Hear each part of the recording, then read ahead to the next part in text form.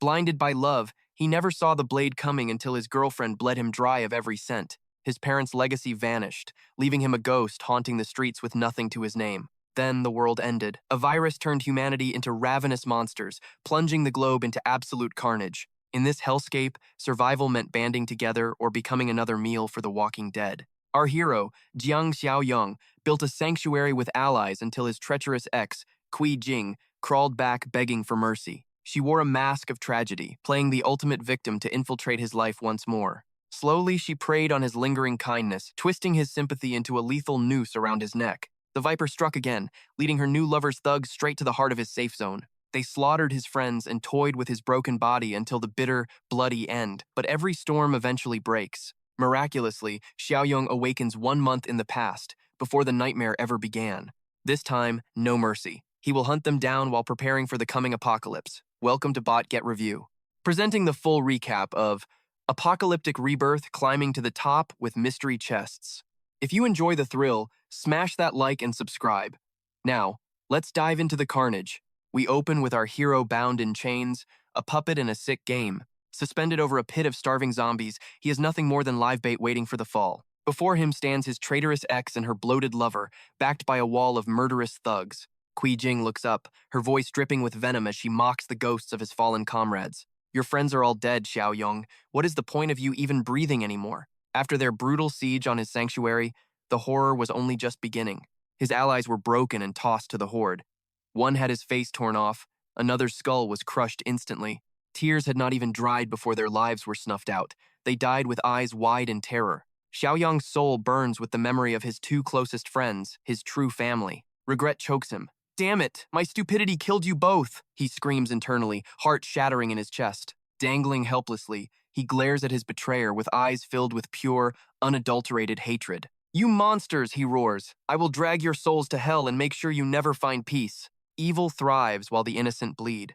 They were supposed to be married, yet she feels nothing. She smirks, clinging to her new man's arm, whining. Oh, darling, look how scary he is being to me. The fat pig laughs, eyeing her with lust. Do not worry, baby, he sneers. We will torture him slowly for you. They had already plundered every scrap of gear Xiaoyong owned. Thanks for the supplies, loser. This loot will keep us living like kings for months. With a sadistic grin, he reaches for the remote controlling Xiaoyong's life support line. Going down! The cable snaps. Xiaoyong plummets, his spine shattering against the hard concrete with a sickening thud.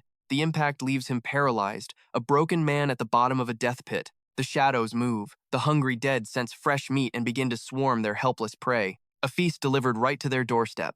The zombies scramble over each other, frantic to reach him first. Rotting maws gape open, milky eyes bulging from pale, necrotic faces.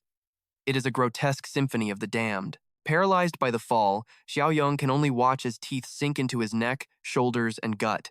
Bound and helpless, he vomits blood, a primal scream of agony tearing from his throat. His body is ripped apart piece by piece. The pain is absolute. The helplessness is soul-crushing. In the final flickering moments of consciousness, a vow of pure vengeance crystallizes in his mind. Cui Jing, Li Shuheng, if there is a next life, I will make you beg for mercy. The light fades. Xiaoyong dies in the dark, consumed by teeth and betrayal. But the darkness shatters. He bolts upright, lungs gasping for air as if waking from a nightmare. Drenched in cold sweat, his heart hammers. Suddenly, a familiar screeching voice snaps him back. Xiaoyong, what is your problem? Fate has granted his dark wish. The second chance begins now, and vengeance will be absolute.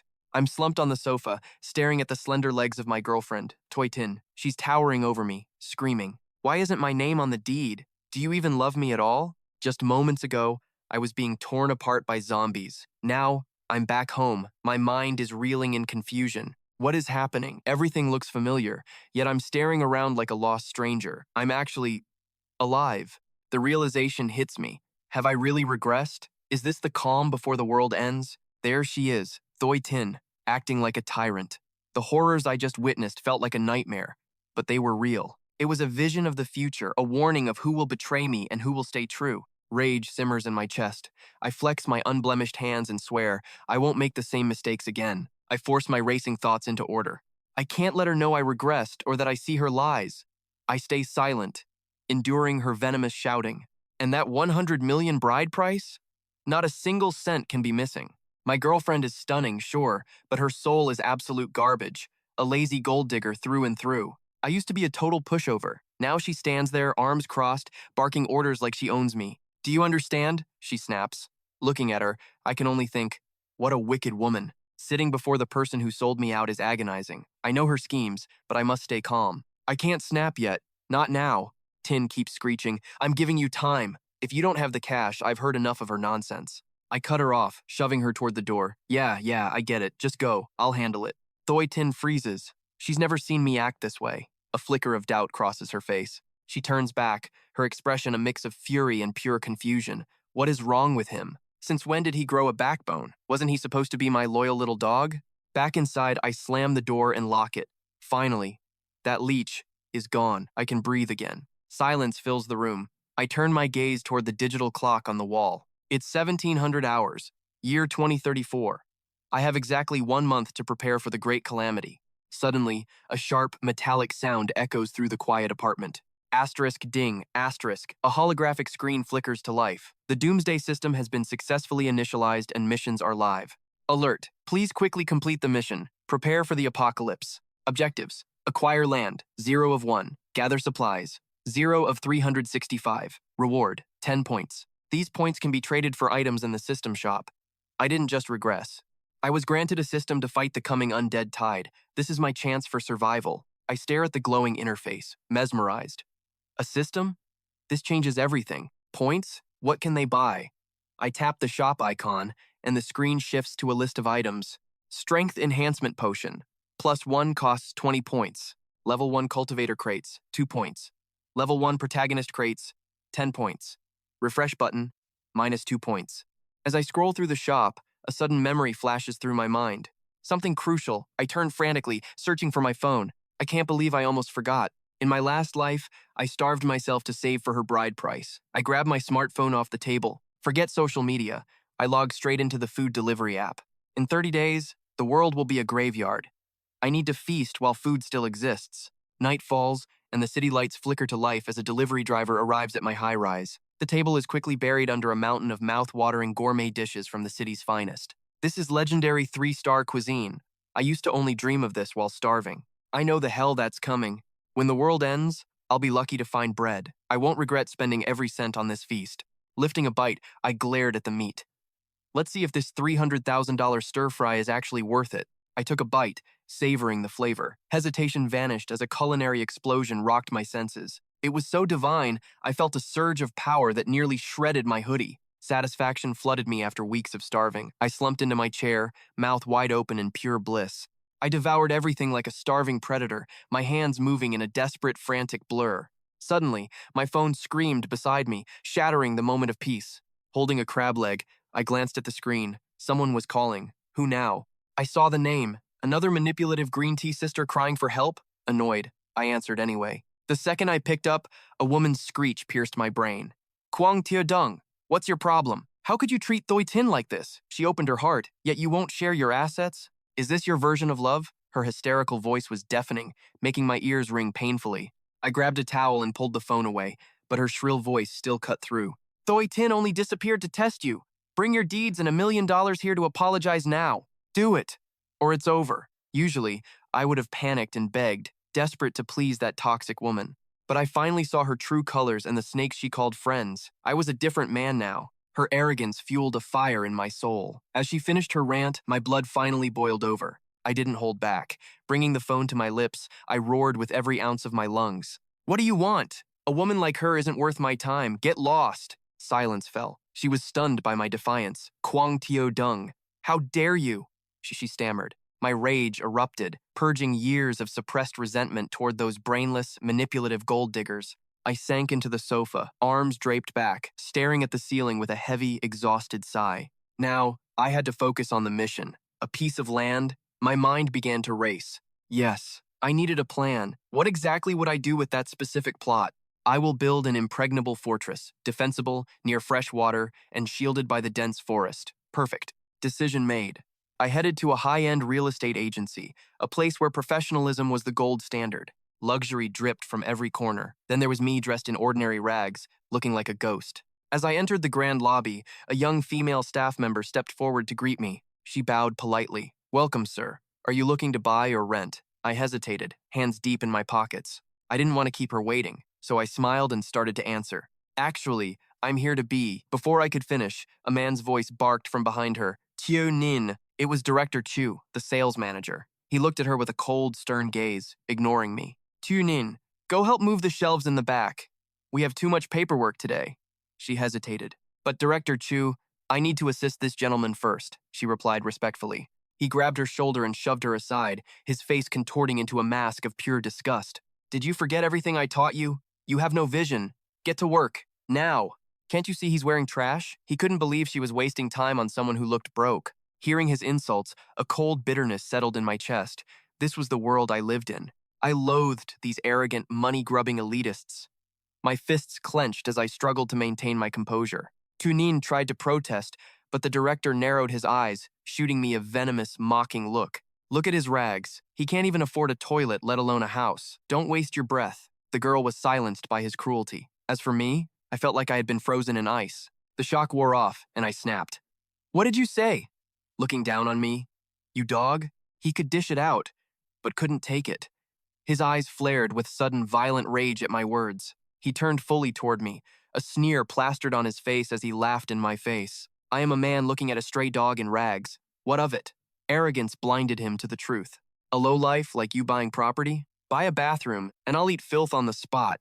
Xiaoyong stared at the arrogant fool, his silence masking a lethal, hidden calculation. The manager had just signed his own doom. Xiaoyong moved in for the kill. He stood tall between the manager and Xiao Ning, eyes burning with focused intensity. His brow furrowed. Fine, remember those words. I'll find you something truly disgusting to eat. No one knew the true depth of his wealth. His face radiated pure, absolute confidence. With a flick of his fingers, he produced a legendary black card, gleaming with authority. Little lady, I didn't come here for some petty rental. He raised his voice clearly. I'm here to buy the land. He shoved the card toward the stunned Hung Hach manager. The manager's smirk vanished instantly, replaced by a cold sweat of pure, visceral terror. Seeing this sudden power shift, Xiaoning gasped, her heart racing in total shock. Sensing a massive scene unfolding, a curious crowd gathered to witness the dramatic fallout. When they saw the black card, the entire room fell into a breathless, shocked silence. Buying land? Is he insane? Does he even know the astronomical cost of that? I've lived 30 years and never seen anyone buy land with a black card. Whispers erupted. A hidden mogul. This is a true billionaire walking among us. Xiaoning realized her kindness had just landed her the elite client of a lifetime. She bowed deeply. Please, sir, step this way. I will show you everything personally. Xiaoyong followed her, leaving the chaos. Her service was now impeccably professional and warm. The manager stood frozen, grinding his teeth in a fit of impotent, burning rage. Show off. I bet that card is fake. You won't have a cent at closing. They entered a private VIP suite. Xiaoyong sat, exuding the aura of a king. Xiao Ning presented the property portfolios with trembling, respectful hands to her new guest. These are our prime holdings, sir. Let me walk you through the elite details now. As the papers neared, Xiaoyong dismissed them with a sharp, impatient wave of hand. He was straight to the point, no fluff. He looked her in the eye, dead serious. Let me tell you exactly what I need. Let's see if you can deliver it. Speak, sir, she replied. He was preparing for a catastrophe the world didn't see coming. To survive the coming plague, he needed a fortress. He stroked his chin, calculating deeply. Surrounded by mountains and rivers, flowing water, easy road access, a perfect, hidden stronghold. And it needs a massive factory building. The crowd thought these bizarre requirements were mad. Xiao Ning hesitated, clutching her files. These requirements were strange, almost like an ancient fortress. Suddenly, the manager burst in, his ugly face twisted with a new, malicious scheme. He sneered, cutting into their private conversation with a venomous, mocking tone. Doesn't that cursed lot in East City match his special needs perfectly, Xiao Ning? Xiao Ning gasped. The manager? East City? But that place is a complete disaster zone. She turned to her boss, confused. Manager Chu? You mean the ruined tea capital? We can't sell that. It's a graveyard of unfinished factories and massive legal nightmares. He knew it was a trap, a poisoned chalice meant to ruin the young buyer. His heart was black. He looked down at Xiaoyong with a murderous, icy glare. This beggar wants a miracle? Let him have the trash no one else wants. He was convinced Xiaoyong was just a troublemaker, looking for a fight today. Ignoring the scum, Xiaoyong focused on the girl. A fortress in the ruins? Perfect. East City District. Can it really meet all my specific survival requirements? Yes, but the buildings are crumbling, and the entire construction team has already fled. He snatched the files, flipping to the specific plot. Xiaoyong scanned every detail with intense focus. This is it. The location is perfect. It hits every single requirement on my list. That reinforced wire fence is a fortress. Plus, the unfinished shell saves me months of construction time. Realizing this was the golden ticket he needed to survive, Xiaoyong shoved the folder back to Xiaoning. I'm taking it. This land is mine. Can we sign the contract and settle the payment right now? Xiaoning was stunned. Who would buy this wasteland? She bowed instinctively, stammering a confused apology. I'm so sorry, sir. Wait, did I hear that correctly? Little Ning's eyes nearly popped out. She stood there, frozen and utterly dazed by his sudden demand. Trembling, she bowed again, her face flushed with hesitation as she looked at Xiaoyong. Sir, are you absolutely certain you really want this abandoned factory site? Xiaoyong didn't blink. He glanced back at the stunned manager Chu with a cold, mocking smirk. Obviously, let's sign. Someone behind me has a very disgusting meal to finish today. Manager Chu turned pale, his teeth grinding in silent fury. His lucky streak had officially ended. He had pushed this junk land on Xiaoyong just to humiliate him and kick him out. Instead, he'd handed over a treasure. Chu stared at the receipt, screaming in total disbelief. No, this is impossible. This can't be happening. His arrogance had finally shattered into pieces. Now, he had to pay the price. His filth-eating bet was no longer a joke. Drenched in sweat, Chu shrieked at the paper.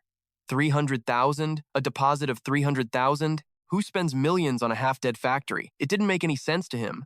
I don't believe it. Xiaoyong walked over, placing a heavy, mocking hand on Chu's trembling shoulder. He leaned in, his smile sharp as a blade. Hey friend, my payment has cleared. Now, show us your trick, eat up, and maybe I'll gift you a digital rocket for your performance. Chu turned into a statue, his face ghostly white as cold sweat poured down his neck. Xiaoyong didn't stick around for the show. He turned his back and walked away. But Chu's co-workers were ready. They pulled out phones, starting a live stream for the entire world. One colleague rushed forward. Hey fatty, I'm live. Don't keep the audience waiting for the main event. The office turned into a pack of wolves. Another man ran up, laughing with wicked delight. Big guy, my stomach's been acting up. I've got something extra fresh for you to try. Chu tried to fight them off, but they swarmed him like a living nightmare. A camera was shoved in his face. Fatty, you like lobster? I had some last night. I'm sure there is still some. Processed meat. Every 3-5 left in the tank for you today. Suddenly, a chime rang out. The system screen flickered before his eyes. Mission, disaster preparedness. Objective, secure a base and stockpile a year of supplies. Reward, system shop points. Xiaoyong walked through the lobby, hands deep in his pockets, lost in his own grim thoughts. The apocalypse was coming. He'd used his wedding money for land, but he needed much more. I need cash for a massive food haul. Just then, a man in a white suit passed. It was Li Shuhong, the man his cheating girlfriend was seeing behind his back. Shuhong stopped, sensing a familiar presence as Xiaoyong walked past him. He squinted at Xiaoyong's retreating back. Wait, was that actually that loser, Xiaoyong? He shrugged it off and headed inside, completely unaware of the chaos brewing ahead. But Shuhong froze at the sight of the lobby, turning into a literal zoo. Workers were pinning Manager Chu down, forcing his mouth open with something truly foul and disgusting. It was a riot. Phones were recording every second of Chu's pathetic and public downfall. The high-end lobby was now a circus. Shuhong screamed, "What the hell is going on here?" Cut to Cui Jing's place. She's draped in lace and leather, flaunting a dangerous, seductive charm. Sitting alone, she draws a slow, wicked breath from her cigarette, looking utterly depraved. Suddenly, her phone erupts. An unknown number flashes. She answers with a practiced, sultry, and demanding pout. Li Shuhong? Still thinking of me? But the fat bastard's frantic voice cuts her off, screaming about Xiaoyong. Jing! That brat Kung Tio Dung just dropped a fortune on a massive plot of land. Her eyes snap wide. The mere mention of land and money sends the greedy woman bolting upright. She slams her fist onto the vanity, glass rattling. What did you just say? She shrieked, losing all composure. Buying land? Where the hell did that loser get that kind of cash to begin with? Shuhong grovels. 100 million! It's the dowry money he was saving for your wedding, I bet. Fury replaces shock as she screams into the phone. That bastard! How dare he spend my money like that? In her twisted mind, his hard-earned life savings already belonged to her by default. Shuhong tries to reel her in, offering a calculated plan of attack to get the money back. Listen, Jing. Stop screaming and go find him. Get the truth out of that fool right now. Driven by pure greed over the stolen wedding funds, Jing loses every ounce of her sanity. She barks back at Shuhong, claiming the cash as if it were her own personal inheritance. Ask him I'm going to ruin him. That snake won't survive the night after I'm done with him. Meanwhile, at Xiaoyong's, the air is thick with the weight of his mysterious, apocalyptic mission. He's emptied his wedding fund for the land, but survival requires vastly more supplies and gear. He sinks into his sofa, jaw clenched, eyes burning with a new, cold intensity. Building a fortress takes millions. Where can I find more capital before the world truly ends? A violent pounding at the door shatters his focus. Someone is kicking it like a maniac. Who the hell is making that racket? He sighs, opening it to find his toxic girlfriend and her friend. Jing and her sidekick stand there, looking rushed and ready to start a physical confrontation. Xiaoyong eyes them coldly. What do you two want at my house at this hour? Jing bristles, standing with an arrogant, wide stance, her face twisted in a venomous, hateful snarl. Xiaoyong, explain yourself. How dare you touch my dowry money? Her friend nods along smugly. Xiaoyong stares at them, 1,000 mocking questions flashing through his mind at her audacity. Is she serious? The blind love he once felt has turned to pure, unadulterated disgust. He scowls, his voice dropping an octave. What the hell are you babbling about, woman? But Jing is too far gone in her own narcissism to notice his change in demeanor. She jabs a finger at his face. Don't play dumb. I know you bought land with my wedding money. That cash is mine, so that land belongs to me now. Hand it over, you thief. Her audacity is legendary. Xiaoyong can't believe he ever loved this delusional, gold-digging snake. He lets out a sharp, mocking laugh. You've completely lost your mind, haven't you, you psycho? He pulls out a thick stack of cash, tapping it rhythmically against her shoulder. I have plenty. His gaze turns predatory, locking onto her hollow eyes to make sure she hears him clearly. But you? You won't get a single penny from me ever again. Jing stands there, frozen. Her jaw drops, her body paralyzed by his sudden, icy transformation and the sight of the cash. And don't think I don't know about you and Li Shuhong's little affair behind my back. The color drains from her face, replaced by a sickly pale terror as her secret is exposed. Her mind races in a panic. How could this weakling possibly know her deepest, darkest secret? Did he catch us? No, that's impossible. How did he find out about me and Shuhong? Sensing the killing intent, the friend steps in, trying to play the fake mediator to keep the peace. Now, let's all calm down. It's just a lover's quarrel, right? Jing stays speechless with rage. Without another word, Xiaoyong slams the door shut, leaving his pathetic past in the dust. He spat out every bitter word left in his soul. Misunderstanding? What a load of trash. You and that old man deserve each other. Now, get lost before I lose my mind. With a thunderous bang, our hero Jiang Xiaoyong slammed the door on that shameless woman's face. Get out of my sight. Just looking at you people makes my skin crawl. It's sickening. Cui Jing stood there, frozen in shock, not because she lost him, but because her perfect web of lies had unraveled. How could he possibly know? I wiped every trace of those hotel stays. It's impossible. Defeated and humiliated, the two gold diggers retreated toward the elevator, their pride in tatters. As they waited, the best friend reached out with a look of fake concern, sensing the tension. Jing, why didn't you tell me? Are you really that close with that old guy, Li Shuhong? Cui Jing crossed her arms, looking away. We only went to the motel a few times. It's not a big deal. The best friend's head started spinning.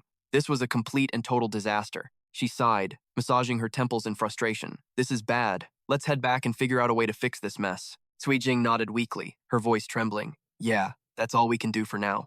The doors chimed and slid open. They both stepped into the silent, cold metal box. Behind Cui Jing's back, the friend's face shifted. The mask of sympathy dropped, revealing a predatory glint. Cui Jing, you've officially blown it with him. Which means, he's fair game for me now. She suppressed a wicked laugh. That's what sisters are for, right? She'd wanted Xiaoyong for ages, and now the path was clear. With their relationship in ruins, she was ready to swoop in and claim the prize for herself. Having cut out the toxic weight of those two women, Xiaoyong headed straight to his new property. He arrived at the half-finished factory, his eyes scanning the site with cold, calculated precision. How long to renovate this place? He asked, spreading the blueprints out for the contractor, Manager Li. Manager Li listed the demands: reinforced walls, watchtowers, Texas steel mesh, and heavy-duty bulletproof glass. The contractor folded the plans, eyeing Xiaoyong with a nervous, playful grin. Mind if I ask, kid? Just who exactly are you hiding from? The mob? Xiaoyong's eyes narrowed, his voice dropping to a dangerous chill. Curiosity killed the cat, old man. Just do your job. 1 month. How much? Manager Li nearly choked when he heard the deadline. 1 month? Are you insane? That's impossible, even with a miracle. Xiaoyong didn't blink. Make it happen, or I'll find a company that actually wants to stay in business. Manager Li groaned.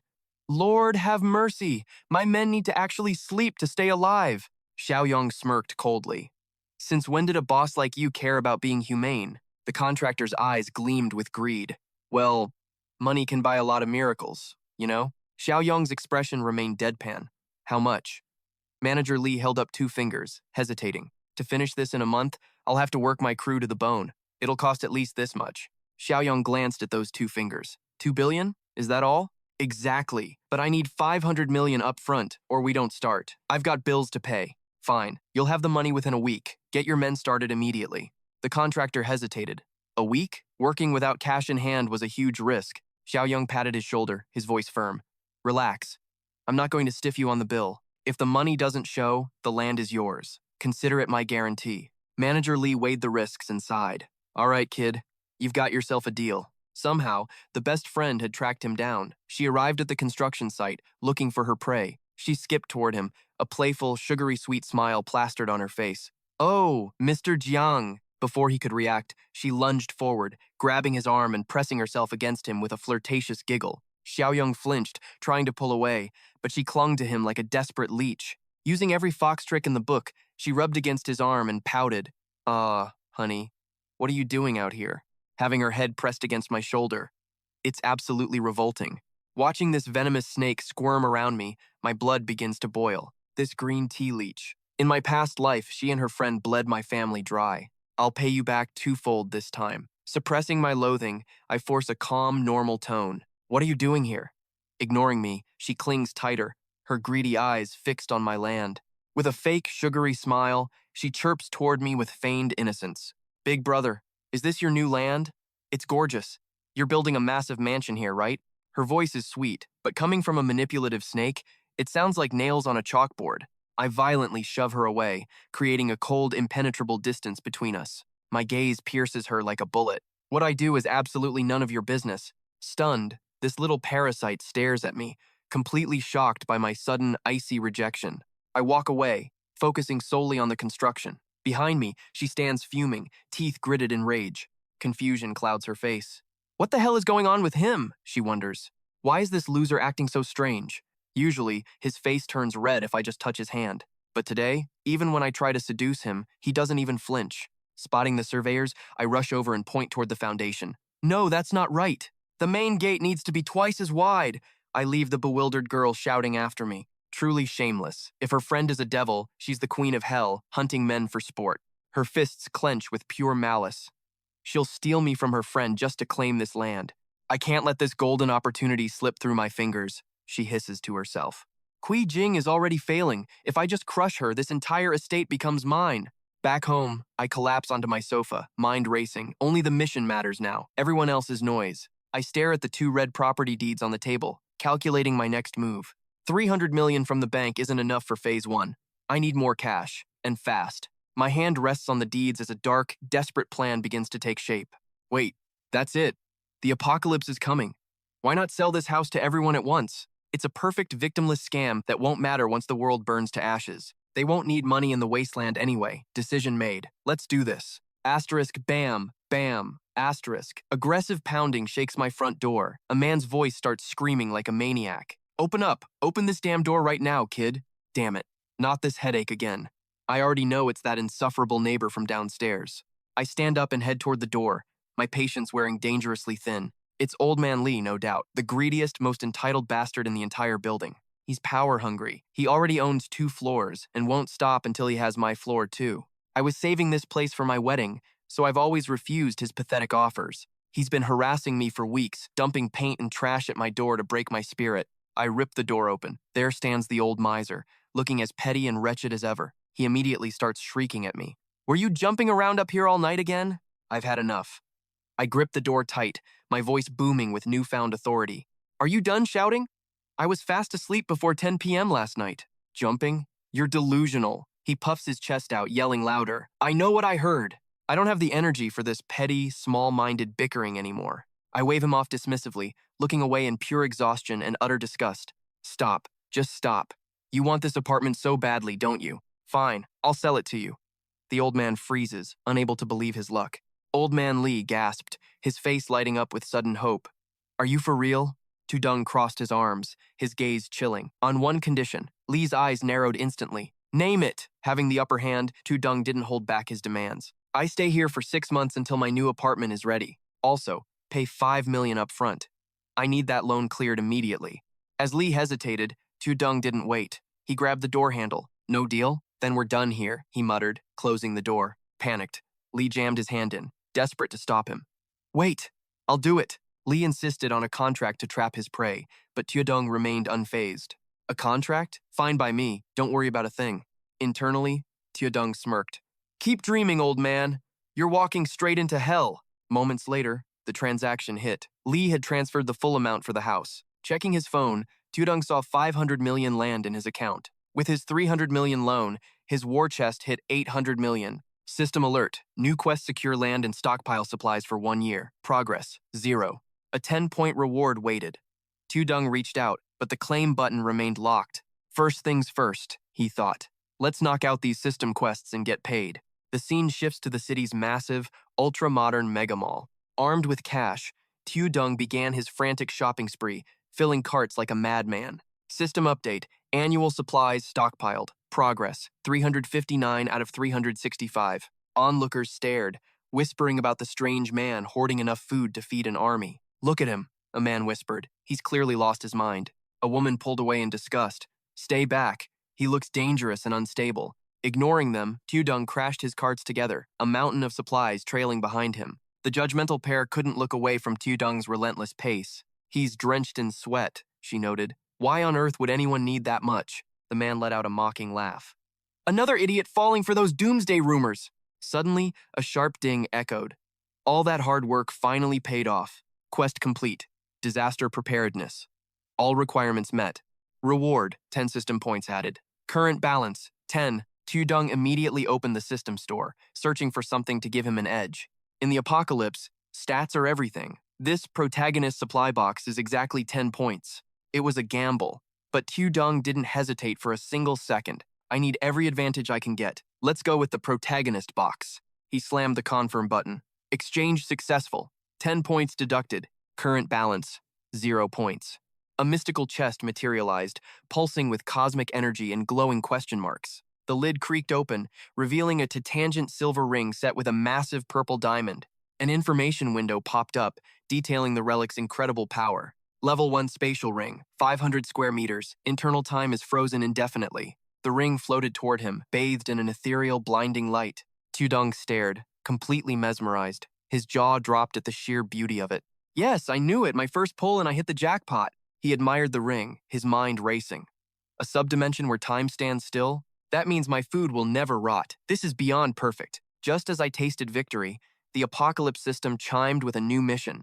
Mission, 10 years of survival. Rewards await. Suddenly a roar pierced the air. Who's there? A man barked, storming forward with an arrogant, untouchable stride. Behind him stood 2 guards. In that suit, he clearly ran this mall. The square-jawed man approached, stopping dead the moment our eyes locked. Jiang Xiaoyong? He knew me, yet his face remained a mask of malice. I recognized him instantly. Yang Tao? Is that really you? No warm reunion here. My face mirrored the sheer disgust I felt. Yang Tao, an old-school rival. Our history was written in bitter blood.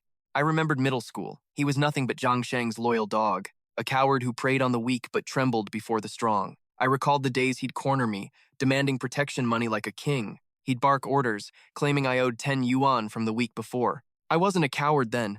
Go get it from your master, I'd spat. My mind raced through our past. We were always at each other's throats. I never expected our paths to cross in a place like this. Suddenly, Yang Tao's finger was in my face. What's your game, Xiaoyong? Put everything back now, or I'll show you what regret feels like. He saw a commoner buying out the store and smelled a chance for revenge. I knew his type too well. I kept my cool and smiled. Heh, Yang Tao, still trying to play the big bad bully? I'm a customer.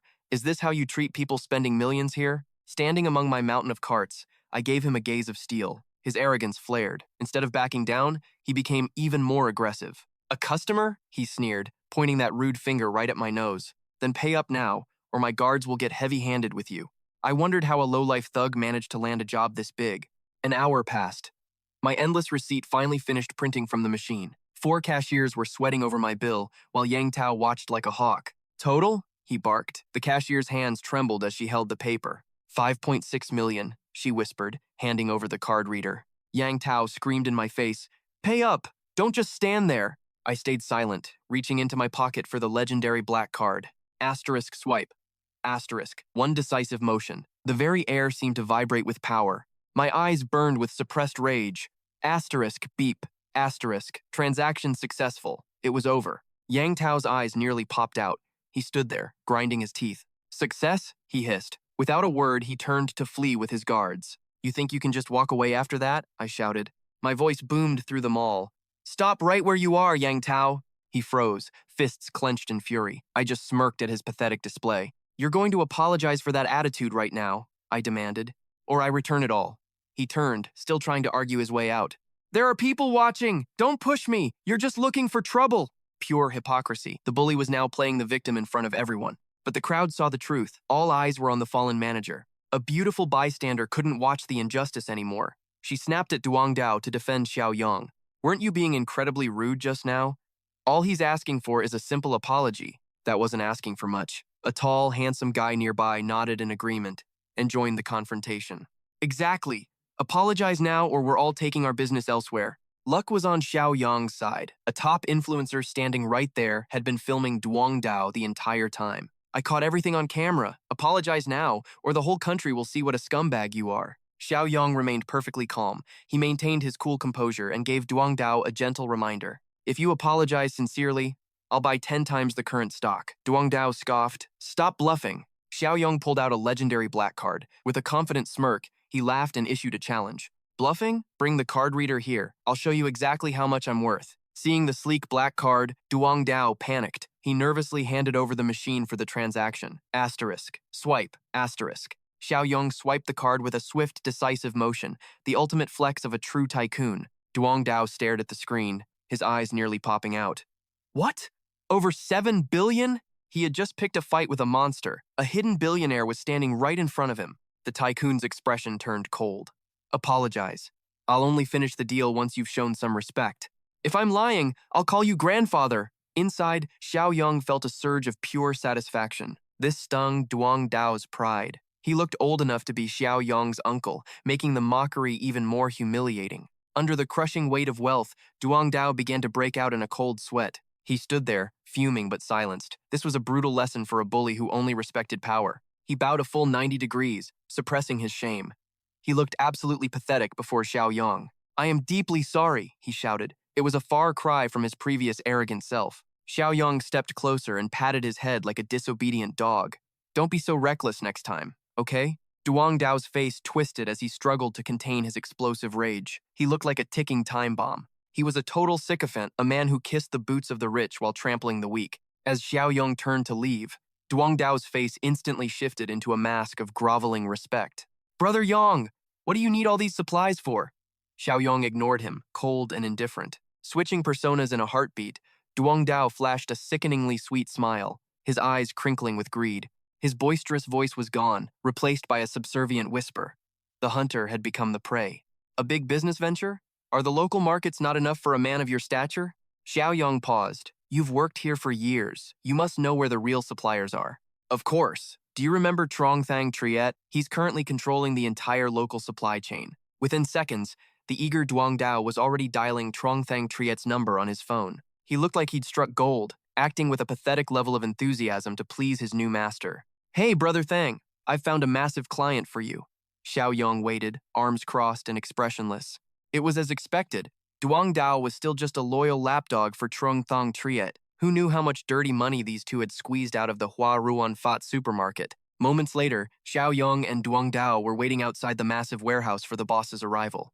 Duang Dao rambled about the inventory, failing to notice a car speeding toward them like a guided missile. The black luxury sedan screeched to a halt right at Duang Dao's feet, sending him into a panicked dance. But Xiaoyong didn't flinch. His nerves were made of pure steel as he stood his ground. He stared down the driver, unimpressed. Is this guy trying to cause an accident or just show off? Out stepped Trongthang Triet, draped in a dramatic knee-length trench coat. He looked like a low-budget villain. He slammed the door and puffed on a thick cigar, trying way too hard to look intimidating. He blew a cloud of smoke, looking 50 years old despite being the same age as Xiaoyong.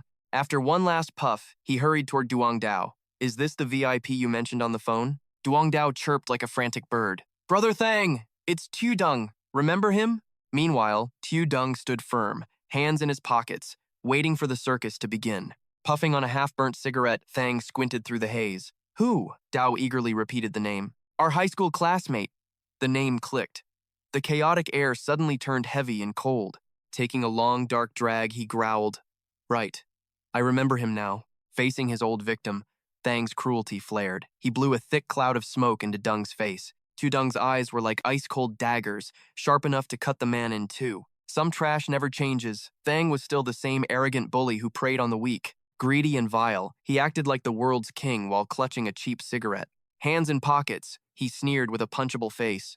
Oh, that stubborn brat from back then? Thang stepped closer, invading Tudung's space with a menacing, superior grin. He grabbed Tudung's hoodie string, inspecting it with pure disgust. Wait, is this a knockoff? Ha, you're still pathetic. Broke as hell but trying to look the part? Insults flew, but Tudung remained ice cold. Is this brand name? I honestly wouldn't know. I just bought it at some roadside stall. Thang's brows furrowed as he grabbed Dao. His fingers dug into Dao's head before violently shoving him aside like garbage. Veins popped on Thang's neck. This is your big client? This piece of trash? You're wasting my damn time. Dao could only cower, praying the storm would pass. To a beast like Thang, Dao was nothing more than a stray dog to be kicked. After the shove came a brutal kick. Brother Thang, I swear, he's a big spender. Thang wasn't buying it. His roar echoed through the warehouse like a wild animal. Big client my ass. I've seen enough beggars to know who actually has money. Watching the pathetic circus, Tudung finally spoke. I guess I don't look the part. His expression turned cold as steel. My aura must be lacking today. With a mocking smirk, he added, even a blind, illiterate thug can't recognize true power. That was the final straw. Thang's rage boiled over into a murderous, red fury. He spun around and grabbed Tudung's collar, his face twisted in a dark snarl. What did you just say? Tudung didn't flinch. He stood like an immovable mountain. A faint, dangerous smile played on his lips as he leaned into Thang's face. Every word he uttered next was like a poisoned needle piercing the man's ego. I said you have dog eyes. You're illiterate and blind to the truth. Tudung was playing with fire now, his tone dripping with mock confusion. Or should I just call you a blind idiot? The situation reached a breaking point. Panicking, Dao jumped in to help. Brother Dung, stop, don't mention his weakness. He's really illiterate and hates being called that. Dao's stupidity had officially crossed the line. That remark earned Dao a devastating kick that sent him flying into the corner. Tudung's words were a knife, and Dao's help was the salt in the wound. Still gripping Tudung's collar, Thang screamed at Dao. Shut your mouth or I'll kill you! Reverting to his thug instincts, he glared. A big client, you say? If you don't buy a whole truckload today, neither of you leaves this place alive. Tudung calmly pulled out his phone, his voice steady and completely unfazed. Let go of my collar. Just give me your bank account number already. Thang froze in confusion. He wasn't expecting the victim to agree so easily. Tudung wasn't scared. He just needed supplies before the apocalypse hit in 30 days. Ding! A notification popped up. 100 million had just hit Thang's account. His jaw hit the floor at the sight of 100 million. You serious about this? Xiaoyong snapped. Do I look like I'm here to play games? Here is the deposit for 500 million in goods. Load the first batch now. He grabbed the thug's collar, forcing the man to act right for once. So, what exactly are you looking for? The greedy dealer asked, crossing his arms. Everything essential, rice, oil, canned drinks. Just give me stuff that is easy to consume. Thang Xiet finally caught on and nodded. Fine, follow me then. Inside, that snake was already celebrating his lucky break and plotting his next move. He finally found a sucker to take all his nearly expired junk off his hands. The warehouse was massive, packed to the ceiling with mountain-high crates of supplies. The sly fox started his pitch, trying to offload the rotting inventory for full price. Pay it all now, and I will give you 10% off the wholesale price. I knew this rat was up to no good from the very first moment. I ignored his pitch and walked toward the rice bags, my voice turning ice cold. The two men watched my every move as I inspected a single bag of rice. Something felt off. I stared at the bag in silence before hoisting it high. It was time to tear his little mask off and reveal the truth. Everything inside was nearly rotten. I glared at him with pure, unadulterated contempt. Your little scheme just hit a wall, didn't it, Thang Cheat? Damn it, he thought. This kid knows far more than he is letting on. Fine, take the expired stuff and I will give you 50% off. I did not walk away. Instead, I gave him a deal he could not refuse. I have a very specific use for this nearly expired food, I said firmly. What use? What are you talking about? He asked, looking completely baffled. 50% off? and I take it all, but there is one catch. I gripped the rice bag tight and prepared to lay down the law. I will pay the full balance in 1 month. Take it or leave it. Greed won out. He agreed instantly, his eyes gleaming with hidden malice and joy. But if the food expires and you do not pay, what then, huh? Relax. If I fail, my entire house belongs to you, I answered calmly. Why do you want rotten food? Who are you even selling this to? A distribution channel? I do not need one of those for this deal. I am the final destination, I whispered, staring straight through his greedy soul. In a few days, even fresh food will be completely worthless anyway. Cold sweat poured down his face as my words hit home like a hammer. The greedy rat was cornered. What do you mean by that? I checked my phone, acting like time was slipping through my fingers like sand. Stop asking questions and just ship the goods. I need them right now. Suddenly, my phone buzzed. A voice asked, "Is this Mr. Kwong?" "Who is calling?" I asked, my heart beginning to race with sudden tension. "Are you the one selling the old house?" My blood turned to absolute ice. My mind raced. I had just promised that house to 2 different people. "I'm busy. Just follow my instructions regarding the food shipment immediately." I put on a show, acting like I was managing a dozen different suppliers. I walked away alone, leaving those 2 fools staring at my back in confusion. Duang Dao hovered nervously, whispering to Zhang Thong Triet, "Brother Qi, I didn't lie, right?" Meanwhile, Thong Triet couldn't shake his growing suspicion. Damn it. This kid clearly comes from a completely ordinary background. How on earth did he amass such a massive fortune so quickly? Leaving the confused group behind, Jiang Xiaoyong approached his next buyer. The man pulled open his bag, revealing thick, heavy stacks of cold, hard cash. This particular client was an elderly gentleman, dressed humbly with hair dusted in silver. With a kind expression, he held out the money and spoke honestly. "I accept your condition to vacate the house in 3 months. Come, let us sign the contract first." Xiaoyong stood before the old man, speechless and lost in dark thought. This old man didn't even bother with a proper inspection before dropping a deposit and demanding to sign. Is he truly that desperate to get his hands on my property? Sensing something deeper, Xiaoyong decided to probe. "Old sir, do you really need this house that urgently?" The old man's gaze was incredibly gentle. He looked up with sincerity. "I won't hide it from you. My granddaughter is transferring schools, and we need this home to stabilize our lives. I have scouted this area many times, but yours is the only house actually for sale. Sir, please, whatever you do not regret this deal." The old man's desperate honesty tugged at Xiaoyong's heart. He gave a faint smile and replied, "Old sir, you are far too honest for your own good. You shouldn't have revealed your hand so early. Weren't you afraid I would hike the price?" At the mention of a price hike, the old man's face drained of color. Terrified, he began to plead with Xiaoyong. "Wait, Mr. Jiang, this money represents the entire life savings of my granddaughter and me. Please, don't." To ease his anxiety, Xiaoyong cut him off, clutching the sales contract to reassure him. "Rest easy, old sir. I will not back out." Moments later, Xiaoyong signed the document, and the old man's joy was instantaneous. The fear vanished from his face, his eyes lighting up with relief. He beamed with excitement, exclaiming, "Haha, wonderful! This is truly wonderful." Once the deal was sealed, the old man didn't linger. He gathered his belongings and slung his cloth bag over his shoulder. He bowed deeply and respectfully to Xiaoyong before departing. "Mr. Jiang, you must be busy, so I won't trouble you any longer." "Understood," Xiaoyong replied softly. But as the man turned to leave, Xiaoyong's expression darkened with heavy contemplation. These kind-hearted people from the lower class, in the coming apocalypse, they likely won't survive the first month. Before the old man could get far, Xiaoyong reached out to stop him. "Wait! Old sir, hold on a moment." The old man turned back, confused. "Yes? Is something wrong, sir?" Xiaoyong stared at him. "Tell me, where are you living right now?" It was clear our protagonist intended to save this man and his granddaughter when the great disaster finally struck. Perhaps he felt a flicker of guilt for taking money from the truly innocent. This was his way of paying a debt to their fate. With the house sold, one phase was complete. Xiaoyong shifted his focus to his land project, heading to the construction site to inspect the progress.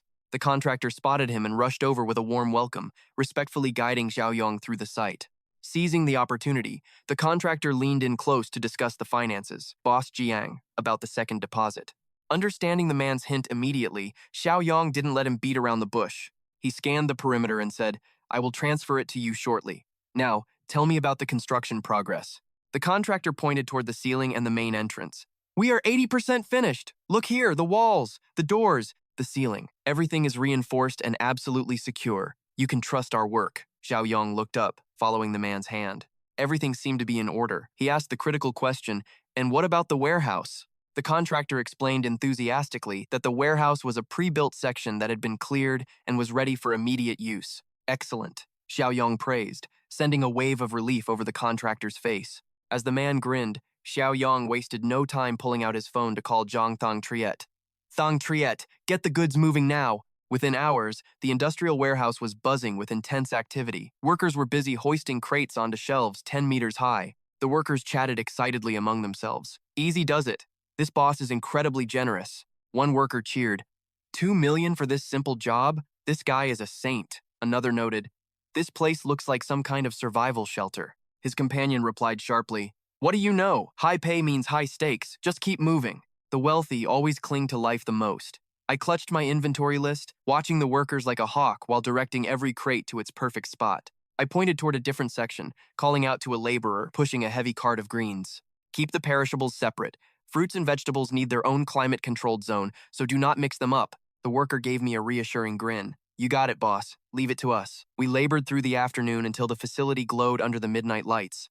Everything was finally staged. The crew left the warehouse exhausted, yet their pockets were heavy with the generous bonuses I had handed out. Silence finally fell, leaving me standing all alone in the massive shadow of the storehouse. I crossed my arms, feeling a surge of pride as I surveyed the results of my grueling labor over the past few days. For the first time since my reincarnation, I could finally breathe. A smirk played on my lips as I commanded the air. System. Finalize the mission. The interface flickered to life. Mission.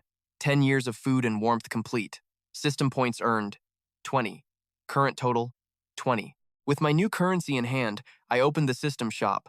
My eyes widened when I spotted a mysterious new treasure chest. I couldn't hide my excitement. Oh, this system actually updated with a brand new inventory category. The shop displayed Physical Enhancement Potion for 20 points, Level 1 Doomsday Farmer Crate for 2, and a Level 1 Ability Awakening Crate for 10. I scanned the options, deep in thought. My luck was holding up. Obtaining a supernatural power before the world falls apart is a total game changer. Without hesitation, I selected the Ability Awakening Crate. The system chimed instantly. Exchange successful. 10 points deducted. Remaining balance. 10 points. As the notification faded, a shimmering skill card materialized. It depicted a mysterious, glowing eye etched in ancient symbols. It was the Level 1 Mind's Eye. Its trait, the absolute ability to detect if someone harbors hostile intent toward me. I read the description and let out a triumphant laugh. A hostility detector? Are you serious? Haha, in the early days of the apocalypse, this is easily one of the most broken survival skills I could ask for. With that mission closed, the system pinged again with a new directive. Mission, armed to the teeth. Requirement, fully equip yourself with combat gear. Reward, 10 points plus a high-tier random bonus. Ready for the next challenge? A dangerous glint appeared in my eyes.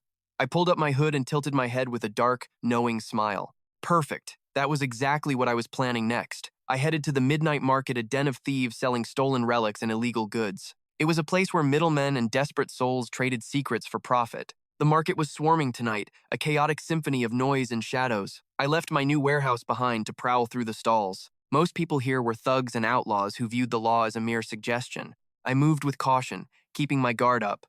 All around me, suspicious whispers and heated arguments filled the air. Damn it, are you lying to me? One more word and you will realize who you are dealing with, amateur. Is that price for real? Forget it. One man lowered his voice, clutching a contraband item close to his chest. Shut it. I dug this Mawang blade out of the dirt just yesterday. Nearby, someone gasped in disbelief. Whoa, you are telling me this is the actual skull of the young Emperor Qin? Suddenly, I heard a voice that made my blood run cold. Someone was haggling nearby, begging for a discount. Come on, make it 3 million. The vendor snapped back. No way, I cannot go that low. I was about to walk past when I caught a glimpse of the person behind that familiar, irritating voice. Just as I suspected, it was Li Shuhyung, standing there with his arms crossed, locked in a verbal war with the shopkeeper. His face was red with frustration as he shouted, 200,000 for this jade bracelet? It is obviously a cheap knockoff. If you give it to me for 100,000, you will still be making a massive profit on this junk. Take it or leave it. If you say no, I am walking. Seeing him lose his temper, the vendor quickly tried to de-escalate. Fine, fine. Calm down, man. I will sell it to you at that price. I watched from the shadows, scoffing. That pathetic scoundrel Li Shuhyong was really scouring the black market for fake jade? It all made sense now. He was just playing rich to trick that gold digger, Cui Jing. I couldn't help but smirk. Ha ha, Cui Jing, you stupid girl. You actually threw everything away just to be scammed by a bottom feeder like him? Asterisk clang. Asterisk, a heavy iron blade hit the table, wedged between two other lethal weapons. They were jagged, cruel, and built for killing. The sharp sound drew me in. I stopped in the middle of the path, staring at a roadside stall covered in wicked-looking daggers. Other shoppers passed by with uneasy glances, but I didn't move. I smiled, knowing I had finally found exactly what I needed. There you are. I stepped toward the weapon stall, my hand reaching for the cold, lethal steel. Jiang Xiaoyong weighed a blade in his hand. Looking up, he asked the vendor, "Got anything tougher than this?" The owner was a mountain of a man with a gaze that screamed trouble. He gestured lazily at a whetstone. "That's as tough as it gets. Buy it and sharpen it yourself. If that is too much work, go find a stick to play with." Xiaoyong's expression darkened. "Still too soft. I need something far more lethal." The air grew heavy. The hot-tempered vendor narrowed his eyes, sensing a challenge. His thick brows furrowed. "What is your angle, kid? You here to pick a fight?" Suddenly, ding, a notification flashed. 20 million credits just hit the vendor's account. The man stared at his screen, frozen. Who would drop that kind of cash without a word? Turns out, our protagonist was not just acting tough, he'd already scanned the hidden payment code. Xiaoyong flashed the digital receipt with a smirk. "Relax, big guy. Consider this a down payment." The vendor stood there, completely dumbfounded by the sudden display of wealth. He barked at his assistant playing games nearby. "Xiaoxiang, take over the counter now!" The gamer was dazed, but money talks, and it talks loudly. The vendor's hostility vanished instantly, replaced by a cautious, professional respect. "Not here," he whispered. He led Xiaoyong deep into a maze-like alleyway. They entered a private room. With a greedy grin, the dealer produced a case containing a black handgun. "A custom piece, boss. It will drop a target with no problem at all. Ammo is cheap too. What do you think?" Xiaoyong just stared back with icy indifference. "Not interested," he replied. The dealer realized this was no ordinary customer. He paused, racking his brain before presenting a different, deadlier model. "This is a high-end replica, matching the specs of a standard-issue sidearm. 5 million for the piece, 50,000 per round. Does that suit you?" Xiaoyong crossed his arms, his eyes gleaming like daggers from the shadows. "It is okay, I guess, but for a $20 million deposit, this is an insult." The dealer had only shown him low-tier gear, matching his initial payment. But Xiaoyong was hunting for something far more devastating. The dealer stammered, his eyes wide. A deposit for what? That was just 10%. I'm here to spend 200 million on hardware." The sheer weight of Xiaoyong's aura made the dealer sweat. This guy was a kingpin. The man felt his heart skip a beat. "Big brother, what are you planning? Why come to a small fry like me?" Xiaoyong leaned into the role of a seasoned underworld leader. "Usually I do not handle such trivial errands myself," Xiaoyong lied smoothly. "My subordinates usually take care of the heavy lifting. But things have changed. Just tell me, can you deliver the goods or not?" The dealer's eyes lit up like he had struck gold. "Wait right here!" He scrambled to lock every entrance and bolt the windows tight. He peered through the curtains, scanning the street for any unwanted shadows. Xiaoyong smirked. When big money was involved, the man's true instincts took over. The dealer returned, his face set in a mask of grim determination. "You found the right guy." He leaned in, whispering directly into Xiaoyong's ear. "Write the list. Meet me at midnight 2 days from now. Bring a truck." Xiaoyong nodded, playing the part of the mysterious tycoon perfectly. The shopkeeper saw Hung Tio Dung off with the utmost respect. He hurried ahead to lead the way, whispering, "Careful now, big brother. Watch your step." Just as he cleared the door, a snide, familiar voice rang out.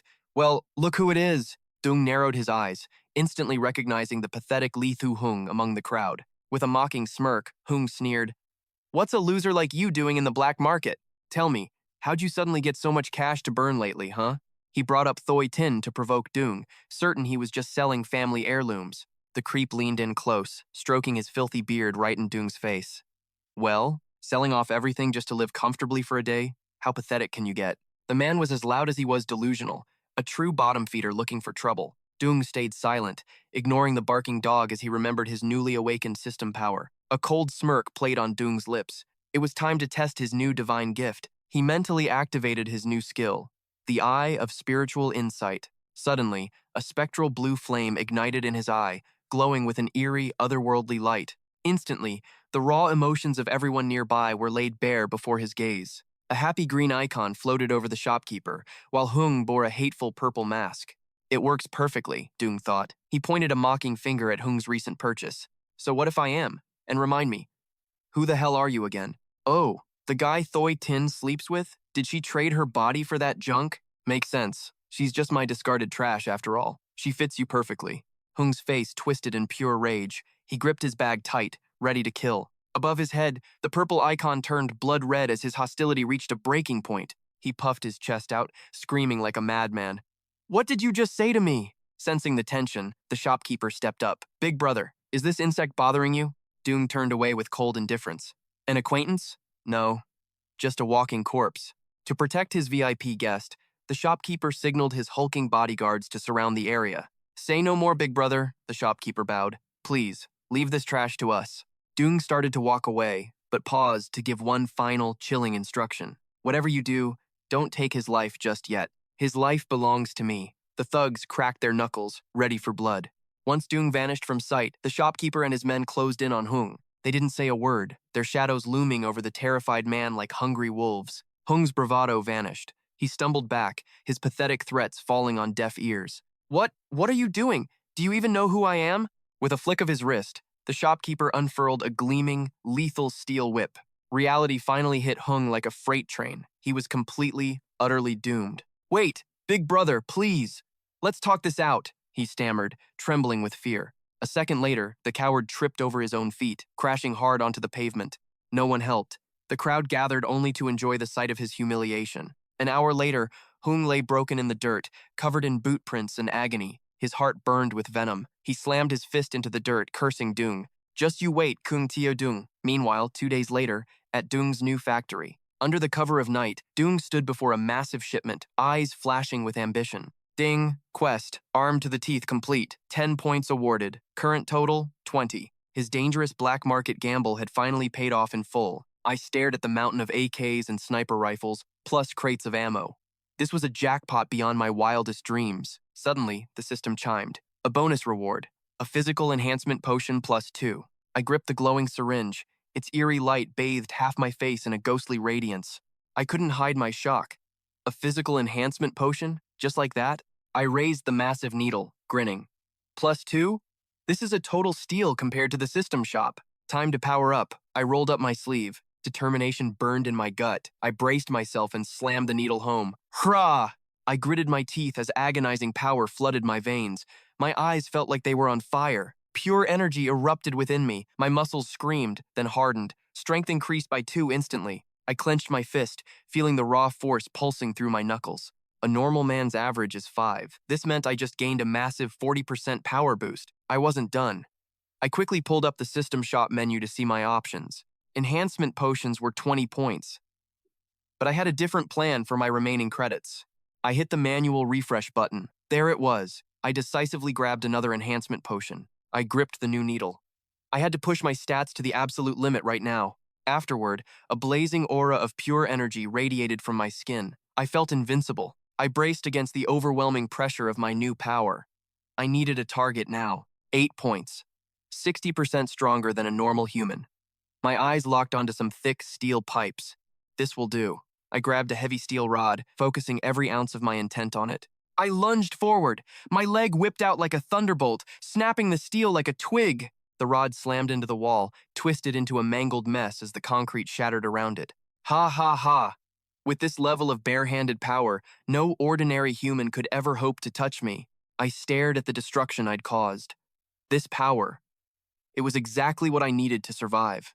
Early-stage zombies? At this level, those mindless monsters won't even stand a chance against me. The energy finally settled into my marrow. I flexed my fingers, admiring the hidden lethality within them. I looked back at the mountain of weapons filling the truck. Time to pack up. These won't take up any space in my inventory. I raised my hand, activating the storage ring. In an instant, the heavy crates were devoured by the ring, disappearing into the void. The truck was barren.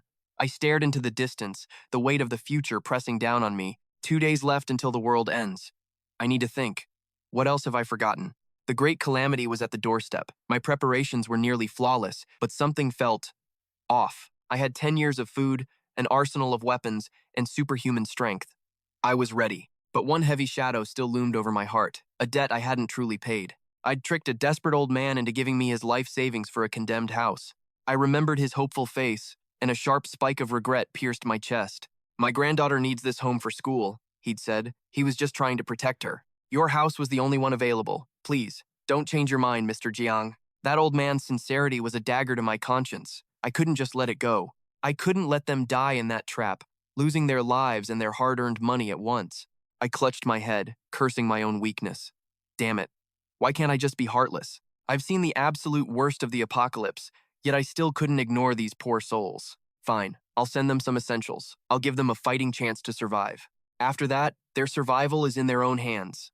I've done more than enough. This is my final repayment. They funded my survival, now I'll fund theirs.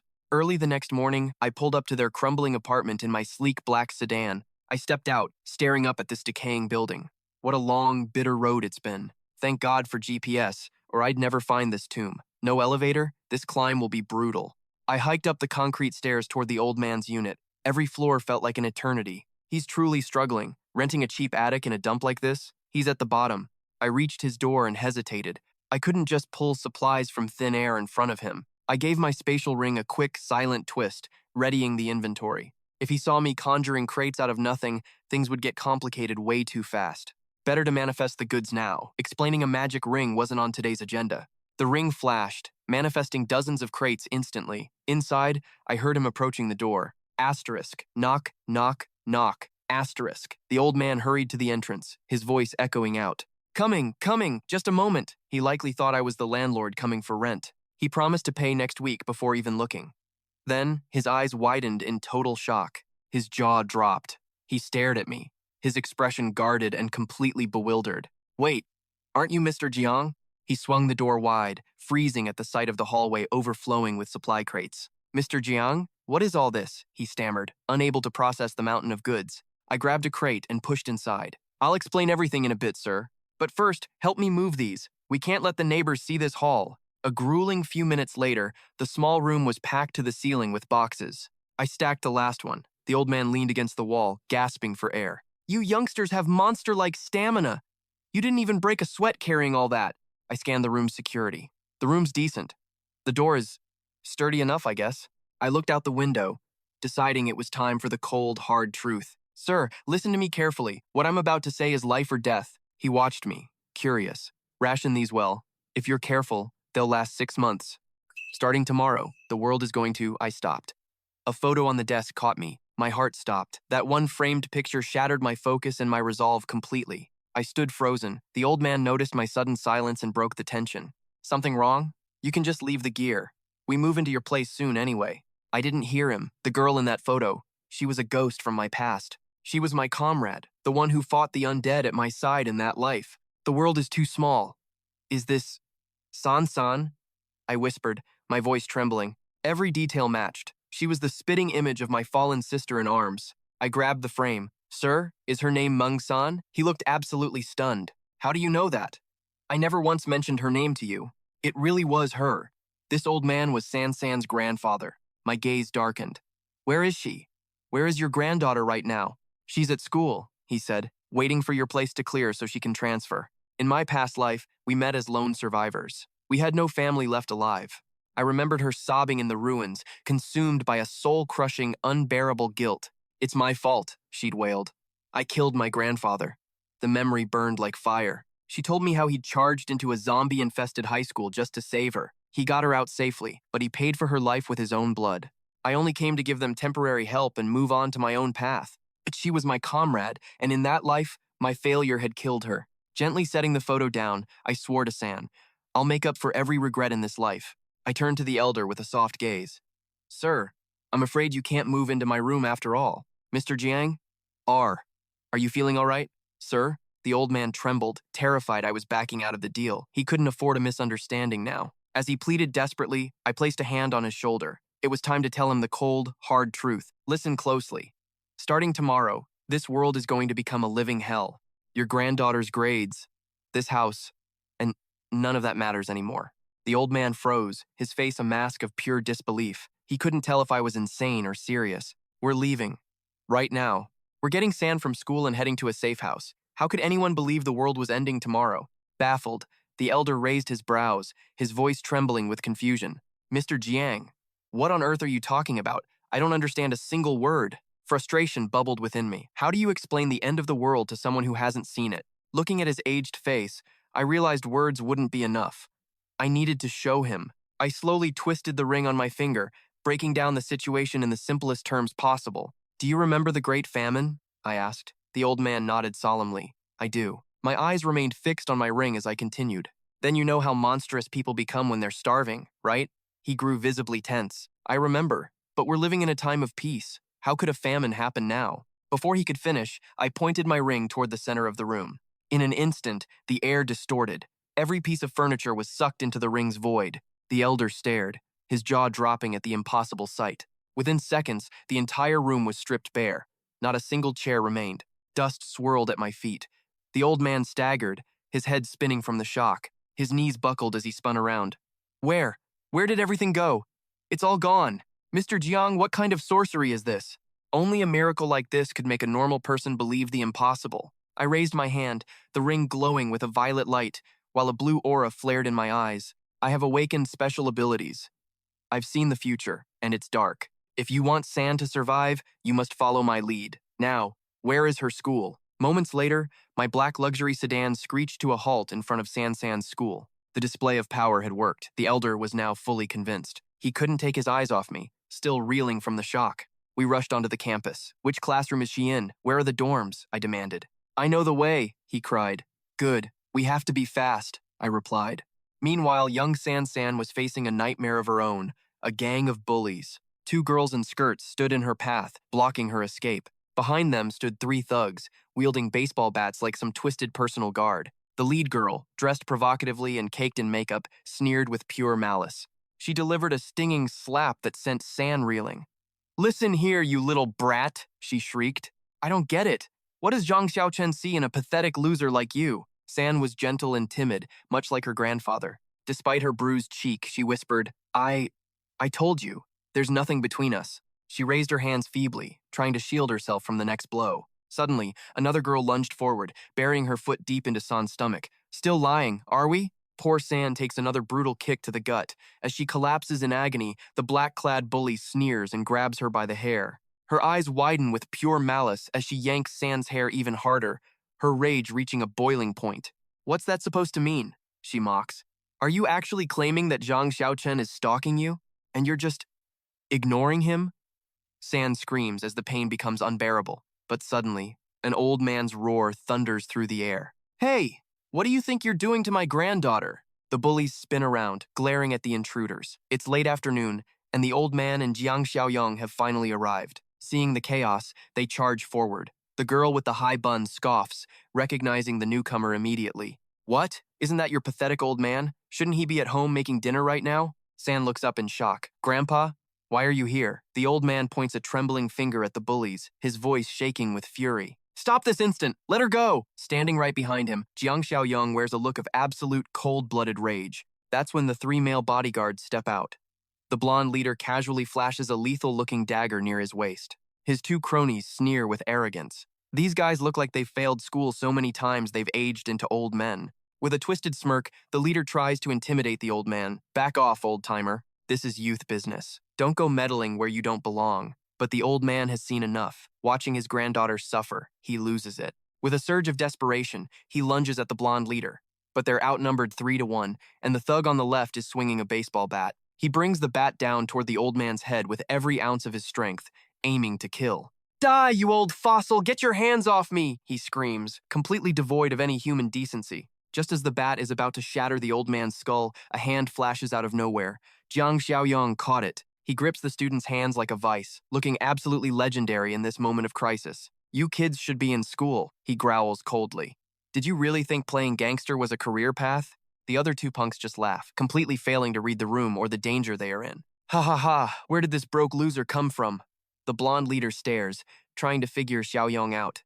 I never heard this brat had a brother. Since the thug refused to let go of the bat, Xiaoyong delivers a devastating kick. The impact is massive, sending the guy flying backward like a rag doll through the air. He skids across the pavement, his back scraping against the asphalt. The other 2 finally start to feel a chill of fear. They grit their teeth, their arrogance replaced by pure, unadulterated dread as they face Xiaoyong's killing intent. Damn it, boss, this guy actually knows how to fight. The blonde leader is shaking inside, but his mouth still runs. Attack together! Xiaoyong barely glances at them. To him, they're just 2 headless chickens waiting for the butcher's blade. One with a knife, one with a bat. They surround him, but neither dares to make the first move against him. Xiaoyong stands his ground, calm and collected. Finally, the buzz-cut thug loses his nerve and charges from behind. He swings wildly, aiming a lethal strike directly at the base of Xiaoyong's neck. But it's useless. With a quick glance at San, Xiaoyong has already read his opponent's every desperate move. He ducks with lightning speed, the bat whistling harmlessly over his head. The thug's all-out attack hits nothing but air. For Jiang Xiaoyong, the world has slowed down to a crawl. Dodging these normal attacks was as easy as breathing. He realizes his power has reached a new level. The physical enhancement worked. My reflexes are insane, he thinks. Before the thug can react, Xiaoyong's hand is at his throat. In one fluid motion, he executes a perfect judo throw with overwhelming power. The thug is launched into the air before being slammed face-first into the concrete with a bone-shattering thud. Xiaoyong stands tall, looking ruthlessly handsome. The thug is out cold, his eyes rolling back into his head. That's 2 down. Only the blonde boss remains. The punk trembles, pointing his dagger at Xiaoyong's chest. He's still trying to act tough? Pathetic. With one sharp glare, Xiaoyong vanishes and reappears right in front of him. The leader's eyes bulge in terror. Xiaoyong draws his knee back, coiling like a deadly spring. He delivers a brutal kick to the kid's knee, treating his leg like a soccer ball in a match. The force is so immense it flips the leader backward, his head bouncing off the ground in a final blow. Handling these small fry was child's play. In seconds, all 3 thugs lay broken at Xiaoyong's feet. The dust settled. 1 problem down, but 2 more were waiting for the slaughter. Jiang Xiaoyong remained silent. With cold eyes, he marched toward the 2 arrogant girls. Sensing the shift in the air, the girl with the bun trembled. What do you want? Xiaoyong didn't waste words. He delivered a stinging slap that echoed across the yard. Her pretty face contorted in pain. She froze, unable to believe she'd been physically struck. Next, Xiaoyong grabbed the long-haired girl by the same locks she'd used to torment San San. He tightened his grip, his voice dropping to a terrifying growl. You like pulling hair? She thrashed like a trapped animal, screaming for mercy. He showed her absolutely none. With a gaze full of murderous intent, Xiaoyong pressed a cold blade against her throat. The sight of the steel broke her, panic set in, and tears began to flow.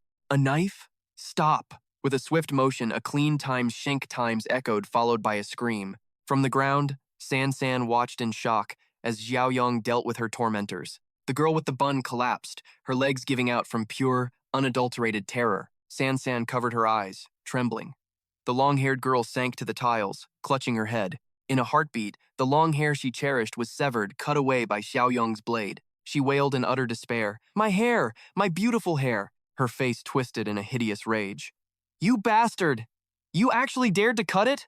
I'll kill you. I'll never forgive you. From above, Xiaoyong's expression remained stone cold. He let the severed strands flutter to the ground. Long hair is just a burden now. She glared up at him, snarling with hatred. What the hell did you say? He turned to leave, tossing one last warning. In 3 days, this will save your life. The girl stayed behind, fuming. Meanwhile, the old man kept close to his granddaughter. San San looked at her savior, her eyes filled with newfound awe and wonder. Xiaoyong softened his voice, speaking like a protective older brother. San, let's go. Startled, she blinked. Go? Go where? Soon, they were speeding away in his black car. Success. Xiaoyong was finally bringing them to the fortress he'd spent a month building. Wait, what about school? San San shouted, her voice full of confusion. Finally, the old man spoke up, repeating the grim truth he'd learned from Xiaoyong.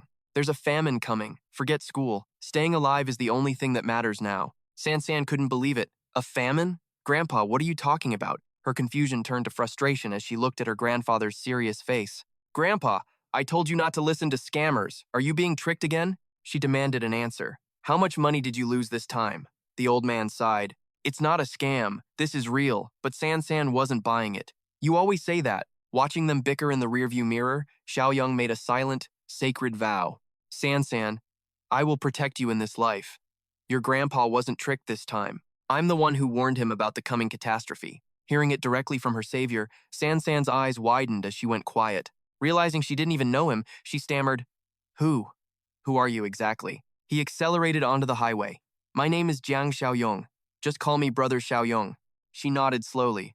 Brother Xiaoyong, thank you for getting revenge for me. He looked ahead, his voice chillingly calm. Don't give those bullies another thought. They won't survive more than a few days anyway. San San gasped. What? Is there really a famine coming? Are we all in danger? Xiaoyong's eyes never wavered from the road. Famine was just the simplest way to explain it. San hesitated, her voice trembling with doubt. I told you, in this peaceful era, a famine is simply impossible. Jiang Xiaoyong remained eerily calm. The truth is, the apocalypse is about to descend upon us.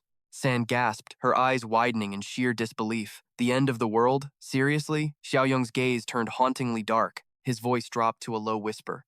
Time is running out. Check the news. The clues are already hidden in plain sight. Driven by a sudden chill, San grabbed her phone and frantically scrolled through the latest viral news feeds. No, this can't be real. She stared at a report, a chaotic scene of violence erupting under the pale moonlight. Unbelievable! I've never seen a rabies patient actually hunting and biting people like this. On the screen, a man with sickly pale skin and foaming saliva struggled against his restraints. 2 officers held him down, while the world remained blissfully unaware that this wasn't just a simple disease. She swiped again. Another headline appeared. A mysterious, suffocating fog was beginning to swallow the city. Is it just me, or does this strange mist have a revolting, metallic smell? A witness recorded. San's hands shook. She clicked a video where someone screamed, "Are you insane? Why are you biting me? I can't control it. My body feels like it's burning." A victim groaned.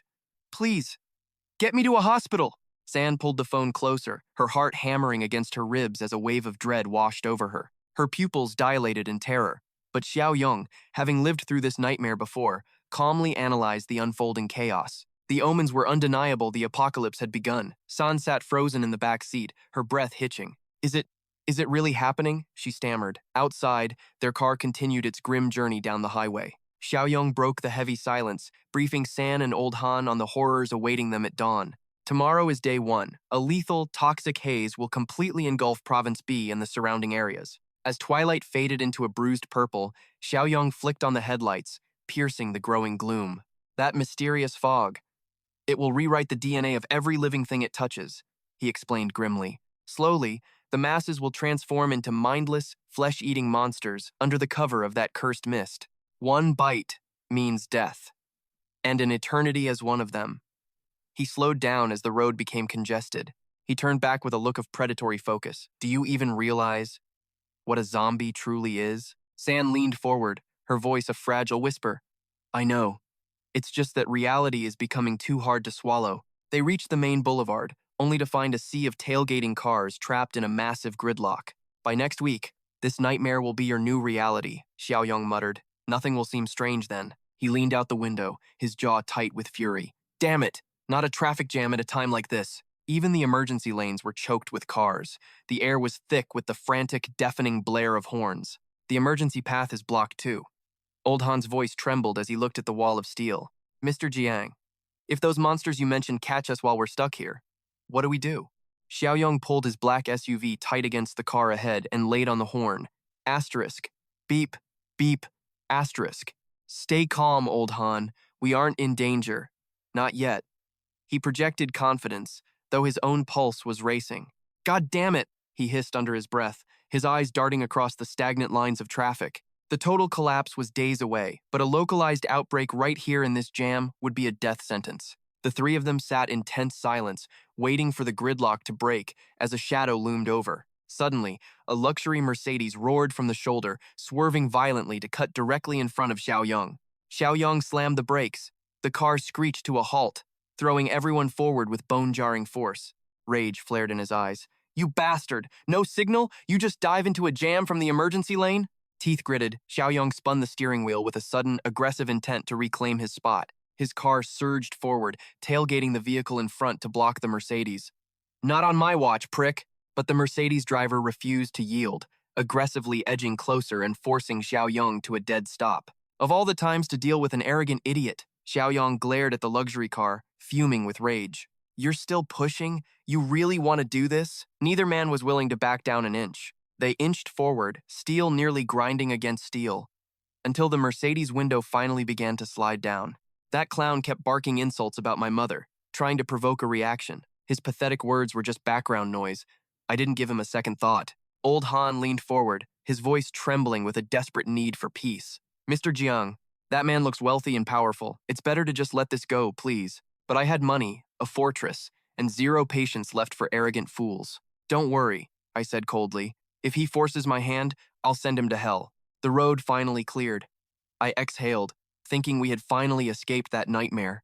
After an hour of gridlock, I checked the rearview mirror one last time. Suddenly, Sansan screamed, "He's back! That same car is chasing us down!" A sleek black luxury sedan roared up, nearly colliding with our rear bumper. Horns blared and lights flashed. "Damn it! He's like a persistent, vengeful ghost!" He swerved violently, cutting us off and nearly sending my truck flipping over. The arrogant prick blocked our path.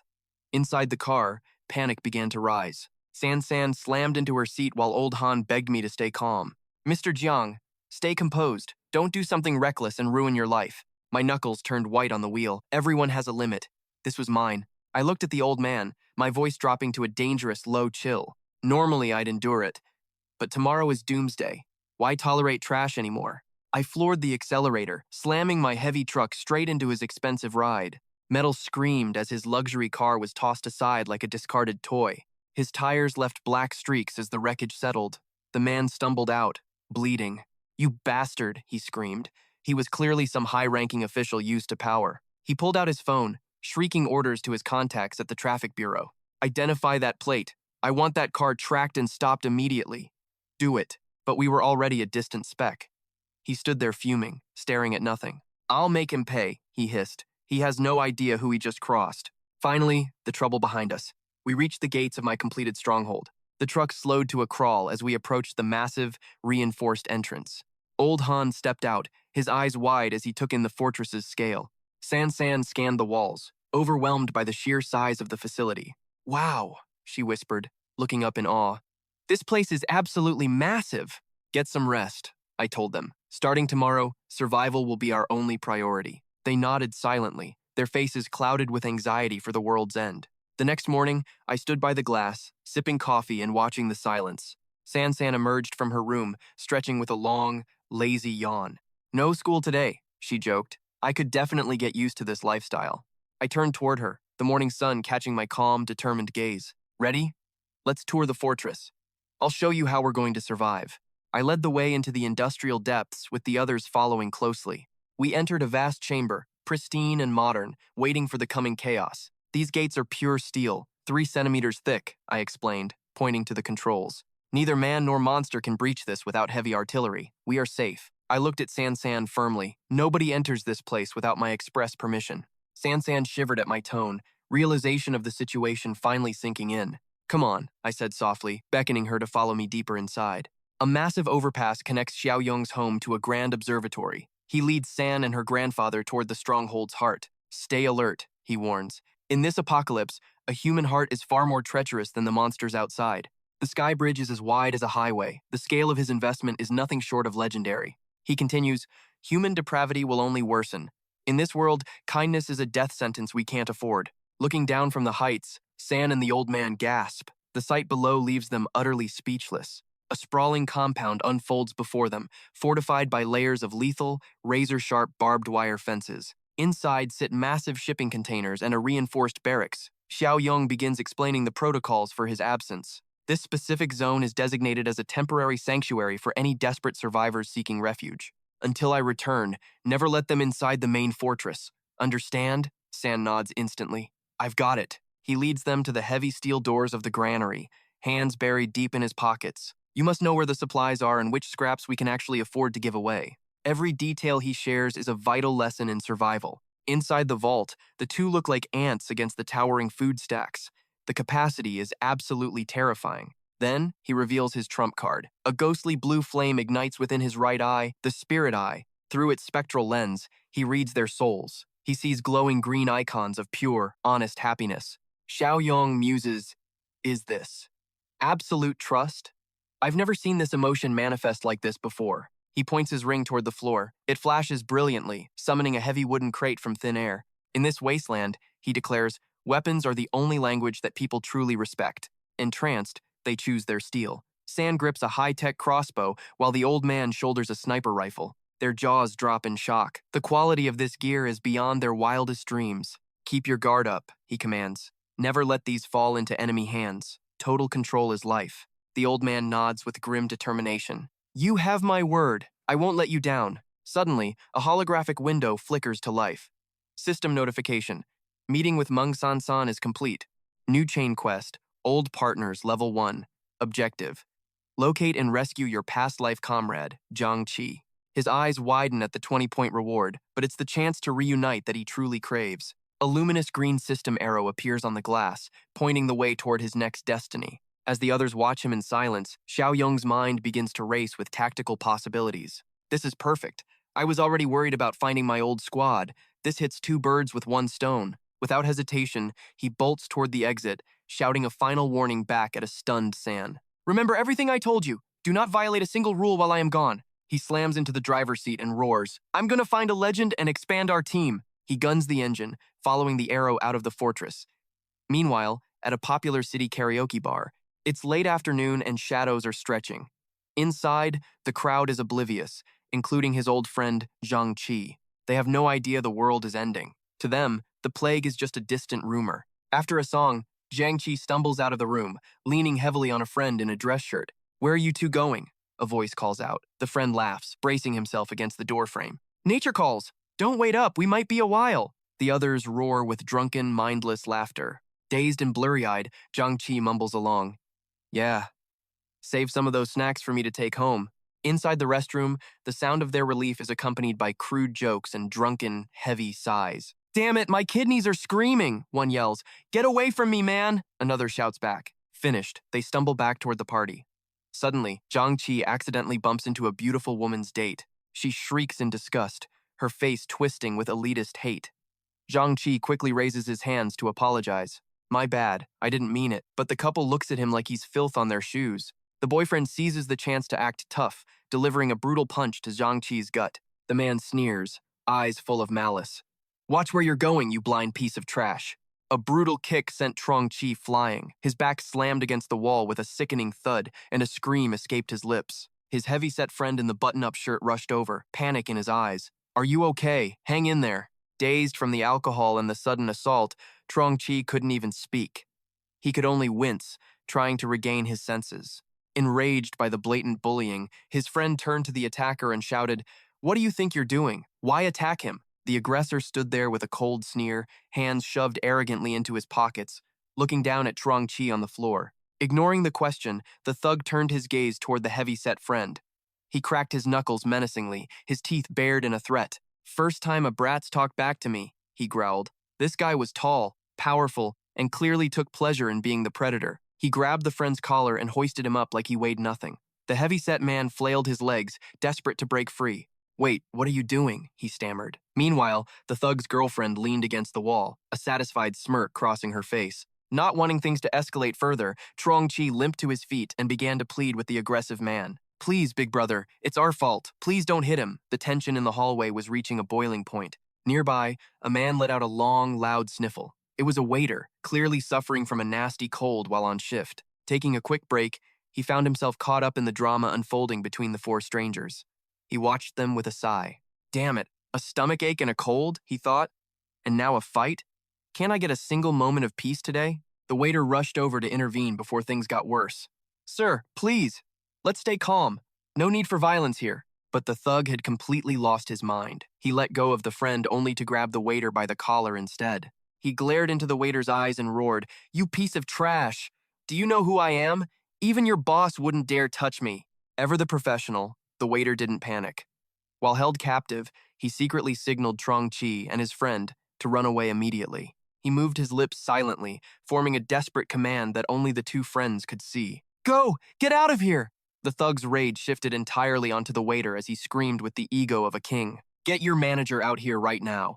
My pride has been insulted, and someone is going to pay for it. Sensing their chance, Jiang Qi and his heavy-set friend bolted, disappearing into the shadows of the hallway before anyone noticed. The poor waiter was left behind, gasping for air as the thug choked him.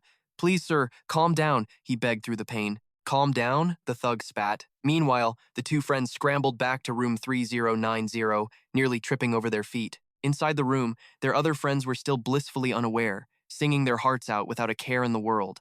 Jiang Qi collapsed onto the sofa, while his friend leaned on his knees, gasping. Did a pack of dogs chase you? Someone joked. Still catching his breath, the heavy-set friend began to recount the nightmare they had just barely escaped from. Worse than dogs! We ran into some drunk gangster outside the bathroom. He was looking for a fight and came after us. If it wasn't for that waiter distracting him, We would have been carried out of here in body bags, he added. Hearing this, one friend grabbed a microphone and stood up, his face flushed with anger. What the hell? Since when does Team 3 take this? Give me the phone. I'm calling the rest of the guys. We're gonna teach that bastard a lesson he won't forget. The friend in white jumped at the sudden outburst. Trong Chi, ever the diplomat, tried to de-escalate the situation once more. He raised his hands, trying to calm the storm brewing within his own circle of friends.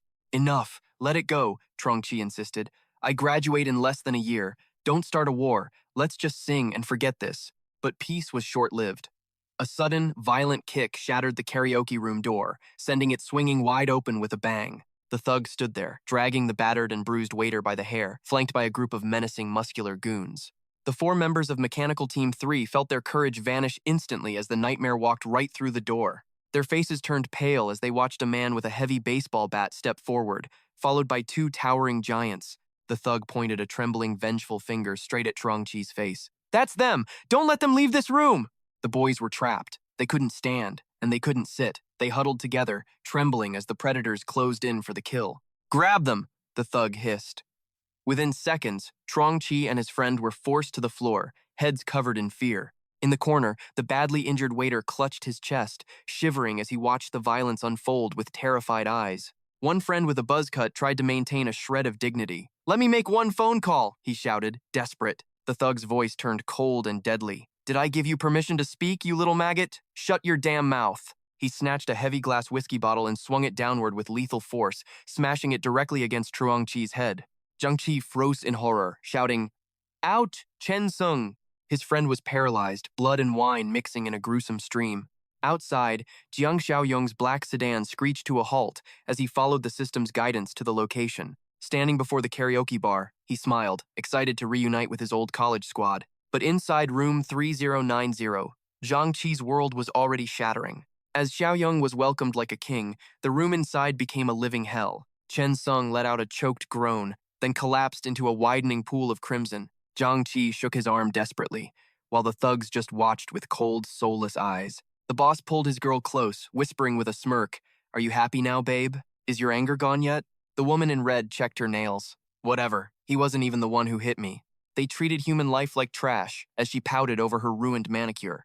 The boyfriend aimed another heavy bottle, straight at Jiang Chi's face. He sneered with pure arrogance.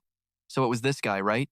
Danger loomed over him, but Jiang Chi gritted his teeth in silent, burning rage. Chen Sung grabbed a heavy ashtray, trying to summon one last ounce of strength. He lunged at the arrogant leader, but the thugs pinned him down before he moved.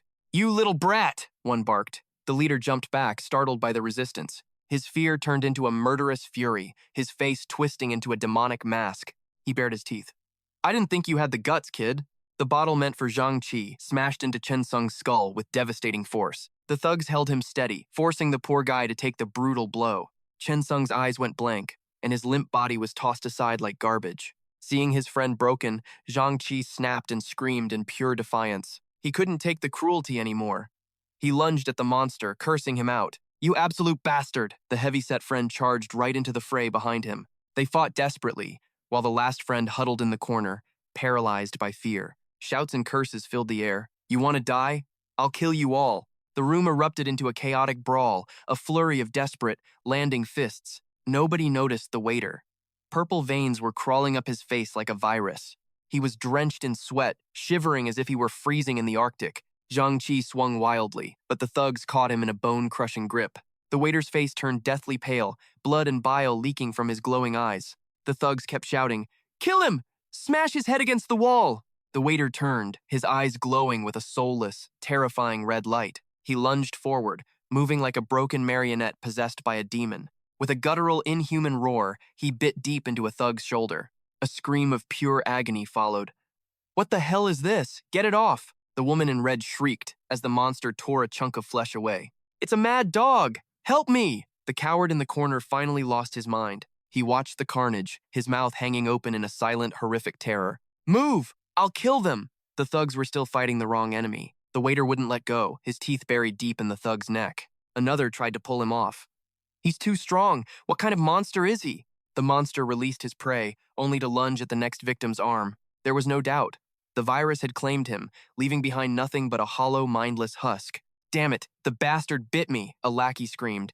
But the monster only grew more ferocious with every second. Teeth tore through flesh as the beast slammed the man down. He's gone insane. His strength is inhuman. Just as the situation turned fatal, a hand gripped the monster's throat. It was the protagonist, Jiang Xiaoyong. He hoisted the heavy creature into the air as if it were nothing more than a light feather. A cold shadow masked his face. The onlookers stood paralyzed, their faces drained of all color in pure terror. Xiaoyong's energy flared, his eyes glowing with lethal intent. Like a machine, he twisted the monster's neck effortlessly. Crash! The television screen shattered into a million pieces as the zombie's head was driven through the glass. Xiaoyong turned with a piercing gaze. "Everyone, stand down!" His sheer presence silenced the room instantly. The bitten lackey struggled to his feet, clutching his wounded arm while trembling in fear. He glared at the boy, horrified. How could a mere kid overpower that monster with just one hand? The arrogant leader stepped forward, eyes bulging as he screamed, "Who the hell do you think you are?" Behind him, the long-haired lackey's wound was already turning a sickly, rotting shade of deep purple. He scratched at the infection, unnoticed. Ignoring the leader's barking, Xiaoyong turned his attention toward Zhang Ji. "Zhang Ji, were you bitten?" This was the first time they had ever stood face to face. Wary of this powerful stranger, Zhang Ji kept his guard up, unsure of the man's mysterious intentions. Seated between two thugs, he answered cautiously, "No." "Why?" Xiaoyong realized the mission was still on track. "Follow me," Xiaoyong commanded. "I just need one person to give me a valid excuse." Zhang Ji stood to leave, but the leader's hand clamped down on his shoulder. "Not so fast, kid. We aren't finished here. Where are you going?" Meanwhile, the virus took hold of the long-haired lackey. The infection was spreading with terrifying speed, consuming his body from the inside out. Pain exploded in his skull. "Boss, cough. It hurts. My head feels like it is splitting open." "What's wrong? Is your fever getting worse?" the leader asked. But Xiaoyong's eyes were fixed on the victim. With a veteran's intuition, he recognized the signs. That wound was a dark abyss on the man's shoulder. The flesh was turning pitch black, necrosis was setting in, and the transformation was only moments away. "It only started with a runny nose this afternoon." The lackey wheezed, clutching the dark bite mark. Xiaoyong kept his grip tight on the zombie, pinning its twitching body against the broken television screen. "Did that thing bite your shoulder?" he asked coldly. The purple rot had already reached the man's neck. Oblivious to his grim fate, the lackey scratched the wound and mumbled, "Yeah. So what about it?" Xiaoyong went silent. He'd been infected for a while. A bite near the head meant the end was near. Without another word, he hauled the zombie's body toward the exit like a hunter with his prey. "What are you doing?" the leader shouted, but Xiaoyong didn't even bother to look back at him. He kicked the door open and hurled the creature down the stairwell like a bag of useless trash. Boom! The impact echoed through the hall. He slammed the door shut with a thunderous final bang. Scratching and thudding erupted from the other side. Xiaoyong let go. The monsters were trapped outside. He noted with grim satisfaction that these creatures hadn't developed any level of intelligence yet. Turning back to the thugs, Xiaoyong clapped his hands together, demanding their absolute, undivided attention. His aura blazed like an inferno, eyes crackling with electricity. "Zhang Ji, tell me something. Which one of these bastards do you want me to break first?" Zhang Ji stared, completely stunned. The leader, still trying to play the tough guy, grimaced and prepared to strike the wrong person. He lunged at Xiaoyong with a desperate roar. "You arrogant brat, I will kill you!" To Xiaoyong, this man was nothing more than an annoying insect waiting to be swatted away. With his arms crossed in disdain, he suddenly reached out and palmed the leader's face mid-charge. With overwhelming force, he slammed the man's head into the table, splintering the wood into fragments. Seeing his boss crushed, the long-haired lackey snarled and charged.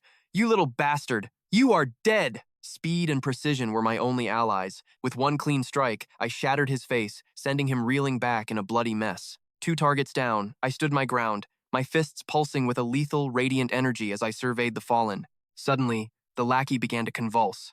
Purple foam bubbled from his lips as the infection surged through his veins like a poison. "Hey, what's happening to you?" his comrade screamed, paralyzed with terror as he watched his friend's gruesome transformation. Could a single punch do this? I stood like a god of war, my overwhelming pressure crushing the very air in the room. My voice cut through the silence like a blade. "Is there anyone else? Who else wants to challenge me? If you want a taste of these fists, then step up. Come at me all at once." I calmly massaged my wrist and looked at Zhang Qi. "Take your friend and wait for me outside. Now." Zhang Qi didn't hesitate. He and the others scrambled out, hauling their injured friend away from the growing nightmare. Inside, the arrogant leader tried to retreat, his men dragging their bitten, convulsing comrade toward the exit. The wound was already rotting. "Move it! We're leaving!" the leader barked, his face pale with a sudden bone-chilling dread. but I blocked their path. I stood there like an immovable mountain, my expression twisted into something truly demonic. "What the hell do you want now?" he hissed, while his girlfriend trembled in pure terror behind him. I narrowed my eyes, recalling their cowardice. I spoke with a chilling, death-like calm that froze them in place. "A little alcohol made you forget your place? You nearly cost my brother his life. Now, you pay the price." His bravado crumbled into sheer panic. "What are you talking about? Get out of my way right now!" Before he could speak another word, I unleashed a wave of energy, slamming my palm directly into his chest. He hit the floor hard. Before they could react, I slammed the heavy door shut, sealing them inside that cage. Rage took over as the coward pounded on the door, screaming curses that echoed through the dark hallway. "You bastard! Open this door! I'll skin you alive for this!" But behind him, the long-haired lackey was changing. His eyes turned crimson, and thick veins pulsed across his distorted face. The light of humanity vanished. What stood there was no longer a man, but a predator hungry for flesh. A guttural, animalistic roar tore from his throat as black saliva dripped onto the floor in thick strings. His eyes bulged, nearly bursting from their sockets. Like a puppet with its strings cut, he lost all self-control. He threw aside his comrades and lunged at his boss with terrifying speed, a feral scream echoing through the room. Terror erupted inside. "Damn it, what are you doing? Stop it, get off me!" Outside, I gripped the handle tight. I ignored the screams of agony and the desperate banging against the steel. "Let us out! This guy's a monster! Help! Someone help us!" I remained a statue of ice, listening intently to every bone-chilling sound. My heart was unmoved by their fate. My past life taught me a hard lesson. Mercy is a luxury the cruel and the wicked don't deserve. A confused employee approached the chaos. "Sir? What's going on? Do you need any assistance here?" My reply was sharp and commanding. "There's a monster in there, an infected. Lock this door. Call the police and tell them there's a violent rabies outbreak. Do not let anyone open it." The employee's face drained of color as the weight of my words finally hit him. He stammered, his mind racing in circles. The mad flu? Is that nightmare actually happening here?" I turned to him, my gaze turning lethal. "Do it! Now!" I roared, snapping him out of his trance. Shaking, he obeyed. He locked the door tight, sealing the screams of the dying behind a wall of cold steel. It was finished. Justice had been served in the most brutal way the world could provide. I gestured to my crew. "Let's go." Jiang Qi and the others followed, their trust in me now absolute.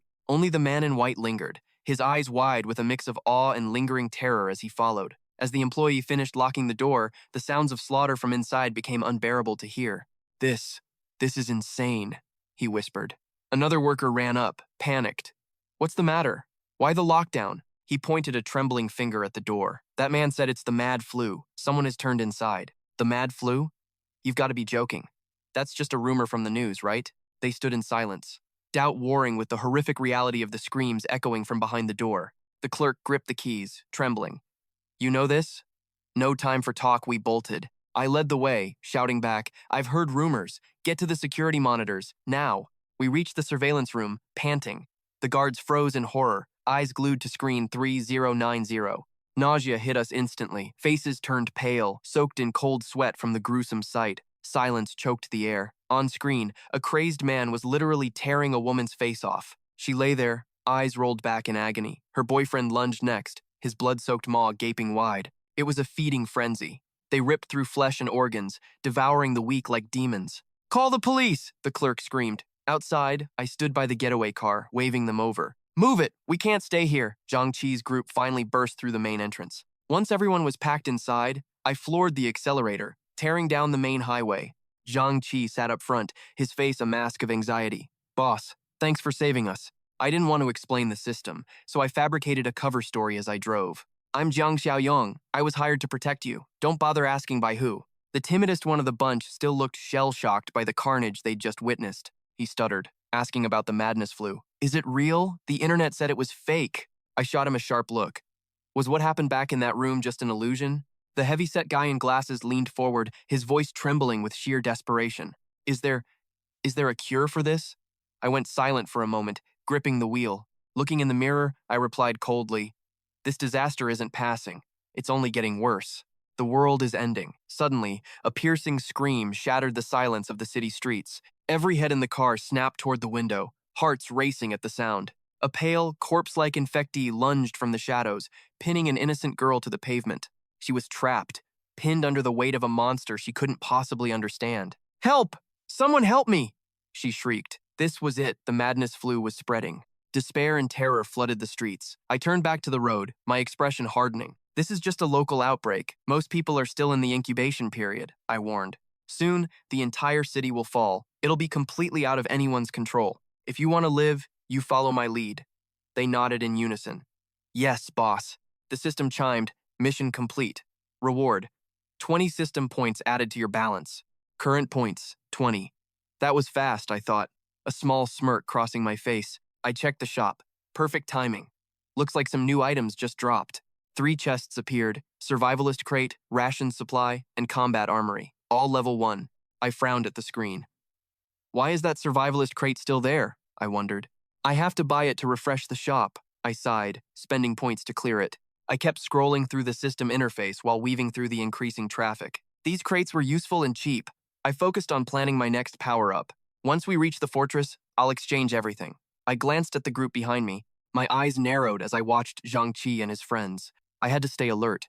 There was still one massive, lingering problem I couldn't ignore about this group. I remembered Jiang Qi's future weeping because a brother had betrayed and destroyed the entire team. My mind raced as I analyzed the situation. Who was the hidden snake among them? In the original timeline, a betrayal led to a massacre. Only Jiang Qi barely survived that hell. I looked at the 3 friends in the back seat. One of them was a murderer. A traitor was hiding in plain sight, but his mask hadn't slipped yet. Who is it? Meanwhile, in a high-rise apartment, Cui Jing was tensely whispering to a man named Li Shuxiong. Honey? Is that you? Standing by the window, her face was deathly pale. Gazing at the city, she whispered, When will those supplies finally arrive? The world is chaos. I'm terrified to be alone, a gentle voice answered.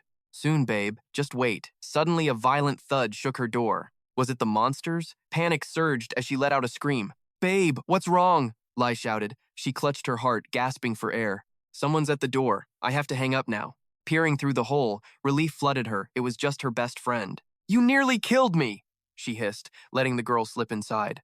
Listen, her friend whispered. Old Lou from downstairs was just dragged away. The door slammed shut. Choi Tin froze, her heart hammering in shock. Taken? Why? Her friend shuddered. The police and paramedics took him. Choi Tin went silent, her mind racing with a growing dread. So, the noise was real. That mad flu isn't just a rumor. Forget that. Did your man bring the food he promised yet? Not yet, she muttered gloomily. Her friend's face twisted in rage. Useless! I told you, all men are just pathetic trash. A sinister idea sparked. She leaned in with a wicked grin. Call him. Tell him Tu Dung is hoarded with supplies. Use him. Choi Tin blinked, confused. Are you sure? How could you know? That brat kicked me out. I haven't forgotten that insult. So I had a little pet watch his every move. Trucks of supplies are pouring into his factory day and night. Choi Tin gritted her teeth. Did he know this virus was coming? She was a viper, hidden behind a mask of false friendship. Seduction failed. So now she would settle for cold-blooded robbery. Her gaze turned sharp and urgent. Do it! Call him now! We'll take 2 shares and vanish. Call him as soon as possible. Finally, Tu Dung's crew reached the base. The newcomers stared in awe. Whoa, is this a fortress? It's absolutely massive. Tu Dung smirked. Every person's first reaction was always the same. Old Han and San rushed out. You're back! Are you safe? I'm fine, Tu Dung laughed. Meet the newest members of our team. He gestured to the squad. This is Truong Chi and his classmates. From this moment on, we fight together as one family. Truong Chi waved as Tu Dung introduced the veterans of the base. If Tu Dung trusts you, so do we. Welcome, San smiled. Old Han, show them the ropes. And make sure they know our rules. Old Han gripped his rifle and gave a firm, loyal nod. The chubby guy looked around nervously. This feels like a prison. A timid boy slowly raised his hand, pointing at the heavy weapons. Can we have guns too? We want to help protect this place. Tu Dung's gaze turned icy. The glasses-wearing boy hissed a warning. Shut up, Nat Min. We haven't even earned their trust yet. Tu Dung's voice was firm. Patience. You'll get your weapons soon enough. He swiftly pivoted the conversation, eyeing the youth leaning heavily on the four-eyed boy. His wounds look deep. We need to get him to the infirmary for an evaluation immediately. Moments later, inside the sanctuary of the bathroom, the group finally washed away a day of hell. The big guy sighed as he dried his hair, but Yi Ming's resentment was still boiling over. Why the hell did you stop me back there, you idiot? Yi Ming barked with fury. If you hadn't interfered, we'd have seized those weapons for ourselves by now. He pointed aggressively at the floor, his voice rising in the cramped, humid space. Call it protection, But we're basically prisoners here. Why act tough now and not at the karaoke bar? Lao Si, caught off guard by the venom in his voice, tried to calm the storm. How can you even say that? The man literally just saved our lives from certain death. Yi Ming sneered, questioning the savior's true identity and his hidden motives for helping them. Zhang Ji turned back with a shrug. Didn't he say someone hired him to keep us safe? Hired? By who? Only a fool would believe a fairy tale like that in this world. Yi Ming gnashed his teeth, his earlier cowardice replaced by a sinister, predatory edge. Look at that clinic. The windows are barred tighter than a high-security prison cell, haunted by dark, twisted images of what was happening to their injured friend, Chen. He's probably dissecting him. We need to strike first or be slaughtered. I'm taking charge. Lao Si stood his ground. His belief in honor and debt remains unshaken by the madness. If we're wrong, we're betraying our savior. I won't be a part of such evil. Yi Ming's eyes turned cold. I'd rather betray the whole world than let it betray me. A wicked, jagged grin spread across his face as he leaned in close to whisper. It's just him, an old man and a girl. We seize the base and the girl tonight. He chuckled darkly, already lost in a depraved fantasy of power and absolute control. A heavy, suffocating silence fell over the room as the others stood frozen in shock. Sensing he'd gone too far, Yi Ming quickly waved it off with a fake, hollow laugh. Relax, I was just joking. Don't look at me like I'm some kind of monster. Zhang Ji exhaled, wiping cold sweat from his brow. Don't scare us like that, man. Lao Si nodded slowly. If he wanted us dead, we'd already be in coffins by now. Besides, the man has a gun. We have nothing but our bare hands. The shower stopped. Yi Ming watched them leave, his eyes glowing with pure, unadulterated malice. Useless brats. In this new world, only the ruthless survive. You'll be my slaves soon. Meanwhile, inside the quiet, tense sanctuary of Xiaoyong's private living quarters, Xiaoyong sat motionless on the sofa as Han and San approached him with reports. The guests have been settled in, old Han reported with a weary, heavy sigh. The boy, Chen, is currently secured in the infirmary for close observation. Every window is bolted shut, exactly as you requested. Xiaoyong nodded in quiet approval. Thank you for the hard work, he replied, his voice echoing with hidden weight. He looked at them with a somber smile. Get some rest. Tomorrow, trouble comes knocking. Suddenly, he raised a finger as a sharp, dangerous realization struck his mind. Old Han stopped in his tracks, sensing a sudden, chilling shift in the air. Watch the students, especially the two with Zhang Ji. They are not what they seem. A viper is nesting among us. I can smell the betrayal brewing in the shadows. Under the shroud of night, Xiaoyong slipped into the cold, dark supply warehouse alone. With a flick of his wrist, the blue holographic system interface shimmered into existence. He touched the first reward chest, and a blinding, divine light consumed the entire room. The post-apocalyptic farmer's kit is secured. 2 points deducted, 18 points remaining in the bank. Essential rations exchange successful. 5 points burned for sugar, oil, and protein. Current balance, 13 points. Weeman armament crate acquired. Another 5 points gone, leaving me with a mere 8 points. Back in the system shop, 3 new shimmering chests materialize. The contents seem familiar at first glance, but the loot has leveled up. 50 corn seeds, 200 kilos of sausage, and a mountain of salted pork and vegetables. Plus, 1,500 rounds of 9mm ammunition, a true windfall for the coming war. With the selection finalized, Xiaoyong claims his hard-earned spoils from the system's bounty. The supplies pile up like a golden mountain. Xiaoyong smirks, deeply satisfied with this legendary haul. Cash is worthless now. In the approaching apocalypse, these resources are the only true currency for survival. This isn't just a reward, it is a god-tier jackpot that changes everything. Morning breaks with deceptive beauty, yet 3 cars tear across the asphalt at a reckless, frantic speed. From the fortress heights, their velocity looks unnatural, a clear omen of approaching trouble. The engines screech to a halt. A cold, menacing voice rings out. Finally, I found the place. The target is confirmed. There is no mistaking this address. Thugs spill out of the vehicles, brandishing massive blades and spitting venomous curses that shatter the morning silence. Their suited leader hangs up his phone with a chilling smirk. Let's finish this and grab dinner. It's that arrogant, rich brat from the highway. He points a trembling finger, roaring. Tear it all down! His goons surge forward with murderous intent, raining heavy, relentless blows against the massive iron gate. Under the boss's watchful eye, they kick and bash, but the reinforced steel doesn't even dent. Frustrated and shaken, the lead thug retreats to report the bad news to his employer. Boss, this door is 10 centimeters thick. We can't break through. The leader's face contorts with pure rage. Who builds a door like a damn vault? He snarls. Forget the gate, bring out the special delivery. The trunk flies open, revealing a hidden crate of supplies prepared for a scorched earth assault. Inside are dozens of unlabeled glass bottles, looking deceptively like high-end liquor to the untrained eye. But those red caps hide a lethal secret: homemade firebombs designed to bypass the law's detection. The bastards ignite the fuses and hurl the fire into the base. 1, 2. A rain of glass falls. Violent explosions of gasoline. The base instantly erupts into a terrifying, uncontrollable inferno. Xiaoyong's sanctuary is suddenly drowning in a sea of flames and choking, toxic black smoke. The fire from the Molotovs catches onto the gate, burning with a relentless and savage intensity. San and the crew scramble from the house in a panic, racing toward the flames with water buckets.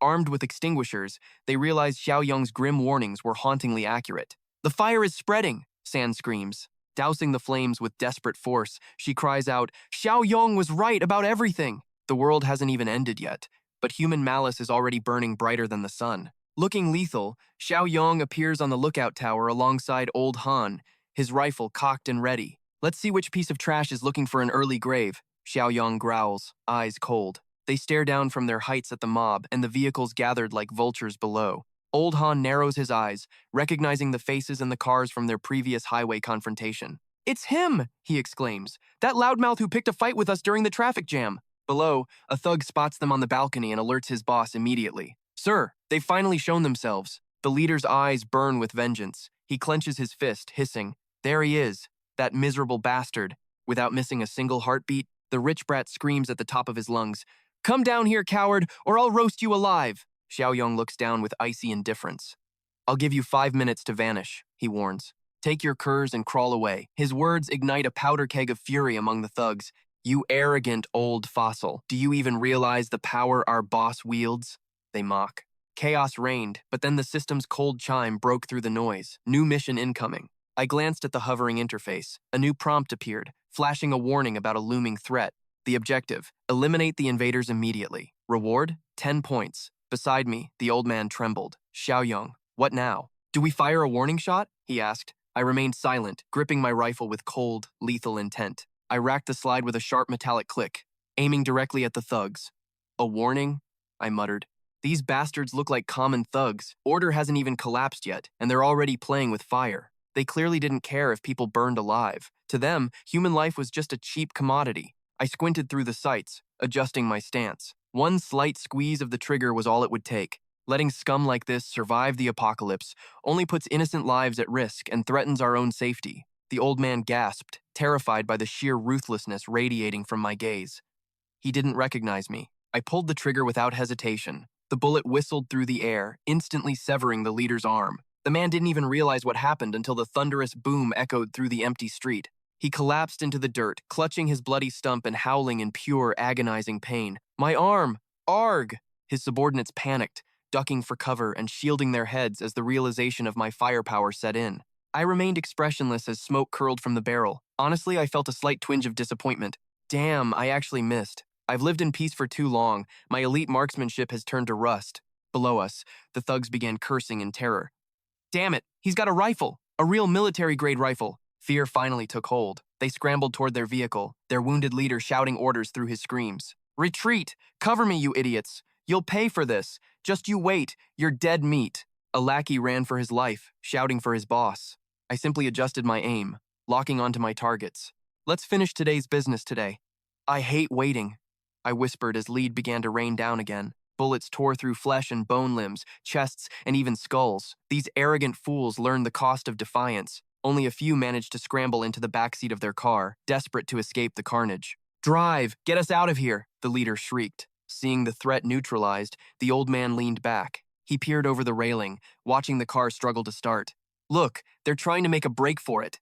I didn't panic. Calmly reloading, I replied, "Don't worry, this is exactly why I brought the automatic rifle." I unleashed a hail of lead upon the retreating vehicle, shredding the metal as they tried to flee. My focus intensified with every shot.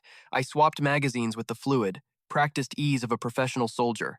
The old man watched me, a sense of dread and awe washing over him. He couldn't believe his eyes. That reloading speed. It's just like my days in the service. Who is this kid, and what is his past? Thick smoke drifted over my base as the echoes of gunfire faded. Finally, the chaos was silenced. A heavy silence followed, broken only by the wind. The road was now a graveyard of broken bodies. The mangled wreckage of their car sat smoldering, its windows shattered into 1,000 jagged glass shards. Mission accomplished, I turned to the old man. Go get Jiang Qi, his friends, and San. We're heading out. My sudden intensity seemed to catch him off guard. He stood there, blinking in confusion for a moment. I paused, my eyes narrowing as a new thought occurred to me. Wait, let's rethink this strategy. We're still in the early stages of the disaster. Better to let them turn into zombies for training material. I looked at the corpses littering the entrance of my base. They were nothing but future experience points now. Forget it, I told the old man. He looked puzzled. What about the bodies on the road? I answered in a low, cold tone. Leave them there. I have a much better use for them. Meanwhile, on the highway leading toward my base, 2 white cars were speeding through the desolate landscape. Inside, Li Shuhong scowled, his impatience growing by the second. How much longer until we arrive? Cui Jing's friend forced a cute, playful smile, trying to soothe him. It's just past the next intersection. Cui Jing sat silently, staring out the window with her arms crossed. She was deep in her own thoughts. She glanced at her friend's fake expression. Asterisk. Humph. Putting on an act for him? I see right through you. Asterisk. The car screeches to a halt outside the compound, and Lai Thu Hung turns to Thoi Tin with a sickeningly sweet gaze.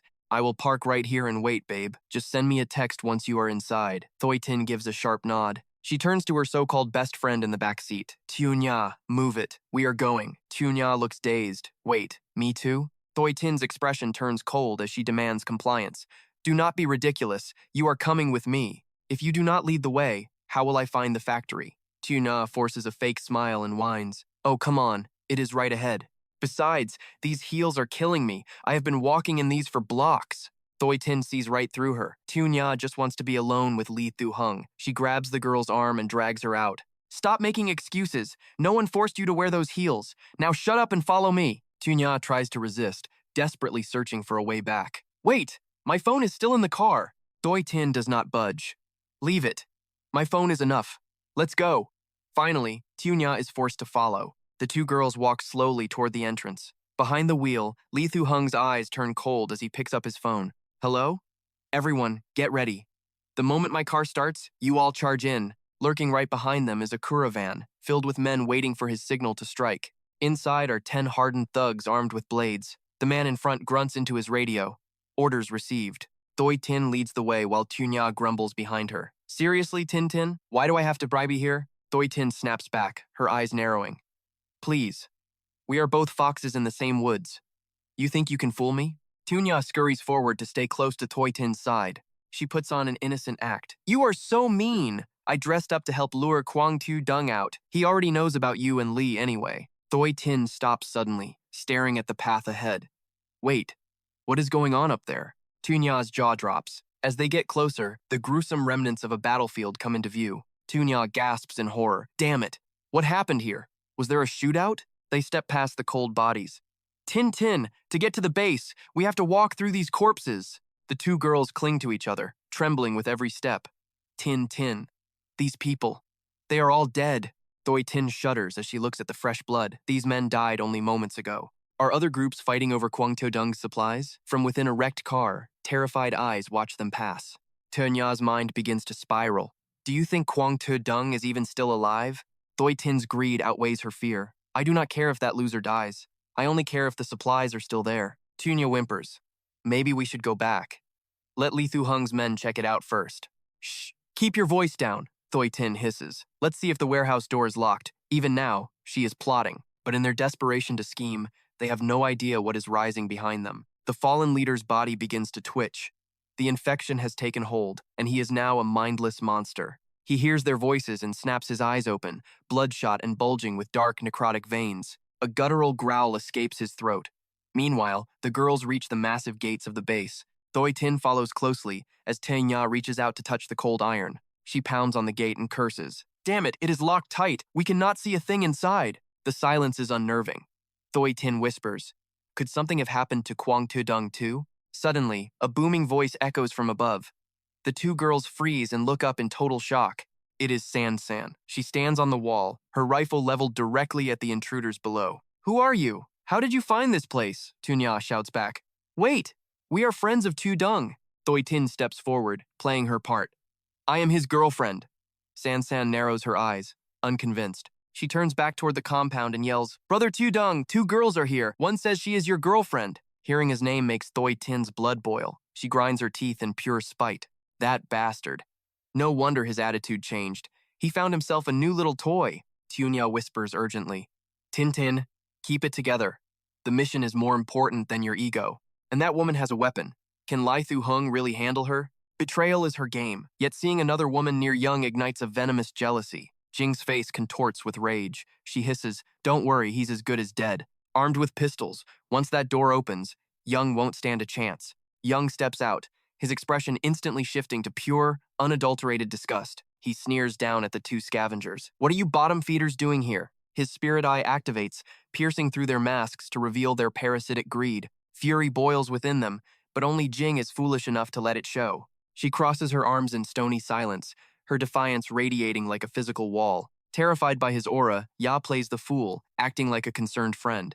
"It's chaos out here. We were just worried about you, brother." Young scoffs at the blatant hypocrisy. "Worried about me? That's a laugh. I bet that scumbag Lee is lurking nearby right now, isn't he? How many goons did he bring? Their jaws drop. How could he possibly know?" Before they can utter another lie, Young makes his move. Gunfire erupts from above, forcing the 2 traitors to scramble for their lives. "You're insane!" they shriek. He responds only with a gaze cold as the grave. He levels his weapon. Jing erupts in a desperate, foul-mouthed tirade. Ye cowers, frantically trying to shut her friend's mouth. "Shut up! He has a gun! Don't provoke him!" But Jing sneers. He wouldn't dare pull the trigger. Young lets out a dark, chilling laugh. Death? That would be far too merciful. Suddenly, a guttural, bone-chilling sound echoes through the desolate air. The 2 women freeze, turning slowly as primal dread sinks into their bones. Terror strikes. What is that? A mad flu monster? The corpses from earlier twitch, rising with crimson eyes and deathly pale skin. Ya trembles. The infection. It's bringing the dead back to life. Resentment flares as the fallen rise as mindless, bloodthirsty predators. Young's eyes glow with demonic light, die in their rotting jaws. The creatures howl, a sound of pure, unadulterated hunger for human flesh. Scenting blood, the monsters lunge toward the terrified, screaming women.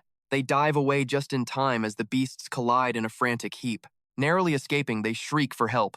"Lee, save us!" From his distant car, Lee watches the chaos with a cold, indifferent scowl. They run like hunted prey, the monsters closing in like starving wolves.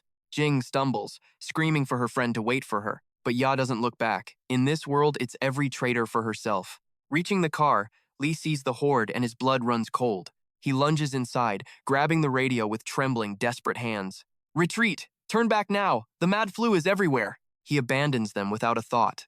They were only temporary tools to him. Seeing the car peel away, Jing screams a final, bitter curse. The engine roars as the car vanishes, leaving her to the encroaching shadows.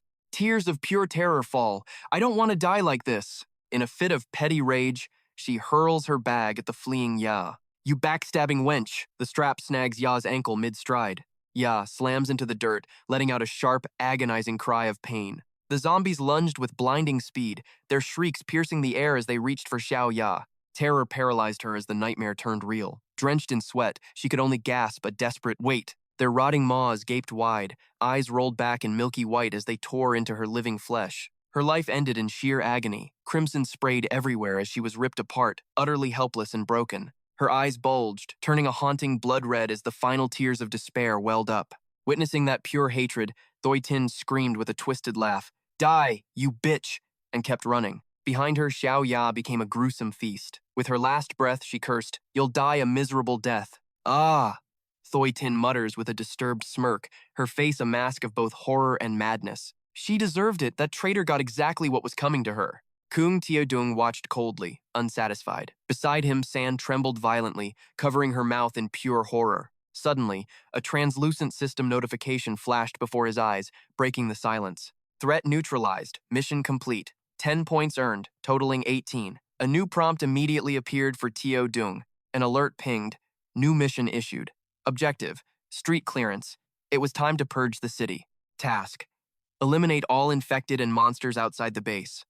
Reward: 10 evolution points. San whispered through her shaking hands. "Do people really just turn into those monsters like that?"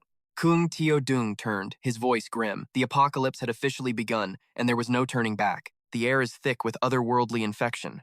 Once someone dies, the mutation claims them almost instantly. Even the living, if weak or injured, face a high risk of turning. San's eyes widened in realization. Dung headed inside with a cold command. San, gather everyone. We're having an emergency meeting now. San froze in shock before hurrying to follow. Soon, everyone was gathered, huddled around a single table. After San locked the door, Kung Tio Dung surveyed the room with deadly serious intensity. Over the next 48 hours, stay inside, seal every window. Your bodies must adapt to this infection to survive the coming mutation. Understanding the source of the plague, Trong Chi's face paled with worry for his close friend. What about Chen Sung? In the dark infirmary, silence reigned like a shroud over the small room. Upon Chen Sung's hand, something sinister began to stir in the shadows. Purple veins snaked up his arm, the mark of the undead. Pain etched every line of his face. He groaned in his sleep, drenched in cold sweat as the infection coursed through his very blood. A monster was waking inside the base. Meanwhile, at the building where Trong Thang lived, pure chaos erupted. Black smoke billowed from the windows as society began to crumble into ash. The undead had claimed the halls. Panic-stricken men scrambled over walls, fleeing for their lives. High above in his apartment, Trong Thang watched the world burn with a look of pure dread. It's madness out there, he muttered, turning to his terrified wife and son clinging to each other.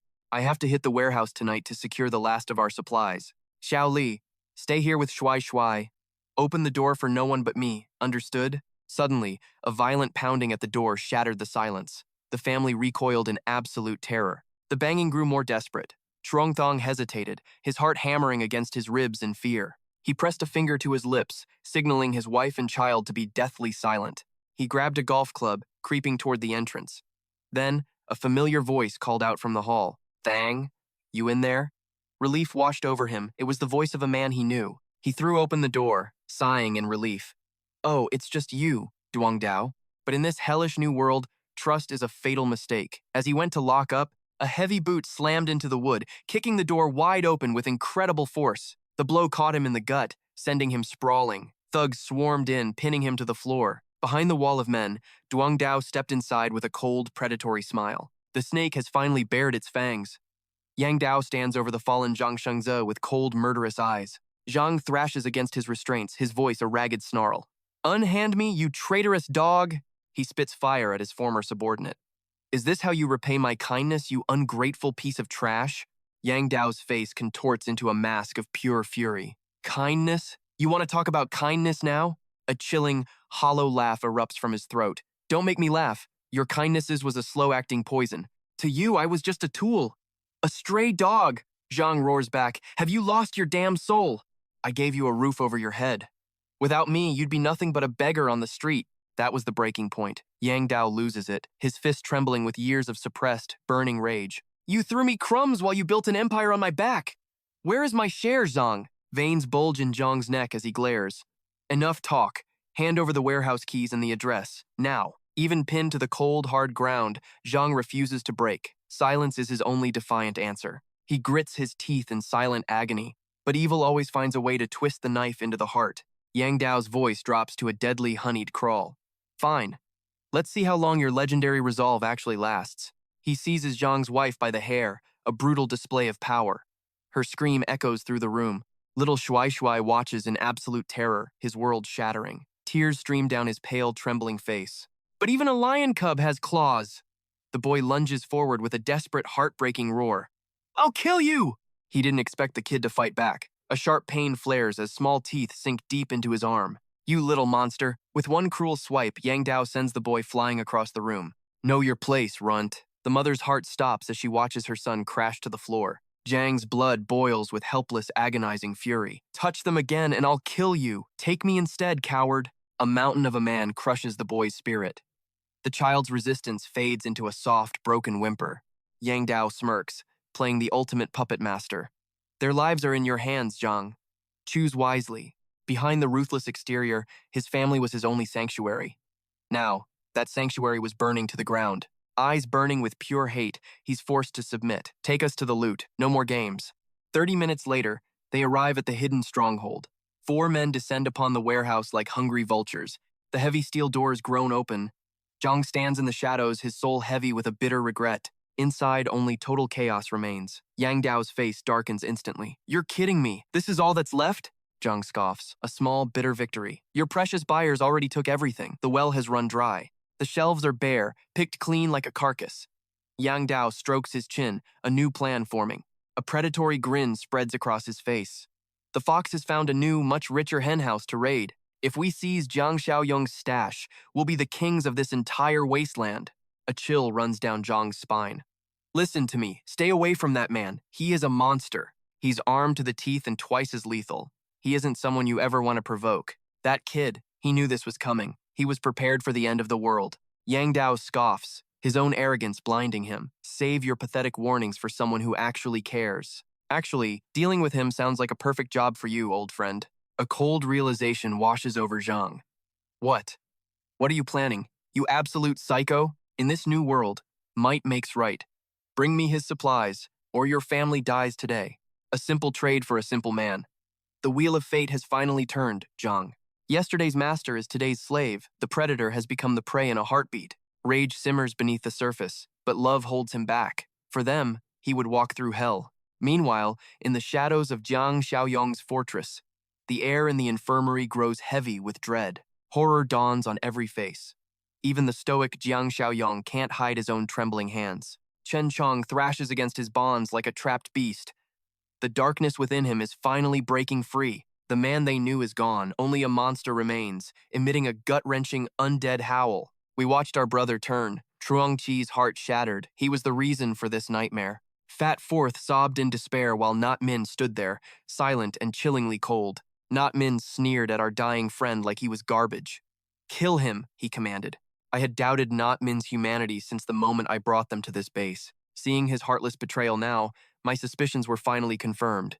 He was a snake. What did you say? Truong Chi roared. Not Min just looked away, his eyes darting guiltily. He is dead already, if we do not act fast. Everyone here will die! Fat Fourth recoiled at such soulless logic. He is our brother. Are you just going to throw him away like trash? Truong Chi went silent. The grim reality hit us. There was no cure for this plague. I stood before the thrashing monster that used to be Transung, facing the truth. He is right. Once it turns, there is no return. Fat Fourth let out a whimper. I pulled a dagger from my pocket and shoved it toward Nat Min. Take it. Nat Min turned pale, stumbling back in cowardice. What are you doing? My gaze remained icy, unbreaking. Finish him then.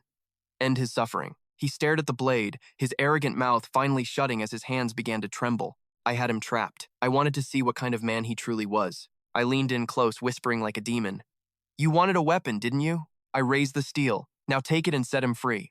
Not Min froze in hesitation. Suddenly, Truong Chi lunged, snatching the dagger from my hand with a violent jerk. His sudden burst of courage caught me off guard. This was not the plan. Even Not Min gasped.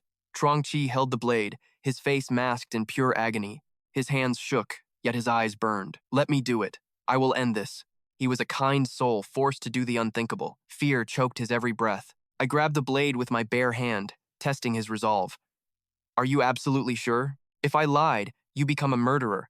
Think carefully before you plunge that steel. Tears fell, but his gaze didn't waver. I trust you, brother. He knew the truth. Once a zombie, the human soul is gone forever. Death was the only mercy left. I gave a slight nod. Then do it. Truong Chi approached the bed where the monster snarled, steel glinting in the dark. The frame groaned under the weight of the creature's violent, mindless thrashing. It was a cruel fate. He drove the blade down to end his best friend. A sickening shriek echoed. The blade stopped just inches from the monster's throat. At the final microsecond, I reached out and caught Truong Chi's arm. Truong Chi gasped for air, his face drenched in sweat and salt. He looked at me, broken and confused. I remained as cold as stone. I glanced at my glowing system screen. Everyone out. I have a use for him. A rare mutation alert had flashed. Fate had granted Transung a miracle. Soon, the room was empty. Only a heavy silence remained. Strange thuds echoed through the infirmary. I was alone with the beast. The creature lunged, hunger burning. Was there still a man trapped inside? I called his name. The snarling stopped, replaced by a low, rhythmic growl. I leaned in close to his ear. I have an important mission for you. As if he understood, his struggles ceased. The monster had found a master. Outside, the sky was blue, but the world was sinking into an endless abyss. The wreck was a graveyard of twisted metal. It had slammed the pole with bone-shattering force. Thang crawled from the ruins. His only thought was reaching Tiu Dung alive. He clutched his throbbing head. Damn it, his luck had finally run dry. He turned to leave, but a shadow lunged.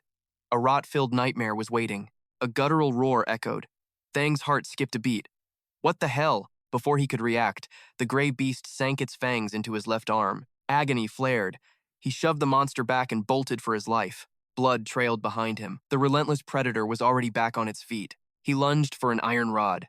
With a desperate roar, he shattered the creature's skull. Die, you piece of trash. The impact sent its teeth flying into the dirt. Rage took over. He pulverized the monster until his arms turned to lead. He stood over the carcass, drenched in a cold, suffocating sweat. His breath came in ragged gasps. The zombie was nothing but red pulp. I can't stay. The scent of blood was a dinner bell for the horde. He limped away, clutching his mangled arm. Meanwhile, back at the sanctuary, the remnants of the last battle were still groaning at the front gates. Time to take out the trash. I stepped out to face the rot. I watched them coldly. Fear was a feeling I had long since buried. My ragtag crew followed, armed with makeshift steel and trembling hearts. Little San struggled, her heavy combat gear feeling like a lead weight. Brother Dung, this is so heavy, it's making it hard to move. I looked her in the eye. Listen, this gear is your only lifeline. These things are mindless, but their raw strength will tear you apart. Wear the steel now. You can take it off once you've mastered death. I spotted a lurker and raised my hand. The hunt had officially begun. We were in the kill zone now. Every breath had to be silent. The team froze, eyes locked on the target. Focus was our only shield. The beast caught our scent. Its mangled face snapped toward us with hunger. We're compromised! Engage immediately! I barked, my voice cutting the air. It charged like a demon. Stay focused, support each other or die. The monster lunged for my throat, but it only caught the wind. I danced past its claws with the precision of a seasoned ghost. Wait for the miss, I shouted. That is your only window to strike. Big Two roared, swinging his heavy blade in a desperate wide arc. The steel met bone with a dull thud. The monster didn't even flinch. Two's arm went numb from the shock. Damn it! It didn't do anything. The skull is stone, I warned. Aiming there will only break your hands. The beast capitalized on his mistake, pinning Two down with terrifying weight. Two fought for air as the creature's snapping jaws drew closer. He blocked the fangs with his blade. Help! It's too strong! Help me! Get this thing off me! Chi, anyone, do something! I watched calmly. Good defense. Now hold your ground and wait. Chi, he's open! Strike now! Chi lunged forward, his bat whistling. Crack! The blow caught the monster's neck, sending it spinning away. I stood my ground. Better. But one strike isn't enough to end a nightmare. The carnage continues as the three warriors from Team 3 relentlessly batter a walker into a bloody pulp. Amidst the chaos, a lurker creeps up behind Xiaoyong. Jiang Qi beams with pride, seeking his leader's approval. Xiaoyong offers a satisfied smirk. Not half bad at all. Suddenly, the stalking predator strikes. Its jaw unhinges, inches away from tearing into Xiaoyong's shoulder. Terror grips Jiang Qi as he spots the impending strike. He bellows a frantic warning. Watch out, Brother Yong! The creature's rotten maw widens, hungry for a piece of fresh meat. But Xiaoyong doesn't flinch. With lethal precision, he catches the monster's skull in midair. While pinning the beast, he calmly lectures his team. Did you forget? Always master your surroundings. The zombie freezes, paralyzed by the sheer force of the main character's overwhelming grip. The team exhales in shock. Though shaken by the close call, they steel their resolve to keep fighting. Meanwhile, Zhang Shengzhe has successfully infiltrated the perimeter of Xiaoyong's hidden base. Crouching behind concrete barriers, he scowls at the distant camp. Damn it, refugees have already claimed this place. Panic flickers in his eyes. Did that brat Xiaoyong spill all the secrets already? Near an abandoned car, Xiaoyong's voice echoes, directing his squad to maintain a perfect defensive formation. Shengzhe creeps toward the vehicle, his heart racing. That voice, there is no mistaking it. It is definitely Xiaoyong. Nearby, Zhang Qi and the others are systematically dismantling the remaining undead threats. Hiding in the car's shadow, Shengzhe peeks out. Is Xiaoyong's crew actually executing the survivors? He is so focused on spying that he misses the dark silhouette rising directly beneath his feet. A newly turned walker catches the scent of living flesh, its eyes glowing with a predatory hunger. It is Xiaoya Cui Jing's former friend. The girl who was devoured just 2 episodes ago has finally risen. Her once beautiful face is now a mangled nightmare of shredded skin and exposed bone. Her decaying hand grabs Shengzhe's leg, sending him crashing to the dirt in a state of pure panic. He kicks wildly, screaming in terror. One look at Xiaoya's ruined face leaves him paralyzed with horror. Any trace of humanity has vanished from Xiaoya's hollow, bloodshot eyes. She shrieks a guttural cry, lunging like a starved beast to end Zhang Shengzhe's life once and for all. Her shredded jaw hinges open, closing in on his throat as the stench of death fills the air. "Damn it all!" he wails, certain that his sins have finally caught up to him. He squeezes his eyes shut, waiting for the end, until a thunderous gunshot shatters the silence. Breathless, he opens his eyes. Tears stream down his face as he witnesses the impossible savior before him. Xiaoyong stands there, a cold executioner. His smoking barrel has turned Xiao Ya's head into a gruesome explosion. The treacherous Jiang Xiaoyong remains frozen in shock before frantically shoving the twitching corpse away from his body. He gasps for air, his face contorted in sheer disgust as the reality of death sinks in. Lowering his weapon, Xiaoyong glares at the pathetic man. "Shengze, what are you doing here?" Covered in the spray of Xiao Ya's brains, the villain slowly trembles his way back to his feet. He fakes a desperate plea, crawling toward his savior. "Brother Yong, thank God I found you alive." But Xiaoyong's sharp eyes spot a dark, spreading bruise on Shengze's arm, the mark of a bite. The wound is deep and already festering with necrotizing rot. The mutation has already begun. Without hesitation, Xiaoyong presses the cold steel against the man's forehead. "You've been bitten." Shengze's face pales as he collapses into a pathetic heap, begging for a mercy he does not deserve. "Don't fire. Please, Brother Yong, spare me.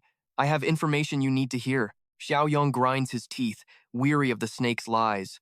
"Talk then, but don't you dare step closer." Realizing there is no escape from his fate, the light fades from the traitor's eyes. Tears fall as Shengze finally drops the act, bearing his soul under the shadow of the gun. "I know it's over, Brother Yong. Soon I will be just another mindless monster in this hell." My world was breaking. Agony twisted my features as a primal scream tore through the silence. "That scum Duang Dao. He took them. He kidnapped my wife and child. He forced me to lie to you, all just to steal your food reserves. Dung Sa, I'm no saint, but I never wanted to be a villain. Their innocence was my only plea. I stayed frozen, my gun heavy and silent in my grip. Thong Triet kept begging, his voice cracking with a desperation that chilled my bones. Those monsters won't let them go. Their fate will be a living nightmare. Please, watch over them. Consider the supplies I helped you find as their protection fee." A war raged within me. I narrowed my eyes, judging his soul. He was selfish, sure, but objectively, he had been the key to our survival. I glanced back at my team and gave a sharp, silent nod to stand down. I looked at the lives I carried, San Lao Han, Truong Chi, and the others. The fortress was vast. We had plenty of space, and the gender balance was off. Ding. A system notification? I smirked. A reward for a job like this? A new mission screen flickered to life, overriding the old one with a glowing prompt. Mission, save the family, progress, 0%, reward, 25 points. Below it, my current chore, street cleanup, purging the infected from our borders. Progress, 70%. Reward, 10 points. Finally, I turned to the broken man before me. Rest easy. Your family's safety? I'll take care of it myself. He froze, unable to believe his ears. Tears streamed down as he choked out. Really? All his pride vanished in an instant, replaced by a soul-deep gratitude. He dropped hard, his forehead cracking against the dirt in a desperate final kowtow. "I can never repay you. In the next life, I'll be your loyal servant." Shaking with exhaustion, he slumped down and lowered his head. "Dung Ka. Finish it." I let the silence hang for a moment. Finish what exactly? He squeezed his eyes shut, the agony of transformation beginning to take hold. "End me. I won't become a monster and threaten my own family's life. To the world a devil, to them everything." His loyalty was unexpected. I stood there, stunned by the heart of this broken man. I turned to my companion, San, "Get a bicycle from the storage and give it to him." She gasped, her eyes widening at the sheer insanity of my mercy. I shouldered my rifle, looking down at the man who had tried to betray me. "Go! Find a quiet place away from the crowds." He stared up, baffled. "But why?" "Don't ask why. You're running out of time. Just move." He accepted his fate with a faint, peaceful smile and a final bow. "I understand. Thank you for everything, Dung Ka." Minutes later, he was a ghost, pedaling into the wasteland to meet his end alone. Time was a luxury he didn't have.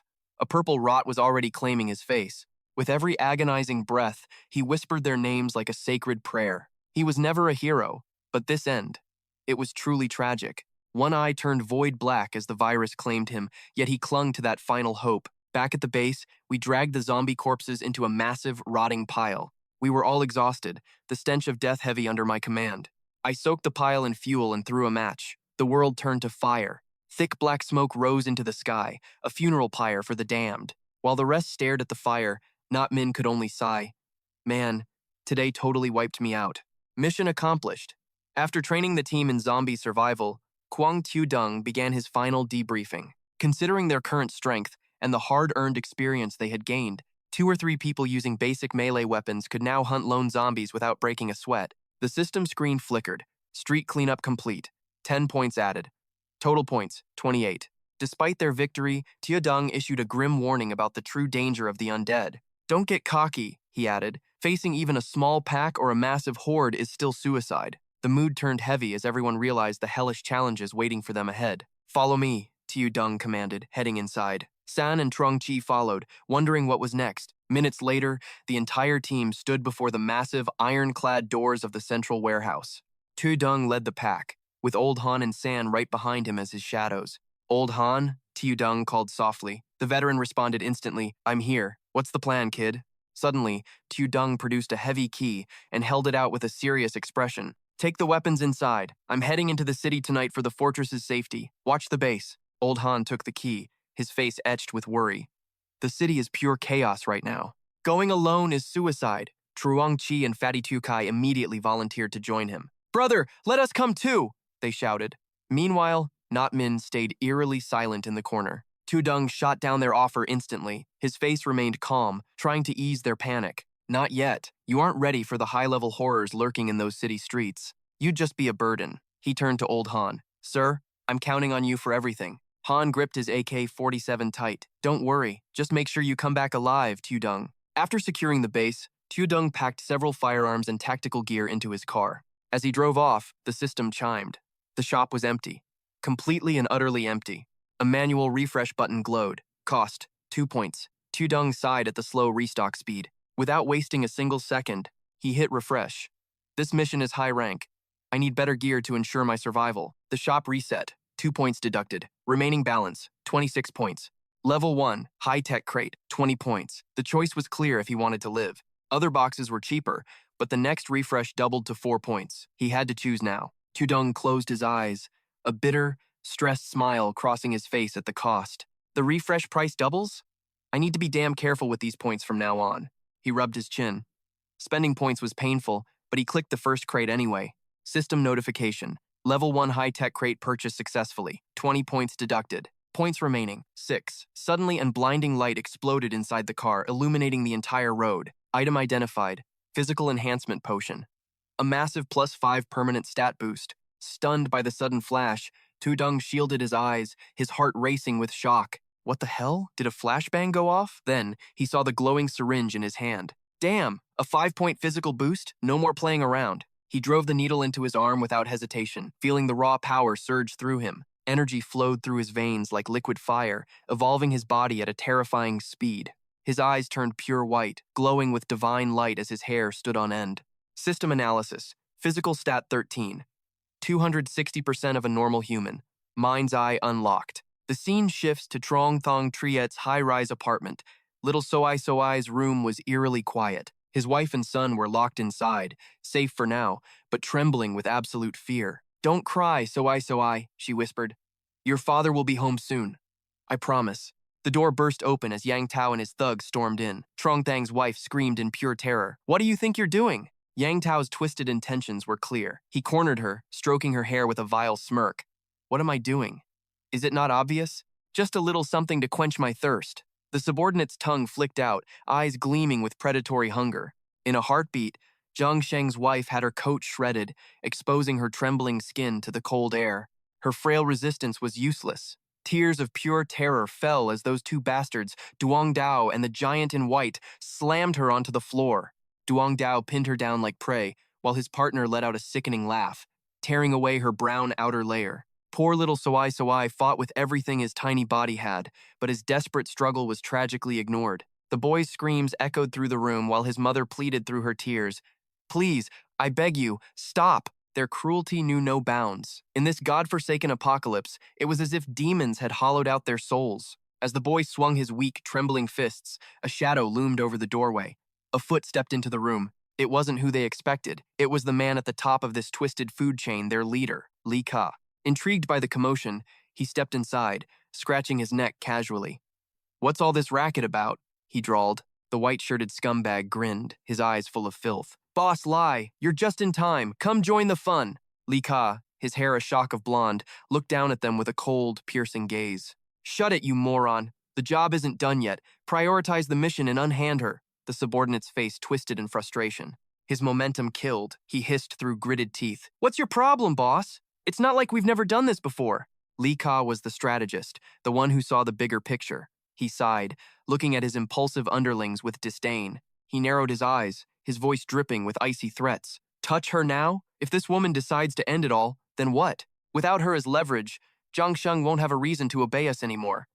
We'd lose everything, you brainless fool. Slipping his hands into his pockets, Li Ka cast a vile, lingering look at the trembling mother and son. Once we're finished with him, she's all yours. We'll take turns until she breaks. Not a single second of peace. Reluctantly, Duong Dao and the other man stood up. The white-shirted thug adjusted his belt, spitting out bitter words. Fine, have it your way. Mood's totally ruined now. Duong Dao followed them toward the exit, his eyes still lingering. He turned back one last time, pulling a grotesque face to mock them.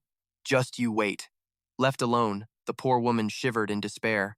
Huddled in the pitch black, mother and child trembled, their tears lost to the night. Shadows swallowed the city. Amidst the rusted wreckage, a lone pair of headlights cut through the gloom. Grotesque, twisted shapes the undead roamed the desolate streets like ghosts of a dead world. Behind the wheel of that solitary moving car sat Jiang Xiaoyong. He leaned back, mind racing with system upgrade strategies as he drifted through the apocalypse. With 13 points in stamina, his power had doubled. His reflexes were now superhuman. The car danced through the obstacles.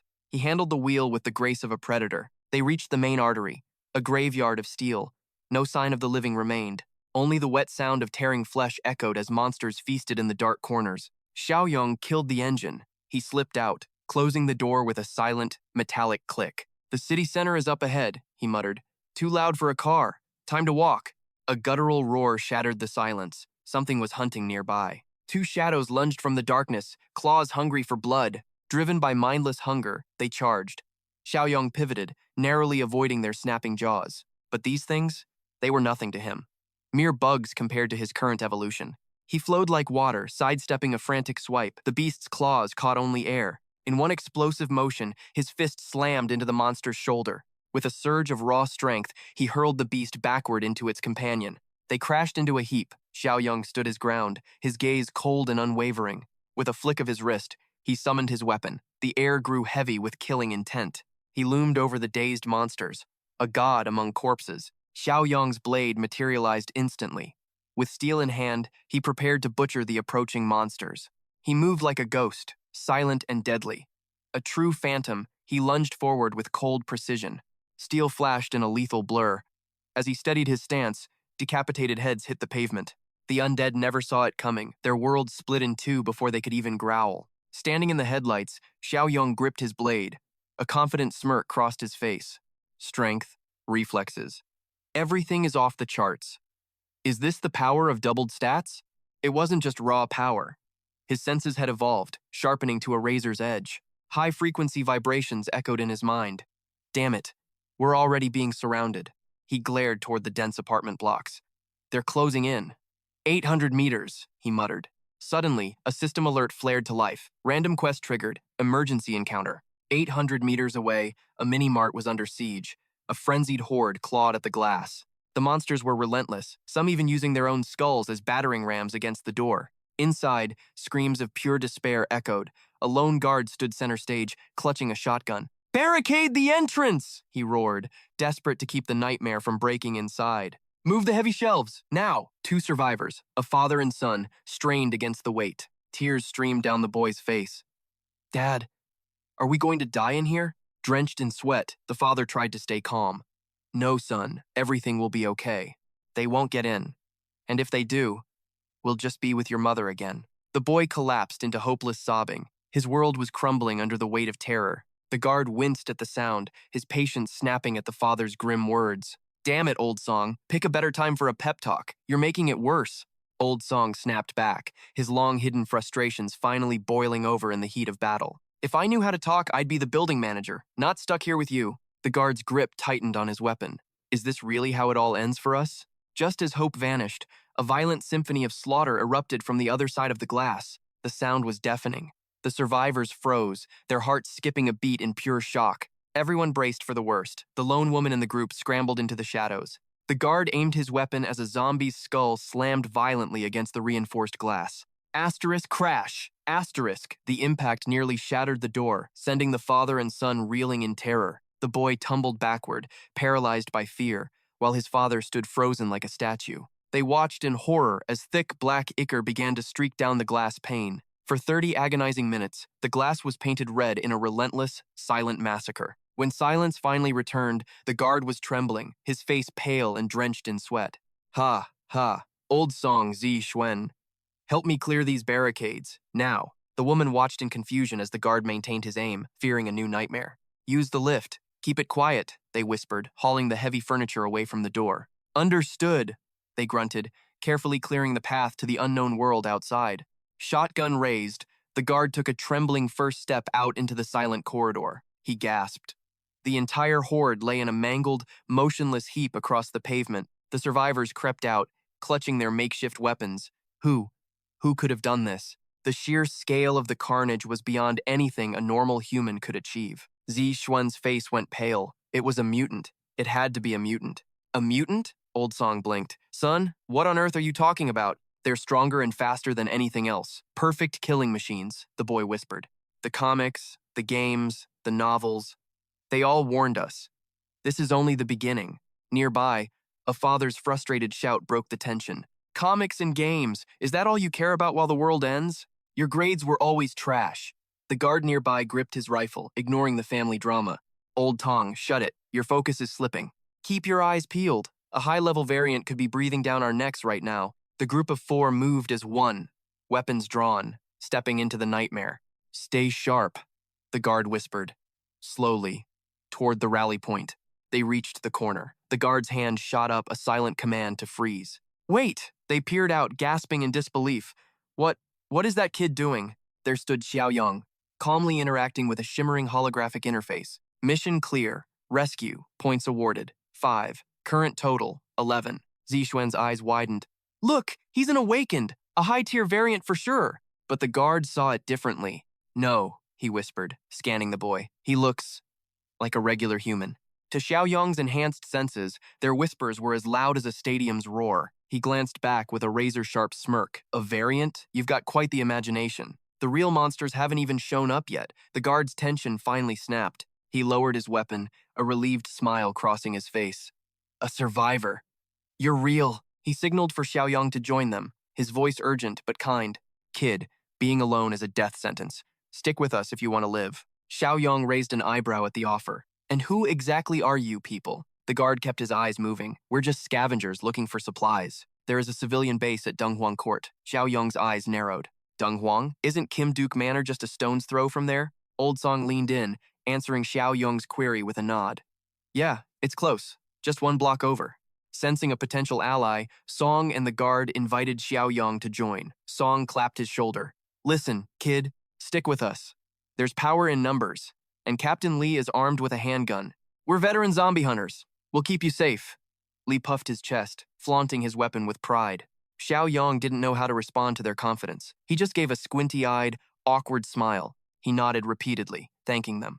Soon, the group of 5 began their journey toward the survivors' base. Huddled together, the new team began navigating through the desolate, dangerous city streets. The 4 veterans led the way, eyes scanning every corner with intense, battle-hardened suspicion. Only Xiaoyong strolled casually behind. Breaking the silence, Old Song turned back to pry for info. He lowered his voice cautiously. Hey, kid. Heading to Jindu Mansion? Searching for someone special? Avoiding a long explanation, Xiaoyong simply grunted in affirmation and looked away, avoiding Song's gaze. Song's concern was genuine. He stopped dead in his tracks. Is it family or maybe a girlfriend?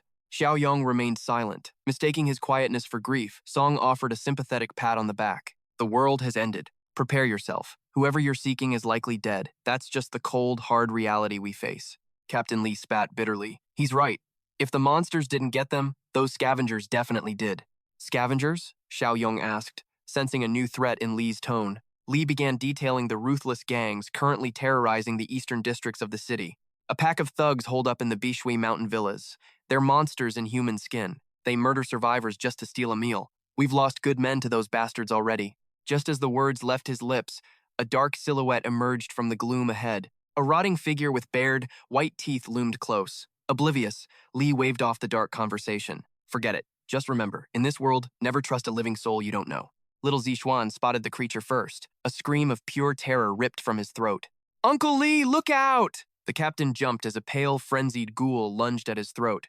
Rotting claws reached for him. Reacting on pure instinct, Lee whipped out his pistol and chambered a round. Bang! The gunshot shattered the eerie silence of the empty street. The zombie collapsed instantly. A clean headshot. Despite the kill, Lee's heart hammered against his ribs in sheer panic. He gripped his weapon tight, teeth clenched as he hissed a curse under his breath. The shot was a dinner bell. Dozens of moans echoed nearby. Lee realized his fatal mistake immediately. The noise drew them in. Panic stripped away his bravado as the undead began closing in. His courage vanished. Trembling, he looked around wildly, muttering, "Think, Lee. Stay calm. What now?" His eyes landed on a stalled bus. "There, that's our only shot at survival. Move it!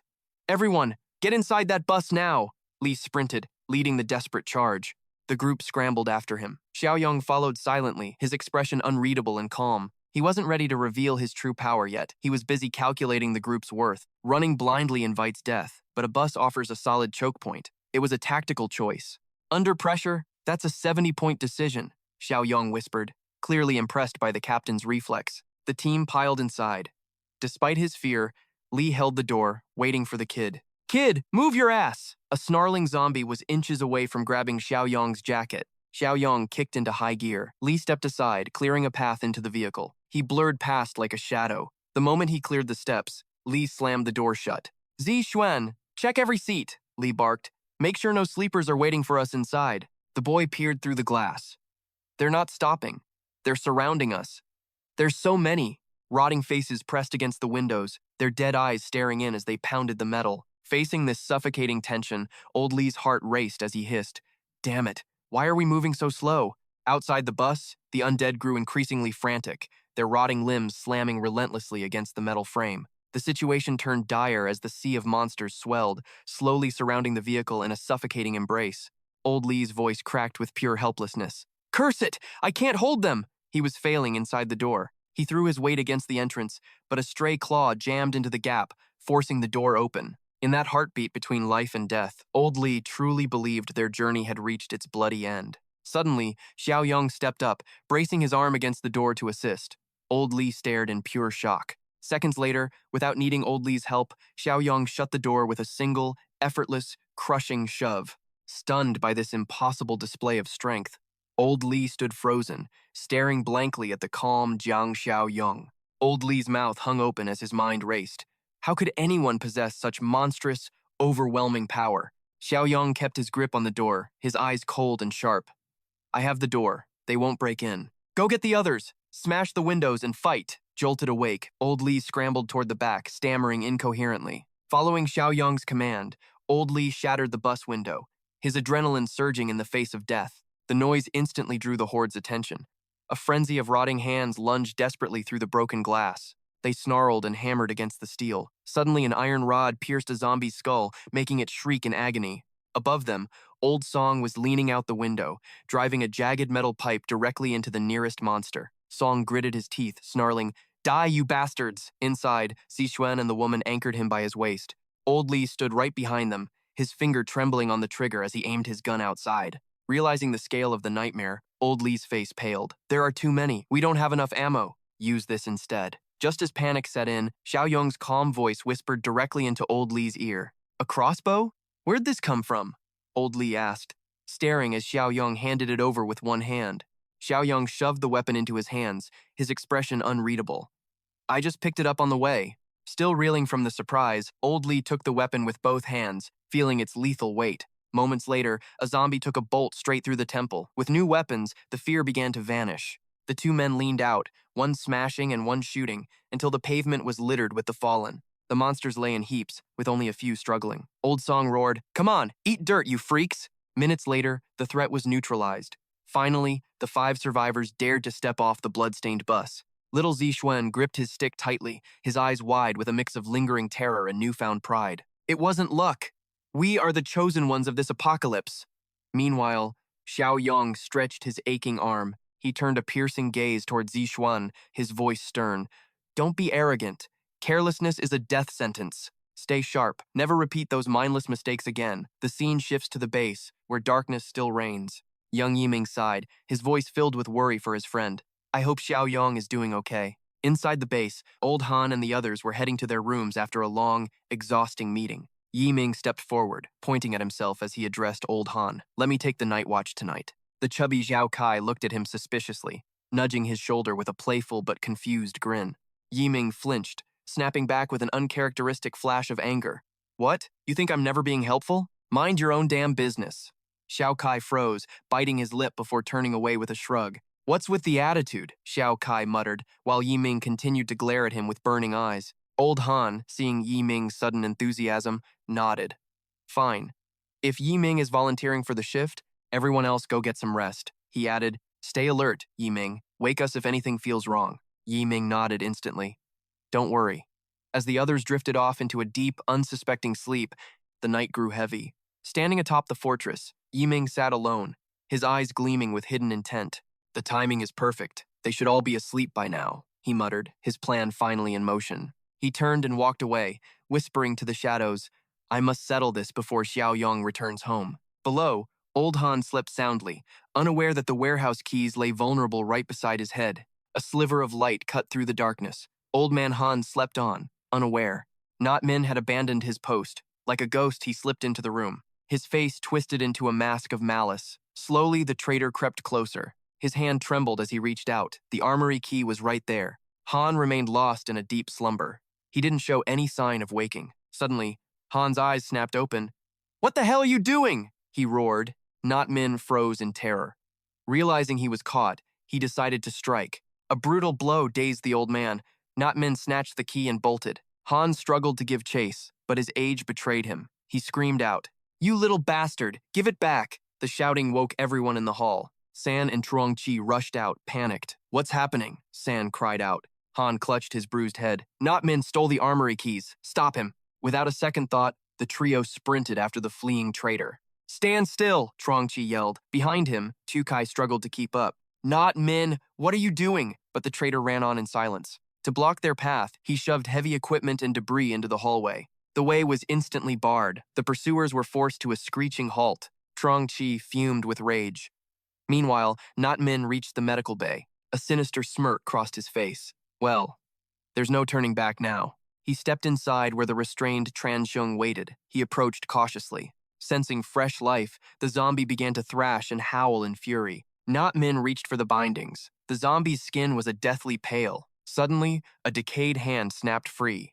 It lunged straight for Not Min's throat. He scrambled back, heart pounding.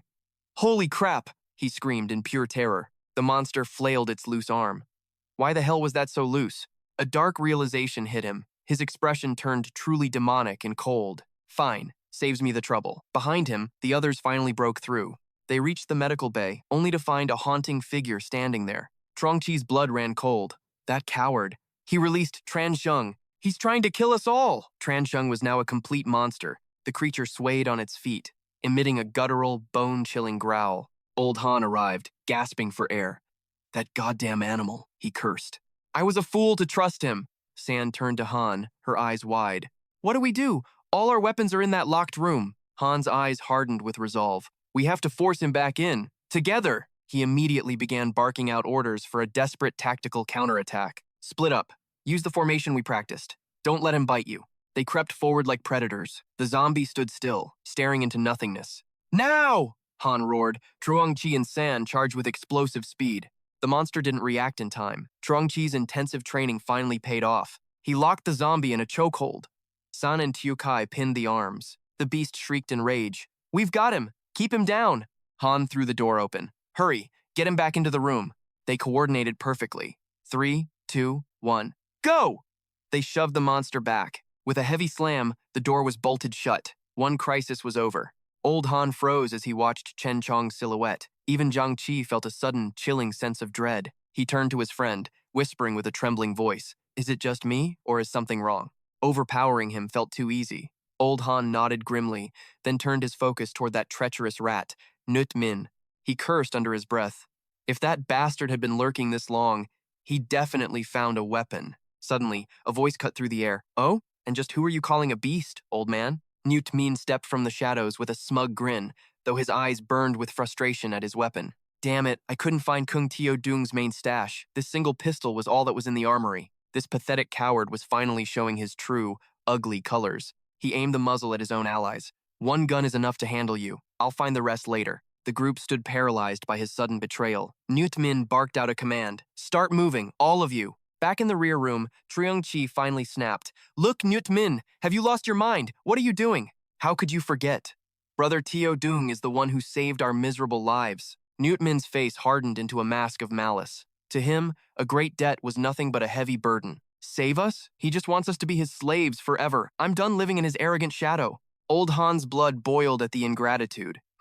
Some people are just born snakes, biting the hand that feeds. Tio Hai tried one last time to reach his friend, his voice cracking with desperation. Look, Newt Min, stop this. Inside the infirmary, Tren Zheng watched the chaos, the gun barrel glinting in the light. Do as I say, Newt Min snarled. Meanwhile, Tren Zheng's expression was twisting into something monstrous. His eyes turned a deep, demonic red, as thick veins pulsed violently across his distorted face. Horror struck the key was in the zombie's hand. Outside, Newt Min's arrogant shouting continued. Move, damn it! The scene shifts to the city center, specifically the Donghung district. After surviving the latest zombie surge, Old Lee pointed toward the next intersection, the gateway to Kim Duk Mansion. The apartment complex is a labyrinth, brother. Be careful, those monsters love to hide in the tight corners. Old Lee looked at Tio Dung with genuine concern, gesturing toward the dark road ahead. Find your people, then meet us at Donghung. We're on floor 8. Use the side door, never the main. Remember that. Tio Dung didn't say a word, simply giving a confident thumbs up as he walked away. I've got it, thanks. He vanished into the gloom, leaving Lao Tong and Old Lee watching his retreating back. Lao Tong whispered, Shouldn't we help him? Lee sighed. We don't know what's waiting inside Kim Duk Mansion. One wrong turn and it's over, Tong frowned. But isn't he just walking straight into his own grave? They clearly had no idea what Tio Dung was truly capable of. Old Lee just shook his head slowly. I've told him everything I can. It's a shame to lose someone with such incredible strength and potential. Meanwhile, at Trung Thung Treat's tower, the ground floor was crawling with a sea of the undead. Young and old, all transformed into blood-soaked nightmares, wandering aimlessly in search of fresh, warm flesh. Upstairs, Duong Dao paced like a caged animal. Damn it, the power's out and the phones have zero signal. He leaned against the wall, his face twisted in a mixture of exhaustion and growing irritation. Who knows what that idiot Trung Thung is doing? He's probably failed his mission already. A lackey in a white shirt spat on the floor. I'm done waiting. I need to blow off some steam tonight. The thugs gathered like vultures outside the room where the mother and young Soai were hiding. Exactly, a man in black added. Trung Thung went out alone. He's probably zombie food by now. Dung Dao smirked, finding their twisted logic convincing. He pushed off the wall and looked at the door. When you tie her up, make sure she can't find a way to kill herself. We're not done yet. Another thug chuckled darkly. In this world, we could die tomorrow. Might as well enjoy ourselves while we can. Inside the room, the mother and her son heard every single disgusting word through the thin door. They huddled together, trembling in absolute terror as silent, agonizing tears streamed down their pale faces. At the window, Dung Dao gave the final nod. The predators were ready to strike their innocent prey. He crossed his arms, granting a chilling permission. Fine, just don't kill them yet. The punks grinned like hyenas. Got it, boss. One even smirked. You taking the first turn? Boss Lee just scoffed. But a lackey chirped, Speak up, or you're going last in line. Suddenly, the boss froze. His eyes locked onto the window in pure, paralyzing shock. Below, the once roaming undead were now a mangled heap of flesh and gore, completely decimated. Hearing a strange noise outside, Boss Lee cautiously stepped out to investigate the disturbance. He scanned the stairs, teeth gritted. Is it a rescue team? Then, the air shifted. His eyes bulged as a silver flash tore through the air. A clean, silent, lethal strike. Before he could even blink, his head slid off, thudding heavily against the cold floor. His body stood still for a heartbeat. Inside, the mother and son huddled in pure terror.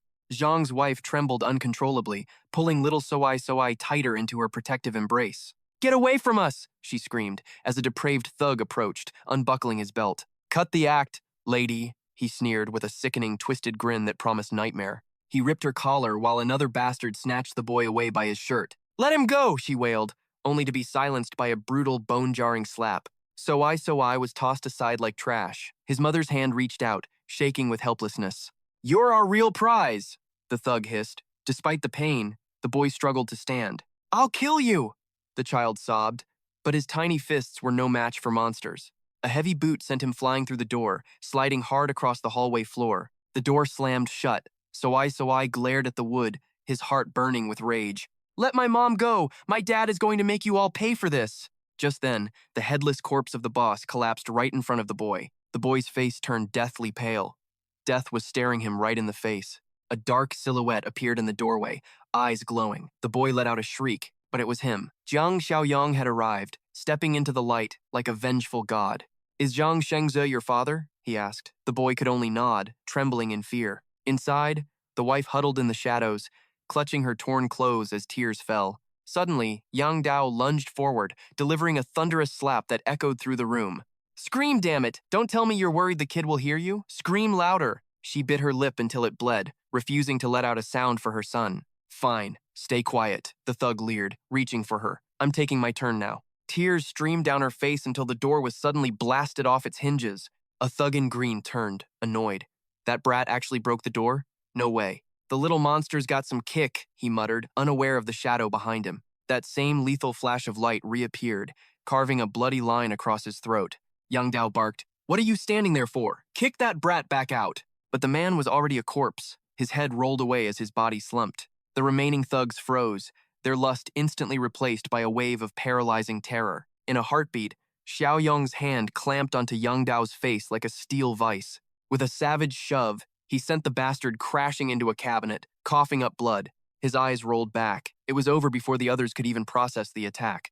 One coward scrambled to pull up his pants. Who the hell are you, man? No words were needed. Xiaoyong's boot met his face with absolute, bone-crushing force. Meanwhile, at the base, tensions exploded as Nat Min leveled his gun at his allies. Old Han's blood boiled with rage, but with a gun aimed, he had no choice. Old Man Han leaned in, urging Sansan to obey the madman's orders. She hesitated, her eyes blazing with defiance. Survival comes first, Han whispered, cutting her off. Remember, he's the one holding the gun. Just follow along while I think, Han urged. Not Min sneered. Thinking of an escape? I'll make sure no one leaves today. Not Min leveled his weapon right at Han's face. A twisted grin crept across his lips. You die first, old man. Grandfather! Sansan screamed.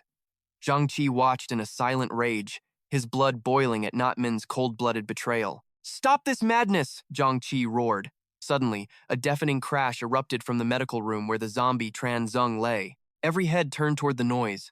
Not Min froze, his voice trembling. What was that? What's going on?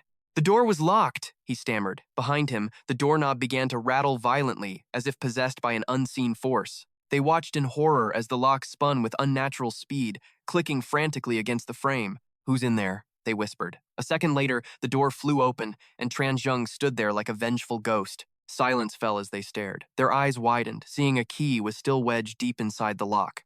A key? Did Tran Zheng? Did he actually unlock the door himself? Not Min stumbled back, gasping. Impossible! He's a mindless monster. A zombie shouldn't know how to use a key. The undead Tran Zheng charged toward Not Min, his presence radiating pure menace. Not Min turned ghostly pale with fear.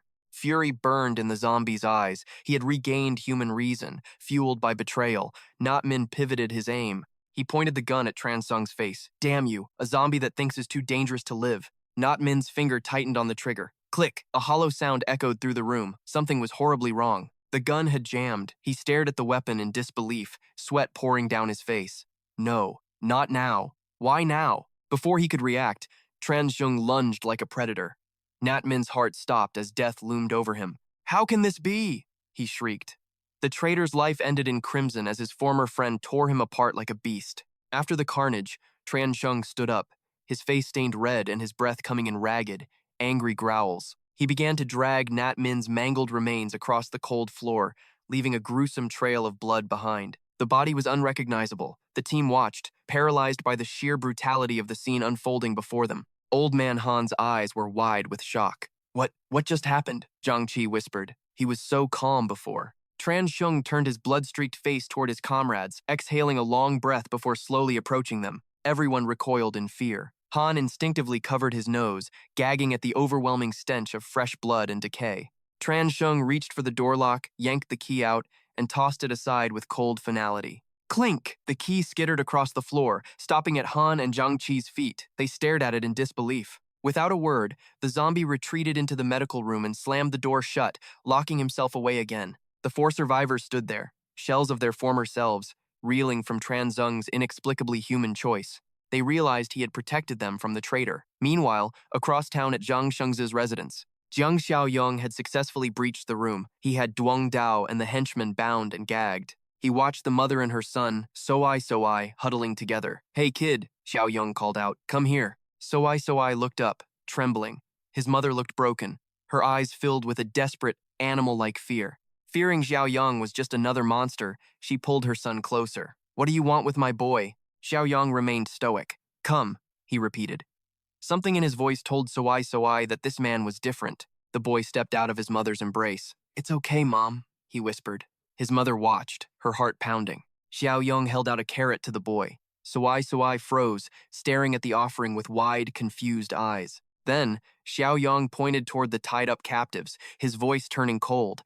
"Now, use this to pierce through them." The prisoners turned pale, shaking uncontrollably. So-I looked at the carrot, his innocence clashing with the dark request. Duong Dao and his lackey began to wail, their muffled screams filling the room as they begged for mercy. The mother gasped in horror. "Please, sir, he's just a child. Don't make him do this." Xiaoyong looked down at the boy, who was drowning in a sea of conflicting emotions. He spoke firmly. "The world you knew is gone," Xiaoyong declared, stealing the boy's fragile spirit. "Everything changes today. Kid, you're the only one who can protect her now. Breathe deep and erase the monsters who hurt her." Gripping the carrot, So-I's mind burned with the faces of the monsters who ruined his family. His tiny face hardened with a fierce, unwavering resolve as he realized what he had to do. With tears blurring his vision, he lunged at Duong Dao and his goon with desperate fury. He screamed with all his might. Suddenly, red sauce splattered everywhere as the villains groaned in pain. He stood amidst the red puddle, still clutching his sauce-covered vegetable while the thugs lay slumped. His mother watched in pure shock, unable to believe what her young son had just done. "Oh, my dear boy, how did it ever come to this?" So-I turned with hollow eyes. "Uncle, did they kill my father too?" Xiaoyong fell silent. He nodded slowly, his voice heavy with the grim, tragic truth. The boy dropped his weapon and collapsed into his mother's arms, wailing in pure agony. His mother bit her lip to stifle her sobs, finally completing their desperate rescue mission. As Xiaoyong turned to depart, the mother begged him with tearful, desperate eyes. "Take my son, I'll pay any price." But the boy refused to leave her side. Their tragic bond was a heart-wrenching sight to witness in this cruel world. "You're both coming," Xiaoyong stated. "I promise to keep this entire family safe." He led them toward the base, each survivor armed and ready for the walk of death. They navigated through a graveyard of fallen monsters, littering the cold, dark ground. So-I stared in awe. Is he really strong enough to kill all these creatures alone? His eyes sparkled with pure admiration for the hero standing right before him. Xiaoyong remained stoic. Suddenly, he signaled for them to stop immediately. Wait. A strange noise echoed nearby. His senses sharpened to a razor's edge in an instant. "Where is Building 8 of Honghuang Vian?" he asked, his voice low and urgent. The mother gripped her blade tight. "It's right where you're looking." "Why? What's wrong?" At Building 8, a gang of armed thugs surrounded the main entrance with malicious intent. "Surrender your goods!" they roared. "We only want a fair distribution for everyone!" They demanded all women under 40 come out. Inside, Lao Li's group waited in the shadows. His small team had grown, joined by two more terrified, desperate survivors seeking refuge. The man in yellow trembled. "Should we just surrender and hope they show us mercy?" "Never," Lao Li hissed. "Those animals will slaughter us the moment we open that door." A final, chilling warning echoed from the thugs gathered below, freezing their blood. 10 minutes! Surrender now, or we will leave no one alive inside this building." A woman sobbed, wanting to beg. A young girl in a suit cried out in defiance. "I won't be their toy. I'd rather die than face that living nightmare." Lao Li signaled for silence. "Hold the stairs. They can't break through our defense yet." Outside, a thug with a massive blade looked at his leader with growing annoyance. "They have guns, boss. We can't just rush in like sitting ducks and get killed. Those rats are dug in deep. We need a better way to smoke them out." The leader smirked, eyes glinting with malice. "We don't need to rush a single thing. Shut off their water line. Let's see how long they last while they are parched." Nearby, Xiaoyong watched from the shadows. The family huddled close behind him. "Uncle," So-I whispered. "Are they bad too?" Xiaoyong's gaze darkened with rage. "The worst," he replied, readying his weapon as he stepped forward into the light. They are just like the monsters who hurt you. It is time to end this. Inside the building, Lao Li gripped his pistol and looked at his weary, frightened team. Stay at your posts. I'm going down to see exactly what those bastards are planning. Old Li crept toward the door, moving like a shadow to stay silent. He peeked out and cursed. 7 thugs, 3 with guns. This was bad. Suddenly, a blinding explosion rocked the building. Li ducked, ears ringing in shock. The team was paralyzed with fear. Who could have caused such a massive blast? Down below, a bullet tore through a thug's skull, ending his life instantly. The survivors screamed in pure terror. What the hell is happening? As their comrade lay dead, the gang scattered. The boss roared, "Who's there?" From the 3rd floor, Lee spotted a lone figure advancing with a heavy rifle. He squinted. It was him, the mysterious stranger from the night before. Cold-blooded aura radiated from Jiang Xiaoyong. He stepped forward, picking them off one by one. The main character walked calmly, raining down lead. The thugs scrambled for cover. One gunman tried to cock his pistol but took a bullet to the forehead first. He collapsed with a final, agonizing groan. One more threat eliminated. Hiding behind a steel drum, a terrified thug peeked out before charging with a partner. They aimed for the moment the main character needed to reload his weapon. They opened fire wildly, but not a single bullet touched the main character. Amidst the sparks and lead, he kept walking. True main character energy. Xiaoyong smirked. Amateurs. The boss cowered behind a crate, gasping for air. The boss hissed through gritted teeth. Damn it! Where did this monster come from? He didn't realize Xiaoyong was already right there, aiming straight at his head. Terrified, the boss ducked and screamed orders, desperate to save his own skin. Damn it, what are you doing? Shoot him while he's pinning me down. These guys have zero teamwork. The lackey finally showed his face, screaming to bait Xiaoyong's attention. He aimed his gun, trembling with fear. Instantly, Xiaoyong's razor-sharp gaze locked onto him. Xiaoyong pivoted, targeting the idiot. 2 shots, one to the temple, one to the chest. The thug never stood a chance. His comrade fell, but the boss didn't even flinch. Leaning back, he sneered, "Out of ammo, brat?" Then, he lunged out, leveling his pistol at Xiaoyong. He screamed with joy, "Now, die!" Xiaoyong stood frozen, dropping his weapon. He stared down the barrel, his eyes cold and unwavering. The psycho hesitated, confused by the lack of fear. Finally, he pulled the trigger. But for the current Xiaoyong, dodging a single bullet was child's play. "Die already!" He tilted his head slightly. In a flash, he disarmed the boss and snapped his arm. The villain froze in shock. Xiaoyong pressed the barrel against his chin, whispering chillingly into his ear. Sweat poured down the leader's face. Without a second thought, Xiaoyong pulled the trigger on this piece of trash. A crimson spray erupted from the top of his head. The body slumped into a growing pool of blood. He died with his eyes wide open. After looting the corpse, Xiaoyong walked boldly through the building's main entrance. Ambushers lurked behind the massive pillars of the entrance. Blades gleamed in the shadows, but Xiaoyong had already sensed them. He stood tall in the doorway, knowing exactly what was coming. An axe swung from the left while others rushed him. Minutes later, Xiaoyong hadn't moved an inch. Bodies littered the floor. "Show yourselves," he bellowed. Within hours, the chaos was finally settled.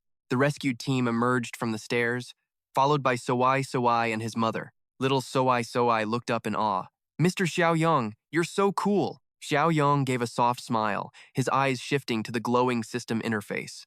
New quest: recruit and reform the residents of Rongxiang Court. Objective: protect all survivors. Reward: 25 points. Xiaoyong glanced at the corpses and asked Old Li, "Who are these thugs?" Old Li spat in anger. "Those animals from the Bichtui Mountain villas." Xiaoyong froze. "Bichtui Mountain?" "Yeah, over in South City," Old Li added. Old Li called over 2 young men in yellow. Liu Chao and Chen Jie ran up instantly. "We're here," they replied. Old Li ordered them to tell Xiaoyong everything about the mountain. It seemed Old Li was the most respected leader among the survivors here. Liu Chao and Chen Jie spoke up. That group was a dark, ruthless syndicate. Armed to the teeth, they had seized control of the Beach Tui villas. They've recruited most survivors in South City. Xiaoyong went silent. Weren't his friends located there too? Could they be in danger? He turned back to confirm the facts. "So, is that the only survivor hub in South City?" Chen Jie answered eagerly. "Not originally, but since they have the guns, small groups stand no chance against their raids." Both men's faces twisted with pure hatred. "Those monsters. They slaughter half of everyone they find in a raid," Chen Jie spat. "Then they kidnap the young women and anyone willing to serve them." The pieces were falling into place. Xiaoyong muttered, "I see how it is." Old Li noticed his grim expression. "What's wrong, Xiaoyong?" he asked tentatively. Ignoring the question, he stepped toward the bodies. Old Lee, take their guns. Scavenge for ammo, too. There should be plenty. He then handed his rifle to Old Lee. Take this rifle and these 5 magazines. Use them to hold the line while I am gone. Old Lee's hands trembled as he took the weapon. Is this really a real gun? I turned my gaze toward Jade Mountain, my eyes burning with a deep, unforgiving hatred. With this firepower, a dozen men cannot touch you. Lee stared at the weapon in disbelief. Sweat beaded on his forehead. Stay here and hold out for 2 days. I have business to settle. Then, I will tear those monsters apart. Hearing that name, Chen Kiet gasped in pure terror. You mean those devils from Jade Mountain? No, brother, you cannot go. It is a suicide mission. They have dozens of killers. Maybe more now. The fear in the room was thick and suffocating. Please, do not risk your life for us. We can just find a new place to hide. Lee looked at my cold, determined face. The city is huge. They cannot find us everywhere. They did not know the power I held, but I appreciated their concern nonetheless. This is personal, I said calmly. Old Lee could only watch me in stunned, confused silence. I will return in a few days with a heavy transport to get you all out. We are heading to the East City. Lee's eyes widened. The East City? I am building a fortress there, and I need loyal people. Lee nodded, finally feeling a spark of hope. With the deal sealed, I stepped out into the wasteland, followed by the mother and her son. I waved a final goodbye. Stay vigilant and keep your heads down. Take care of yourselves. Let us move out, sister. Behind me, I heard Old Lee's faint voice wishing us safety. Far to the south, a severed walker's head hung from a rusted iron fence, a grim warning. Armed guards patrolled the perimeter of the Jade Mountain stronghold under the cover of night. 3 mutilated corpses hung like sick trophies near the entrance, 2 men and 1 woman. Inside the main hall, 4 figures sat around a table, the air heavy with predatory tension. A red-haired man sat at the head, lazily exhaling a thick cloud of cigarette smoke. His voice was bored yet dangerous. Still no supplies from the Gilded District? Pathetic. Li Shuheng forced a nervous smile. Brother Wen, the raiding party should be back any minute. A man in a brown vest smirked, leaning forward with a glint of malice in his eyes. That district is full of high-class women. We need more than just canned food, right, little Li? Shu Hung bristled at the nickname but swallowed his pride to survive in this cruel world. Brother Kai, you always did have a sharp eye for the finer things in life. My orders were clear. Bring back the supplies and every survivor they can find. The red-haired boss exhaled slowly, looking down at Shu Hung with pure, unadulterated contempt. Listen, little Li. Every single task I give you ends in a complete and total failure. Shu Hung's face paled as he stammered. Brother Wen, trust me, I will handle this personally. The man in the vest laughed, savoring Shu Hung's desperate struggle to stay in favor. The meeting ended, leaving Shu Hung gasping for air as he wiped cold sweat from his brow. He stumbled into the hallway where a lackey was waiting. Boss, are you all right? Shu Hung snapped, his fear turning into a burning rage. Where are my 7 men? The lackey hesitated. Boss, we have bad news. The raiding party. They were ours. When he heard the full report, Shu Hung's scream of fury echoed through the dark halls. Dead? All of them? They were just weak civilians. How did they lose against such trash? They had 3 guns. Shu Hung's blood boiled. He could not afford another failure now. Gather every man who knows how to pull a trigger. This time, no one survives. Meanwhile, back at my sanctuary, my armored vehicle pulled up to the gates at midnight. I tapped the horn twice. San's face lit up with joy. Brother Xiaoyong is back! Old Han and Jiang Qi rushed out as the system chimed. Mission accomplished. Family secured. System points awarded. Current total, 36. The base is still reeling from the chaos. The group swarmed Xiaoyong like children waiting for their mother's return. San's face brightened the moment she saw him. Xiaoyong, you're finally back. Old Han felt a wave of relief, noting everyone was there except Lu Yiming. Xiaoyong smirked, seeing right through the situation. Classic Lu Yiming, he mused. The group stood frozen in shock. San asked, Wait, you knew all along? He didn't answer yet. He signaled Jiang Qi to take the others inside, get them settled, then meet me at the infirmary. Jiang Qi nodded and obeyed. Minutes later, the inner circle gathered outside the medical bay's heavy doors. Han was stunned by Xiaoyong's foresight. So, you sensed his malice beforehand? Xiaoyong picked up a discarded handgun, his expression calm and unreadable. I wasn't certain, but I knew a rat lurked among Jiang Qi's friends. Xiao Kai and Jiang Qi hung their heads, stung by their friend's betrayal. Memories of his past life surged Jiang Qi's tears over a friend's backstabbing. A traitor, Xiaoyong hissed. Jiang Qi finally reached for the killer's weapon. He examined the firearm, his eyes widening as he discovered something strange. He pulled the magazine. Rubber bullets? Why would he use non-lethal rounds? Old Han glanced toward the infirmary, a chilling realization dawning on his face. The boy inside, Chen Chong. Xiaoyong recalled the moment Chen Chong turned. He's no ordinary zombie. He's a rare variant who understands human speech. Inside, Xiaoyong leaned close to the creature lying on the cold bed. Blink if you understand me. 3 times. Keep a steady rhythm. The boy sat like a stone statue until Xiaoyong's words registered. He blinked 3 times perfectly, letting out a soft, guttural growl. Good boy. Now, a math test. 2 times 2? Blink the answer. He blinked 4 times. Xiaoyong grinned. Excellent. This truly is a miracle of evolution. He began explaining the terrifying secrets of zombie evolution from his past life. Post-apocalypse, some infected souls become rare variants instead of mindless monsters. They retain intelligence and fragments of their human memories. They are superior. Xiaoyong threw the door open. Chen Chong stood there, pale but oddly calm. Luckily for us, Chen Chong is one of those rare, gifted variants. The zombie's foot slammed down on the traitor Lu Yiming's shattered head. The sight was gruesome. The others flinched, but Xiaoyong looked satisfied. Suddenly, the pale creature turned, his face a roadmap of bulging, dark veins. He let out a low huff. Then, incredibly, he gave a friendly little wave. It was almost cute, yet the group stood paralyzed in sheer, silent terror. Xiaoyong's voice turned cold and sharp. All right. No witnesses. Finish it. Understanding perfectly, the zombie dragged the traitor's body out by the throat. Zhang Qi watched in disbelief. His friend's consciousness had actually returned. He stepped forward, trembling. Chong, is it really you? Do you remember? The creature stopped and turned.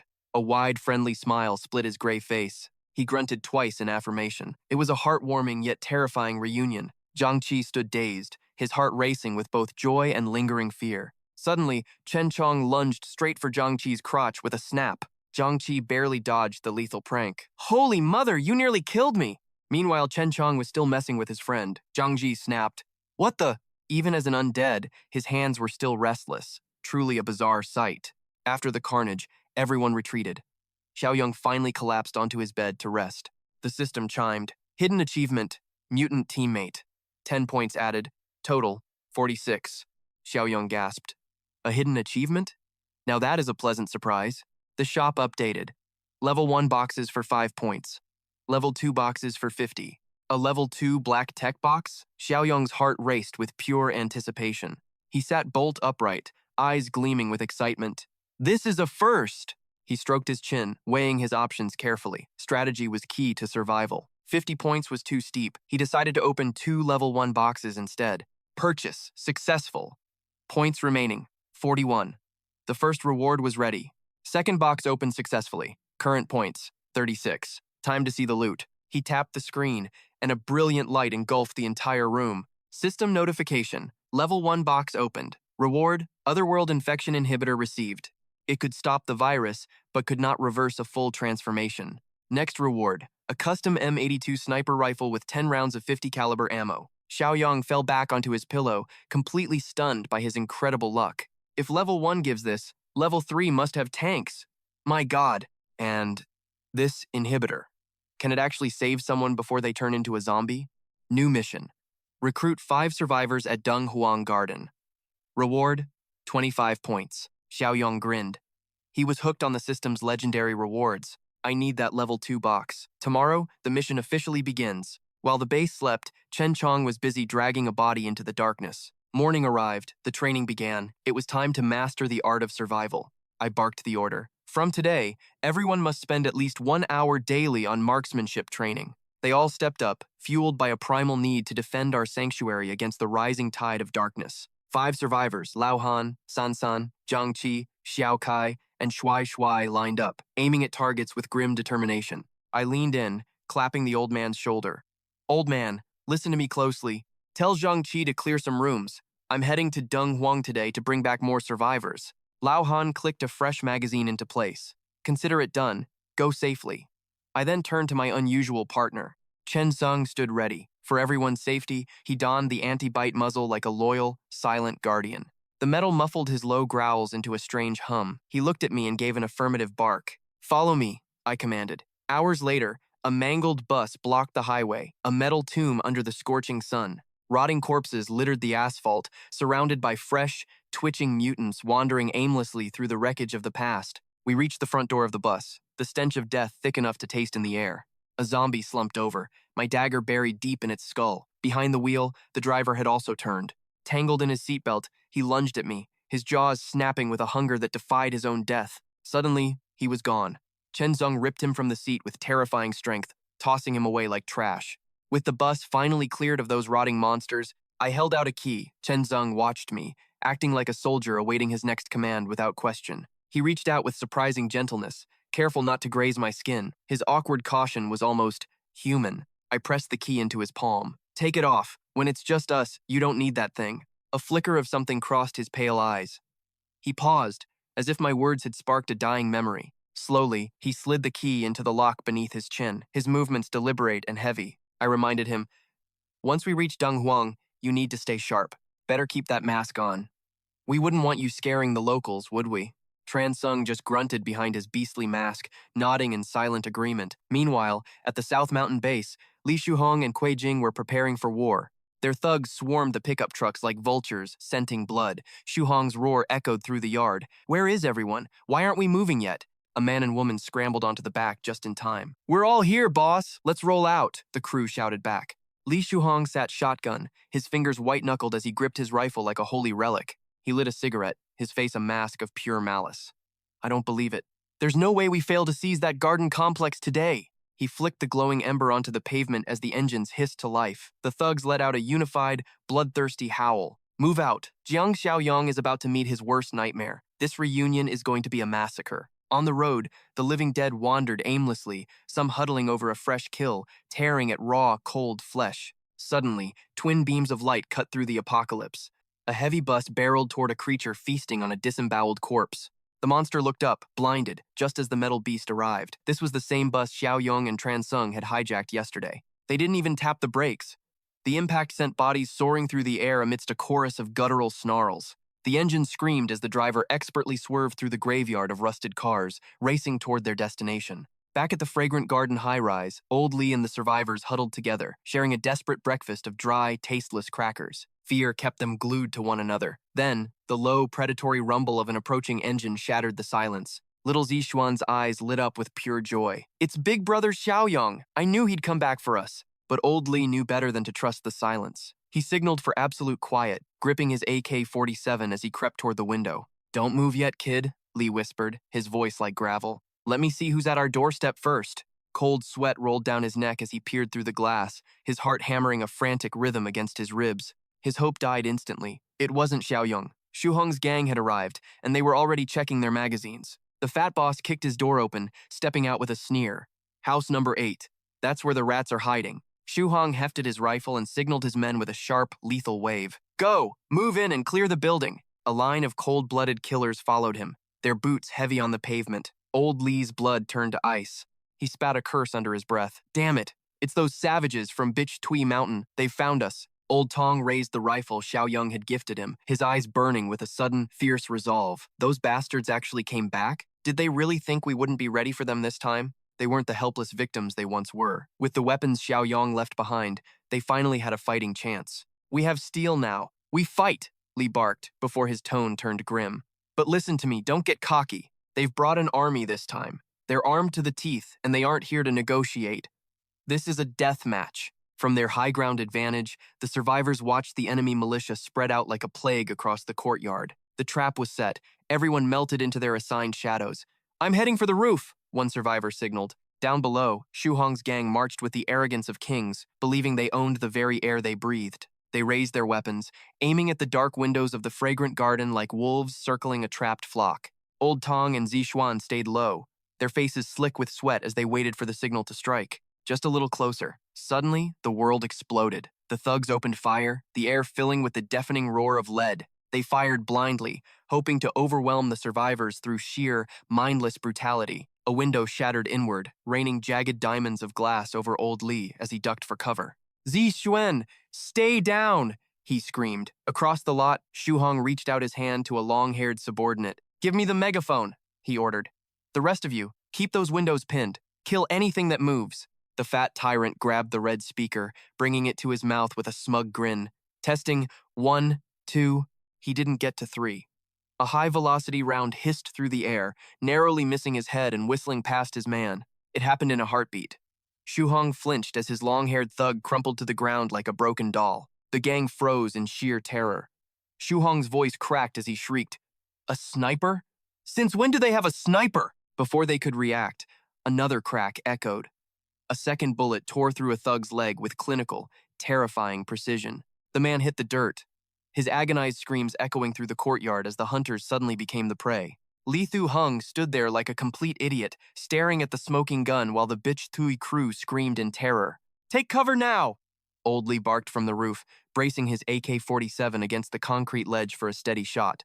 No one expected the old man to be this dangerous. That lethal shot was his doing, and the world below descended into chaos. "Watch out, it's an automatic rifle." The realization came too late as they scrambled for safety, one man already down. Hiding behind a wall, the fat leader gritted his teeth, his face twisted in a mask of pure rage and frustration. Damn it, the intel said they only had 4 measly pistols. Where the hell did a rifle come from? Where did they get that firepower? A brown-haired lackey trembled behind a tree, his voice cracking with desperation. "Boss Li, what do we do now? We are pinned down."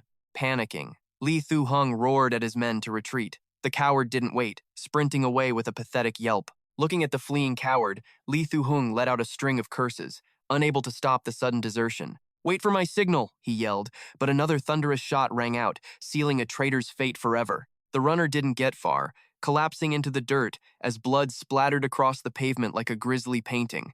He had just been served a lethal dose of lead candy. Li Thu Hung felt a surge of cold satisfaction mixed with terror. "Serves you right! Everyone else charge on my command. 3, 2, 1, run!" Following his lead, the gang turned tail and bolted, their initial bravado vanishing faster than smoke in the wind. It was a pathetic display of leadership. He was a monster who cared for nothing but his own skin. He let his own men draw the fire, staying safely behind with a cold, heartless smirk on his face. Every man who followed his order became a human shield, falling one by one to the rain of bullets. He was waiting for the perfect moment when the rifle finally ran dry to make his own desperate escape. Heart pounding, he counted the shots, betting his life on the timing of the next reload. The gamble paid off.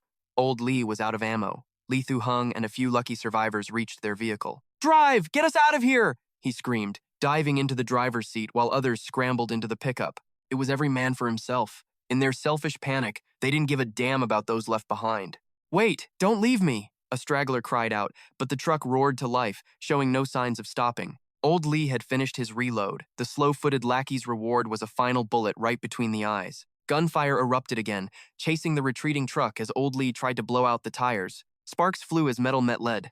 While the thugs prayed, Jiang Xiaoyong's bus was barreling down the highway. Jiang's driving was nothing short of legendary, weaving through the apocalypse with god-tier precision. He spotted a familiar-looking vehicle in the distance and tilted his head in mild curiosity. Slowing down at the intersection, he watched the battered pickup truck streak past in a cloud of dust. Who was that? He wondered, but shook it off. Reaching the Donghuang Garden Complex was his only priority. Mission first, points later. The bus finally pulled up to the gates of the luxury estate.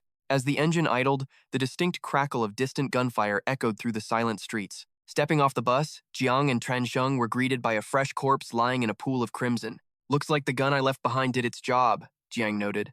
"Those rats must have been the ones fleeing."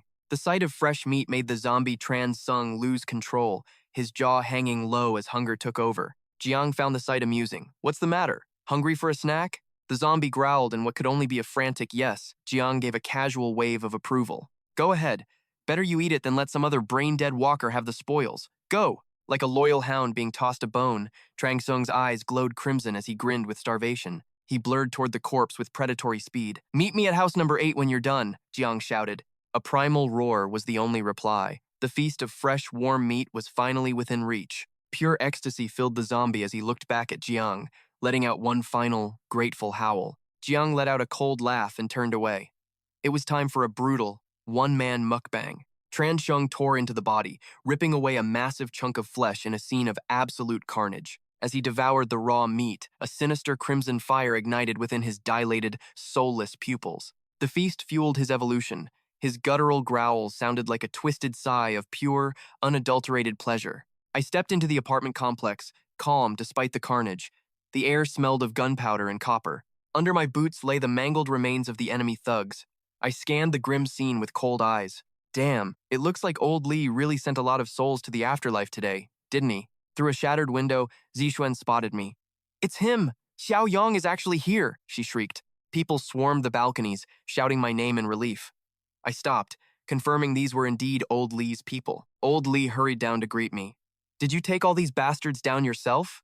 I asked first. He shook his head, refusing the glory. He turned and pointed toward the weary survivors behind him. We owe it to you, kid. That rifle you gave me made all the difference in this hell. I was a marksman before my discharge. Suddenly, a bone-chilling roar tore through the air, freezing everyone in place. I spun around, my brow furrowing in irritation. What the hell was that sound? Heavy black boots crunched on the glass. A figure emerged from the shadows. It was the zombie, Chen Sheng. Rejuvenated by his meal, he followed me with strange eagerness. His skin was pale, but his aura felt friendly. Old Li's face went white. He leveled his gun instantly. Zombie! Look out! There's a monster! I shoved his barrel down, looking at Chen Xiong comfortably. Relax, Li. He's one of us. An old friend. Li stared at the creature, sweating bullets in disbelief. A friend? But Chen Xiong only smelled the fresh kill. Go on, eat your fill over there, I said. He tilted his head, growling in understanding before leaving. Old Li watched in stunned silence. Seeing a man tame a monster was beyond anything he had ever imagined. He gasped. What is this? Xiaoyong, can you actually talk to those walking corpses? I didn't have time for long stories. We had to move before more of them arrived. He's different. I'll explain everything on the road. Everyone, get to the vehicle right now. I called out to Chen Sheng. Hurry up. Meet us at the bus once you're done. He gave a thumbs up. His hunger finally sated. The zombie moved with a lethal, calculated grace toward our escape. He secured the anti-bite muzzle firmly. Only then did he board the bus. The passengers froze as Chen Sheng stepped up. Little Zixuan watched, wide-eyed with shock. Unbelievable. It knows to put a mask on? That is terrifying. Jiang Xiaoyong teased the boy. Keep talking and he might bite you. Zixuan immediately panicked. The boy trembled, trying to act tough. Jiang laughed. You can let him hear that. All eyes were on the zombie, Chen Xiong. His heavy step made the entire bus shake. The passengers were paralyzed with fear. Old Man Li gasped. Did the bus just tilt? Chen Xiong handed over a thin key. Lock. Lock. He strained to speak. Jiang Xiaoyong stood there, completely stunned. You can talk now? Jiang asked. The red meat was clearly triggering an evolution. He struggled to form words. It was clumsy, like a toddler, but a total miracle. Looking at the key, Jiang realized something. 6 corpses had already been consumed. As an undead, Chen Sheng's evolution was accelerating beyond imagination. They had to return and trade points for power. They needed every bit of strength. Jiang gripped the wheel and shouted, Hold on, we are going home, the bus roared.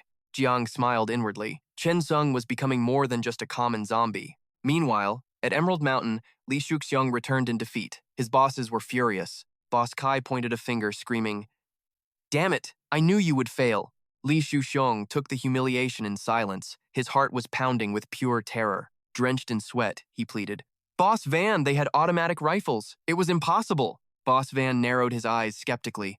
Don't lie. Where would a small guard get rifles? Do you take me for a fool? Li Shuxiong cried out. It is the truth. Send someone to check if you don't believe me. Li looked pathetic compared to Van. Boss Kai suddenly kicked him. Li's heavy body crashed into the dirt. Get out! Kai roared. Li screamed in pain, hatred brewing deep in his eyes. He didn't dare fight back. He wiped the blood away and glared at them. Once he left, Kai hissed, I am sick of that useless pig. Why not? He made a throat-slitting gesture. His men are gone. Now is the perfect time. The hidden agenda was clear. Another thug laughed. Still want his woman, don't you? Kai's eyes gleamed with lust. What are you talking about? He joked. Standing between the two bosses, Kai's true colors finally showed. Boss Van looked sophisticated, but his smile was twisted and perverted. Patience, Kai, Van whispered. I'll find the right moment. They thought Li was gone. They laughed while plotting his murder. But Li Shuxiong was no fool. He was hiding behind the door, hearing every word. His blood boiled with rage. His face contorted with fury as he stared through the crack. Back in his room at the base, Li Shuxiong went on a rampage. He smashed everything, cursing under his breath. His wife, Cui Jing, rushed over. She leaned in close, her voice soft and comforting. Honey, what happened? Calm down, Li roared back. Pack your things. We are leaving right now. Cui Jing was shocked. Leaving? But where would we go? He grabbed her hand, teeth gritted. This place is a death trap. We have to move. In this wasteland, a beautiful woman was a target. Li called for a henchman. A young man in white ran in. Boss Li, what are your orders? Gather the men immediately, Li barked. Cui Jing watched him, sensing the coming storm. Her eyes turned cold as he walked away. Li Shuheng was just a disposable shield for her survival. She knew he was a fraud since the failed honey trap. Meanwhile, back at my fortress, the massive bus finally screeched to a halt before the main sanctuary gates. My guards raised their weapons, sensing strangers, but tension turned to relief as we stepped out. Young Zixuan gasped in awe. This wasn't a camp. It was a legendary post-apocalyptic citadel. Before exiting, I opened the system. The personnel recruitment mission was finally complete. Recruitment target exceeded. Reward, 25 points plus a 5-point bonus.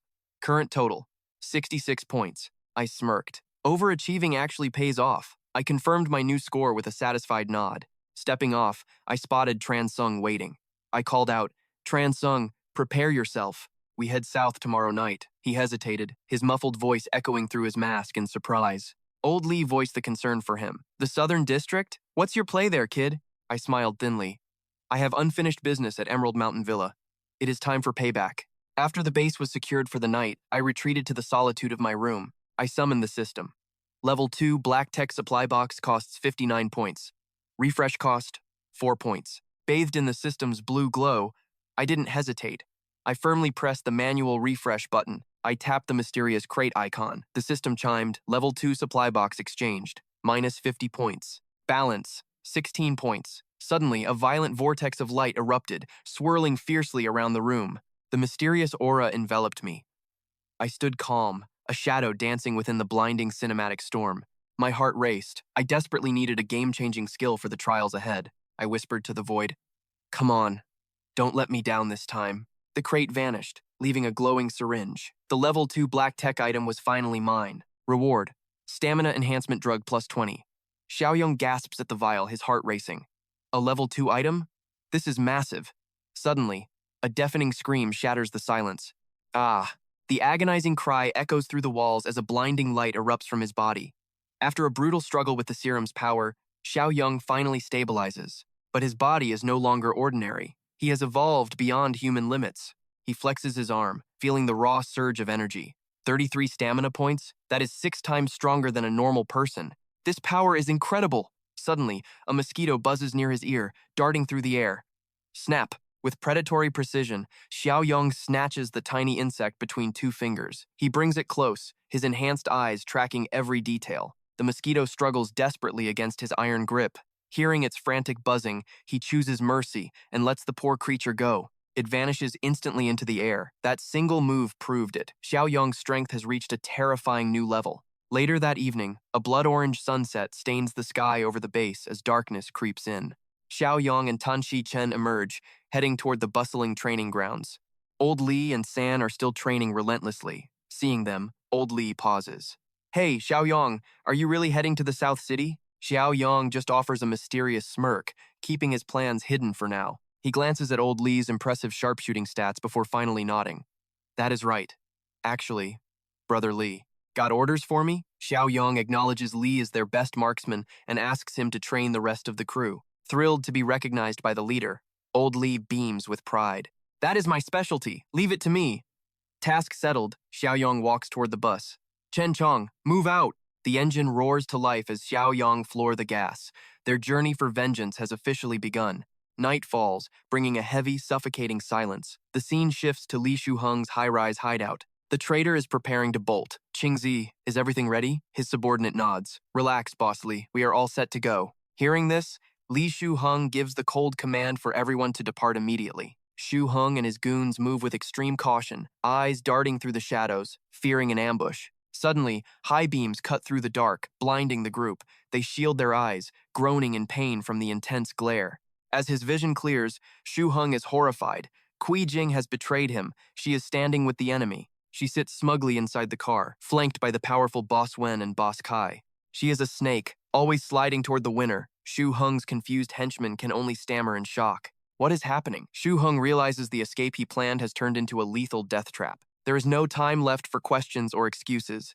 The end is near. Dong-hook steps forward, gun in hand and a lethal smile on his face. Going somewhere, boys? Shuheng squints at the figure. His blood runs cold. Dong-hook? He immediately switches into his pathetic acting mode. Suppressing his rage, he forced a fake, friendly smile. Ah, Boss Hook. What a surprise. We were just heading to the gardens to find some luck. Dong Hook responds with a cold, mocking sneer. Luck, you say? From the shadows, a subordinate drags a limp body across the pavement. The body is tossed at Shu Hung's feet, sending a jolt of pure terror through his spine. The game is up. A henchman screams for his comrade, but Shu Hung silences him with a brutal punch to the jaw. Desperate to save his own skin, Shu Hung barks at his terrified subordinate. Open your eyes, this is not our guy! He turns back to Dong Hook, acting completely clueless. Boss Hook, who even is this? Dong Hook is done playing games. He levels his weapon directly at Shu Hung's trembling group. Bang, bang, bang. Lead tears through the air as the sounds of gunfire drown out their desperate cries. Shu Hung cringes, waiting for the end, but finds himself still alive, shaking like a leaf. Those 3 shots were for his men. Shu Hung pathetically tries to explain, I really do not know them, Boss Hook. What are you doing? Dong Hook points to the car window with a wicked laugh. Look closer at who is watching your downfall. The blinding headlights finally die out, revealing the truth inside the vehicle. Shu Hung's mind explodes with fury. He never imagined that woman would backstab him so ruthlessly. Seeing her draped over Boss Kai, Shu Hung loses all control and screams her name. Cui Jing. Elsewhere, Big Brother Kai glared at Li Shu Hung. Don't bother lying. We know everything. Thoi Tin confessed your betrayal. Li roared in fury, but the guards pinned him down instantly. He screamed, his face contorted. Thoi Tin, you treacherous bitch. You sold me out. The boss turned to his superior. Manager Trong, how do we handle this trash? With a face like stone, the leader gave a simple, chilling flick of his wrist. A thick rope snaked around Li's neck. A brute hauled him up, leaving him kicking in midair. He clawed at the air, tears streaming as desperate.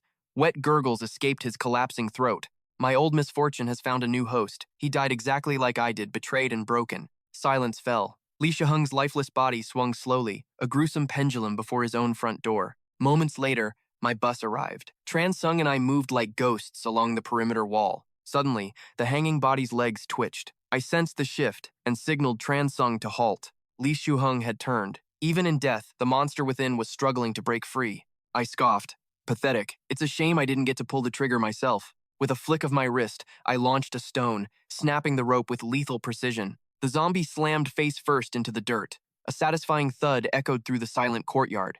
I grabbed his hair, lifting his rotting face. I'll end your misery, scumbag. Consider it a mercy. Nearby, strange sounds drifted from a darkened building. Moans and cruel, mocking laughter filled the air. Through the glowing window, 2 shadows hovered over a figure pinned to a bed. It was Toi Tin. Handcuffed and spread eagle, she was trapped in a nightmare of her own making. She forced a flirtatious smile. So mean. Is this how you treat a girl who helped you? Unlock these, won't you? Big Brother Van leaned in close, his voice dripping with malice. As he moved, her smile shattered. Reality hit her. This wasn't a game. It was her end. Suddenly, a sharp scratch sounded at the window. Kai froze, his predatory eyes darting toward the glass. He drew his blade and crept forward, staring into the darkness to find the intruder. The roar outside drowned out the impending doom. Boss Kai sensed a strange vibration, his instincts screaming that something was wrong. He peered through the glass, his eyes nearly popping out. His subordinates lay in the dirt, motionless corpses in the moonlight. Blood soaked the earth. Suddenly, the door rattled violently, as if a monster was trying to tear its way inside. Kai and Van fixed their eyes on the shaking wood. What the hell is happening? They shouted, gripped by sudden terror. They never saw it coming. Behind them, Kung Tio Dung emerged from the window like a shadow from the abyss. His face was a mask of pure, murderous intent. Dung stared them down, his eyes burning with a cold, terrifying rage. With chilling precision, he pressed a sharp blade against Kai's neck. The scent of iron filled the air, paralyzing the boss. Kai's face turned ghostly white as blood began to spill from his lips. He looked like a shattered, broken doll. Before he could gasp, the blade flashed like a bolt of lightning. In one clean stroke, his life was extinguished. His body crumpled to the floor. With effortless grace, Kung Tio Dung vaulted into the room, ready for the next kill. Van stared at his fallen comrade in absolute shock. Kai! You bastard! Just who the hell are you? He screamed. On the bed, Thoi Tin's pleasure turned to ash. She scrambled back, her voice trembling as she realized the nightmare had arrived. Our hero remained cold and calculated. Without a word, he flicked his wrist, sending a heavy dagger whistling through the air. It buried itself in Van's throat with a sickening thud. Crimson sprayed everywhere as the man began to drown in blood. His throat was ruined, his breath escaping in wet gasps. He rolled off the bed, hitting the floor with a heavy thud. Thoi Tin, covered in blood, watched in paralyzed, shaking horror. She shrieked as Doong stepped closer. Doong, what are you doing? Stay away from me! Her voice cracked in desperation. Doong looked at her pathetic state with utter disgust. A dark, cynical smirk played on his lips as he spoke. Quite the party you were having. He turned away, reaching for the door with a terrifyingly calm demeanor. I wonder how that beast Lai Thu Hung will react to this scene. Thoi Tin froze, her face draining of all color. Li. Li Tu Hung. Xiaoyong stepped aside, letting Li Shu Hung charge in like a rabid, mindless beast. He transformed into a ravenous predator, lunging at Thoi Tin as her life hung by a thread. Tears streamed down as his rough hands touched her face. Finally terrified, she begged for mercy. Xiaoyong, I was wrong. Forgive me, but it was too late for regrets. Her chosen, a blood-curdling scream erupted from her lungs, echoing through the silent, cold room. Tudong watched from the shadows as his betrayers tore each other apart in a frenzy. Leaving the carnage behind, he met Transeung. Pointing at the fresh kills, he commanded, feed. Transeung had evolved. He stared at a nearby body and rasped, must. Eat. The most. Sensing the zombie's hunger, Tudong gave a grim nod of approval. The zombie lunged, devouring the flesh ravenously as Tudong focused on distant, vibrating sound waves. Nearby, inside a reinforced room with every exit sealed tight, a terrified family huddled together. Suddenly, an iron door screeched open as a massive chef appeared. His hulking shadow loomed over them like a death sentence. Clutching a blood-stained cleaver, the scarred butcher glared at his prey with cold, murderous eyes. His lanky henchman grabbed a little girl, grinning at her tender skin and soft meat. The child wailed in pure terror as tears streamed down her face. The chef scowled, inspecting her like livestock. No. This one is far too skinny. He pointed a thick finger at a chubby boy. Take that one instead. The mother bit her lip, trembling in a state of soul-crushing agony. With cold indifference, he snatched the boy like a fish for slaughter. Follow me, fatty. The boy shrieked, reaching for his mother as she let out a desperate, piercing scream. Let him go, she begged. Annoyed by her cries, the brute swung his cleaver at her. The impact sent her flying backward as the sadistic chef barked a cruel laugh. Get lost, he spat. The boy wailed as his mother collapsed onto the floor in despair. Drowning in grief, she screamed, Please, spare my son, I am begging you. The other captives sat frozen, too terrified to even look at the grieving mother. Someone, please save my boy. Have mercy on us. A thunderous crash suddenly erupted from the outside, instantly snapping the attention of both the thugs and their victims. 3 jagged holes now pierced the door. The fat chef let out a savage, guttural roar of pure aggression. Chaos erupted as the remaining thugs surged forward, brandishing blades and firearms with lethal, desperate intent in their eyes. The fat chef pressed a blade to a throat. Gunshots? Who else has a piece? The confused lackey stammered. Only the boss has one, sir. Amidst the panic, the young boy dove into his mother's arms, sobbing. Mommy! He cried. She held him tight, facing 5 monsters who were now cornered, desperate and very dangerous. Every weapon aimed at the door. As it creaked open, a sliver of light cut through the suffocating dread. The chef's face contorted with rage. He shoved a scrawny underling toward the door. You! Go check it out! Me? The thug trembled, weapon in hand. The chef's glare promised a swifter death than whatever was outside. Move or die! Forced into a corner, the lackey crept forward, his pistol shaking in his cold, sweaty palms. Suddenly, a pale, death-like hand shot through the gap, seizing the thug's throat in a crushing iron grip. A blood-curdling scream tore through the air as he was violently yanked into the darkness with brutal force. His body slammed against the frame with a sickening thud. The remaining thugs froze in pure, unadulterated terror. Zombies! Open fire! They unleashed a chaotic, panicked hail of lead into the door, hitting nothing but the air. Catching a shadow, they pivoted their fire, shredding the boarded windows in a desperate, frantic attempt to survive. Watch the flank! But it was too late. Transung smashed through the barricade like a human wrecking ball. His eyes were cold as ice, charging directly into the gunfire without a single flicker of human fear. The vile chef retreated right into my trap. I lunged. Realizing his end was near, he let out a soul-piercing scream of pure terror. I locked my hands around that beast's thick, pig-like skull, fueling my grip with raw survival instinct. One violent twist, crack! His neck snapped like dry kindling. His eyes bulged as gravity finished the job mid-air. I spun his head a full circle. He slumped instantly, his blood-stained cleaver clattering uselessly onto the cold floor. I landed with predator-like grace before vanishing into a lethal zigzag blur, radiating a bone-chilling aura of death. I had become a cold-blooded phantom. Outside, frantic screams shattered the silence. It's coming! The monster is coming for me. Help, please! Then total silence. It was over. I stood there, the center of their trembling, terrified gazes. The thugs lay broken at my feet like discarded trash. A young girl stared at me, her voice trembling in disbelief. You're not going to kill us? What kind of monster are you really?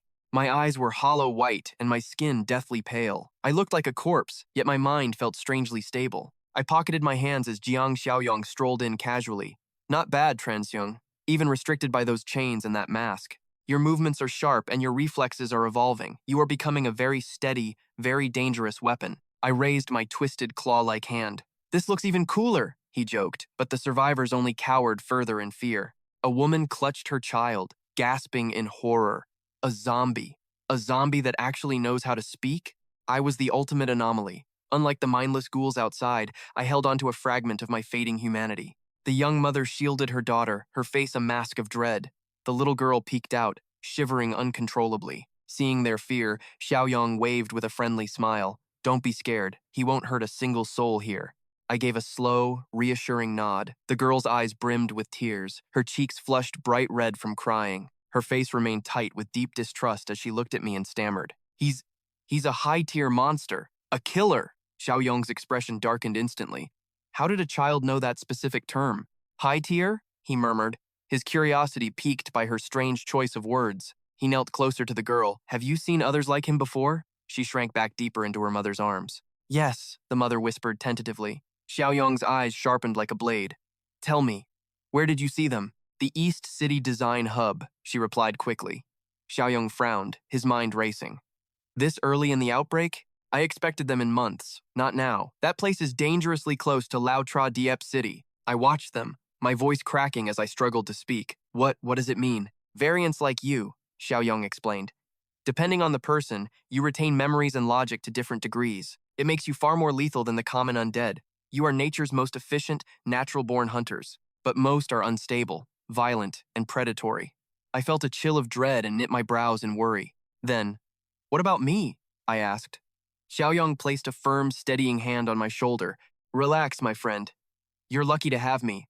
I won't let you lose your mind to the hunger. He turned to the crowd. In this Emerald Mountain Villa, are there any other survivors left alive? A man stepped forward. Many are still trapped and locked away near the real estate office. And maybe more are hiding in the basement, a woman added, her voice thin with a sliver of hope. Moments later, Xiaoyong led the group down into the dark, suffocating bowels of the building. As the basement door creaked open, the floor was revealed to be stained with fresh, crimson splatters of blood. The survivors turned pale, drenched in cold sweat. Even Xiaoyong looked visibly shaken by the grisly sight.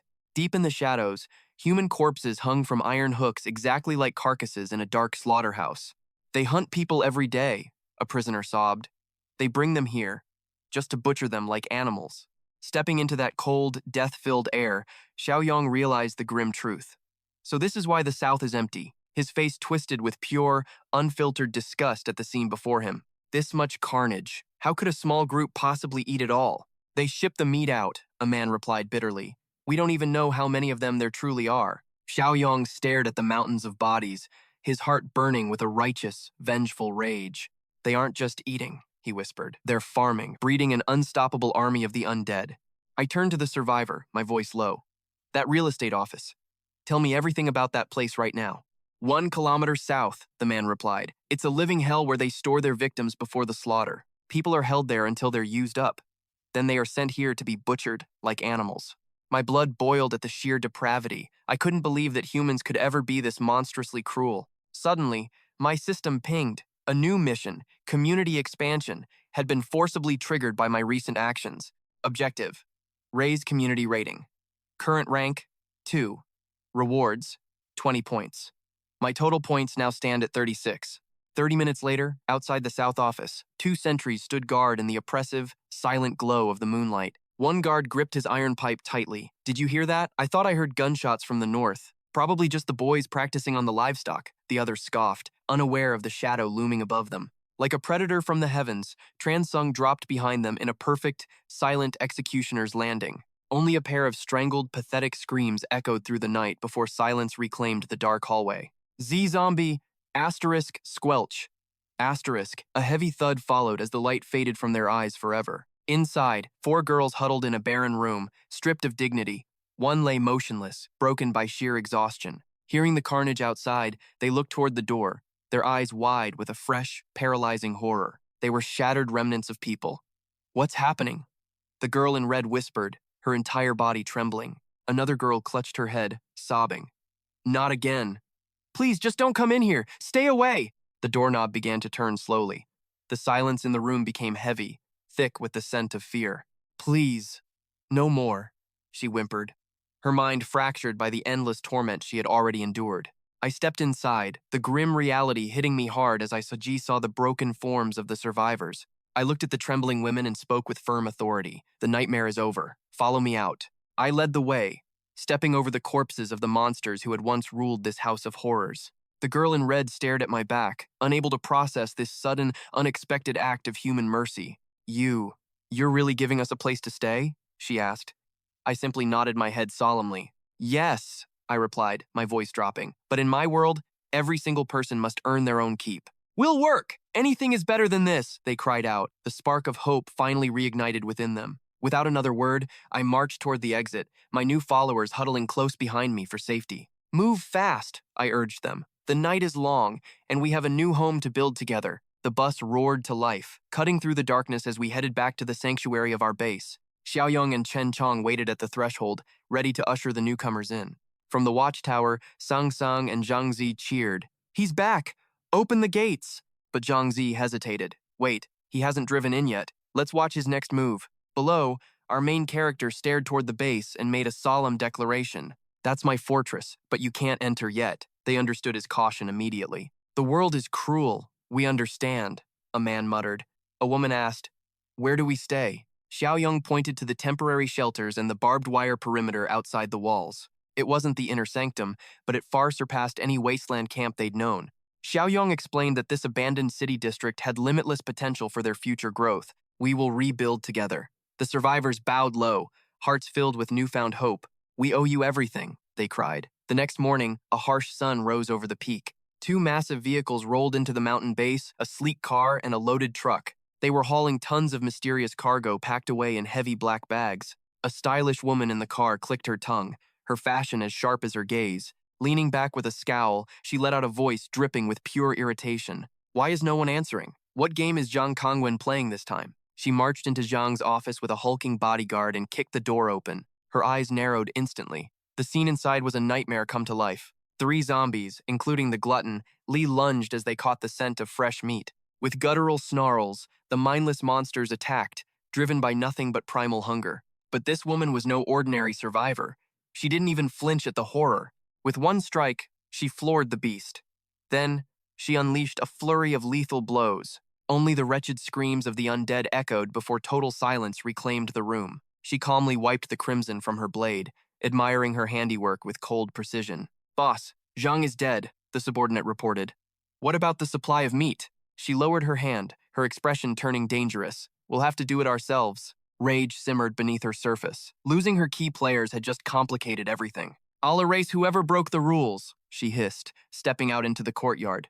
Clutching her weapon, she scanned the graveyard of fallen men surrounding the villa. "Not a single soul left alive," the man beside her noted grimly. She didn't care about lives. "Where's the meat?" "Still there," he replied instantly. She barked a cold command. "Get the truck, load the cargo, now."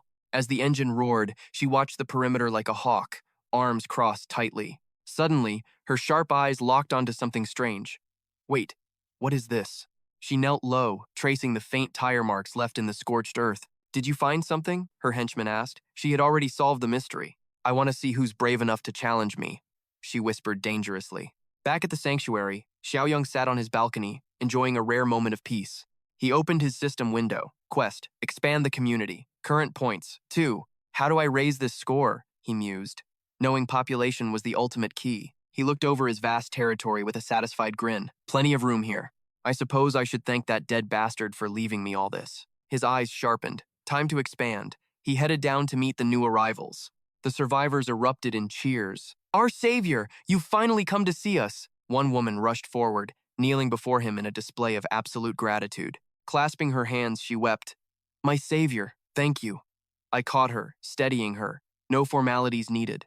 Turning to the pair I'd saved, I asked, "That super monster you mentioned, where exactly did you see it?" The Huarun Fat supermarket in the decoration district, she answered, her voice trembling as dark memories returned. We were just looking for supplies when we encountered that nightmare stalking the aisles. It slaughtered everyone. We escaped to Beach Tuivia, but those people, they were real monsters.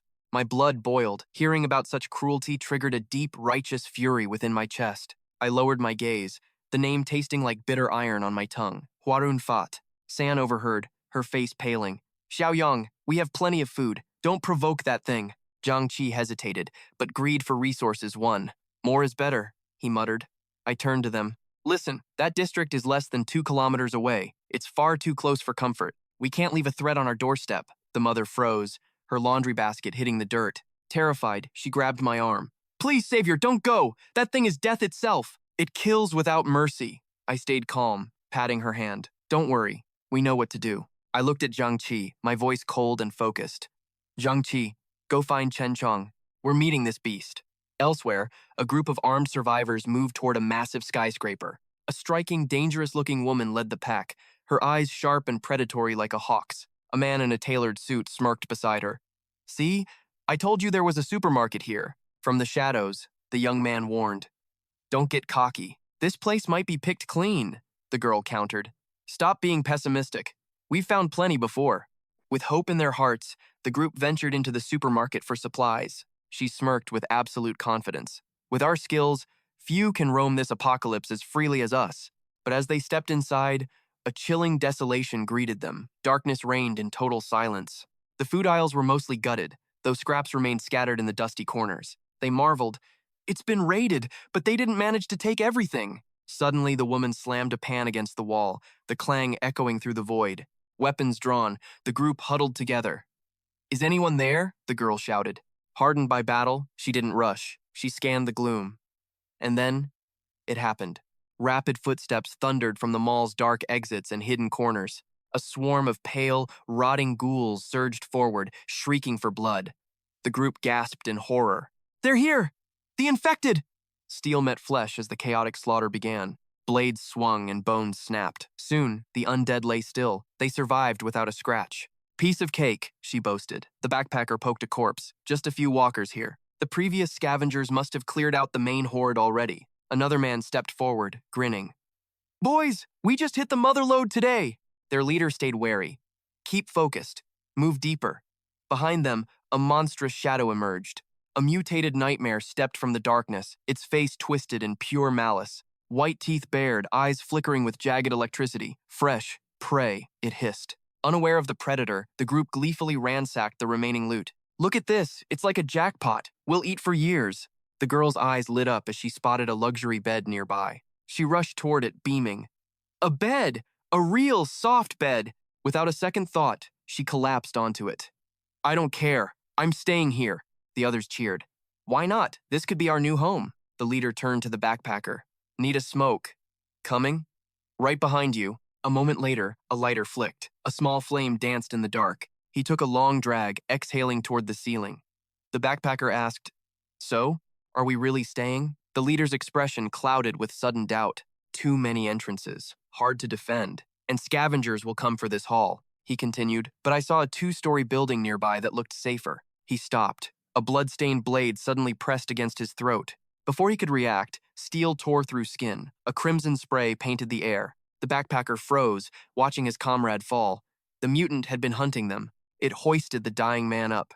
Such tender meat. It will taste divine. The sight was too much. The young man's knees buckled in pure terror. He bolted, screaming at the top of his lungs. Monster! Help! There's a monster! Inside, the others paused their looting. What was that? Was that him? He almost reached them, but the mutant was faster, plunging blades into his back. He choked on blood, gasping one last time.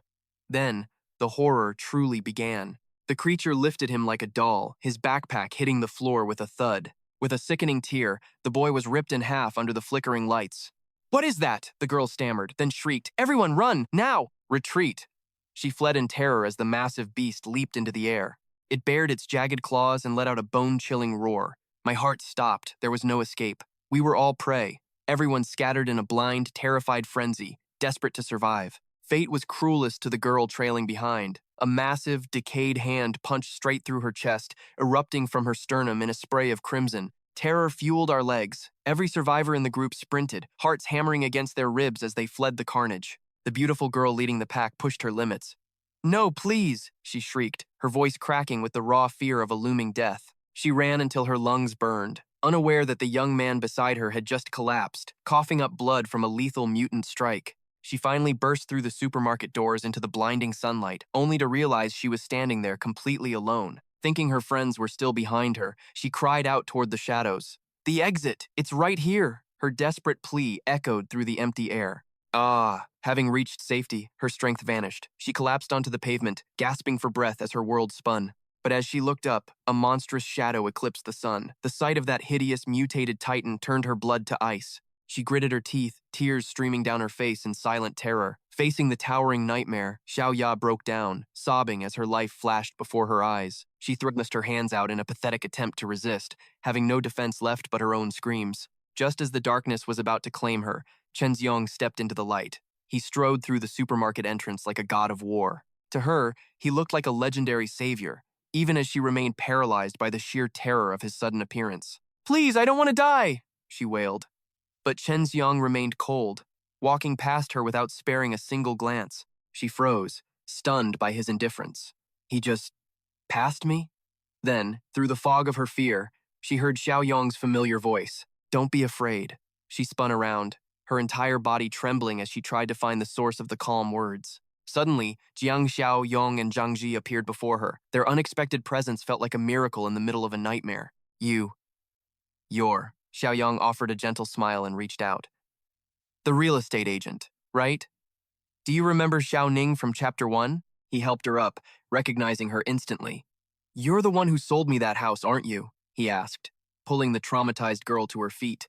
He scratched his face, trying to recall the details of that day. "If I remember correctly, your name is Ning Wanwan." While Xiaoyong remained perfectly composed, the atmosphere nearby was anything but peaceful. A brutal symphony of bone-crushing blows erupted between Chen Xiong and the giant mutant. Xiao Ning, still trapped in her trauma, clutched her head and screamed, "Monsters! There are monsters in the mall! Run, we have to get out of here!" She shrieked in total hysterics. Xiaoyong placed a steadying hand on her. "It's okay," he whispered. "The beast has already been intercepted." Xiao Ning turned slowly, her breath catching in her throat. Her eyes widened as she witnessed the impossible battle unfolding behind her. Chen Xiong stood his ground, facing the very monster that had just slaughtered her entire team. The creature struck at Chen Xiong, hissing with arrogant glee. "You! Do you want to keep all the meat for yourself?" Xiaoyong shouted from the sidelines. "Chen Xiong, can you handle this one alone?" The warrior's eyes sharpened like shards of ice as he sized up his prey. "Let me test my strength first," he replied. In a flash, the monster leaped backward, creating distance with predatory agility. Even Chen Xiong was momentarily taken aback by the creature's freakish reflexes and speed. The mutant flicked its long tongue, crouching low to the ground in a grotesque display of excitement. It was thrilled to finally encounter its own kind. "Ha ha! This is perfect!" it cackled. With a sudden burst of power, the evolved zombie launched itself directly at Chen Xiong. Despite the overwhelming pressure, Chen Xiong stayed focused. Boom! A massive overhead strike shattered the ground, missing him by a mere fraction of an inch. The mutant's eyes burned with a sinister crimson light, pulsing with pure bloodlust. Sensing it had the upper hand, it began to taunt him. "I wonder, if I devour my own kind, will my evolution accelerate?" It prepared to lunge again, but a sudden gust of wind cut through the air. Chen Xiong's fist was already inches from its face. The monster's eyes bulged in shock. It hadn't even seen him move. In the blink of an eye, Chen Xiong delivered a devastating blow that sent the creature crashing into the concrete. He leaped high, pouring every ounce of power into his fist. Surprised by such raw strength, the monster dragged its mangled face off the floor, its voice dropping into a guttural, murderous growl. "You bastard, I didn't think you'd actually have some bite to you." Refusing to let the creature catch its breath, Chen Xiong unleashed a high arc kick, aiming to end the fight then and there. He descended like a meteor, his strike carrying a heavy, crushing aura that seemed to ripple through the very air. The impact sent debris flying in every direction. Chen Xiong landed, his eyes scanning the dust for any sign of movement. He realized then that this thing wouldn't die easily. It had defied gravity, escaping his strike by retreating to the ceiling directly above him. Perched high above, the mutant trembled with primal rage, its teeth gnashing together with a terrifying, rhythmic click. Static hissed. "Hunting starts now," it shrieked. A gale surged. Tran Exung's eyes snapped open. Tracking the beast, he spun around, a jagged grin. The monster shrieked wildly. Steel clashed. A lethal dance began. He's losing. Why is it so strong? Dung watched. End it now or never. He summoned a rifle from thin air. Nin froze. Wait. What was that? A gun? From nothing? Hold him. I need 1 second. Sung grabbed it. Let go! It roared. Bang! A flash of fire erupted. Lead pierced its temple. The beast shrieked. It stumbled back, howling in pure agony. Blood oozed from its shattered skull. It burns! You filthy human! I'll rip your soul apart! A headshot? How is it still standing? Have more. Dung aimed again. Bullets shredded its massive, decaying frame. Gunfire echoed through the empty mall. Silence. Only a shriveled corpse remained. Is it finally over? Eat it. Absorb its power. Become stronger. Zung nodded. System. Mission cleared. 46 points. Dung smirked. A surprise reward. Now, things are getting interesting. Time to loot this place dry. Spirit energy swirled like a vortex. The vortex swallowed everything inside. Magic? Or just pure insanity? The dead stay. For the scavengers. Moving out. Next stop, base. A white car braked. Trouble arrived. Stop here. This is it. What do you see? She sneered. San stood guard, unaware of eyes. A hive of activity below. Weak weapons, but solid walls. How did they kill our men? An ambush. They were careless. She grinned. Prey in sight. A gift from above. Let's feast. Spot on, the scout cheered.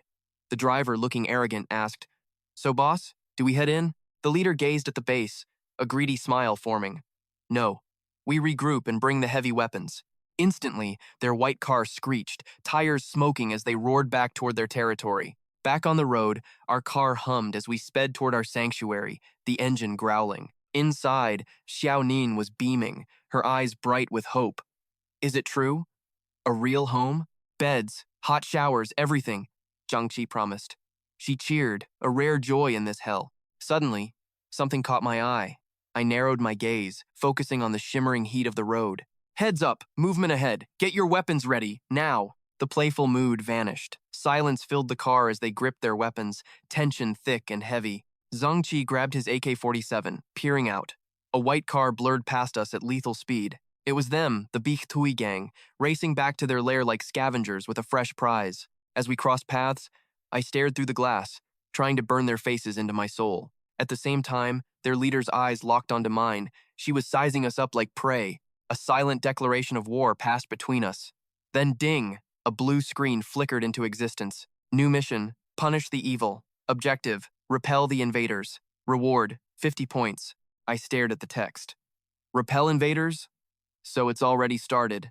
The game has changed. I looked back at the receding dust cloud. Was it that woman? Were they coming for us? We reached the gates. I hopped out, my eyes already tracing the path to the high watchtower. San was on duty. San, did you see any strangers suspicious while we were out? She pointed toward the horizon. A car passed by earlier. It didn't stop, but it was watching. I thought it was you guys at first, she added, her voice laced with a growing unease. Is something wrong, Xiaoyong? I nodded grimly. We're being watched. Something big is coming. Gather everyone, I commanded, my voice cold as steel. We have a war to prepare for today. 30 minutes later, at the outskirts, a man's hand fumbled with a crackling radio receiver. Static filled the air. He leaned in, straining to catch the faint signal cutting through the noise. Attention survivors. Head to the southern coal plant. We have a sanctuary. We need manpower. A young man in a yellow jacket scanned the ruins. The signal is strong. It's close. Suddenly, a luxury car drifted toward them. The boy cheered, waving his arms frantically for help. A survivor's vehicle. A group suddenly emerges through the swirling dust, signaling them to halt. It's the Queen Bee's gang.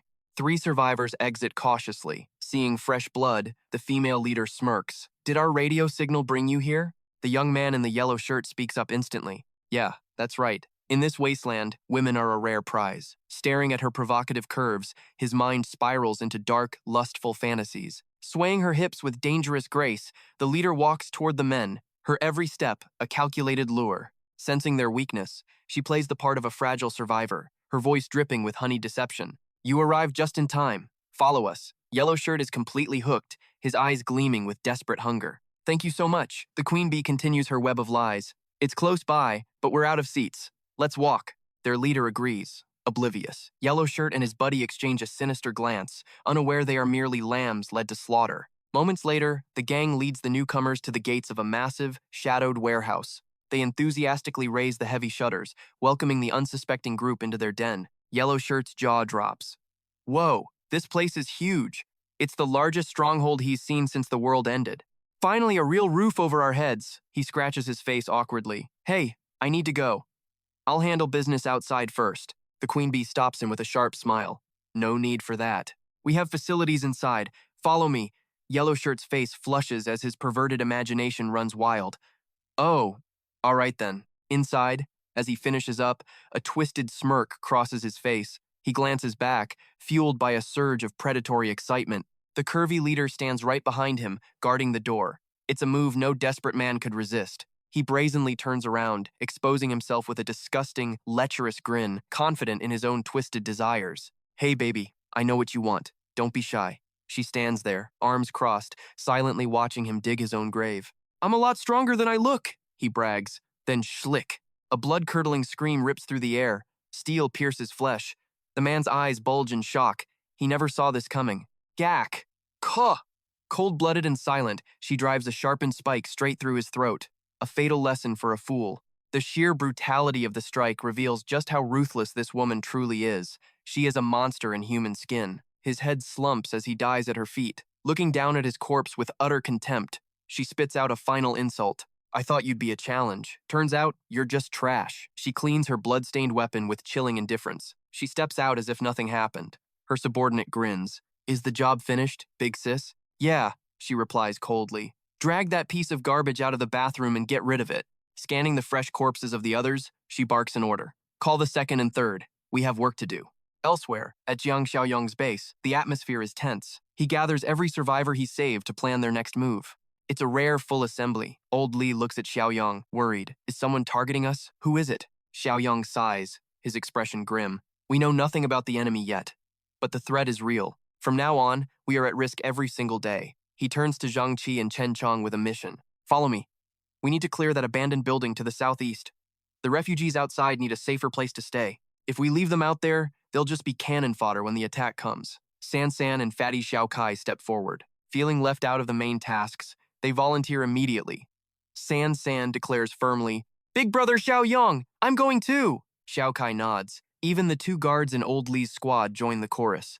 Count us in. The fire spreads through the room. Even the women and children are ready to fight for their home. Young Zhang Shengzi raises his hand high, shouting, I want to help too. His mother snaps at him. Quiet, kid. This isn't a game. Little Ning watches, stunned by the sudden surge of bravery. Despite her trembling hands, little Ning finds her voice. In this case, I want to go as well. Xiaoyong is moved by their spirit, but he remains the tactical leader. He analyzes the situation clearly. It shouldn't be too dangerous. Old Han and Old Li will guard the base. The rest, move out. The plan is set. Led by Xiaoyong, the survivors he once rescued now march behind him, armed with whatever weapons they can find. They arrive at a towering skyscraper, a small army gathered before the concrete giant, ready to reclaim their territory. It's time to purge the undead. Xiaoyong takes point, his first shot tearing through a zombie's throat, the signal for the slaughter to begin. Blades flashed and lead flew, but Transheng waded in with bare fists, obliterating every monster in his path. After the chaotic slaughter, the corpses of the infected lay scattered, leaving everyone gasping for their very lives. Kuang Tuodong checked on his comrades, asking if anyone was hurt. To his relief, the answer was silence. Gazing at the smoking chimneys of the enemy base, Tuodong turned to his crew with a grim warning. An attack is coming within the next few days. I need you all to stay here for now. Those he saved stood tall. We can fight. Let us prove our worth and stand by your side. Their burning determination was clear, and the weight of leadership pressed heavily upon the young main character. Rubbing his chin, the main character finally nodded. Fine, but you must follow my lead from now on. Clear this area. I will bring pistols soon. When they strike, wait for my command on the radio. The man clenched his fist, his eyes burning with resolve. Understood. We won't let you down, boss. In the enemy camp, the big sister stood with crossed arms, her cold eyes tracking her soldiers' work. One of the men shouted out from the distance, Hey, how are things looking over there, boss? She turned slightly, a sharp glare cutting through the air. A scrawny thug nearby asked if things went smoothly. Behind them, a hulking, long-haired beast of a man muttered to himself, Meat. I need fresh human meat. Smooth? Don't make me laugh, she barked. Bitch, Tui Mountain is gone. From now on, we scavenge alone. The scrawny thug gasped in shock. What? Who did that? Behind him, the giant began to howl loudly. No meat, no fun, he roared. The big sister seized the moment, fueling their hatred toward the main character. A group from the east did this. Tomorrow at dawn, Lao Ni and I will erase them all. Back at Tudung's base, a single light flickered as the hero's voice broke the silence of the room. 46 points remained. It was time to see if the system had restocked its mysterious supply boxes today. The screen flickered. Level 2 Awakened Ability Box for 25 points. Level 2 Wasteland Farmer for 15 points. Basic supplies cost 5 points. A manual refresh was -2. Tudung sat, a smirk finally forming. Finally, some high-tier loot. He selected the level 2 boxes. 40 points gone, but the power-up was worth it. He activated the level 1 overlimit card. His base attributes surged by a staggering 25% instantly. A warning flashed about a future weakened state, but a thick, dark mist already began swirling around him. Tudung's frame tensed as his muscles absorbed the raw energy, his body evolving to a whole new level. This reward was beyond his wildest expectations. A look of pure, unadulterated joy crossed the young leader's face. Over 40 physical points now. I have reached 8 times the strength of an ordinary human being. His knuckles cracked with the sound of a gunshot. I can't wait to test this power on those bastards. Out on the main road, the screech of tires tore through the air as a massive dust cloud rose. The sisters' war party had arrived, a convoy of trucks and bikes, smelling of gasoline and impending death. Inside the lead car, a thug gripped his radio.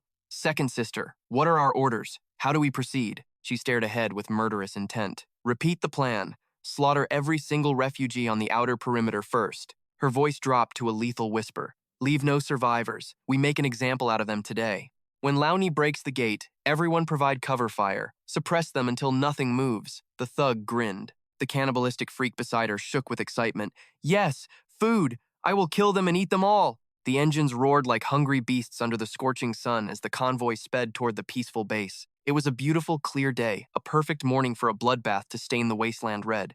High on the ramparts, Old Li and Tudung watched the horizon, the tension thick enough to cut. It's a solid fortress, Old Li muttered, but our line of sight is limited. The blind spots are dangerous.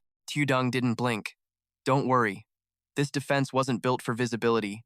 It was built for something else. Li frowned, his confusion deepening. Then why? Tudung simply turned, a calm, chilling smile on his lips. I remember you mentioned being a sniper a few years ago. I think it's time to play, Li. Li rubbed his neck awkwardly, a humble look on his face. Ah, your memory is playing tricks, kid.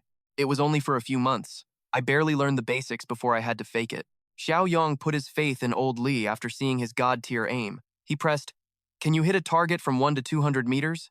Old Li smirked with absolute confidence, thumping his chest as he boasted to the young leader. Ha! You're insulting me. Within 500 meters, I never miss as long as the wind stays calm. Xiaoyong nodded, a dangerous glint in his eyes as he looked toward the horizon, sensing the coming slaughter. That's enough. Suddenly, Zhang Ji's voice rang out. Brother Yong, the gear is here! Zhang Ji arrived drenched in sweat, gasping for air. Man, what is this? It's heavy as hell. He slammed the heavy wooden crate onto the ground, doubled over and breathing hard. Xiaoyong rushed to inspect it while Li hesitated. As the lid popped open, a pristine sniper rifle was revealed, stunning Old Li. He gasped in pure shock. A sniper rifle? Cold sweat broke out on Li's brow. Xiaoyong, this is a legendary weapon. Where did you get your hands on this? Xiaoyong remained perfectly calm. He understood the stakes better than anyone and showed no sign of excitement. He gave a thin smile and replied, We only have 2 boxes, 10 rounds total. Make every single shot count. Li gripped the rifle, his greatest desire since his military days, muttering in total disbelief as he held the steel. I understand. Xiaoyong then turned to Zhang Ji. Is everyone else in position yet? They're ready! Zhang Ji barked. Xiaoyong nodded and issued a final, stern warning to the crew. Good. Tell everyone to stay sharp. The enemy could strike at any second. Meanwhile, San adjusted her headset on the tower. Static hissed through the line. Alpha, report. Detecting abnormal movement. Do you copy? Old Li dropped into a prone position, resting the long barrel of the sniper rifle against the stone railing. I see them too, Li radioed back. The enemy is heavily armed. Get ready for a bloodbath. Outside the base, the boss lady's convoy halted. Her henchman scanned the distance through his binoculars, looking confused. Strange, he muttered. Where did all those refugees by the wall disappear to? Maybe they've already been slaughtered and eaten. The driver joked with a dark, twisted grin. Should we wait and observe? But the boss lady leaned forward, her voice a low, menacing growl. No, charge in now. We're too close. If they spot us, we lose the element of surprise. Understood. They thought they were moving in secret, but they were driving straight into a death trap. Sansan tracked their every move, relaying the intel as the convoy neared the outer perimeter. It was the perfect moment. Under Xiaoyong's command, Sansan locked onto the targets. They're in range! Open fire! On the roof, the men leveled their weapons, waiting for the signal to unleash a storm of lead. Muzzle flashes lit up the sky. A devastating rain of bullets shredded the enemy vehicles in a symphony of destruction. The convoy floored it to escape, but the relentless barrage followed them every step of the way. Inside one car, a bullet tore through the driver's chest, blood spraying across the dashboard. He screamed in agony, losing control as the vehicle swerved violently across the road. It slammed into the other cars before careening off-road and crashing into the tree line. A tire flew high into the air as the wreck exploded. One down! The boss lady hissed in fury. Seeing her forces take heavy losses, her face twisted in rage.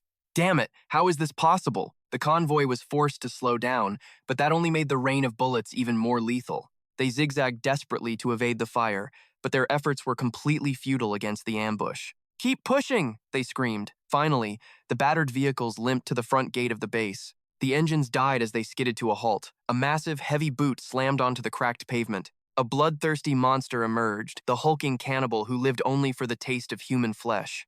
He revved a massive chainsaw, the engine roaring like a beast. Kill! Kill them all! He swung the blade, metal shrieking against the gate as he began to carve a path inside. From the tower, Sansan screamed in terror. A freak is breaking through the gate! All eyes turned to the hulking giant as Sansan frantically rallied the defenders for a final stand. Open fire! Keep the pressure on and aim your barrels down right now! Below us, the boss lady and her thugs scrambled for cover under their vehicles. The air reeked of gunpowder as she screamed for cover to support her monster. Bullets whizzed past my team, their hands trembling as the gang's retaliation intensified. A bunch of high schoolers against a ruthless syndicate? The odds were devastating. Xiao Kai took a hit. Chuangqi's scream ripped through the roar of gunfire. He dragged his friend back, shouting a warning about their deadly submachine guns. Their firepower was overwhelming, forcing us to reload like our lives depended on it. My father-in-law struggled on the upper floor as lead rained from the chaos below. He roared to the line, "Don't you dare break! We have the ammo! Hold firm!" With a veteran's cold eyes, he saw through their desperate, blood-soaked gambit. "They're breaching the gate!" a man cried. "If they get in, we're all dead!" I watched from the shadows, whispering into my comms. "Steady. I've planned for this." I hadn't abandoned them. The main character was just setting a lethal trap. While the world was distracted by the breach, I slipped out the side door. I sprinted toward the watchtower, my heart hammering against the sound of battle. The gang was burning through their rounds, desperate to end this bloody stalemate. "We're half empty," a thug panicked. The boss lady screamed, "Finish it, number 2." That beast hammered against the steel gate I had spent so long reinforcing. The monster roared in blind fury, and then a bone-shaking explosion rocked the base. Fire and smoke erupted everywhere. My trusted defenses had finally been torn apart. San's voice cracked in the comms. "The breach! Reinforce the door! Now!" The boss lady's face twisted into a demonic, wicked grin of pure malice. "Time to show these sheltered brats the true terror of an evolved," she cackled. Using the freak as a shield, she signaled her men to move in. "Behind number 2, take the base." My sanctuary was officially wide open. The giant tore through the debris just as I reached the sniper's nest. I keyed my headset, my voice cold. "Old Lee. On my mark. Ready." Old Lee was already there, his finger itching to unleash his legendary skill. He locked onto that mountain of flesh, centering his sights on the monster's chest. Target acquired. The man-eating titan let out another soul-chilling, guttural roar. My men were paralyzed with fear, staring at the mindless horror before them. A man behind the line gasped, his voice trembling with pure, primal terror. "Is that thing even human?" The monster stomped forward, acting as a living shield. We poured lead into that Vam Ver frame, but the bullets simply vanished. To that monster, our desperate defense felt like nothing more than annoying insects. Its eyes glowed with rage as it exhaled a cloud of burning steam. Normal rounds couldn't pierce its hide, and the wounds were healing instantly. "He's regenerating!" the veteran screamed in shock. The boss lady just laughed. She admired her prize fighter, cackling at the despair on our faces. "First time seeing an evolved? Welcome to your funeral, you pathetic little ants." High above, Old Lee heard the panic. "Regeneration? Your pea shooters won't kill this." He adjusted his scope, his world narrowing down to a single, lethal point. Then try this on for size. The sniper rifle roared with a thunderous blast. The world shook as the Evolved's head was erased in a flash of light. That massive frame finally collapsed. The impact shook the ground, kicking up clouds of suffocating dust. Their ultimate shield shattered. Fear instantly replaced the arrogance on their faces as they panicked. "What's happening?" the lackey screamed. The leader's face turned pale, cold sweat dripping down her forehead. She stammered in disbelief. "How do these peasants have such powerful weapons? It's impossible!" While the enemy was still struggling to regroup with their fallen teammates, they failed to notice the main character. He already had them in his sights from behind. He unleashed a hail of lead. The enemies spun around, firing back in a blind, desperate frenzy. The leader finally realized the trap. "We're surrounded. There is an enemy at our backs," she shrieked. It was too late for regrets. She glared at him, her previous malice turning into pure resentment. "Curse them! These lowlifes were much stronger than we ever imagined. We underestimated them." Backed into a corner, they fought like rats. "Retreat to the vehicle," she barked, firing wildly. Her men were cut down from behind, blood spraying across the pavement in a gruesome display. As she drew closer, she recognized his handsome face. Pure rage boiled within her cold heart. You're that brat from the bus," she spat, her voice trembling with sudden shock. He remained a statue of ice. His fingers stayed steady on the trigger, eyes locked on her. Suddenly, she grabbed her own subordinate. Her grip was like a vice, shocking the poor fool. Without hesitation, she used him as a human shield. He took the bullets meant for her. This heartless monster didn't blink. She just kept glaring at our hero with murderous, chilling intent. Her reflexes were inhuman. Was she an evolved human too? The thought sent a chill through him. Then, she hurled the corpse directly at the main character like a discarded rag doll. Such terrifying strength from a small frame. She threw the body with just one hand. He dove aside just in time. The body hit the asphalt with a sickening, heavy thud. That split second was all she needed. By the time he looked up, she was gone. "Damn it, she's getting away!" he cursed, watching her silhouette vanish into the distance. But the game wasn't over. Old Man Lee was already lining up his second lethal shot. "Think you can run?" Lee whispered into the comms, his world shrinking down to the crosshairs. He centered the scope on her heart. "Let's see if my Barrett gun agrees with you." Crack! The bullet tore through the air, shattering her slender leg into two bloody pieces. A blood-curdling scream pierced the air. She was only a few feet from the getaway car. She collapsed in agony. Her men scrambled to open the doors as she fell to the dirt. Lee aimed for the heart to finish it, but the recoil jolted him, ruining the perfect shot. "Blast it! I missed!" Inside the car, her most loyal lackey managed to scramble inside first. He hauled her bleeding body in. "Drive! Just get us out of here!" she wheezed in pain. The vehicle roared to life, swerving through a rain of lead as they fled the scene. They broke through the perimeter. The Viper had escaped the nest, at least for this time. "She's gone!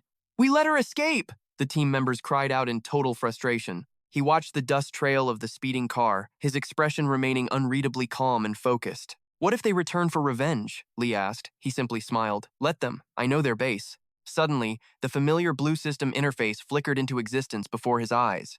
Mission accomplished. Villain's Bane. Reward: 50 points. The invasion has been successfully repelled. New objective: community expansion. Raise the evaluation score. Defend against all future invaders. Trust levels are rising. Community score +2. Current evaluation rank is now 5. Points earned, 20. Current total points accumulated, 76. On his interface, a golden arrow appeared, pointing straight toward the enemy's hidden cannibal fortress. New mission: Villain's Bane Part 2. Objective: eradicate the enemy stronghold and purge the cannibals. System alert. Reward: 50 points added to the total. Until things settle, Old Man San and Trong Chi are beaming with pride over the squad's hard-won triumph. Little San jumps for joy, fists pumping the air. "Yahoo! Victory is ours!" Then, Jiang Xiaoyong approaches the group with a kind, caring gaze. "Any casualties among us?" he asks. Truong Chi speaks for everyone with a relieved smile. Not a single soul was lost in the fray. "Just a few scrapes and bruises," Chi adds. Hearing this, Xiaoyong immediately orders the wounded to the infirmary for urgent disinfection and treatment. As for the enemy corpses, drag them all to the cold storage.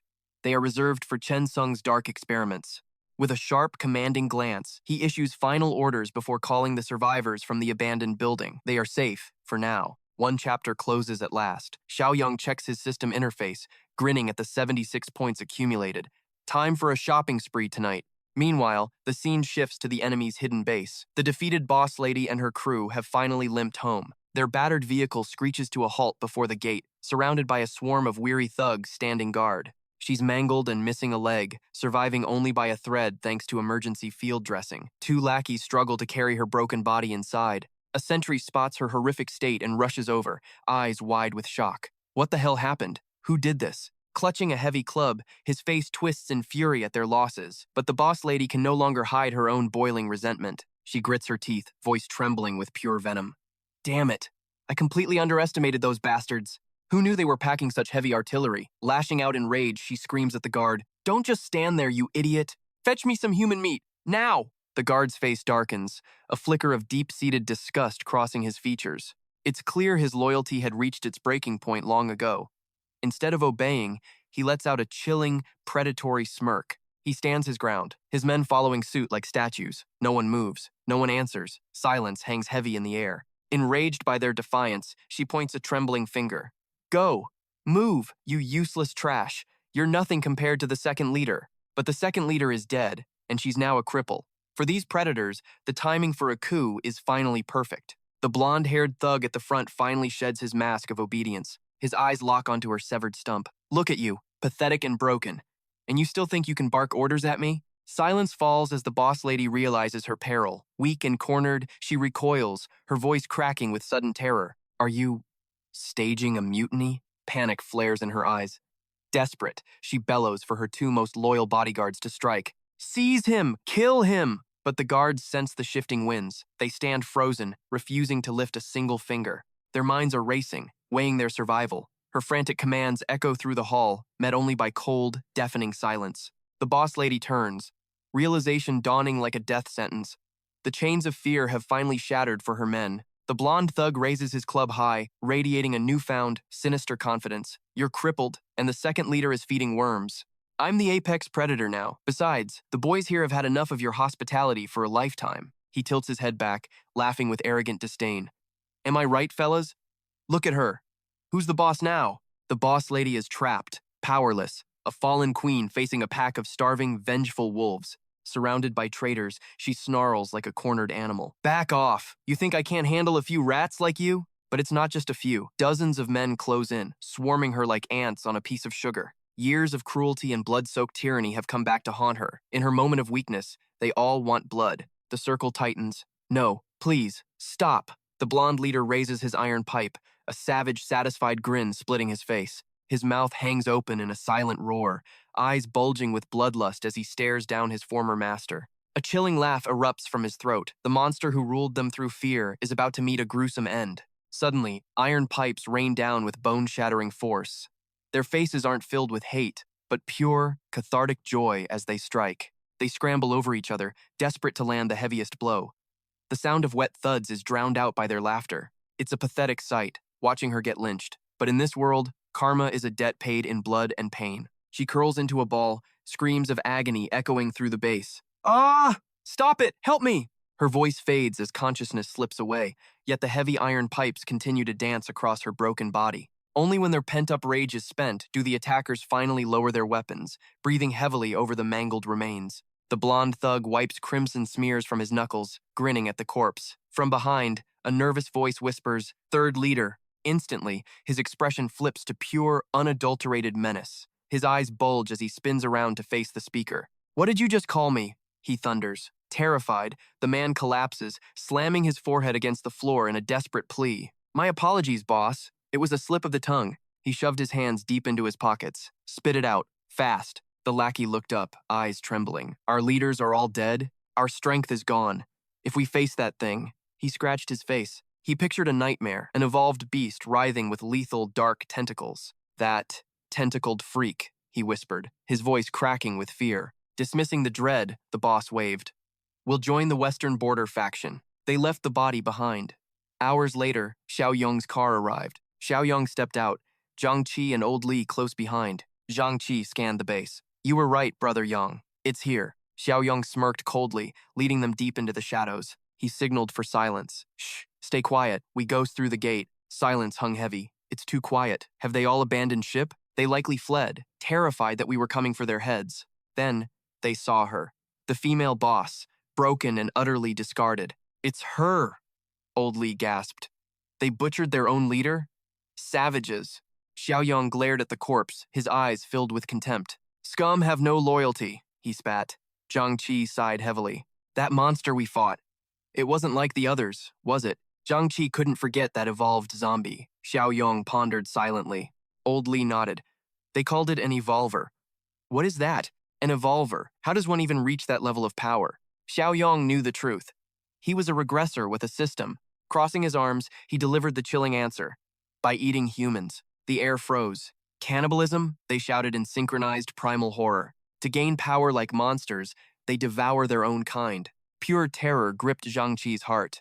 This world was a hellscape. He looked at Xiaoyong, voice trembling. Then, Brother Yang? You? Old Li paled. Must we become monsters just to survive this? Facing their desperate eyes, Xiaoyong gave a small, calm sigh. Relax. Cannibalism is the shortcut, but it's not the only way. He opened his hand, revealing a pulsating crimson crystal of light. Their jaws dropped. What is that glowing red stone?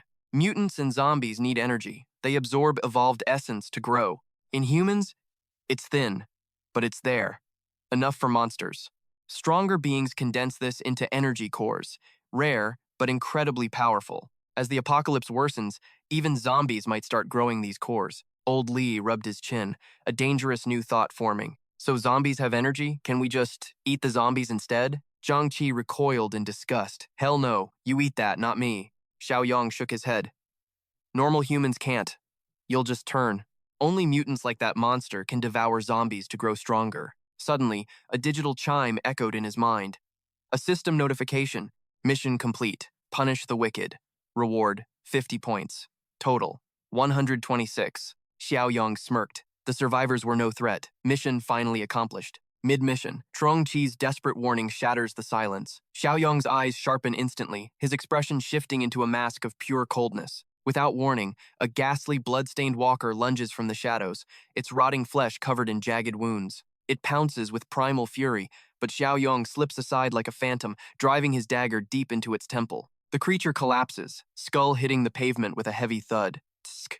To think it could sneak up on me so silently. Behind him, Old Li and Trong Chi immediately drop into defensive stances, scanning the perimeter. Approaching the corpse, Xiaoyong draws his blade and carves a jagged line through the chest, revealing a faint, pulsing red glow. He extracts a throbbing mass of crimson flesh, examining the prize with the calculating eyes of a predator.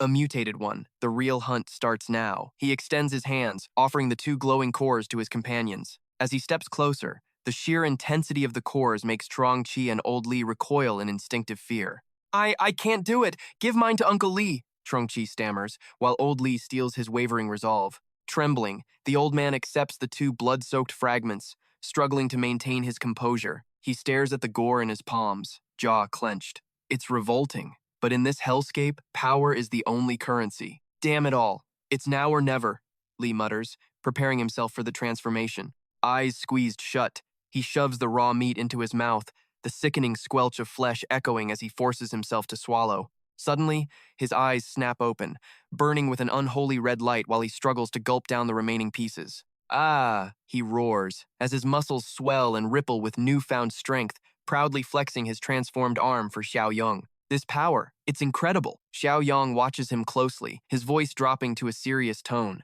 Don't get cocky. You've only just joined the Evolved. In this dying world, that strength won't keep you alive forever. Control your impulses. Don't be reckless. Stunned by the warning, Old Li quickly composes himself.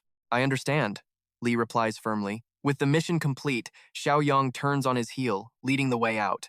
It's over for now. Let's head back. The scene shifts to the grim fortress of the Westwind Steel plant. A white car screeches to a halt outside the gates, and a ragtag group begins their tense approach. Halt! State your business, a guard bellows. It's the group led by the opportunistic Tam Duong. Trying to play the diplomat, Tam Duong waves his hands frantically, plastering a fake, sycophantic smile on his face. It's me, the third leader of the coal plant. The guard glares back coldly, his voice dripping with suspicion. Third leader? Stay put while I report to the boss. Tam Duong nods vigorously, his face lit with desperate hope.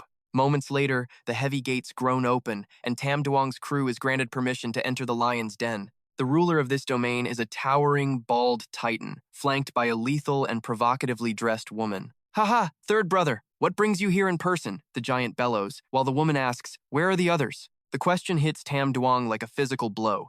He averts his gaze, his face pale and his voice trembling. We were ambushed. Our big sis and second brother. They didn't make it. They died protecting us.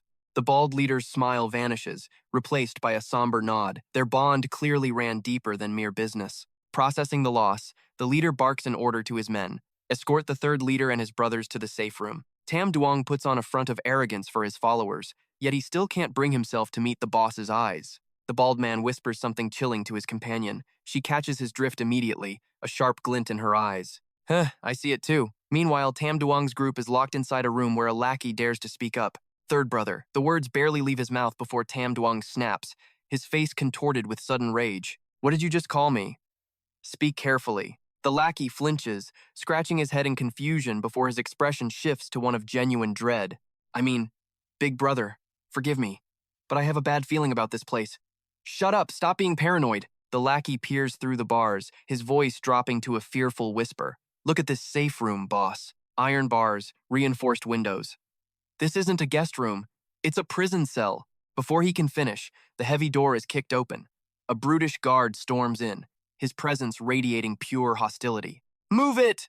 All of you, out! He marches the trembling group back toward the factory's main hall. There, they find themselves surrounded by thugs, with the bald leader and his woman waiting like vultures for the kill. Seeing the bald boss, the third leader forced a nervous smile. Chief, what's wrong? Did something happen? Playing dumb to hide his fear, he tried to sound soft, but the woman beside the boss cut him off. Hands on hips, she tossed her hair back and barked, betraying your own chief. What end do you expect? Shocked they knew his secret, the third leader flipped into rat mode, his mind racing for a way out. He ducked low, raising trembling hands in mock confusion. What do you mean by that? Brother Eagle, Sister Lin, this is a misunderstanding. Sweat beaded on his brow as he faked innocence. Lin watched coldly. She burst into laughter, her eyes narrowing as if seeing right through his pathetic, desperate act. Lin signaled a brute behind her. Misunderstanding? Ha! Li Cheng, help him understand why he is dying. Stepping forward to expose the rat, Li Cheng spoke. I found Li Jingrui's corpse at the coal plant. The second leader is gone, no body, no trace. He then added another damning detail to the accusation. The entire facility had zero signs of a struggle. The third leader froze, teeth gritted in silent terror. Suddenly, Li Cheng pointed a finger directly at his face and roared with pure, unbridled fury. The truth is simple. You turned on her during the chaos and murdered Li Jingrui yourself. Li Cheng's eyes burned with murderous intent. Sweating bullets, the third leader desperately tried to talk his way out. No, that is not it. You have no proof. These are just baseless assumptions. He pleaded like a victim. The bald leader, Brother Eagle, burst into a booming, mocking laugh. Proof? You want proof? Ha ha ha. In this lawless world, you are still talking about proof? Beside him, Sister Lin sneered with contempt. Listen closely. If it weren't for your leader's power, I would have slaughtered you trash a long time ago. His expression twisted into something truly demonic and terrifying. He leaned in, whispering with a bone-chilling coldness. Wipe them all out. His teeth were bared like a beast. Paralyzed by fear, one of the henchmen fell to his knees, begging with joined hands for his life. Please, spare us. I have intel. Was this coward really about to spill everything just to survive? The third leader panicked, his jaw hanging open in shock. Sister Lin perked up. Oh? What kind of intel? Her eyes locked onto the lackey with curiosity. He immediately pointed east, ready to sell out his soul. To the east. A massive settlement with tons of supplies. Our leaders fell trying to take it. Don't kill us, I will take you there. They were ready to betray everyone to avoid a gruesome fate. In this apocalypse, food and supplies are worth far more than any human life. Sister Lin glanced at the lackey.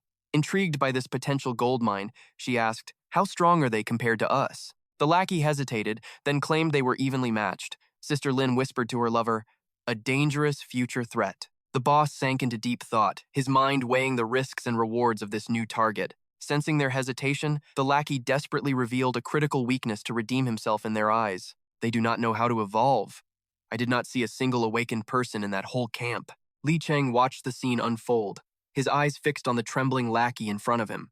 No, awakened? How is that possible? He frowned deeply. Brother Eagle rubbed his bald head, pondering the intel. He pressed for more. If there were no superhumans, how did an entire squad get wiped out? Then why did you lose? The small lackey rushed forward, eager to explain their crushing defeat. They have heavy weaponry.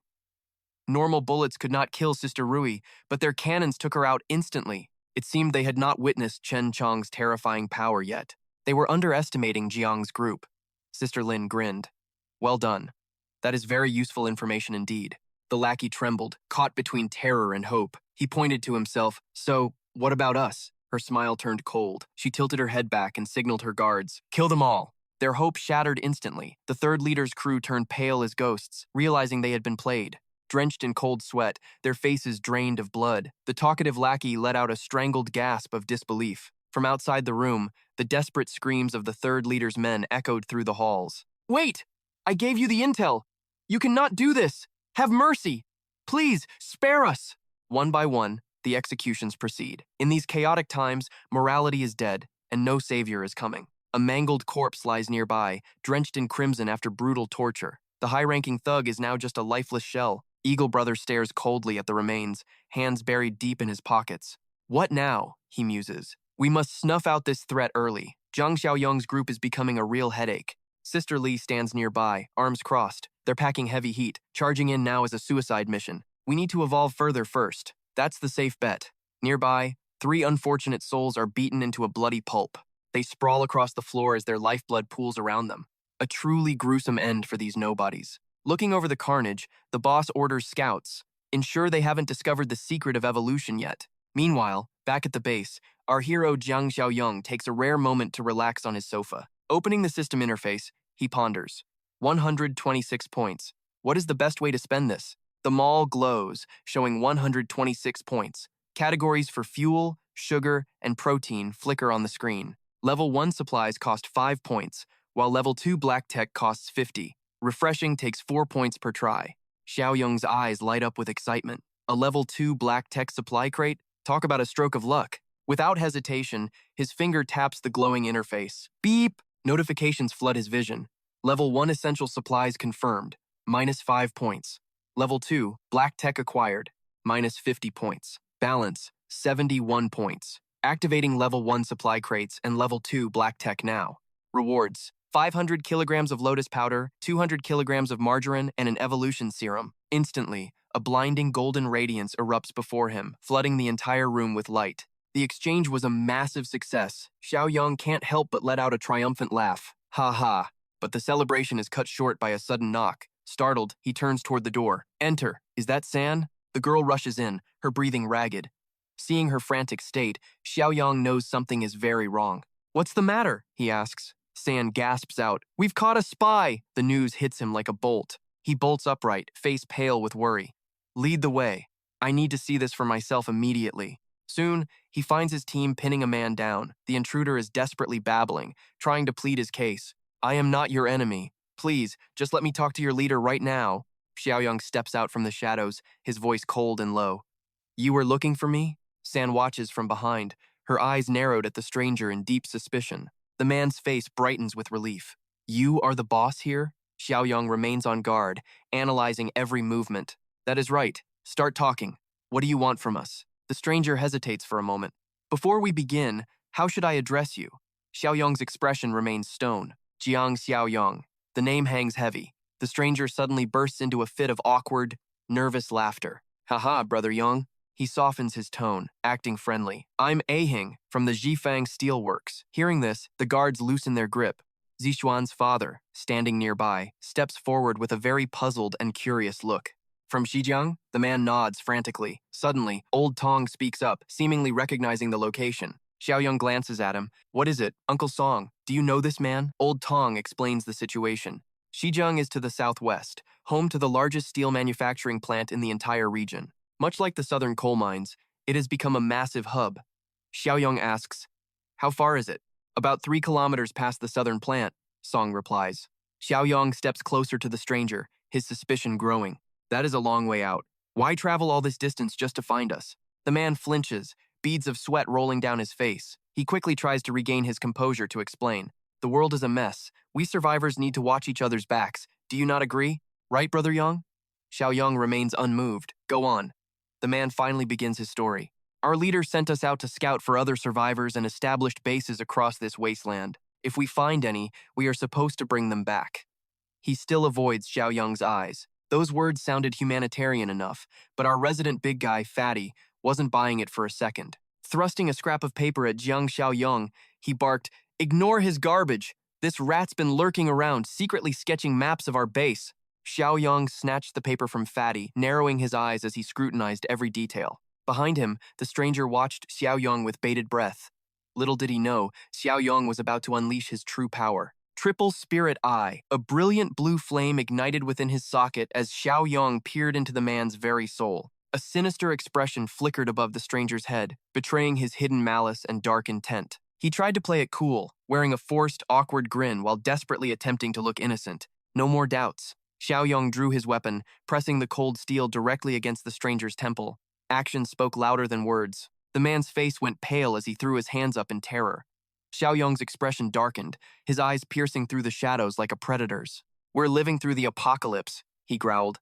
"Did you really think I was that stupid? Talk, or I'll end you right here." Paralyzed with fear, the man swallowed hard, trying to reclaim his shattered composure. Yet, this rat named Jiang Man tried one last desperate lie to save his skin. Staring down the barrel, he pleaded, "Brother Yang, I swear, we were just being cautious. In this world, you can't trust anyone." Once the man finished his act, Xiaoyong leaned in and whispered to Zhang Qi, "Does he know about Chen Xiong?" Zhang Qi shielded her mouth, whispering back, "No, Chen Xiong hasn't shown himself yet." Suddenly, Xiaoyong's gaze shifted. He had a different plan in mind. He lowered his gun and signaled for the man's release. Old Tong stood, stunned. "Why let such a slippery rat go so easily?" He stammered. "Wait, you're just letting him go?" He was shocked by Xiaoyong's sudden mercy. Grinning nervously with a trembling voice, he stuttered out, "For real?" Xiaoyong held the map, pointing it at the stranger, ordering his release. Xiaoyong's gaze was cold and unwavering. No hesitation remained in his eyes. Spared from death, the stranger collapsed, slamming his head against the dirt repeatedly. "Thank you, brother Xiaoyong," he wailed, then vanished like a gust of wind. He sprinted away from the crew, never daring to glance back at his captors. Watching the retreating figure, Xiaoyong wore a dark, enigmatic smile. He whispered, "Zhifeng Iron Works, huh? I wonder how many system points you're worth." A new slaughter was brewing. 5 months later, 2 workers moved scrap at Zhifeng. One leaned in, "I heard people are going missing again lately." The other shivered, remembering the man-eating tentacle beast lurking nearby. Is that monster active again? Suddenly, a strange metallic clatter erupted from the scrap pile. What was that? One worker crept forward to investigate, the other stayed back, trembling. He hissed from a distance, "Stop! Don't go there! Call the guards!" Suddenly, a lethal dagger whistled through the air at terrifying breakneck speed. The blade sliced clean through a throat. Blood sprayed as the man collapsed instantly. He died before realizing what hit him. Elsewhere, Li Cheng calmly puffed a cigarette. Leaning against a wall with hands in his pockets, he enjoyed the silence. Suddenly, a desperate scream shattered the peace. "Help! Please, help me!" Li Cheng's expression shifted instantly as a panicked subordinate scrambled toward him. "What happened?" Li Cheng demanded. The man screamed, "Monster! It killed Xiao Chen!" Li Cheng immediately thought of the local terror. A monster? The tentacle one? Gasping for air, the subordinate nodded. "Yes, it must be the tentacle monster." "Where?" Li Cheng growled. "By the trash pits!" Li Cheng gnashed his teeth in fury. Attacking without warning, he turned, barking orders at his gang of thugs. "Everyone hide! Evolvers with escape abilities, follow me right now." The muscle-bound crew assembled. Li Cheng led 3 elite evolvers into the fray. Armed and dangerous, they approached the trash piles with deadly, calculated caution. Leading the way, Li Cheng gripped his weapon tight, scanning the desolate wasteland. He signaled his team. "Shh, it's the tentacle monster. If we engage, prioritize retreat." His men gripped their steel, hearts racing, prepared for a bloody confrontation. Before them sat an abandoned cart. Li Cheng stared, analyzing every single detail. Silence. After a long moment, he hissed, "He's not here?" Disappointment set in. Slowly, they moved toward the fallen victim's body. Noticing footprints, a subordinate whispered, "Did it leave? Did it find enough prey?" Li Cheng knelt like a predator, examining the ground with chilling intensity. He muttered, "Since Bitch Thui Mountain and the southern coal plant were wiped out, our people keep vanishing. It makes sense.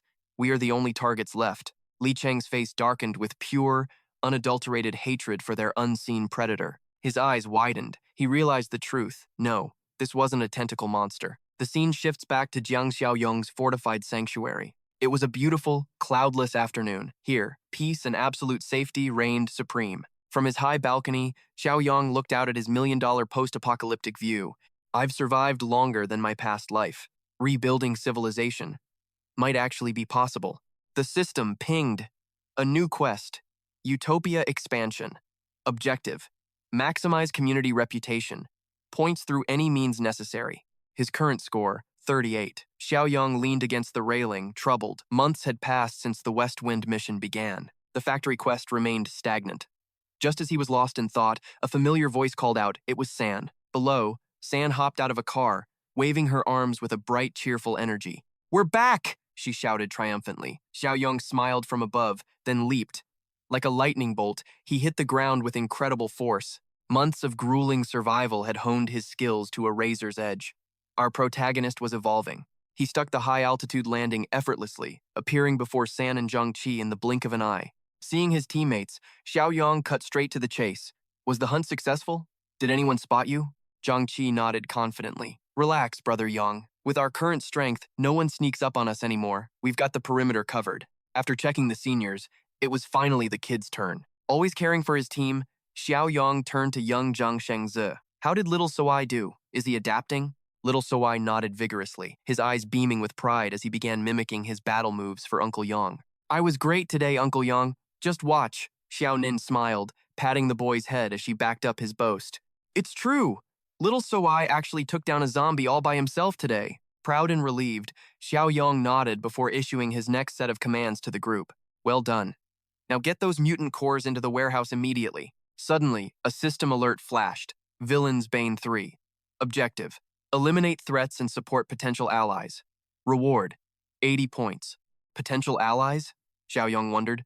Was the system referring to the people at the West Wind Steel Factory? Later, inside the base's war room, Xiaoyong called an urgent meeting.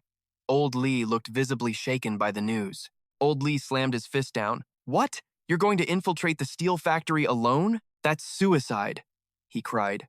Zhang Qi and Old Tong watched on, their faces etched with deep concern. Old Tong couldn't stay silent either, nodding in agreement with Old Li's frantic warning. They keep sending spies. Who knows what kind of twisted trap they're setting for us? If something happens to you, we're finished. But Xiaoyong had already calculated every risk. He looked out the window, his voice steady and full of unwavering conviction. Don't worry. With my current power, not even Chen Sung could touch me, let alone those factory thugs. I need to know for sure, are they friends or enemies? He turned toward Old Han. Mr. Han, Old Li, I'm counting on you all to hold the fortress and protect Lam Tran. All eyes turned toward Xiaoyong, hanging onto every word with heavy, silent respect. Old Han nodded grimly. We've got things here, but stay sharp. You're our pillar now. The scene shifts to Jifeng Steel, a fortress buried under a shroud of black smoke. A frantic voice erupted outside. Let me in! I've got urgent intel for the bosses. Inside the industrial maze, 2 guards stood like statues before the main iron gates. A suited man blocked the way. Nobody enters without the twin leader's direct permission, period. Suddenly, the messenger snapped. Veins bulged on his forehead as a primal rage took hold. It was Li Cheng. He lunged forward, crushing the guard's throat with his massive hand. His raw power was terrifying. As the guard choked, a comrade screamed, "Are you insane?" The piercing cry echoed through the hall, snapping Li Cheng back from his bloodthirsty trance. He gasped, his eyes widening in shock as if a demon had just left him. Trembling with confusion, he helped the guard up. I'm so sorry. Forgive me." The guard slumped against the wall, wheezing for air while clutching his bruised purple neck. Li Cheng stared at his shaking hands. What's happening? Why am I losing control again? These blackouts were becoming frequent. The witnesses stood frozen, paralyzed by his sudden, violent outburst. Damn you, the other guard spat. Don't think the boss's favor makes you untouchable here. A cold voice drifted from the shadows. Sister Ling called out, Is that you, Li Cheng? Let him in. The guard obeyed his leader's cold command instantly. A voice urged him forward, ignoring the guard's obvious, lingering hesitation. Li Trin entered, blinded by the room's sudden and piercing light. Then he saw her, the lethal beauty known as Sister Lin. She leaned against the desk, her fitted shirt radiating dangerous elegance. What brings you here? She asked with a predatory dark smirk. The monster's territory is shifting. I have a different theory, sister. Her gaze sharpened. Oh? Tell me everything you have discovered then. I found female footprints, but the victim was a grown man. Lin's face darkened, her eyes flickering with a hidden cold rage. She looked away, her mind spinning with a dark, sinister secret. Another killer? Her eyes suddenly glowed with a predatory golden light. She lowered her head, her voice turning into a lethal threat. Keep this quiet. We cannot have the men panicking right now. Li Trin nodded, feeling suffocated by her overwhelming and dominant aura. But she cut him off, her tone leaving no room. Trust me. I will ensure the situation remains under my control. He bowed in silence, though his heart was heavy with doubt. She leaned in close, her lips brushing his ear dangerously. Li Trin froze, his face burning as his heart raced wildly. Panicked, he stumbled toward the door, desperate to escape her presence. He slammed the door shut, leaving the seductive monster behind him. Outside, he gasped, his face flushed with deep shame and confusion. Damn it.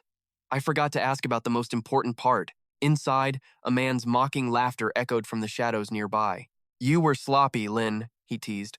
She snapped back instantly. It was the bald butcher, Da Bang, hacking at human remains. He tossed human limbs into a basket like common, worthless trash. I'll do the killing. You just handle the evidence, all right? The leaders were cannibals, harvesting their own men for evolution. A severed head rolled into the bin amidst the rotting stench. A muffled thud echoed through the abandoned dark steel factory. Another zombie fell as Tiu Dung reached his final destination. He stood over the bodies, his blade dripping with thick ichor. Almost there, he whispered, his eyes cold and intensely focused. Using his system, he summoned a pair of sharp silver scissors. With expert speed, he began cutting his hair into a disguise. His hands moved with the precision of a master, legendary assassin. He smeared grime across his face, masking his true, handsome identity. Within moments, he transformed into a ragged and desperate-looking survivor. He added glasses, yet his legendary aura still burned bright. As he neared the gate, a guard barked a sudden command. Tudong stopped, his mind calculating every possible escape route. Who are you? The guard spat, eyes narrowing with deep suspicion. Tudong forced a clumsy smile, instantly switching into acting mode. Living souls, I'm not alone after all, I shouted, throwing on my best mask of desperate, overwhelming joy. Talk about an easy mark. One look at my pathetic, trembling face and his guard crumbled instantly. His expression fell into a mask of pure disappointment.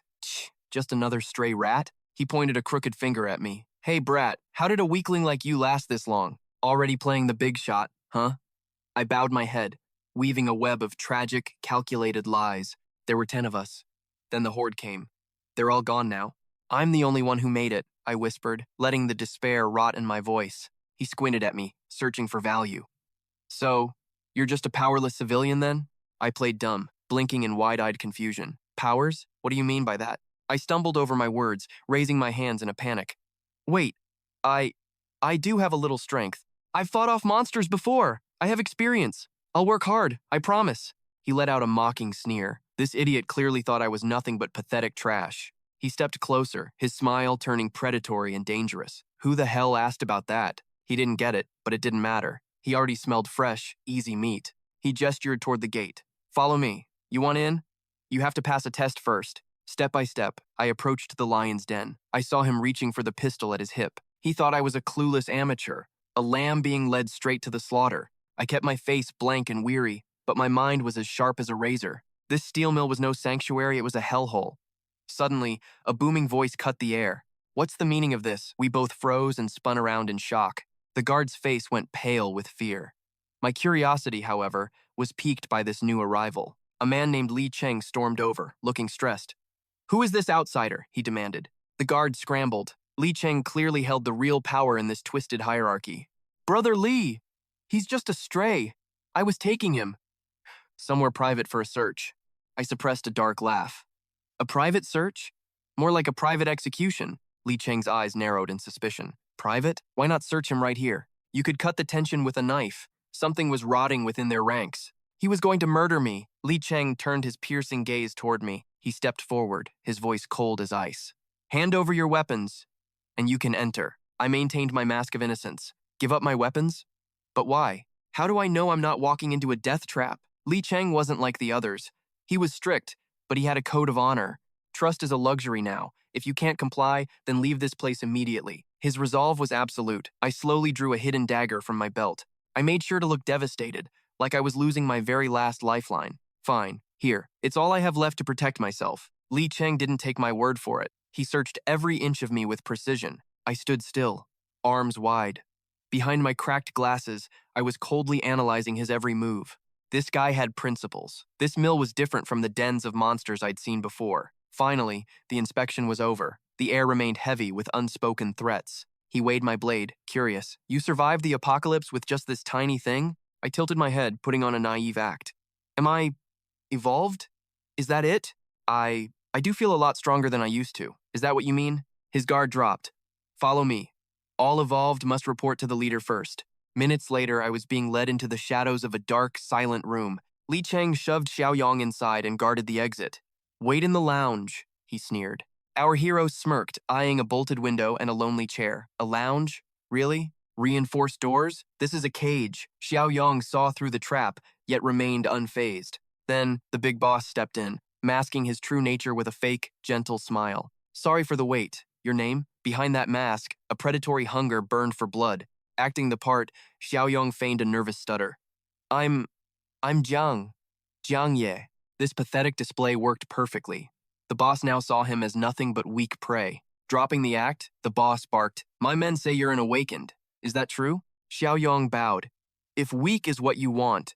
Suddenly, a heavy axe whistled past his ear. Looking up, our hero widened his eyes in faux shock, realizing the sudden danger. For a master like him, this was easy. He tilted his head, dodging the lethal strike. He glanced back at the weapon. It was massive, sharp, and meant for a kill. The iron axe buried itself deep into the concrete wall. The speed was truly impressive. A normal human would be dead. Xiaoyong locked eyes with the bald, savage monster. He analyzed the boss with lethal precision. Was this a fight to the death? No, just a test. The boss looked frustrated, yet strangely thrilled by the dodge. Xiaoyong played the victim, pointing at the wall and screaming, Hey, that's incredibly dangerous.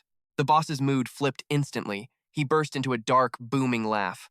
I knew it! You're definitely an awakened. He spoke as if human lives were mere playthings.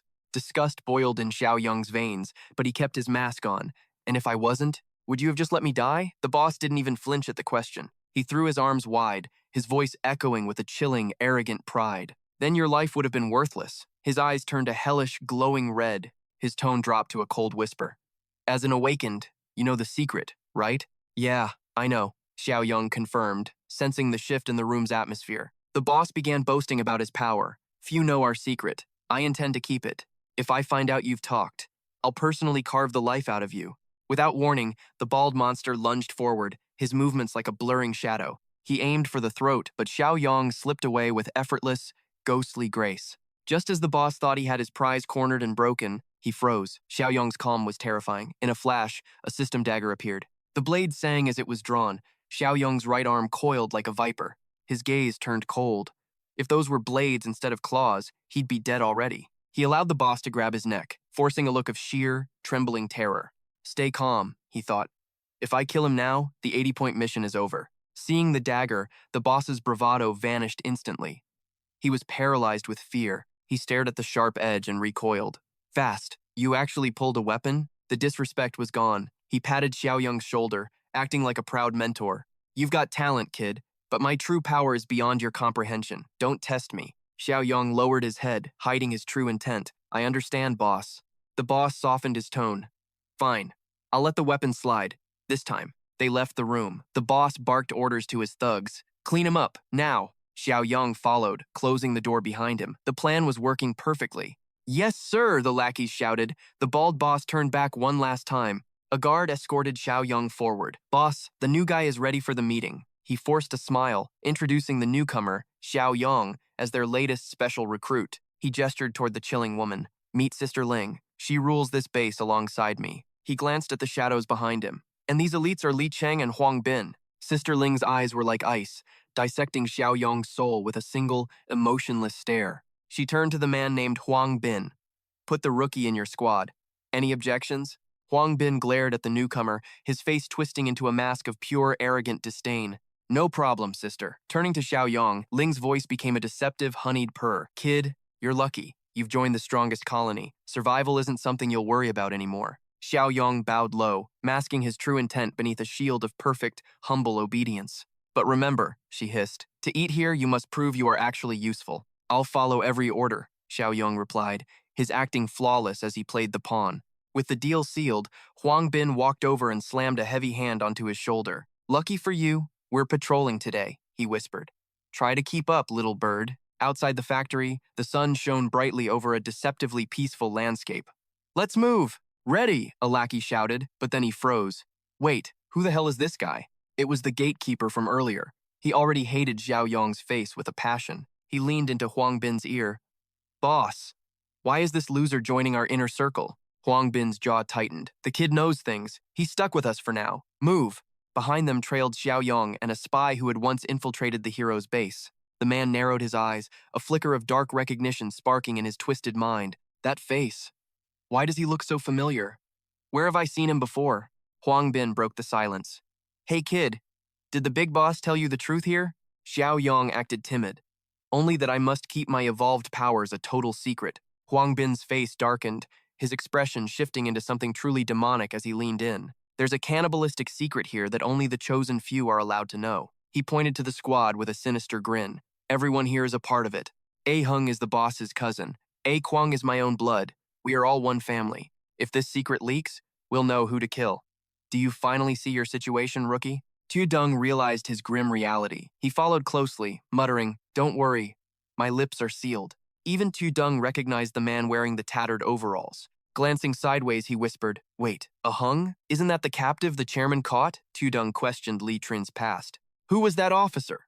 Hoang Ban replied enthusiastically, That's Li Tran, just an outsider, but his potential and raw power are terrifying, he added, emphasizing the man's strength. Most importantly, never let him learn our secret. Got it? He glared intensely to intimidate Tu Dung. The man's face twisted into a mask of pure aggression and menace. In a chilling whisper, he warned they wouldn't survive the day. Tu Dung finally understood this dark organization. He stayed silent, his mind racing. Li Trin's talent was clearly a massive threat. They were using resources to suppress him, fearing he would soon surpass both leaders. Their chatter ended as they reached the destination. Hoang Ban shouted, All right, we're here. Tu Dung stood dazed, looking at the massive, fortified base hidden among the trees. We've arrived? Hoang Ban began the briefing with a cold smile. 7 targets here. We've watched them for days. None of them are awakened. Confused, Tu Dung leaned in. What's the plan? A hunt? Hoang Ban waved 2 fingers dismissively. A hunt? Ha, not that barbaric. We're gonna farm them like livestock. Fat Kwang threw an arm around Tu Dung, trying to boost his twisted morale. Kid, you're an awakened now. Change your mindset. Don't be a stiff like Li Trin. Those words allowed Tu Dung to finally grasp the complexity of Li Trin's character. Like a veteran predator, Fat Kwang continued his lecture. We are awakened. We are no longer human. We are the new apex species in the food chain. That's all you need to know. Tu Dung looked toward the base, finally realizing their horrific intentions. So you'll pen them up like cattle just to butcher them later? Fat Kwang gave a wicked grin. Hoang Ban held up 4 fingers, clarifying the plan with a cold gaze. Bring back 5 or 6. Dispose of the rest on the spot. They spoke of humans like slaughtering poultry. Tu Dung pressed for details. Dispose of them? How? It was the perfect chance for a bloody demonstration. Hoang Ban raised his hands, his eyes gleaming with excitement. Ha! Watch closely and learn something. Tu Dung narrowed his eyes, struggling to mask his growing disgust and horror. Moments later, the base walls were under threat. Inside, survivors were desperately reinforcing their defenses. A young man yawned after a long day of labor, unaware of the looming shadow. Finally almost done. This work is absolutely exhausting. Suddenly, the piece shattered. The commander pointed forward, his face turning deathly pale. Cold sweat poured down his face as he gasped. Behind him, the others turned in sheer horror. A swarm of ravenous zombies appeared, rushing toward the group like starving, mindless demons. The blood-soaked monsters trampled each other, desperate to sink their teeth into human flesh. The survivors were paralyzed with shock, completely defenseless against the sudden, brutal onslaught. Men grabbed whatever weapons they could find, shouting in a mix of confusion and terror. Damn it, why are they attacking now? There was no warning. Get ready to fight. The speed of the horde was lethal. One moment they were distant, the next they were lunging.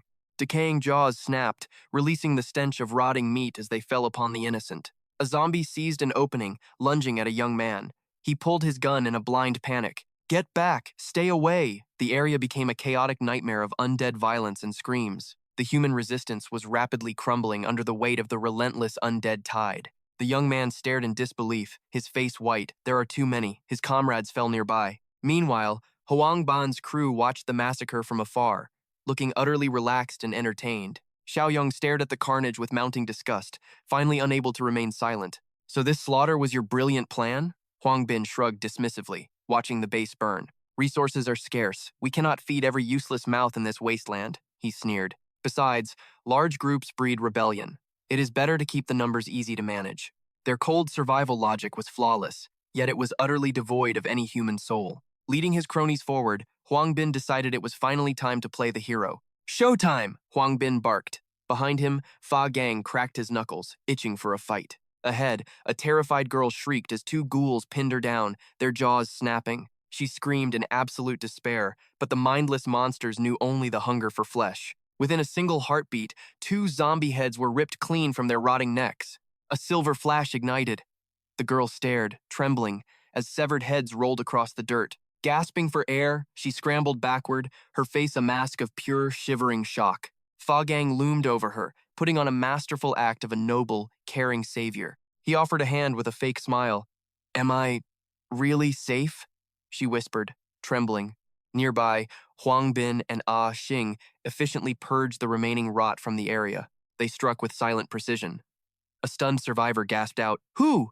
Who are you people?" Rotting heads tumbled like ripe fruit. In seconds, the battlefield was eerily quiet and still. For these predators, this was child's play. Huang Bin stepped forward to claim his prize. He smirked. "We are the Awakened from the West Feng Steelworks, your new protectors." They stood tall, masking their dark intentions behind the golden veil of false heroism. "The Awakened?" The survivors whispered in awe. What kind of incredible power is that? Hope ignited in their eyes as they cheered. "We're saved! Thank you! Thank you so much!" Xiaoyong observed the charade, his expression as cold and unreadable as a frozen lake. He gauged their raw power. They were high-level, possessors of terrifying physical strength. Their combat potential was easily on par with Zhang Qi and the top-tier fighters. Amidst the celebration, Xiaoyong's instinct screamed. Something foul was lurking in the shadows nearby. He tensed. High above, a single window in the dark skyscraper suddenly flickered with light. A heavy, oppressive chill settled over him. Something was very wrong up in that building. He whirled around, heart racing. "What was that?" he hissed, scanning the dark glass. The window was empty. Only a ghostly, fading glow remained in the hollow silence. Xiaoyong exhaled, trying to steady his pulse. Was it just a trick of the light?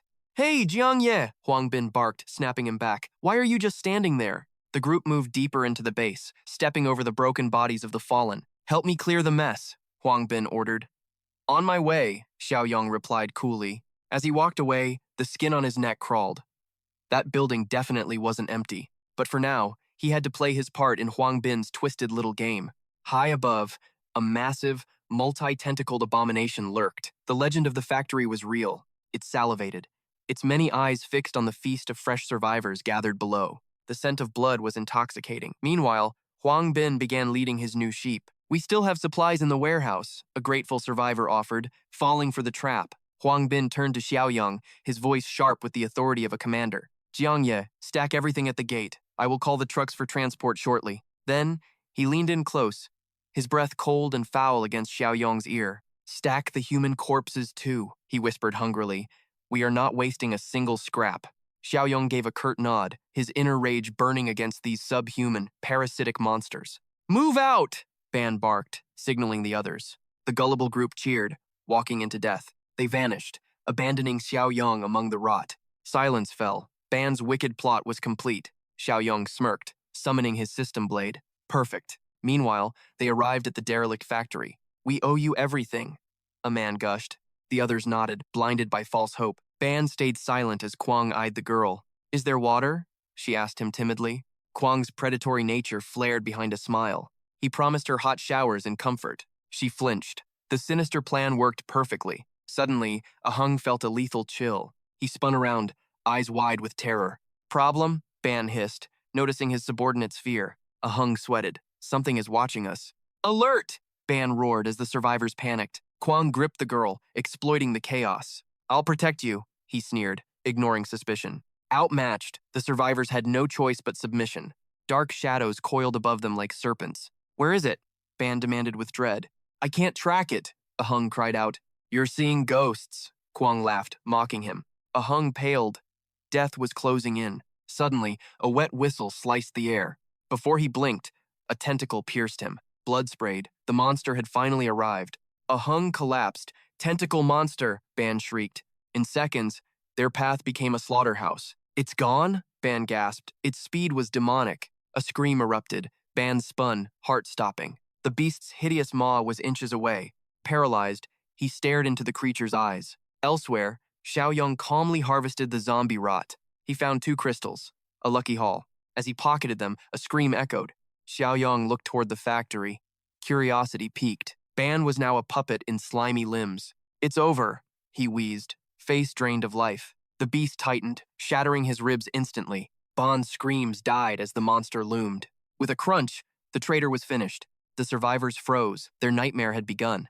Horror froze their hearts as they stared, faces splattered with the crimson spray of Huang Bin's blood. They had just cheated death, only to fall into an ambush by the region's most apex predator. Despair clouded the survivors' eyes as the slime-coated beast locked its gaze onto Fat Kwang. Its entire form was a nightmare of rotting, foul-smelling black sludge. Writhen tentacles sprouted everywhere, and as it signaled its next prey, Fat Kwang turned deathly pale. Panic surged as he stumbled back, his body feeling like lead under the monster's suffocating pressure.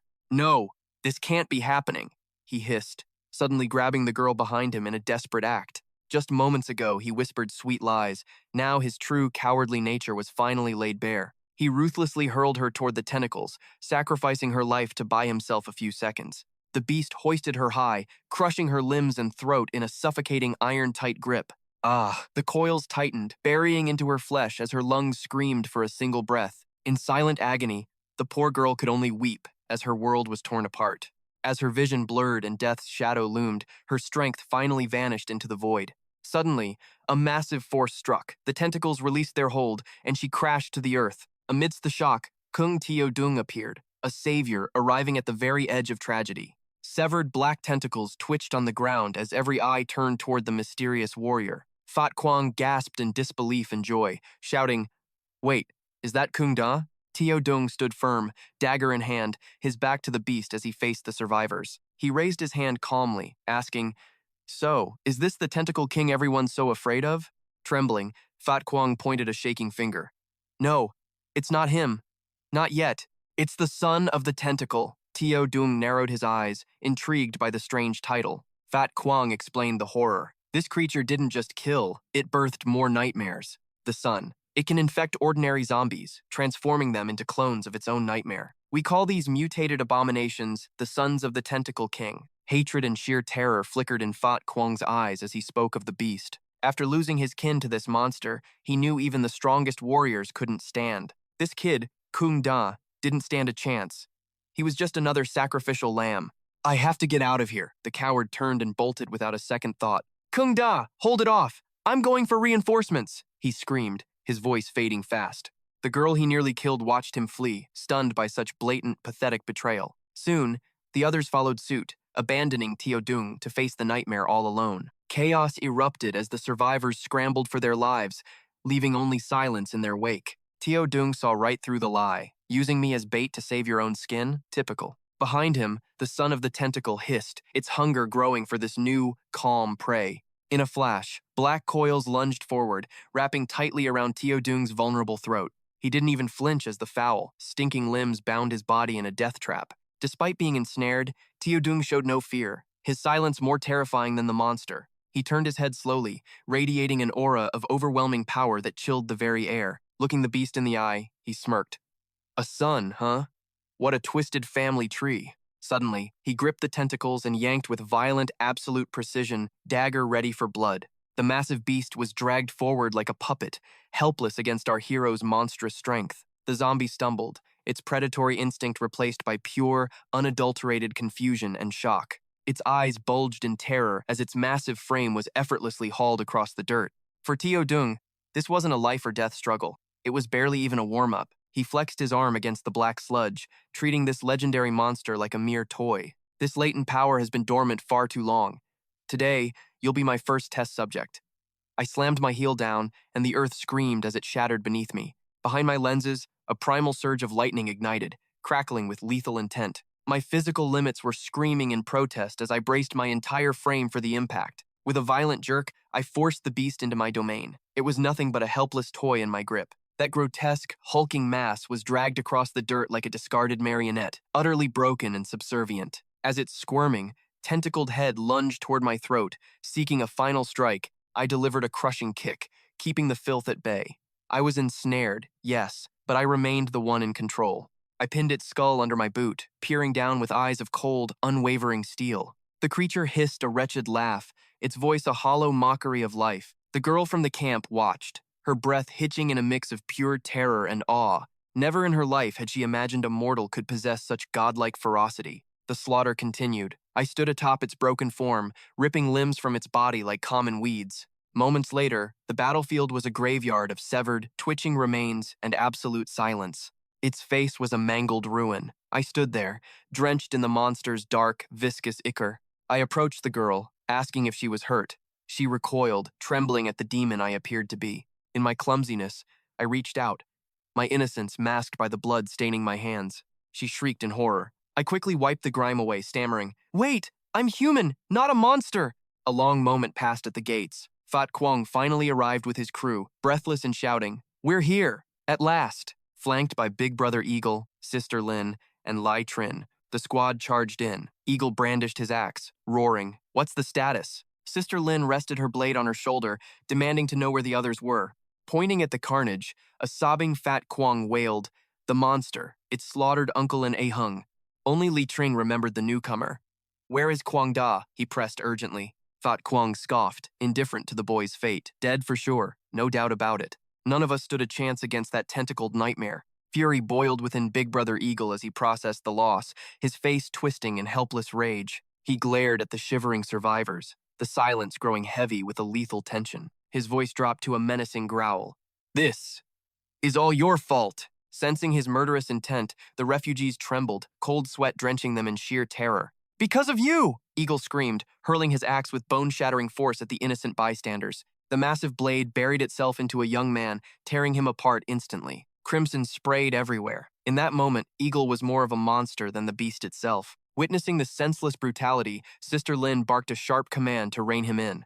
"Calm down!" Eagle gritted his teeth, clenching his fists to stifle his exploding temper. Amidst the shock thud, a bundle of severed tentacles slammed onto the ground before him. Startled, Eagle's eyes narrowed as he examined the grisly trophy. Jiang Xiaoyong had arrived. All eyes shifted to him, stunned by the gory remains he carried. He emerged from the shadows, a rescued girl following closely in his wake. Xiaoyong stepped forward with pride, presenting his undeniable proof of victory. "Kwang Da, you're alive!" Li Trin exclaimed, the only one genuinely relieved to see him. Sister Lin stared at the blackened tentacles, her voice failing her as reality set in. Standing over his kill, Xiaoyong declared with chilling confidence, "That creature is dead. I've settled the debt for our fallen comrades." Instead of gratitude, a dark seed of suspicion took root in the leaders' hearts. They watched him in silence, haunted by a single thought. Just how powerful is this kid? Sensing the awkward tension despite his heroic feat, Xiaoyong smirked. "Leaders, get the trucks ready. It's time to collect our spoils." Back at the base, Eagle and Lin immediately cornered Fat Kwong for answers. "Was that beast truly stronger than Lai Trin?" Eagle demanded. Trembling with lingering trauma, Fat Kwong hissed, "It slaughtered them in the blink of an eye. Could Li Trin have even handled it?" Even he doubted if their top fighter could have survived such a monster. "Could even you two have stood a chance against that thing?" Fat Kwong muttered. But their true fear wasn't the monster, it was Xiaoyong's terrifying potential. "When I tested him earlier," Eagle recalled, "he reacted instantly to my killing intent. Yet he barely drew his blade," Lin pondered. "How could he have surpassed us so quickly?" She refused to believe a mere rookie could possess such godlike strength. Perhaps the beast was already weakened, she theorized, desperately seeking an excuse. Eagle nodded slowly. "Possible. Regardless, he's too dangerous to be left alive. If he joins forces with Li Trin." Just then, a knock interrupted their dark plotting. Sister Lin signaled for silence. "Enter." To their surprise, it was Li Trin. "Leader," Li Trin greeted calmly. Eagle masked his malice with a fake smile. "What is it, brother?" Jiang Ye stood as Li Cheng entered, eyes flashing with hidden disdain. Li Cheng sensed only grief. Li Cheng offered hollow comfort. "Big Eagle, Sister Lin, please, steel yourselves against this tragedy." Big Eagle turned with a hardened gaze. "The apocalypse has been our reality far too long. Spare the sympathies. I have grown used to death. Let us discuss the mission at hand." Seeing Xiaoyong's potential, Li Cheng vouched for him. "Jiang Ye's power rivals mine. Promote him." Fearing a secret alliance, Big Eagle fabricated a shallow concern to block the young warrior's rise. "His origins are too suspicious," he hedged. Before he could finish, Sister Lin signaled him silent. Stunned by her sudden command, Big Eagle fell silent, looking at her with genuine confusion. She silenced him quickly, fearing his lack of cunning would reveal their true, treacherous intentions. Sister Lin spoke up smoothly. Jiang Ye has strength, but respect must be earned through blood. Li Cheng fired back instantly. He slaughtered the tentacle beast. Is that not merit enough? Sensing Li Cheng's deep attachment to the boy, the venomous Sister Lin began spinning a trap. If he executes the Tentacle King, he proves his worth and solves our problem. Two birds. She was using a trial to let a monster kill him. Her eyes gleamed with malice. Li Cheng felt their strange hostility. He stepped forward, his voice low and laced with danger. Even you two could not kill that thing. How is this mission anything but death? Reclining arrogantly, Sister Lin smirked. Relax, we are not just sending the boy to his grave. We will mobilize our entire force. Together, we will finally end the threat from the south. Later, the trio cornered Xiaoyong. After their psychological web was spun, the warrior nodded. The center of the operation? Me? Xiaoyong mused. Is such glory fitting for a newcomer? Sister Lin's voice was like silk.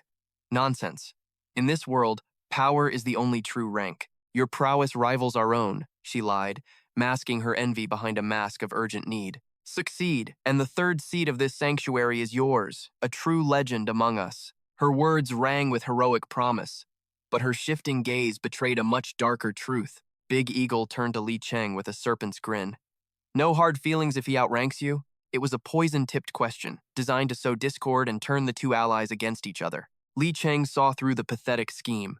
I have no objections, he snapped, his disgust rising. With a dismissive flick of his fingers, Big Eagle smirked, settled. We march in 2 days.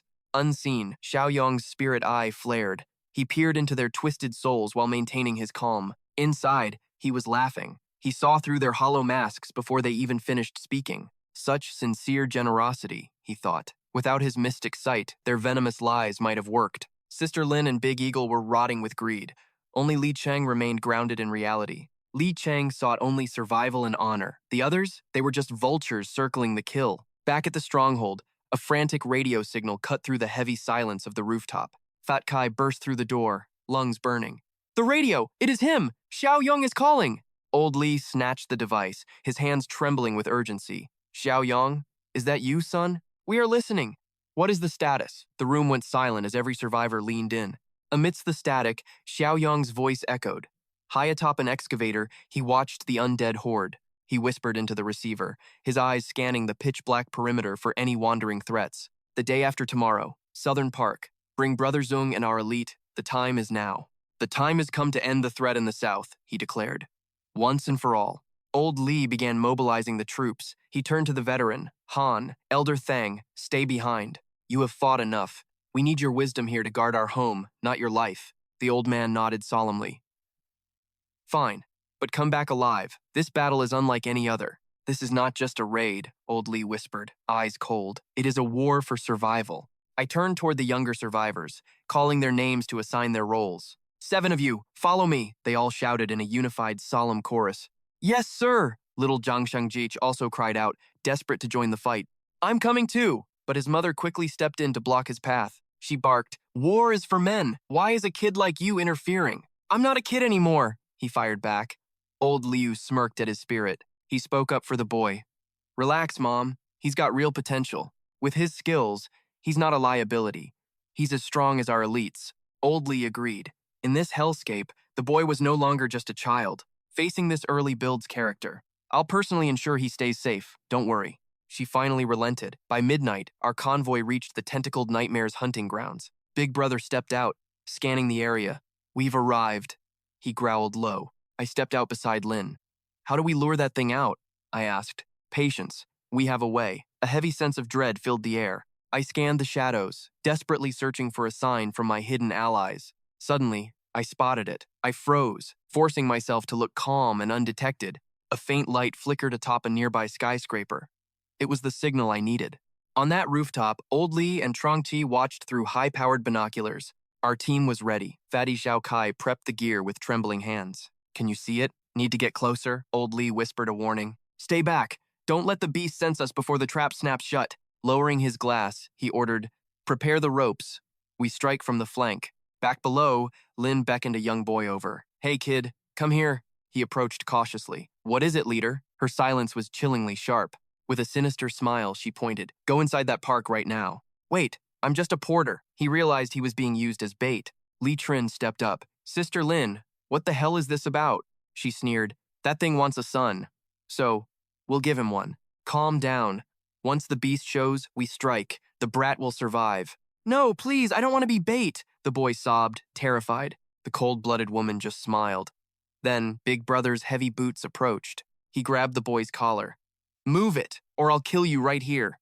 The boy turned pale, his heart nearly stopping from the sheer terror. Without mercy, the brute hurled the small child into the dark park. He hit the ground hard, paralyzed by terror and the impact's pain. From the rooftop, old Lee signaled, "There's a change. Move out, now." The team descended rapidly, rappelling down the building like elite special forces. Struggling to rise, the boy cried out, "Help! Someone please help me!" Suddenly, a monstrous scream tore through the park. "Son!" Everything shook. A massive, muscular beast with writhing tentacles slammed down right behind him. The earth shattered. The boy froze, smelling the cold stench of death. The mutant's face contorted as its eyes flared with a demonic red glow. "He's bitten the bait! Save the kid!" Li Trin shouted, lunging forward. A cold hand stopped him. It was Lin, her eyes like frozen glass. "Stay back. We agreed not to interfere with the credit, remember?" But the crisis wasn't over. Li Trin was trapped, and I couldn't waste another second. Lin sneered, her grip tightening on Li Trin. I lunged forward, the ground exploding as I vanished into a blur. As black tentacles coiled around the boy, I became a gale of lethal speed, cutting through the air. I snatched him from the jaws of death just in time, leaving the boy gasping in utter shock. I hurled the child to safety, letting the darkness consume me in his place. Li Trin caught the boy midair, shielding him from the impending chaos of the battle. My glasses shattered on the pavement as the beast's massive limbs crushed the very air from my lungs. "Give me my son!" it wailed. But my pulse didn't even quicken in the face of its rage. I stared into its eyes, a haunting sense of familiarity washing over my soul. You're one of them," I whispered. From the side, Li Trin screamed my name in desperation. Suddenly, the vipers struck. Lin and her accomplice seized Li Trin, their masks finally falling. Immobilized and betrayed, Li Trin's world spiraled. "What are you doing? He will die!" Lin cackled, her face twisted in sadistic delight. "Let the monster finish him off." She watched with hungry eyes as the coils tightened like a noose around my chest. To her, I was just a pawn to be broken, a high-value target meant for the ultimate slaughter. Rage boiled in Li Trin's voice. "You planned this from the start. Why do this?" My voice cut through the madness. "Let me enlighten you on the truth, brother." All eyes turned to me, even as the monster tried to crush the life from my body. "They aren't survivors," I spat. "They are cannibals." The truth hit Li Trin like a physical blow. His reality shattered instantly. Eating? Humans? No, that is impossible. The tension snapped with the thunderous roar of gunfire echoing through the ruins. Lead rained down on the traitors, forcing them to release their prey and flee into the shadows. My comrades had arrived. Old Lai led the charge, his rifle spitting fire and righteous vengeance. San and young Soai charged into the fray, determined to tear me from the beast's grasp. The boy raised a flaming Molotov, his voice cracking with brave defiance. "Hold on, Uncle, we're here." With every ounce of his strength, he launched the firebomb toward the writhing, dark mass. But the creature was fast. A single tentacle swatted the bottle, erupting into a mid-air inferno. The monster shifted. The mindless rage was gone, replaced by a chilling, calculated silence. Ignoring the chaos, the creature gazed at Soai, its eyes filled with an unbearable, aching longing. Deep within those monstrous tentacles, the boy fought on, never realizing the beast was actually his father. The monster's voice choked as it gripped Jiang Xiaoyong. "My son. Do you recognize this familiar face?" Turning its head, the mutant stared at Soai with eyes of pure devotion. "My dear son." But the boy saw only a demon. His attack failed, and he hissed at the creature's overwhelming strength. Hearing the child's angry curse, the mutated father suddenly snapped in a fit of primal rage. Tentacles thrashed violently as he roared, "No swearing!" Nearby, Zhangji watched the horror unfold in terror. He quickly warned the squad, "Stay back! This isn't just some ordinary brainless zombie variant." Suddenly, Chen Chong exploded forward with incredible speed, catching the entire team completely off guard. "Careful, Chen!" Zhangji screamed as massive, mutated limbs lashed out to intercept the high-speed charge. With godlike agility, Chen Chong dodged every strike while Jiang Xiaoyong remained hopelessly trapped in the grip. Sister Ling and Eagle dove behind massive trees to escape the crossfire as the situation turned deadly. Fa Qiang peered out, trembling with fear. "What is that thing? Another high-level mutant has appeared?" Ling watched in shock, unable to believe her eyes. A mutant? Fighting alongside the living? Impossible. Right before her, Chen Chong was desperately battling to tear Jiang Xiaoyong from the monster's grasp. Stinking, massive tentacles lunged to swallow him, but Chen Chong twisted midair, barely escaping the trap. Within seconds, the flesh vines buried him alive, leaving only his lethal, glowing red eyes visible. He wouldn't be subdued. With a ferocious glare, Chen Chong leaped upward, refusing to be pinned down. He shredded the putrid wall of limbs and escaped, just as another massive strike whistled toward him. "Heads up!" his teammates yelled. Chen Chong pivoted, bracing his legs to block the crushing blow. Chen Chong was a blur of raw power, matching the monster's ferocity with every violent exchange. Facing him head-on, the mutant realized the threat and began retracting its massive, swaying tentacles. Gasping for air, Chen Chong stood firm. Xiaoyong laughed loudly. "Ha! Looks like you finally met your match." Chen Chong nodded in grim agreement. Seeing Xiaoyong's casual attitude, Eagle gnashed his teeth in pure fury. "That brat is still joking," he muttered. Eagle decided he couldn't just stand by and watch anymore. Suddenly, Jiang Xiaoyong began using his bare hands to rip the crushing tentacles off his body. He shredded the supernatural flesh like it was paper. Eagle screamed, He's tearing the monster apart!" Nearby, Fa Qiang began to stutter, his face turning pale as a terrifying thought occurred to him. "Wait, that kid just called the man Uncle Xiaoyong. Is it possible he really is him?" Eagle spun around in shock. He suddenly remembered a name from a report about a base intruder. A memory surfaced about the legendary leader from Tea Leaf City. This was a critical, deadly clue. "Jiang Xiaoyong?" Ling breathed in disbelief. Fa Qiang stared at the battlefield and confirmed the nightmare. It's him, the real Jiang Xiaoyong. The realization hit like a truck. They had been played for fools. Eagle slammed his knife into a tree, cursing loudly. "Damn it! That bastard played us from the start." Sister Ling's mind raced with fear and anger as she finally deduced the group's true, terrifying identity. If that's him, then this group must be the elite combat force from that hidden settlement. She glanced over to see old Li aiming at them, while Zhang Ji's squad provided lethal cover. Ling began to calculate their survival odds. We have them in front, and those monsters behind us. Their strongest fighter was equal to Li Cheng, but their advanced weaponry made them far more dangerous. Watching Xiaoyong easily handle the tentacles, she whispered, "The most ruthless one isn't the mutant, it's him." Her eyes shifted to Chen Chong, who was still locked in a deadly dance with the beast. The mutant's power was overwhelming. Ling analyzed the situation and realized they were completely outmatched today. "Our win rate is 0, she admitted. "A full-scale battle would only result in our total destruction." From behind, Fa Qiang asked in a panicked voice, "Then what? What's the plan now, Sister Ling?" Her eyes flared with desperate resolve. "Eagle, hold them back! Provide cover while I make my move!" Following Lin's command, Eagle Brother charged like a demon, brandishing his massive axe. With a sudden burst of speed, he hurled the heavy blade forward. The axe cut through the air, trailing sparks of friction. His flaming strike smashed into a boulder right beside Old Man Lai's group. A violent shockwave erupted, sending lethal shards everywhere. Everyone screamed, desperately ducking for cover as the ground trembled under the impact. A rain of jagged stones followed, hammering their position in a relentless, crushing barrage of debris. Trees collapsed under the heavy impact. Then, the enemy unleashed a hail of bullets, pinning the group down in a deadly crossfire. Huddled behind a trunk, Old Man Li cursed under his breath. "Damn it!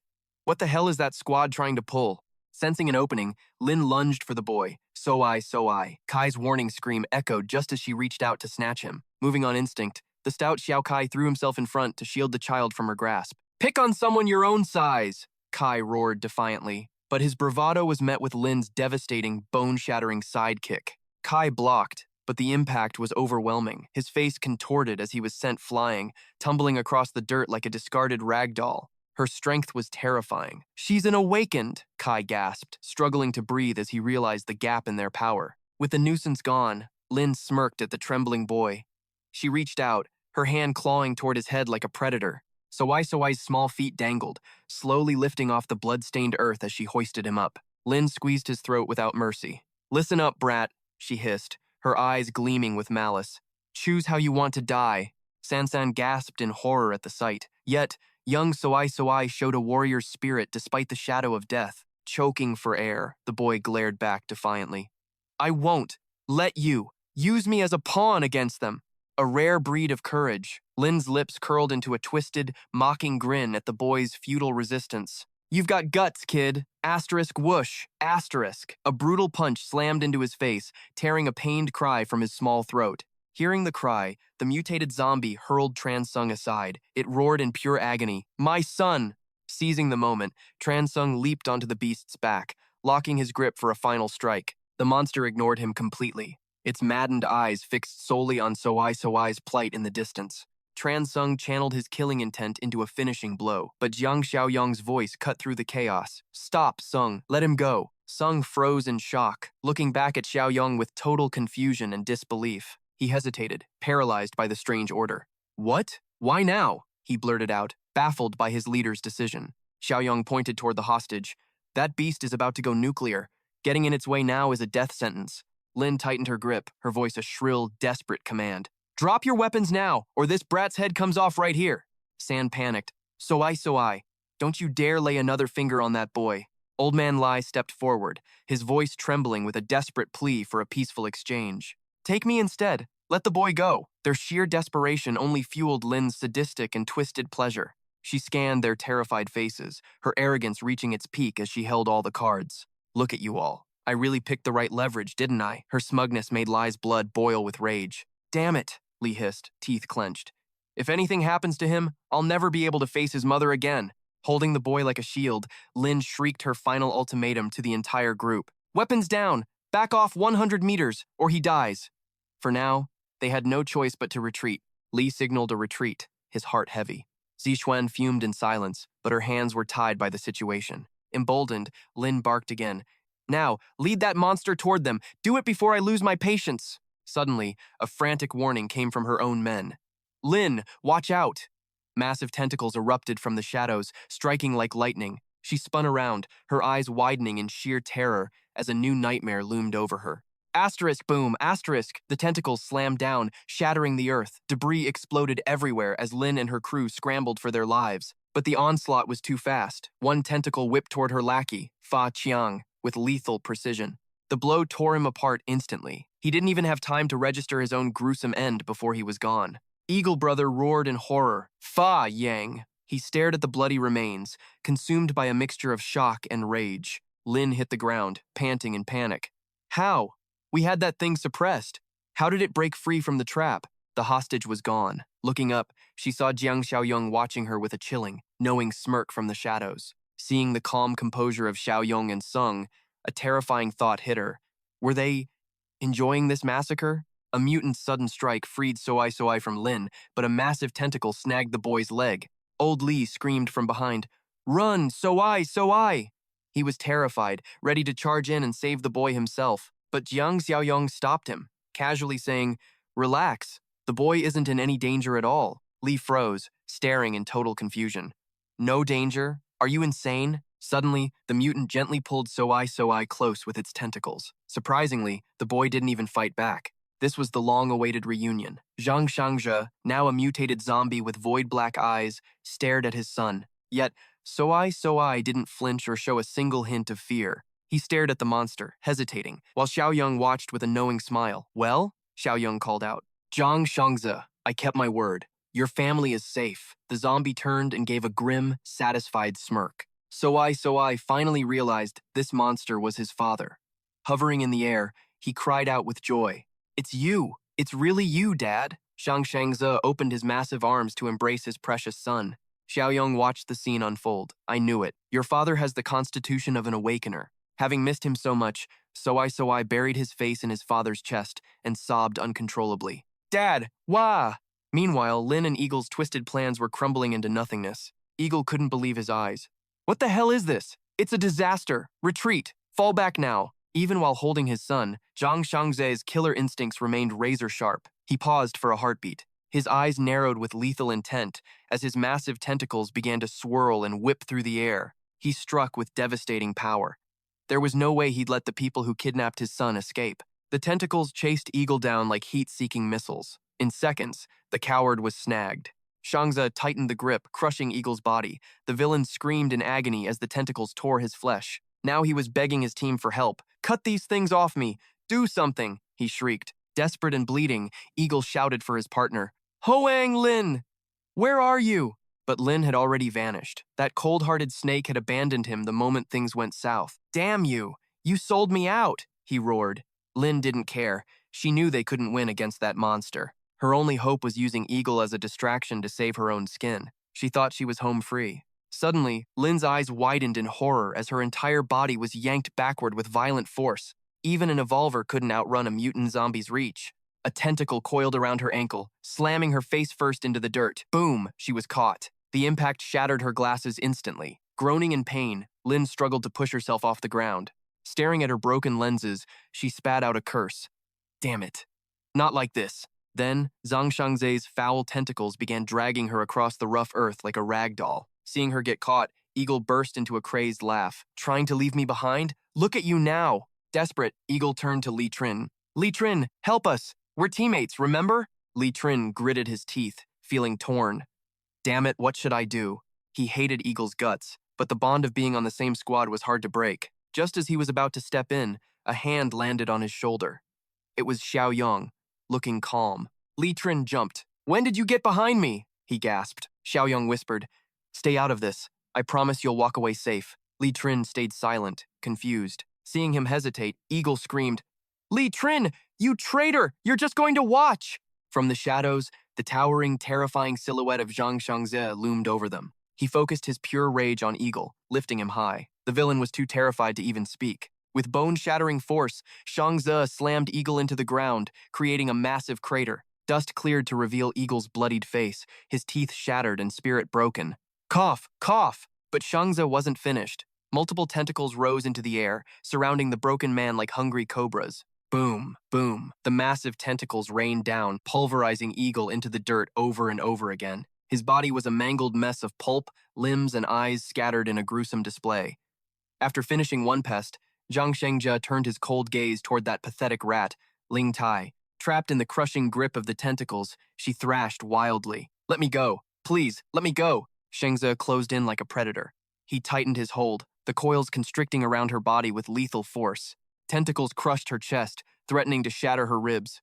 Enduring agonizing pain, Ling Tai trembled in pure terror. Facing the tentacled monstrosity, her arrogance vanished, replaced by a pale mask of sheer, helpless horror. Xiaoyong increased the pressure, crushing her flesh until the overwhelming agony flooded her very brain. Gritting her teeth, blood poured from her eyes and mouth, death was knocking at her door. Shengzhe didn't stop. The tentacles pulverized her, forcing blood to spray through the gaps of her mangled form. Before the horrific monster, pieces of her body began to fall like a gruesome rain of gore. Her eyeballs popped out. Jiang Xiaoyong's system flashed. Level 3 Villain Slayer quest complete. Threat neutralized. Potential ally assisted. Reward 80 points. Total points 151. Xiaoyong and Li Cheng stared at the remains. Xiaoyong turned away, looking quite satisfied with the outcome. Xiaoyong smirked. "Heh, just a pile of meat now, huh?" Turning to the confused Li Cheng, Xiaoyong asked, "Any more questions?" Li Cheng stepped closer, his mind racing with doubt. "Are you guys from the East City's Yecheng tea settlement?" Xiaoyong nodded. Li Cheng pressed on. "What did you mean earlier about eating human flesh?" Xiaoyong replied bluntly. "Do you really think becoming an awakened is just a matter of luck?" Li Cheng broke into a cold sweat as a suppressed memory clawed its way to the surface. "You mean we became evolved because?" He remembered a tin lunchbox and a child's whimpering plea. "Mommy, can I have some meat too?" "Be patient, darling," the mother had whispered. "The warrior needs strength to protect us." Li Cheng had ignored it then. The woman offered a bashful smile. "Sorry, Mr. Li, children don't understand," while the girl watched him with wide, innocent eyes. Without a second thought, Li Cheng had handed his entire portion of meat to the starving little girl. "Just a bite won't hurt," he'd urged, but the woman frantically refused. "No, Mr. Li, we couldn't possibly." The realization hit him like a physical blow. Drenched in sweat, he gasped, "I'm a monster." Shortly after, panic erupted within the survivor camp once again. "The tentacle beast is back. People are vanishing. Did anyone see it? No. If we did, we'd be dead." The mother from before suddenly screamed in absolute agony. "Where is my daughter? Has anyone seen her?" The horrifying truth finally clicked. Li Cheng realized exactly what kind of meat he'd been eating every day. Bile rose in his throat as he vomited violently before charging toward the mangled remains of the treacherous sister Ling. Blinded by fury, his fists rained down on the pulpy mess, fueled by pure, unadulterated loathing. "You subhuman filth!" he roared, his rage exploding until his entire body was stained in crimson gore. He gasped for air, struggling to rein in the storm of emotions tearing his soul apart. Li Cheng spun around, his eyes wild with suspicion. And you? Did you all gain power by feasting on humans too? Old Li shouldered his rifle and scoffed. Is that what you think of us? We aren't that kind of trash. With a sharp snap of his fingers, Jiang Xiaoyong summoned a glowing spirit stone from thin air. We have better ways. Here. He tossed the massive gem, and Li Cheng instinctively snatched it from the sky. Xiaoyong's voice was cold. This is the true path to power. Monster cores are rarer than flesh, but they're purer, more effective, and with zero side effects. Li Cheng stared at the stone, his voice trembling. Side effects? What are you talking about? I think you've already felt it, Xiaoyong replied with chilling clarity. Once you evolve this way, your emotions spiral. Violence and slaughter begin to feel like a sickening high. Li Cheng froze. It was the truth. Yes, I felt it. He hesitated, his heart sinking into shadow. The past is set, Xiaoyong said, stepping closer. But if you stop eating humans now, you might save your sanity. At least you won't turn into a total psychopath. He then turned toward Jiang Xiaoyong and his son. And what about you? Xiaoyong asked. Can you still communicate, Jiang Xiaoyong? Jiang Xiaoyong waved frantically, his voice a jagged rasp. Manager, Jiang, thank you for saving my son. His speech was broken and fractured, but the spark of human intelligence remained in his eyes. Xiaoyong barked a laugh. Are you trying to give me a moral lecture? Jiang shook his head in a panic. No, I mean, Manager Jiang, son, young master. Damn it. Xiaoyong held up a hand, silencing the mutated man's frantic attempts at speech. Enough. I get it. He realized that while the mutation ruined Jiang's speech, his mind was still sharp. But his monstrous appearance was undeniable and terrifying. Bringing him back to the shelter would be a disaster. Jiang Xiaoyong seemed to realize this as he hugged his son. I belong here now, Jiang rasped, his son's worry melting into a bittersweet understanding. Xiaoyong nodded. You've adapted to the wild, and seeing your son safe is enough for you, right? Jiang's face lit up with joy, and he quickly gave Xiaoyong an enthusiastic thumbs up. Manager Jiang. Massive wisdom. It's called being smart, Xiaoyong corrected him with a smirk. He turned back to the shell-shocked Li Cheng. Listen, the immediate threat is dead and gone. The survivors at the West Wind Steel plant still need a leader. That's your responsibility. Li Cheng shook his head violently. No, I'm a cannibal. No one is safe with a monster like me. Xiaoyong went silent, acknowledging the heavy truth. He then turned his gaze toward the veteran, Old Li. Then it settled. Li Hongli, you're taking command of the West Wind plant. Consider it done, Old Li replied. Li Cheng, come with me to Yecheng, Xiaoyong said firmly, patting his shoulder with a heavy hand. Leaning in, he whispered, Don't worry. I'll be keeping a close eye on you. Nearby, at the border of S City, chaos erupted in the wastelands. Desperate screams of, Help me, echoed through the air. One young man hesitated, desperately wanting to save his trapped friend, but the group pulled him back. Stop! He is already a dead man. Behind the fallen survivor, 3 skeletal, slime-covered zombies lurched forward, closing in for the kill. Powerless, the best friend could only watch as the zombies loomed closer. He closed his eyes and fled. The man's pleas went unanswered. It was a brutal end as the 3 famished ghouls tore him limb from limb. Moments later, nothing remained of the young man. Only scraps of flesh and gore were left near a strange tree. Suddenly, the nearby roots began grafting the scattered remains together. The plant fused his pieces into a bizarre entity, birthing a horrific hybrid of man and flora. Exhausted, a girl from the group collapsed against a trunk. I cannot run anymore. Her friend desperately urged her on. Keep moving or you will be torn apart. Suddenly, a man in black signaled them to stop. Wait, the one in brown looked up, confused. What? The man in black shushed him. Listen. A faint sound reached his ears. Overjoyed, he shouted to the group, tears streaming down his face. The wind! I hear the wind! We are almost out of these woods! Their hope was short-lived as the low growls of approaching zombies echoed behind them. Pale with fear, the group bolted. They are here! Don't look back! Just run! The man in brown pushed the girl forward. We are so close! We cannot die here! They sprinted through the brush, desperately clinging to their lives. Finally, they reached the clearing. Skyscrapers loomed ahead. Look! Light! The city is just ahead of us! The girl cheered, pointing ahead. We made it! We actually made it! We are safe! But above her, a sinister vine twitched. Watch out, her friend screamed. The vine lashed out like a whip, sharp and jagged, snaring the girl's neck in an instant. The man-eating plant yanked the poor girl toward its gaping, horrific maw. With a sickening crunch, the plant bit her in half, swallowing her torso and dropping the rest. Her companion stood frozen in terror. Her closest friend let out a scream of pure, agonizing despair. Xiaodong, snap out of it! His friend gripped his shoulder, desperate to ground him. Silence didn't last long before the groans returned. The plant mutants had already caught their scent. Without hesitation, the black-shirted youth delivered a sharp slap to wake his shell-shocked comrade. Xiaodong is gone. Calm down now, or you'll be joining her in the grave. Amidst choked sobs and apologies, the four survivors finally burst out of the suffocating woods. They ran with newfound hope, noticing the mutated flora stopped dead where the grass ended. The pursuing zombies froze at the edge, glancing at one another with eerie, sentient hesitation. Then, one bold creature stepped forward, crossing the threshold into a brand new world. Like a dam breaking, a massive army of plant-based horrors flooded toward the unsuspecting city. Hours later, the exhausted quartet wandered aimlessly through the desolate, urban concrete jungle. Approaching a massive white gate, the leader froze. Wait, I recognize this place. We're in City M's suburban park. We actually crossed the border, but the relief was short-lived. It's too quiet. Why is the entire city abandoned? City S was a massacre, one replied.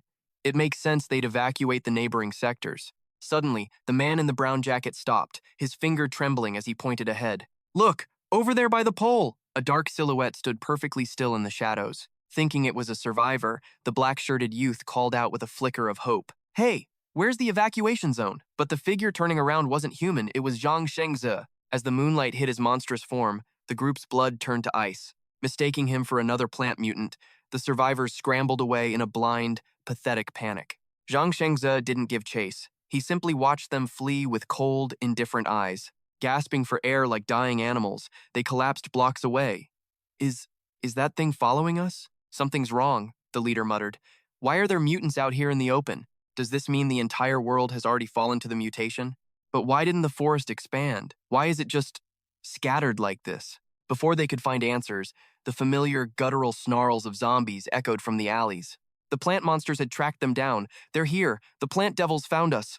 Trapped in the center of a dead intersection, the group realized the gravity of their situation. Enemies surged from every corner. We're surrounded! Damn it, there's no way out! Overwhelmed by despair, the man in the brown jacket sank to his knees, defeated. We should have stayed in the forest. Xiaodong wouldn't have died for nothing. As the monsters closed in, the scent of fresh human fear only whipped them into a frenzy. Even a cornered rabbit will bite, but these men were far past their breaking point. Trembling, the youth gripped a small blade.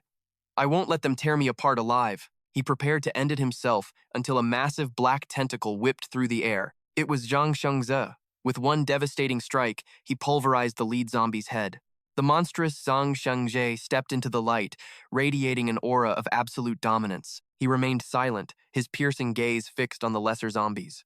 Meanwhile, at the base, Jiang Xiaoyong stood on his balcony, watching the storm clouds gather over his growing empire. System.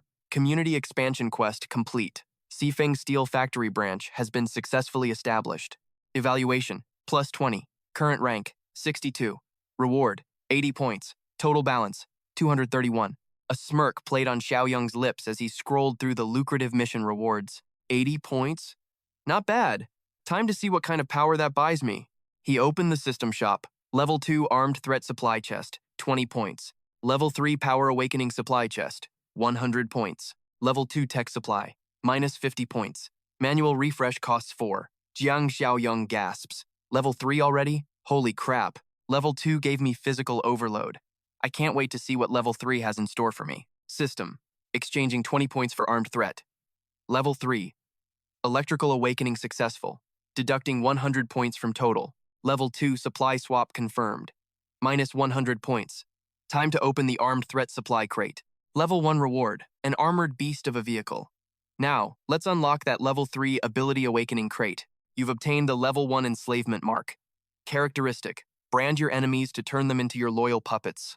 Maxing out the thrall count. Tech crate reward. Physical enhancement pills. Total stamina increased by 30 points. Xiaoyong taps the screen, a frown forming. He wonders, wait, can I really only control one person at a time? Currently, Zhuang Shengze and Li Cheng seem stable. I'll keep a close eye on them before making any moves.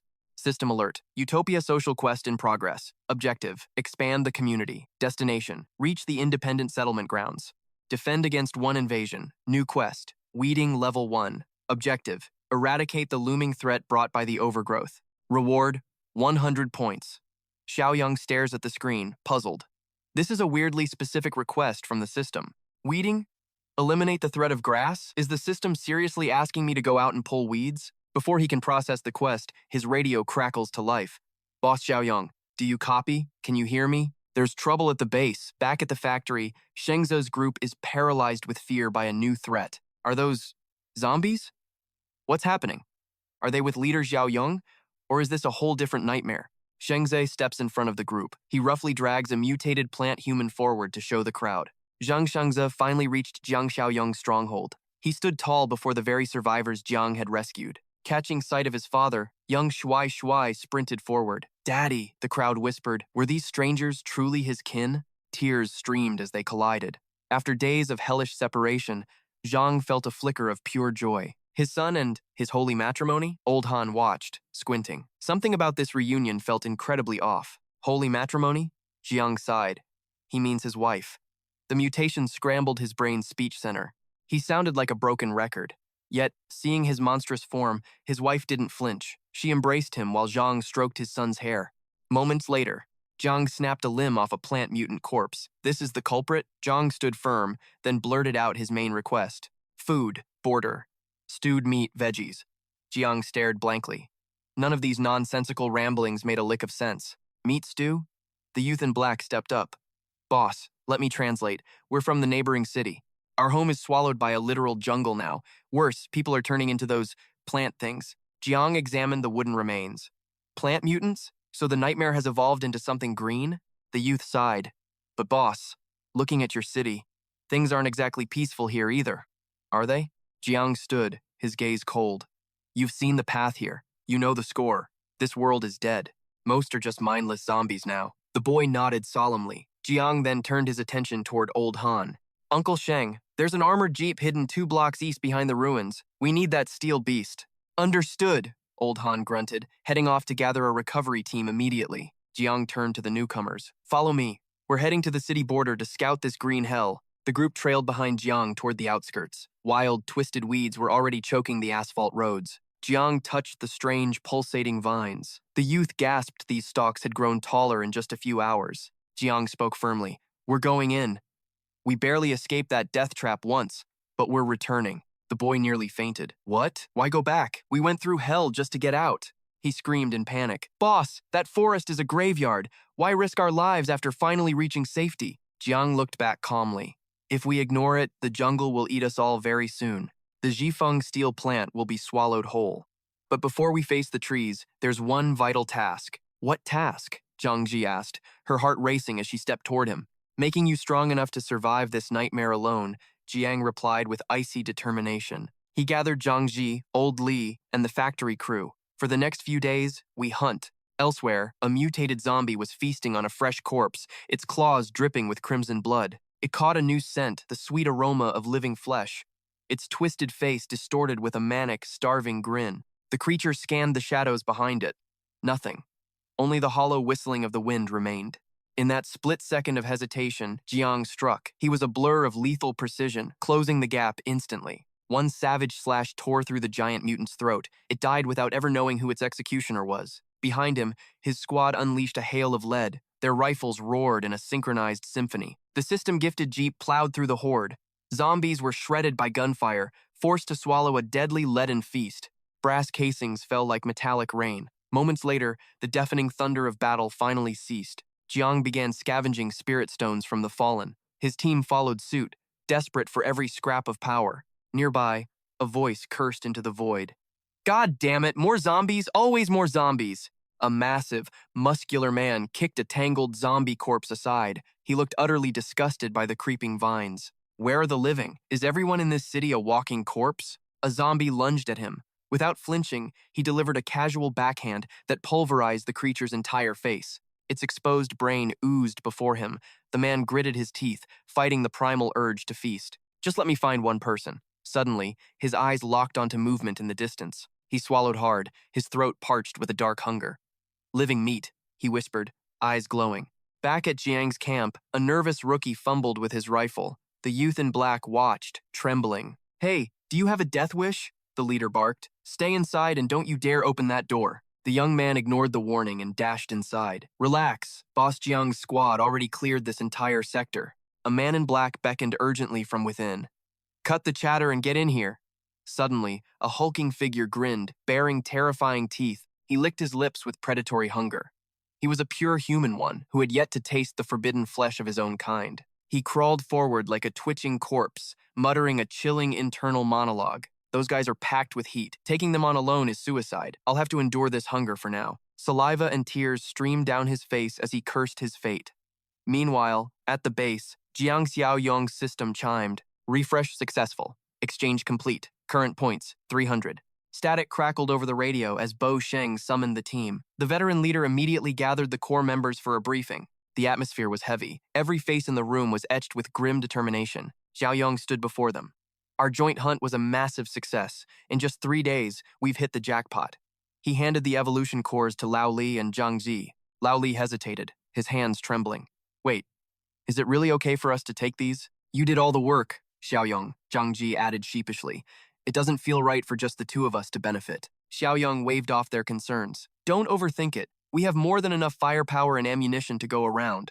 Creating elite high-tier warriors is far more valuable than having a dozen low-level survivors. Old Song chimed in. Listen to him, Lao Li. Xiaoyong's judgment has never failed us. Just do as he says. We're with you all the way, Xiaoyong. The leader then turned his gaze toward San San. As for you, San San blinked in confusion.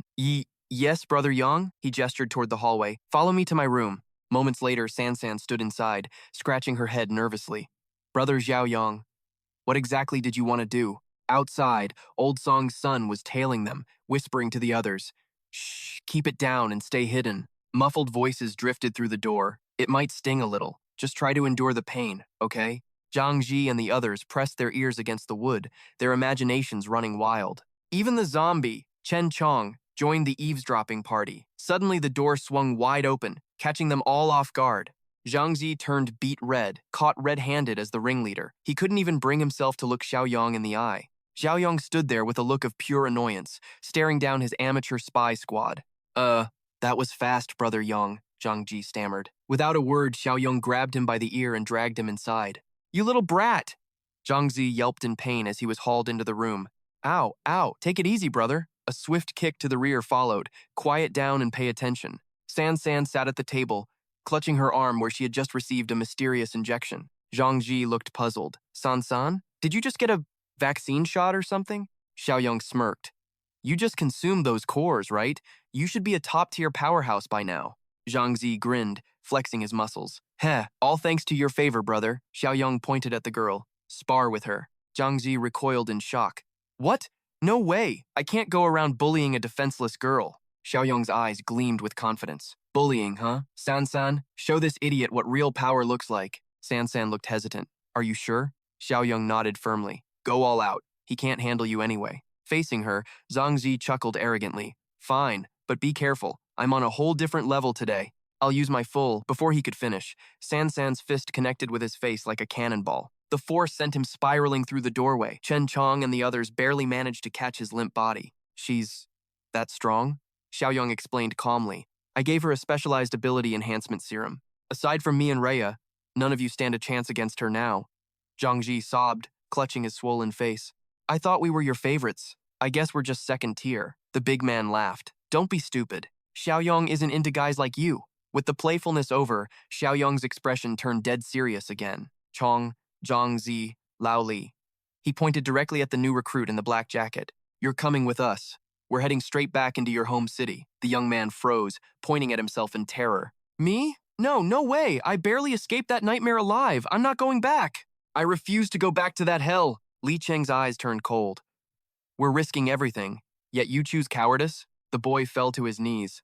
I have no one left. Please, have mercy. I'll do anything. Just don't send me back. Jiang watched the kid's terror, unsettled. Suddenly, the youth in brown stepped forward with eyes blazing in fierce resolve. Let me lead. Meanwhile, Jiang's squad reached the city's desolate western outskirts. A hulking cannibal prowled the ruins, his eyes scanning for fresh human prey. Damn it, my mind is slipping. I need fresh meat before the hunger wins. A rustle echoed from the shadows, a survivor, or something far worse. Driven by predatory instinct, the beast lunged toward the source of the noise. Found you! He kicked open the door, revealing figures lurking in the dark. Inside, two men were lost in depraved passion with two women, oblivious. Their twisted pleasure was about to be shattered by a monstrous intruder. The giant's low cough froze them all, forcing their eyes toward the door. You again? The man snarled. You've got guts showing your face here, brat? The giant raised his hands. Wait! I'm here to share a golden opportunity. A red-haired woman sneered. You? Sharing? Since when do monsters have hearts? We're all half-breeds here, another hissed. Don't think your lies will work. It's the truth. A group of pure humans is nearby. And they're armed. I can't take them alone. Help me, and we'll feast on them together. The hulking brutes closed in, their bloodlust rising as they eyed him murderously. The leader smirked. Fine, but if you're lying, you're the next meal. The giant nodded frantically. I swear! I wouldn't dare deceive you! The red-haired woman stepped closer, her tattered clothes leaving nothing to imagination. Then welcome to the pack. Why don't you come and join the fun? Driven by lust, the beast lunged, sinking his teeth into her offered flesh. Back at the city limits, Jiang's team prepared for the horrors ahead. As they entered Sector S, the youth in brown whispered a final warning. Stay sharp. Danger hides everywhere. Jiang turned to him. Your name, kid? The young man didn't hesitate. The name is Zhou Xingkai, sir. Jiang chuckled. You've got heart. Most would have run away like your friend. Xingkai's expression darkened. The forest took my girlfriend. I only want revenge. My parents are still trapped. I'll save them or die trying. Jiang nodded. I'll take point. Li Cheng, you and Zhang Sheng cover flanks. Keep Xingkai in the center. He's our only map through this green hell. If we lose our guide, we're all dead. Protect him at all costs. Xingkai looked up, moved by the trust. Thank you for believing in me. Don't get sentimental, Jiang replied. We're here to burn this forest down. Suddenly, a slimy vine dropped, brushing Jiang's face like a cold, wet snake. What is this? Xingkai's eyes widened in terror. Get back! Dodge it! Before he could move, the vine lashed out, coiling around Jiang's neck. A carnivorous maw opened wide, revealing jagged teeth hungry for human blood. It's over! Xingkai screamed. No one survives the grasp of the man-eater! But Jiang's hand shot up, grabbing the vine with a grip of steel. With a thunderous roar, he slammed his foot down and overpowered the predator. From the carnivorous plant's massive maw, Jiang Xiaoyong yanked a vile, pulsating purple mass. Zhou Xingkai watched in disbelief as that enormous, disgusting purple core fell right onto Xiaoyong. It resembled a heart, twitching with a rhythmic, sickening life of its own. The monster plant could move. It lunged upward, trying to escape Xiaoyong's iron grasp. It still has the strength to run? Xiaoyong roared. Block its path right now. Zhang Xingze unleashed his foul obsidian tentacles, striking out to intercept the fleeing predator. The dark appendages coiled tightly, crushing the plant until its features twisted in agony. With a grunt of effort, he wrenched the living chains back toward him. Using explosive power, Shengze dragged the beast back and slammed it beneath their feet. Suddenly, a mysterious, swirling cerulean mist began to leak from the plant's gaping throat. The scent hit Xiaoyong. It's so sweet, he muttered, before realizing something was wrong. Careful! The mist is strange, he shouted. But suddenly, he was alone in total darkness. Where did everyone go? Meanwhile, Xingkai was falling into a deep hypnotic trance. He shook his head violently. What is this? My senses are fading away. When he looked up, horror struck Xiaoyong, and the team had all morphed into zombies. Guys, what happened to you? He screamed, just as a rustle came from the bushes. The youth spun around. A silhouette was emerging from the shadows of the thick brush. It was his lover's face. She called out from the dark, Xingkai? Is that you? He froze, heart racing. He couldn't believe his eyes. Was she truly still alive? Desperate, he rushed toward the thicket. Xiao Dong, you're alive? Is it really you? She beckoned him frantically. It's dangerous there. Come here, we're all waiting for you. Blinded by hope, Xingkai plunged into the woods. I'm coming! I'm right there! Meanwhile, at the base, the half-human hybrid finally set foot on Xiaoyong's territory. He pointed toward the compound for his two monstrous allies. There it is. His companions began to drool. Fresh meat. We can finally taste pure human flesh. Bloodlust stained their vision red. Keep it together, the hybrid leader hissed through his teeth. But the long-haired freak snapped, charging forward before his leader could even react. Damn it, you lunatic. The beast was already soaring toward his helpless, delicious prey. Hey, I can't wait to savor every single bite of this feast. A sentry spotted the approaching shadow and shouted a warning. Hey, who goes there? The dark figure pounced, clawing at the guard's face. Look out! His partner screamed. It was too late. Jaws clamped onto his shoulder. followed by blood-curdling screams of agony. What the hell? Open fire. Shoot that thing down right now. Inside, old Lee looked up from his ledgers, his blood running cold at the commotion. He stood up in shock, realizing that something had gone terribly wrong. With a wounded comrade, the remaining guard aimed his gun with trembling hands. Stay back! He unleashed a volley of lead, but the creature's rubbery body absorbed every single bullet. Driven by madness, the monster lunged again, unhinging its massive jaws for the kill. At that critical moment, old Lee finally burst onto the scene. A devastating kick sent the beast flying 8 meters, yet it landed with predatory grace. Wasting no time, old Lee raised his AK-47 and opened fire on the zombie. Outmatched, the long-haired monster turned to flee, snarling bitter curses under his breath. Meddling old fool!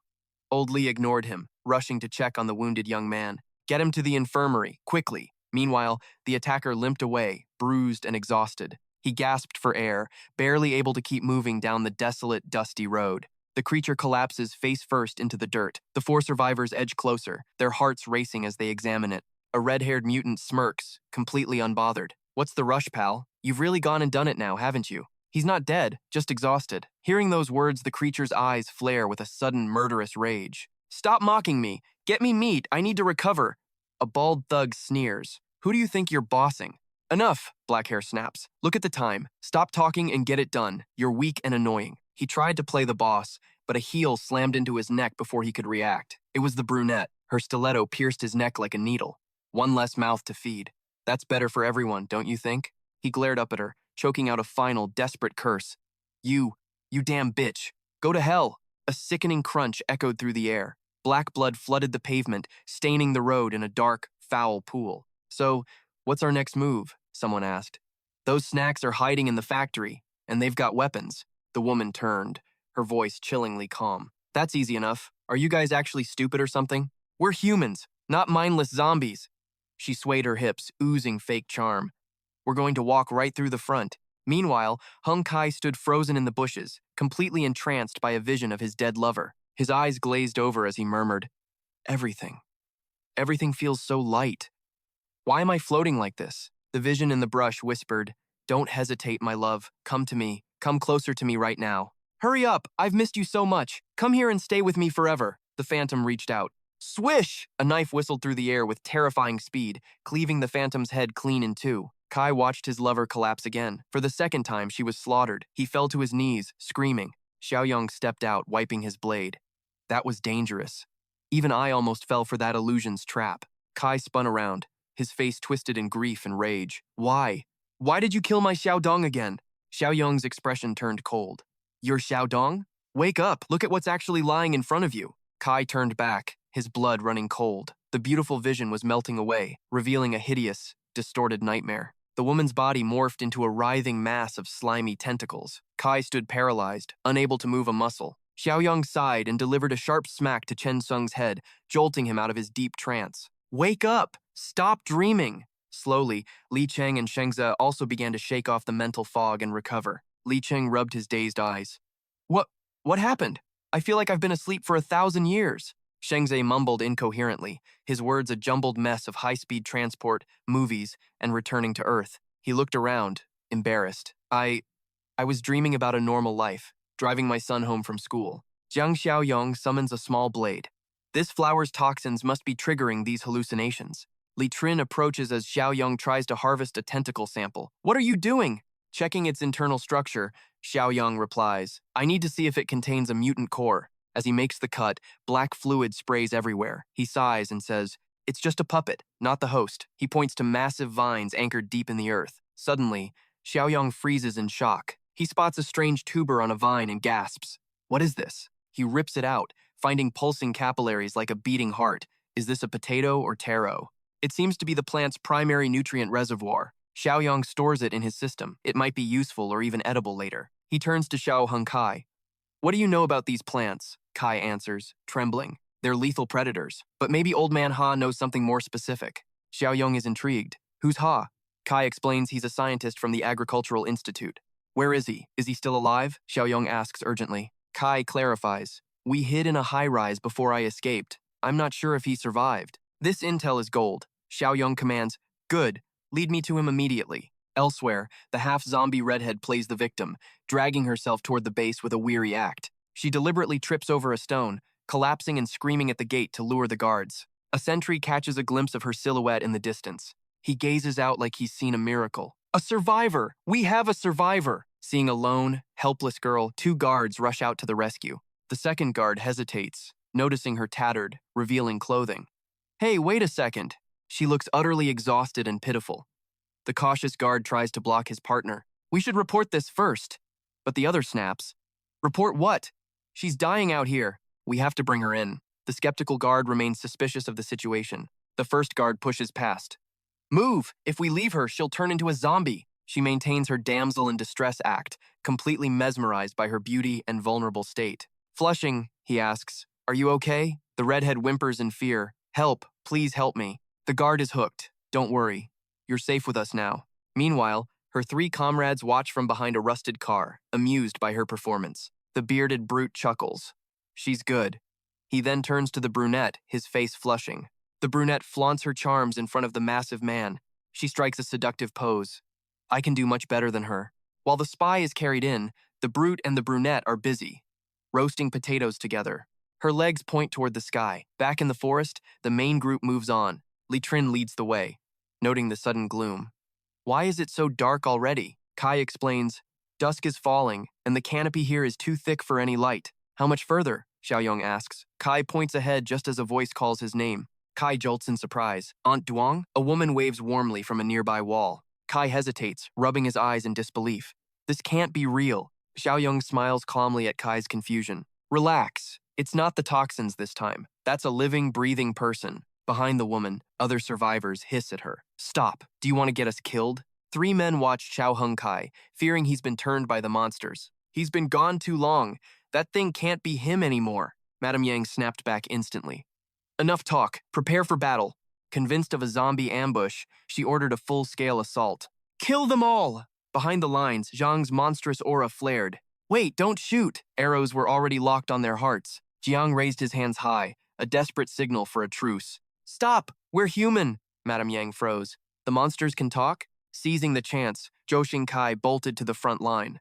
Auntie, stop! They're allies! The ceasefire order finally rang out. There are saviors! Zhou shouted, as Madame Yang stood stunned. Where's Xiao Tong? A heavy silence fell, as Zhou explained. Half are dead. Xiao Tong didn't make it. We barely escaped. How's the outside world? Auntie asked, her voice trembling. It's dangerous here. Let's talk inside the fortress walls. Suspicious gazes lingered on the 2 monstrous figures trailing Jiang. They looked like evolved demons. Jiang reassured them. They're family. Prove you're human. Jiang urged his beastly allies to speak. Chen Chong posed dramatically and tossed his muzzle aside. I'm a gentle beast. Meanwhile, Zhang started a sexy dance. He was flaunting his mutated body with ridiculous confidence. Enough with the acting, Jiang coughed in total embarrassment. Zhou kept pleading. Trust them, Auntie. They saved our lives. The killing intent vanished. Fine. Follow us inside then. Scene shift. Tires screeched as they reached the steel fortress. Sansan arrived. Uncle Li, open the gate. I'm home. But shadows lurked. 3 predators watched her from the ruins. Sansan, over here! Old Li waved, unaware of danger. Careful, we almost got caught, the bald stalker hissed. Look at her, a pure awakened, a true miracle. Their eyes filled with greed as they watched her move. How is she so pure? The bearded man licked his lips. She must be delicious, the woman beside him chuckled. Eating her will make our power reach legendary levels. Inside the clinic, Sansan checked the wounded survivor's status. She approached a man with a gruesome, deep shoulder bite. Use this serum immediately. Jiang's orders for zombie bites. It's been hours, but no infection. These aren't zombies. Sansan's heart sank. If not zombies, what hunted them? The red-haired stranger spoke up, acting pitiful and tragic. They're mutants, intelligent cannibals that crave human flesh. Old Li eyed her clothing. And just who are you? A survivor from West City. I know those monsters well. She wept fake tears. They're smarter and far hungrier. I barely escaped while they tore my friends apart. Li's gaze sharpened. So, did you lead them to us? I'm sorry. I just wanted to live, she sobbed. The youth beside that crimson-haired woman interjected, desperately shielding her from Old Li's gaze. Old Li's expression softened instantly. A misunderstanding, he lied, knowing their origin makes things easier. Her face twisted into a mask of urgency. They won't stop. They're coming for us. An attack is imminent, she warned. Old Lee nodded, realizing this intel was a godsend. Rest now, he commanded. Accepted at last, she smirked. Understood, leader, before retreating. Old Lee ordered rations for the wounded, demanding a vigilant watch through the treacherous night. Endure a bit longer, he told his men. As she left, San's eyes burned into her. Suspicion clouded San's features as she glared at the red-haired stranger with pure, unfiltered disdain. Noticing her unease, Old Lee approached. What's weighing on your mind, San? He asked softly. That woman, she whispered. Something about her feels wrong. Lee questioned. Wrong? In what way? San glanced around cautiously. I can't explain it. Perhaps my mind is playing tricks. You're just exhausted, Lee sighed. Xiaoyong shouldn't have burdened a young girl with this. The scene shifts to Xiaoyong, trailing closely behind Auntie Duong through the ruins. We're here, she barked. Xiaoyong surveyed the area, confused by their choice of hideout. Why here? Those factories and reinforced warehouses back there seemed far more secure for us. Savior, you don't understand, Hung Kai chimed in. This city is a different kind of hell. Auntie Duong turned, her eyes grim. Choosing those spots would mean certain death within days. Look at the fog, Kai explained. The lower the ground, the deadlier the concentration of spores. Stay low, and you'll transform into one of those vegetative monstrosities before the week ends. Only the 10th floor and above offers safety. Move. We'll explain everything upstairs. Upon arriving, Kai introduced their leader. Savior, this is Old Ha. He's been waiting. Old Ha, this man saved our lives. This is Xiaoyong, Kai announced with pride. I'm here to report the situation from our neighboring city, Xiaoyong said, sharing the grim news. The outside world is a graveyard, he concluded. Old Ha clutched his head, drenched in cold sweat. Xiaoyong signaled the others. Sheng, Zhang Shangzhe, come in. I've briefed them on your situation. The crowd parted like the sea as Shangze and Chen Sung approached the weary researcher. What about City T? The professor gasped. Is there any word from City B or overseas? Xiaoyong shook his head. From what I've seen, every organized system has completely collapsed. Civilization is gone. Now, it's just desperate souls fighting for one more day of life. He produced a strange specimen retrieved from the forest, placing it on the table. Old Ha, they say you study these things. Do you recognize this mutated root? Ha pointed at the fibrous veins. A vegetative tuber. It's edible. That's why Duong went out. Xiaoyong felt a surge of relief. Recent discovery? Ha nodded. Hunger forced us to risk it. Tastes like taro. High calories. In this apocalypse, it's a luxury we can't ignore. Suddenly, a scout burst in, screaming in terror. Something's happening. Something big. Report! Ha barked. The man pointed a trembling finger outside. We're surrounded! By them! Old Ha froze, his eyes wide with shock. Surrounded? Here? How is that even possible? Legions of them! The scout yelled. The vegetative variants are converging on this building in thousands. Another youth peered out and shrieked, A flower car! It's a flower car! Xiaoyong's blood ran cold. A flower car? What the hell is that? Why are you trembling? Old Ha's face drained of all color. It isn't just terrifying, he whispered, his voice cracking. It's a death sentence. Today, none of us are walking away from this building alive. He stood tall, shouting commands. Women and children, to the roof! Hide in the tightest rooms! The elders stay with me, Hung Kai panicked. Old Ha, what are you doing? Move now! Ha roared. A slim chance at survival beats waiting here to be slaughtered. Panic ignited as the young men fled instantly, obeying Old Man Ha's desperate orders to retreat. The elder turned to Jiang Xiaoyong, urging the youth to escape upstairs before it was too late. Don't stay here as fodder, he warned. But Xiaoyong stood firm, his eyes gleaming with deadly curiosity. Gathering energy in his palm, he smirked. I want to see what terrorizes everyone this much. Ha rushed to the window, peering down in dread while Xiaoyong followed with cold composure. The old man's head shook violently. These plant mutants will slaughter us before the flower car even arrives. Approaching the edge, Xiaoyong stared down. Does this flower car actually command these botanical nightmares? As the green tide surged toward the skyscraper, Ha confirmed his fears. Exactly. It's some hive mind resonance. This calculated siege proves the flower car is lurking nearby, and we are its primary targets. Xiaoyong threw the door open for a clearer view, nearly giving the old man a heart attack. Unfazed, Xiaoyong drew his AK-47. He just wanted to measure the strength of this leafy horde. Ha, gasped, eyes bulging. Where did that gun come from? Without a word, Xiaoyong unleashed lead. Bullets tore through the monsters, sending them tumbling, but their mangled flesh began knitting back together. The regeneration was unnervingly fast. They didn't stop, their mindless assault continuing toward the building. Stubborn vitality, Xiaoyong muttered. Let's see exactly how much healing these freaks can handle. He opened fire again, eyes locked onto the targets. If one bullet fails, 100 won't. One plant creature was caught in a lethal hailstorm, its body shredded into useless bloody ribbons. It struggled to mend its broken form, but the damage was simply too catastrophic to overcome. The monster finally collapsed, dead. Xiaoyong sighed. 2 whole magazines for just 1 kill? No wonder they were feared. Smirking, he reached into his spatial inventory and summoned a massive chest. The survivors stood frozen, their jaws dropping in utter disbelief at the sight. Slinging his rifle, Xiaoyong ripped the crate open. A bearded man nearby watched, eyes wide with shock. He stammered, "No crowbar?" He just pried those iron nails out with his bare hands. Realizing what was inside, he gasped. "Gasoline bombs, real heat!" Xiaoyong stepped back toward the window. He gestured to Chen Chong and Jiang Xiaoyong. "Use these to torch any stragglers that break through." Old Man Ha blinked in confusion. "Stragglers? What do you mean by that?" Before he could finish, Ha's eyes nearly popped out. The realization hit him like a freight train. From the 16th floor, Xiaoyong leaped into the abyss without a hint of fear. "That's 16 stories up," Ha screamed.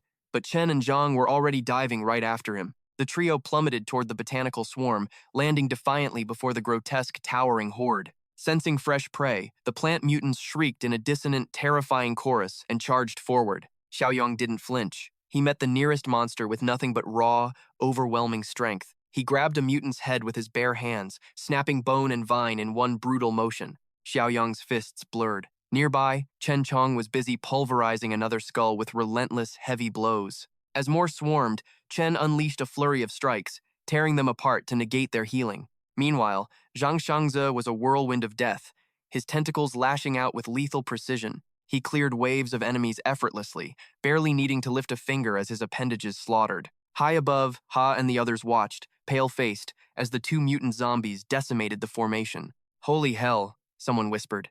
"Just what kind of monsters are those 3? Seeing the tide turn, Li Cheng rallied the group, heading straight for the weapon crate. "Quit staring! Get ready for the leftovers!" Li Cheng barked orders to the stunned survivors. "Take a Molotov if you have the guts. Guard the halls and clear the flammable debris." Inspired, the young men grabbed the firebombs, their fear replaced by a sudden surge of adrenaline. "On it!" they roared. Below, the final wave of plant monsters was being systematically wiped out. Xiaoyong crushed the last creature, tossing its carcass aside. "Finally," he muttered, "the cleanup is done." Standing centered, Jiang Xiaoyong commanded, "Shengze, Shengjia, check those corpses for cores." He glanced toward the distance. "As for me, I'm going to greet that flower carriage." Inside the building, corridors were a war zone. Mutants crawled forward, only to be incinerated. Spirits soared. Fire was the equalizer. These freaks were finally manageable. True, but we owe it all to Brother Li and the Jiang brothers. "Old man," he beamed, "clear out! The danger is gone!" Those above shouted, "Is it over? Where's Brother Jiang?" Scene shift. Jiang Xiaoyong stood surrounded by a sea of nightmare vegetation. He squinted at the twisted monstrosity. Perched on a high branch, he analyzed his target. Below lay a massive, multi-legged husk. Atop its grotesque frame sat a giant, pulsing blossom. "So this is the flower carriage?" He focused on the flower's venomous-looking nozzle. "Is that the core?" Suddenly, danger flared in his senses. He leaped, narrowly escaping. The carriage lashed out, its massive tentacles seeking to crush Jiang Xiaoyong. Landing gracefully, his eyes narrowed. Impressive power. You're almost on par with Shengze. Like a sentient, mobile brain, the beast lunged forward, accelerating toward its prey. "I've dealt with enough tentacles lately to know your pattern," he muttered with cold confidence. Facing the horror head-on, he lunged, seizing 2 massive tentacles with his bare hands. He pulled with violent force, tearing the purple slime out. The beast countered, spraying toxins. A thick, lethal cloud surged toward him. Yet, Jiang Xiaoyong didn't even flinch. "Useless. I've already conquered your kind. I know exactly how you fight." He took a massive breath. Just as the toxic fog arrived, he sealed his lungs. "Lungful of oxygen ready," he braced. The horror let out a bone-chilling guttural moan. Its flower head hissed, venting poison like a foul, rhythmic exhaust. Suddenly, its legs buckled. The towering monstrosity began to collapse, unable to stand. Seizing the opening, Jiang released the tentacles, launched forward, and closed the gap. Power surged into his palm. "Enslavement mark!" his voice thundered across the battlefield. Desperate, the beast fired a jagged, blackened bolt of poison at his chest. He pointed directly at the dark energy. Submit. His sinister aura flooded the area. Caught between overwhelming pressure and its own backfiring power, the monster shrieked in chaos. The storm of energy eventually settled into a heavy, suffocating silence. Above, a scout trembled. The flower carriage. It's moving toward us. It's still alive. It is the true form, old man, he stammered. I'll never forget that twisted shape. Panic set in. Where is Xiaoyong? Did that thing get him? Suddenly, a familiar voice cut through the fear. Shengzai, Shengjia, status report. They spun around. Xiaoyong stood there, unscathed, as if he'd just returned from a walk. Any cores in those weeds? Shengzai shrugged. Not every bug has a prize. Essentially, some were empty, but the overall haul was still quite significant. Shengjia gave a thumbs up, confirming the mixed results. Jiang Xiaoyong sighed in exasperation. One can't talk, the other talks in riddles. Old man, he stared, completely stunned. Brother Xiaoyong.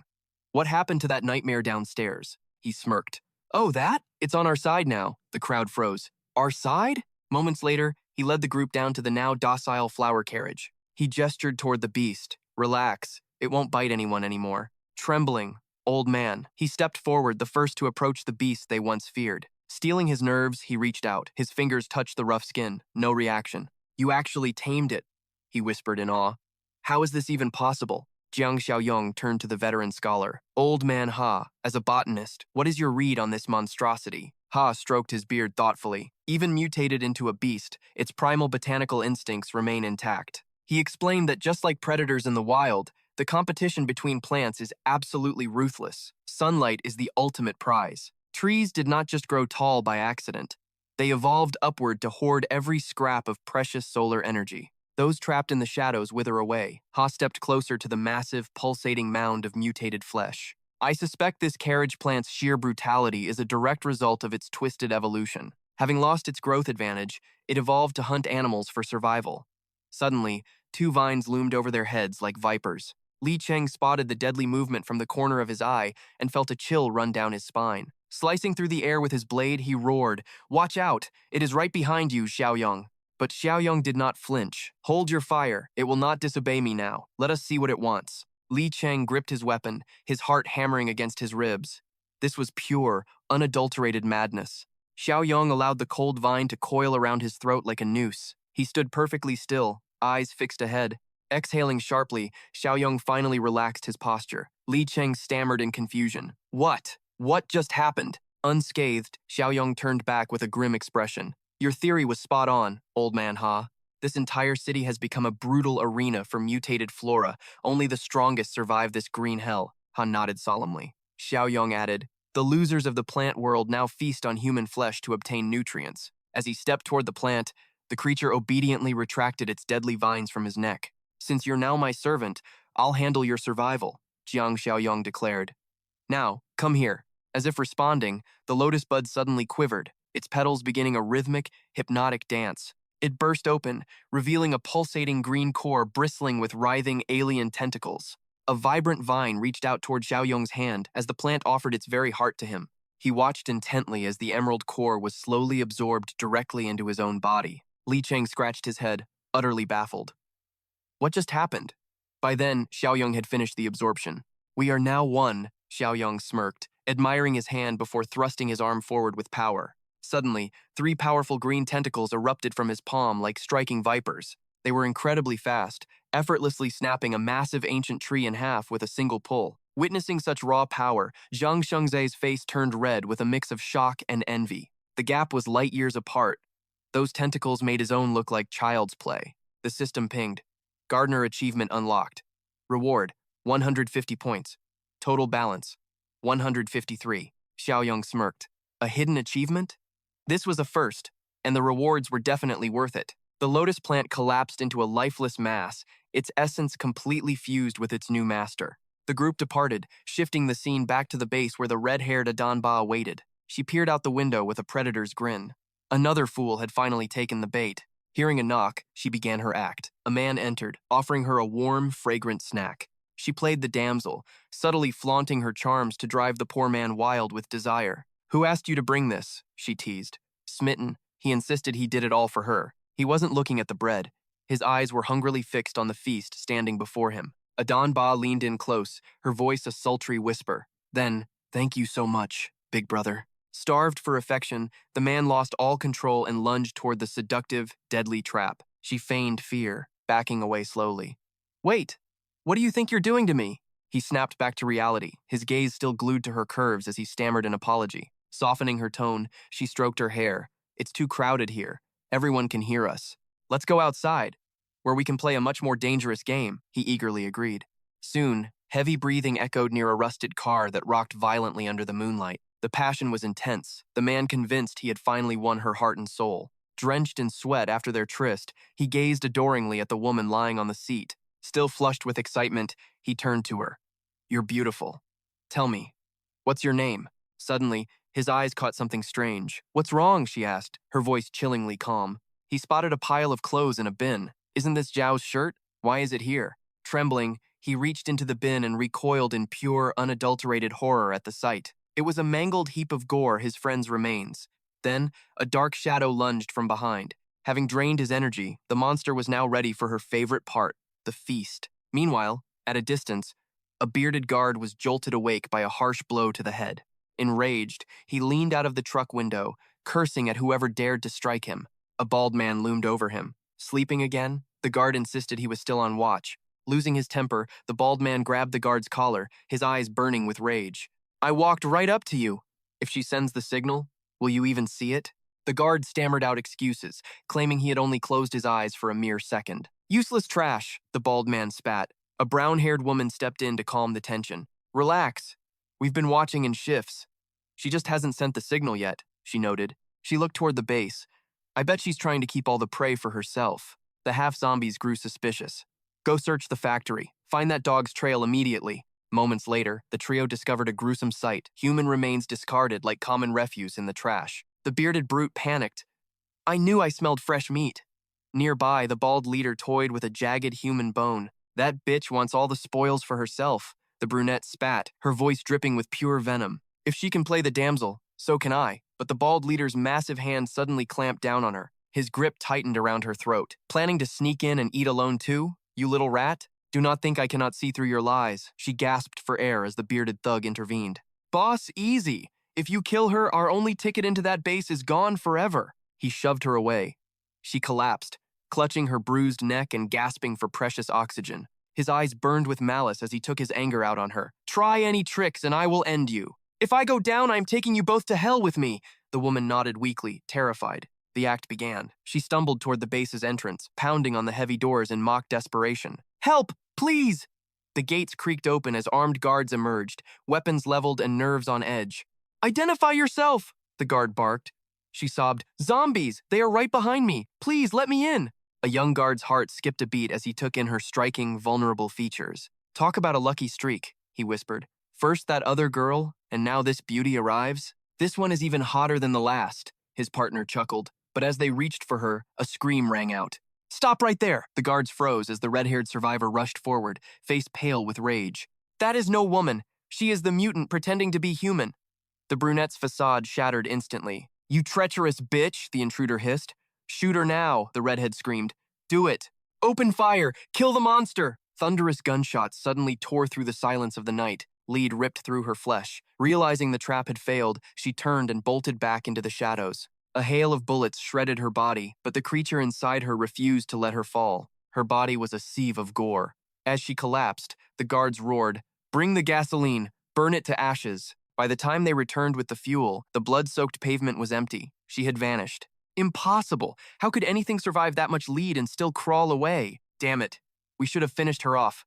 Quick, go warn Brother Lee and Sister San immediately. Her body was a ruin of mangled flesh, yet she dragged herself back toward her twisted companions. Staggering and half-dead, she collapsed at the bald leader's feet, her bloody fingers clawing at his boots. No, please, spare me. I'll be your loyal slave forever, I promise. The bald man's gaze turned icy. Virtue, in this world, we all know what we really are. Without a word, his fingers dug into a jagged, heavy stone nearby. He hoisted the boulder high above the trembling woman. Food is scarce. I'll just find another way. Pure despair etched across the woman's face. Then crunch! A sickening thud echoed as bone shattered, blood spraying across the cold pavement. Suddenly, a bearded man lunged from the shadows, slamming the bald killer's head down. That spray of crimson? It wasn't hers. It was the bald monster's skull bursting. The savior licked blood from his blade with a twisted grin. The brunette gasped. "Thank you. An arm and a leg for your recovery," he growled. "The rest of the meat is mine." She nodded, a dark realization sinking in. He was right. Humanity is dead. In this world, we're all just predators. And predators don't share their kills. By killing his comrade, he claimed the ultimate prize, total control. Back at the base, chaos erupted. Another survivor had vanished into thin air. "Where's Trantrak?" Old Lee demanded. "Is he gone too? What happened?" No sign of Zhao Yanghai, and now this? San's face twisted in pure frustration. Elder Lee turned, his voice low. San, what are you planning?" "It's nothing," I said, eyes scanning the horizon. "I'll scout the factory for any missed leads." I moved instantly. Searching the ruins, my blood ran cold. There it was, a dumpster overflowing with blood-stained rags and human bones. I summoned the survivors immediately. The man in black stumbled back, his face turning ashen at the grisly sight. His voice trembled with horrifying certainty. These are Trankak's clothes. There's no mistake. And these shoes belong to Duong Hai," he choked out. Nearby, the red-haired woman began gnawing her fingers in panic. "Damn it," she thought, her heart racing. "They found the remains I hid. That bald bastard is still out there." My suspicion shifted toward the newcomer. Within this perimeter, everything had been too quiet. No sounds, no struggle. I turned slowly, my gaze locking onto the red-haired woman's trembling frame. What does this silence prove? I wondered. The truth was screaming, yet she played the innocent victim. "Why? Why are you staring at me like that?" she stammered. Fury erupted within me. Someone dared to hunt inside my walls. I lunged at her with predatory, godlike speed. My dagger whistled through the air, aiming for her throat. She shrieked, her half-zombie reflexes kicking into overdrive to survive. Her terrified act vanished in a heartbeat. With a supernatural blur, she ghosted past my lethal strike with ease. The blade I threw with bone-shattering force slammed into a nearby tree, causing the trunk to explode into splinters. The woman glared back at me, her mask of sanity slipping, her teeth bared in a snarl of pure malice. I remained icy, cracking my knuckles while staring down this half-human abomination. My killing intent was reaching its peak. Every eye was now fixed on her. The atmosphere turned suffocating. She realized then there was no way out alive. "To hell with this," she hissed under her breath. "My cover is completely blown." She spun around, lunging at the nearest man like a viper. A hidden blade appeared in her hand from nowhere. "Nobody move!" she screamed, pressing the steel against his throat. I felt a surge of adrenaline. "Don't you dare! Kill him, and I promise you won't leave this place in one piece," I threatened. She just laughed, mocking my youth. "If I'm going down today, I'm dragging a few of you straight to hell with me," she spat back. Using the man as a human shield, she retreated toward the main road, keeping us at a safe distance. "Throw me a gun now! One step closer and I'll slice his carotid artery wide open," she shrieked wildly. We followed her out, tension thick enough to cut. After seizing a weapon, she brutally kicked the hostage away. She didn't hesitate. The moment she had the gun, her finger squeezed the trigger with murderous intent. Multiple shots rang out, striking the man's lower body. Leaving him in agony, she vanished into the dense tree line. My expression remained stone cold as I raised my own rifle. I took a deep breath, aligning the sights. I opened fire. Each bullet found its mark, tearing into her back as she tried to flee into the shadows. Despite the fatal wounds, she kept running through the pain. "San, wait!" Old Man Lee shouted, stopping my pursuit. "I'm taking the bike! I can't let her escape!" I yelled back, but the old man grabbed my arm firmly. "Stop. We don't know if she has reinforcements waiting. We must lock down the base and defend first." His logic hit home. "Fine," I conceded, lowering my weapon. I turned to the remaining guards with grim authority. From this moment on, every new survivor is to be quarantined in the high-security zone. No exceptions. "Watch this side, Uncle. I must head to Dieppe City to secure my grandfather's safety." Lai nodded with relief. He watched me walk away, amazed. This young girl had truly transformed into a legendary leader in this hellscape. Elsewhere, Kung Tio Dung faced a different nightmare. The mutated plant beasts were beginning their frenzied assault on the perimeter. The creatures recoiled in primal fear. With one fluid motion, Tiudung's tentacles decapitated the entire first wave instantly. Working in perfect sync with the armored vehicle, his tentacles moved like a symphony of destruction against the flora. They didn't even break a sweat. The desperate struggles of the past were now a thing of the ancient history. His tentacles did all the heavy lifting, tossing mutated stalks into the air like a chaotic, bloody salad. Nearby, Tran Shung and Li Trin moved with practiced precision, each carrying heavy canisters of high-grade gasoline. Once the monsters were neutralized, They doused the remains. The scent of fuel filled the stagnant, post-apocalyptic air. A single spark ignited the night. Fire roared toward the sky, reflected in the determined eyes of the team. Old Man Ha watched, trembling. Was this the warmth of safety, or the cold shadow of overwhelming power? Suddenly, the system interface flickered to life. Mission: expand the community. Progress is currently underway. Survival isn't free. I built this bastion, yet I feel more trapped than ever. Evaluation score plus 10, total 72. Points plus 40, current total 193. Everything is falling into place. San and Jiang Qi exceeded my wildest expectations. Back at base, cheers greeted me, but I only felt the heavy weight of leadership. Everyone swarmed me, shouting welcomes. I ignored the praise. Where is San? Is she safe? Lao Han's face paled. The steel factory. Something went wrong. San went to help. Members were bitten. San rushed there with inhibitors. The fragile piece was already cracking. Lao Han eyed the newcomers I brought back. And these people? Who are they? I introduced Professor He, a botanist. He is the secret key to our future survival. Lao Han's eyes lit up. Another expert was a godsend for our growing community. Welcome to the sanctuary, Lao Han said. The professor bowed, overwhelmed by our kindness. I pulled the professor aside. He needed to know his real purpose here. This is temporary, I whispered. In days, I am escorting you to the forest edge. He was stunned. The forest? I nodded. We are establishing our third settlement there. Suddenly, the air shifted. I sensed a presence. San roared in on her off-road bike. She waved, grinning. Dung, you are back. When did you finally get in? Her smile faded during the report. New members are terrified, losing all their faith. Professor, he looked worried. What about us? I smiled coldly.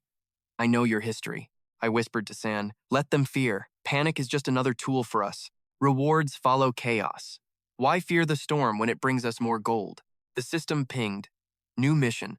Eliminate the outcast menace. Threat levels are rising.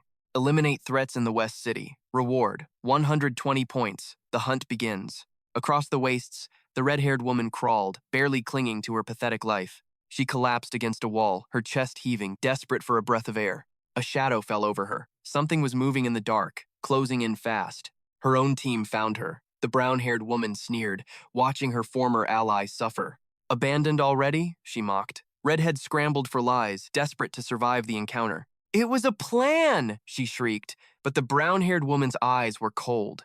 Your plan nearly killed us, she screamed. Now die like the rat you are. This mission failed, but eating your flesh will make the failure taste much better. Suddenly, blood sprayed. A blade erupted from the brown-haired woman's chest. Absolute betrayal. Veins bulged in her face. The bearded man had struck his own ally down. She looked at the cold steel through her heart, coughing up thick crimson despair. To be gutted by the one you trusted most. A fitting end for monsters. You bastard, she hissed. The bearded man just smirked, flashing a mocking peace sign. Why the long face? He laughed. You were always meant to die today. With her last breath, she warned the redhead. He will do this to you. He only cares about his own gain. You are just his next meal. Redhead watched her die, silent and trembling, knowing her turn was coming very soon. The blade remained lodged in the corpse, a grim reminder of their broken partnership. Wait, the dying woman begged. Kill her instead. She is the one who failed. She ruined everything.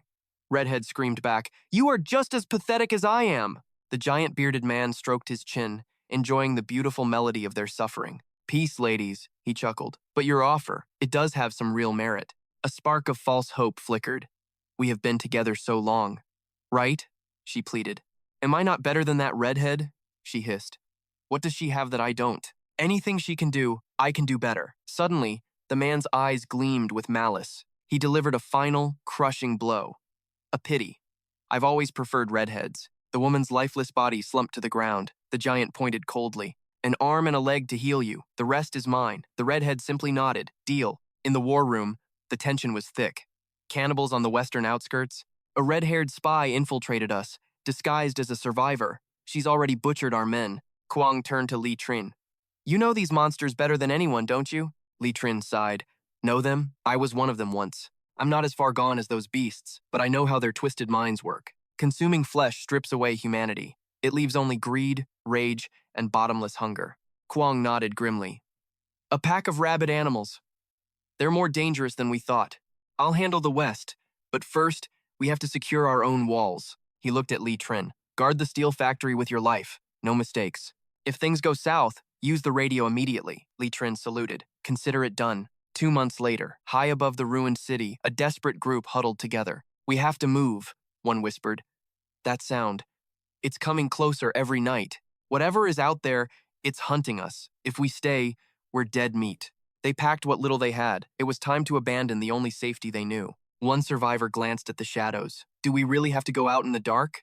Daylight is worse. The mutated plants are even more aggressive under the sun. Unless you want to be fertilizer, we move now. Suddenly, 4 monsters lunged. Watch out, mutated plants, they're everywhere. The noise drowned out their approach. They're right on top of us. Run! One man was snatched into the dark. No one looked back. Survival meant leaving him. The trap snapped shut, surrounded on all sides. There was nowhere left to hide. I told you night was a mistake, Blackhair screamed, pointing ahead. There! Run toward the noise! With death at their heels, they dived into the unknown. There was no turning back. The group bolted in pure terror, hearts hammering against their ribs. Are we just running straight into our graves? Death was chasing us anyway, so why not gamble? Maybe salvation was waiting ahead. We just kept running. Lungs burning, we finally collapsed to catch our breath. That's when I noticed our leader's face. He looked completely stunned. Suddenly, the massive tree before us groaned and began to swell. Screams erupted as everyone scrambled away in panic. Look out! The colossal trunk started toppling right toward us. I couldn't help but wonder who could do this. By some miracle, every single one of us managed to dive clear just as the giant timber crashed down. Our leader poked his head out, eyes wide. What kind of nightmare creature could bring down a tree this size? Shut up! Stay down! Someone hissed. Then we saw them a group armed with massive chainsaws, cutting the forest.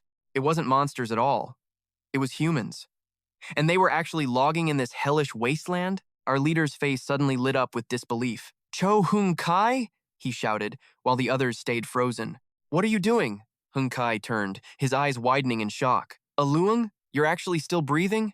Seeing his old friend brought Alung back to life. How did you survive? Hung Kai smiled. We're saved, man. We're based in the neighboring city now. Suddenly, the guttural moans of zombies echoed nearby, sending chills through us. Run! The plant mutants are catching up! But Hung Kai didn't flinch. The fear that once ruled him was gone. He just chuckled and waved it off. Relax. It's just a few weeds. There's nothing to be afraid of anymore. Hung Kai clicked his radio immediately. Squad 2, we've got plant mutant activity. Repeat.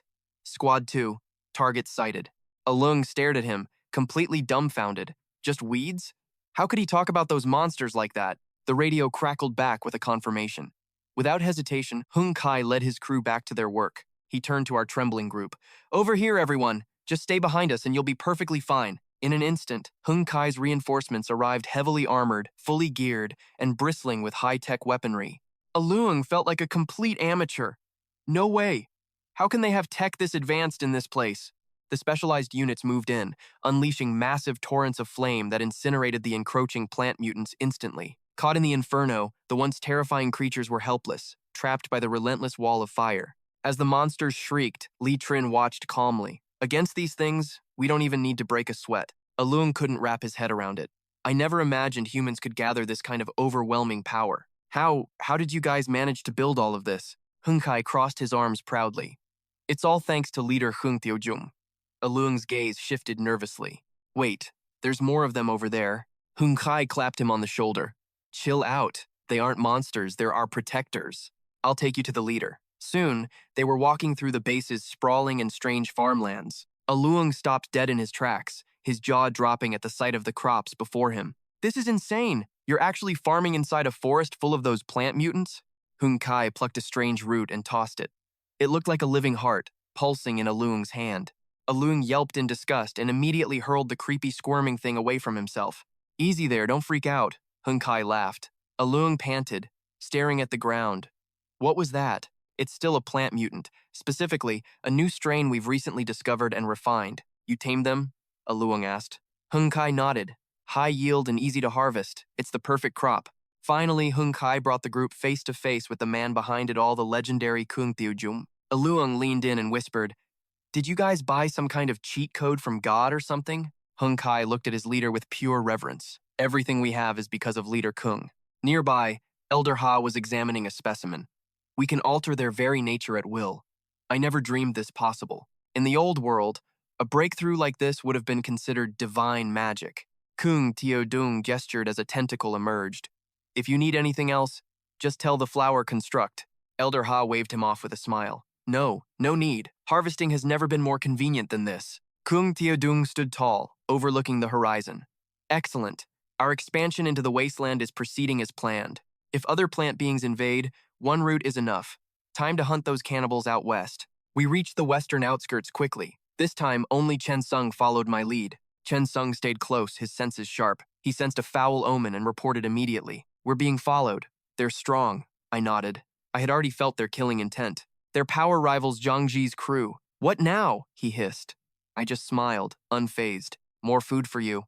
A red-haired woman and a bearded giant watched us greedily. What a jackpot. I'm starving, she drooled. Suddenly, the giant's heavy hand clamped her shoulder. Wait, she snapped, annoyed. Move now, or someone else will snatch our prey. The knight felt heavier. He stared ahead. It's too late. Someone already beat us. They weren't alone. A massive horde was already lurking in the dark shadows ahead. Armed to the teeth, a mob of scavengers blocked our path.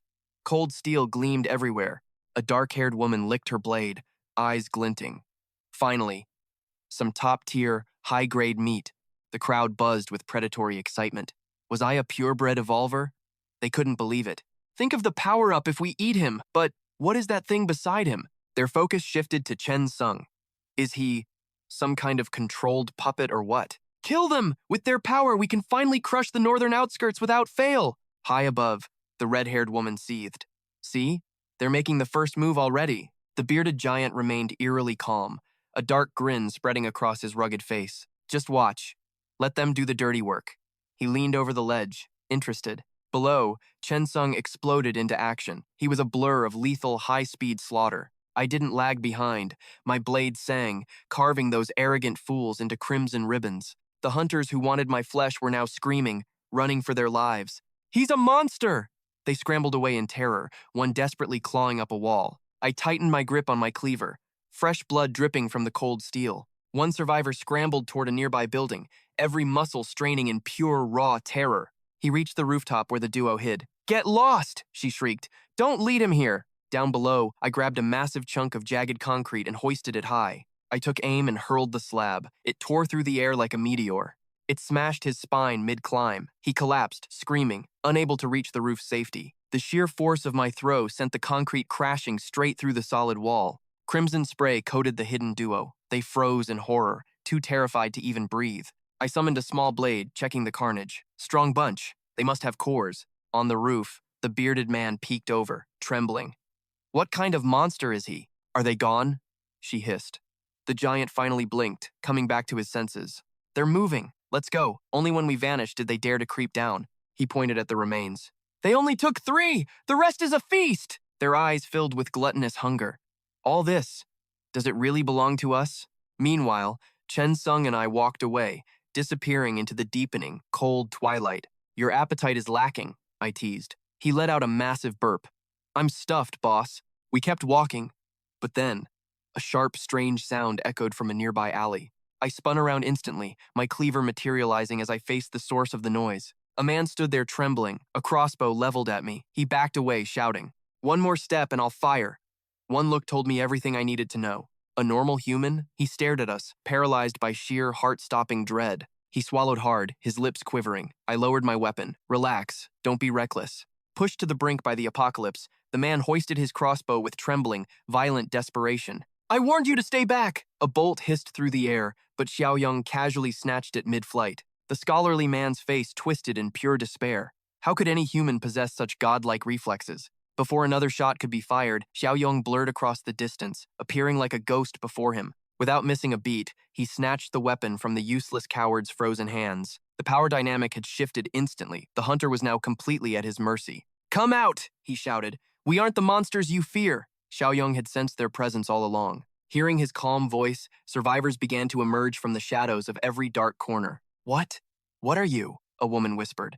After a brief explanation, the group's trembling finally ceased. So there's a way to survive without becoming beasts? Thank the heavens, there is still hope. Having saved yet another group, Xiaoyong walked among them. Where were you all heading? He asked. The man in glasses adjusted his frames firmly. The Jifeng steel plant in the southern outskirts, their radio signals offered sanctuary for survivors. That was our only chance at staying alive. But reality was cruel. They were merely ordinary people struggling to survive a waking nightmare. Xiaoyong kept his identity as the plant's lord hidden. Is Shifeng truly safer than other places? The man looked at him with a sincerity born of absolute, raw desperation. There is a community in the north hunting man-eaters. We were hoping to seek their protection. This was news to Xiaoyong. An organized group of hunters? The world was changing fast. We only heard of it from a captured cannibal. We wouldn't have risked this journey otherwise.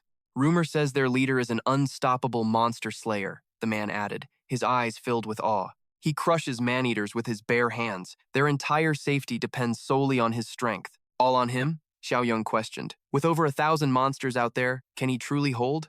The man shook his head dismissively. Those beasts are solitary. They never hunt in large packs. That's not true. A youth behind him interrupted, his voice cracking with sheer terror. I saw them gathering, plotting something. The man with glasses turned, his face contorted with annoyance.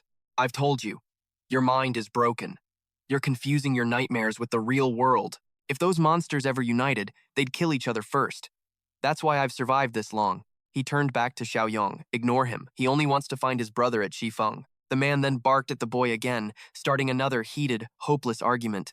How many times must I say it? The chance of your brother being alive is 0. Going there is a death sentence. Can that factory truly stop a horde of man-eaters? They might even be man-eaters themselves. Surprisingly, Xiaoyong found himself agreeing with the man's suspicion. You're right, the original founders of the Xifeng plant were indeed 2 high-level cannibals. The survivors gasped in horror. But don't worry, Xiaoyong added coldly. I've already dealt with them. What was your brother's name? I might know him. The young man's eyes immediately filled with tears. His name is Li Cheng. He was an officer. Please, tell me he's still alive. Xiaoyong let out a sudden laugh. What a coincidence. Li Cheng and I are actually close. The boy's face erupted with joy. He's currently at Jifeng, helping me manage the farmlands. Farmlands? The boy stammered, his mind struggling to process such a miracle in this hellscape. You've restored agriculture? I knew it. We have to get to Jifeng immediately. But the man with glasses grew aggressive. Who are you? I don't believe in such coincidences. Are you just trying to lure us to our death so you can feast on us? In this world of lies, trust was impossible. Xiaoyong massaged his temples, feeling a headache coming. If I wanted you dead, I wouldn't need a lie. Suddenly, a gunshot echoed, narrowly missing him.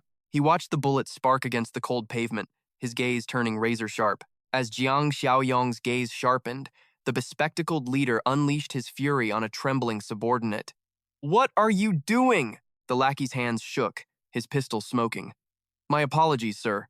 It slipped. The gun just went off. That accidental blast was a dinner bell for the undead. In an instant, the air filled with blood-curdling roars. Damn it! Those flesh-eaters heard the shot! Panic seized the man as he ordered a desperate retreat inside. Everyone, take cover! He glanced back at Jiang and Chen Shu with frantic eyes. Move it! Get over here! Have you lost your minds?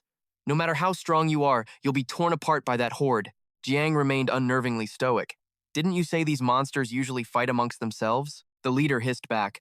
Only after they've finished picking your bones clean will they fight for the scraps. Realizing his words fell on deaf ears, the man's patience snapped. He turned and bolted into the shadows. Fine, die out there then. He lunged into the building, shouting, Get inside, bolt every single door. A survivor suddenly spotted a way up to the 2nd floor. Move it, the leader barked. Get as high as you can. We're running out of time. They barricaded themselves in a cold room. Leaning against the wall, the leader prayed Jiang wouldn't sell them out. Outside, Jiang Xiaoyong stood his ground, a lone wall against the approaching tide of monsters. The man-eaters swarmed, their numbers swelling as they surrounded Jiang, their twisted whispers filling the air. Just one guy. Did you greedy bastards start without me? Shut it, I just got here myself. A female ghoul bared her jagged fangs, her laughter a hollow, mocking sound. Wait, don't you see it? This one is special. Devouring him is like feasting on 10 regular survivors at once. Their hideous laughter echoed. From their hiding spot, the survivors watched, hearts pounding in their chests. The young man with the mullet leaned in. What's happening out there?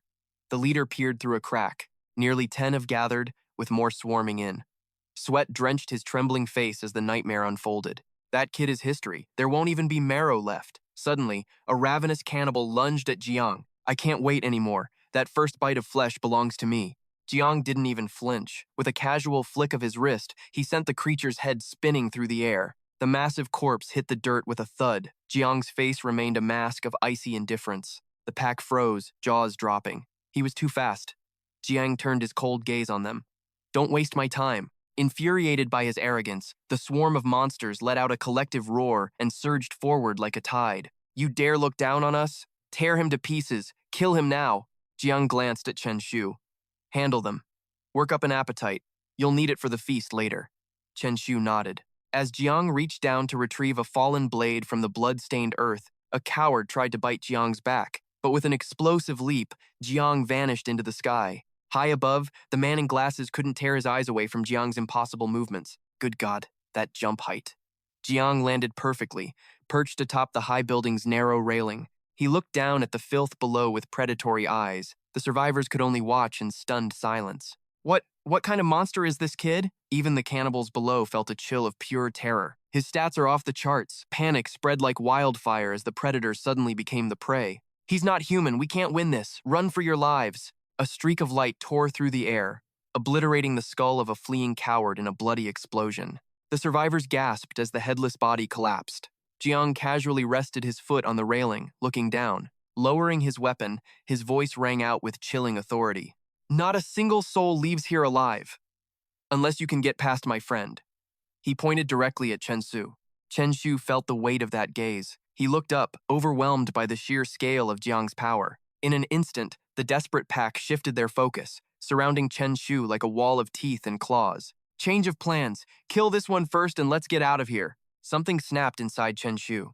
Faced with their overwhelming bloodlust, his hidden instincts finally began to roar. Sung moved with lethal grace, his hardened palms tearing through the cannibal swarm like paper. A whirlwind of violence, he unleashed a spinning kick that turned the battlefield into a meat grinder. The man-eaters lunged, their faces twisted with hunger and drenched in the gore of their victims. Terror gripped them. Was this man even mortal? High above, a silent guardian watched the carnage unfold. Yu Yong's aim was absolute, his energy blasts erasing zombie skulls with clinical, terrifying precision. From the balcony, the leader in glasses stared, unable to blink as the two warriors dominated the horde. He whispered in shock. Are they really going to slaughter the entire pack by themselves?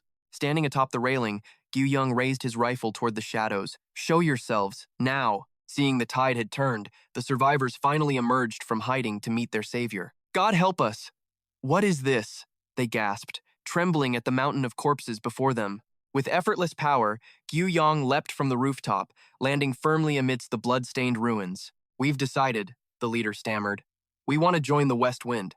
Will you take us in? Fine, Yu Yong replied coldly. But first I'm clearing that northern outpost you mentioned. The crowd recoiled in fear. Why would you go there? That place is a graveyard. He stepped forward, his gaze turning icy, to see if those monsters deserve a quick death. His voice dropped to a chilling whisper, or something far worse.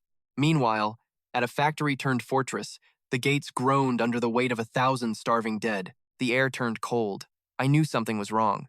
Ambush! We're under attack! The guard's screams shattered the night. 7 man-eaters! 7 of them! What do we do? Panic hit. Before I could react, a shadow stepped forward into the light.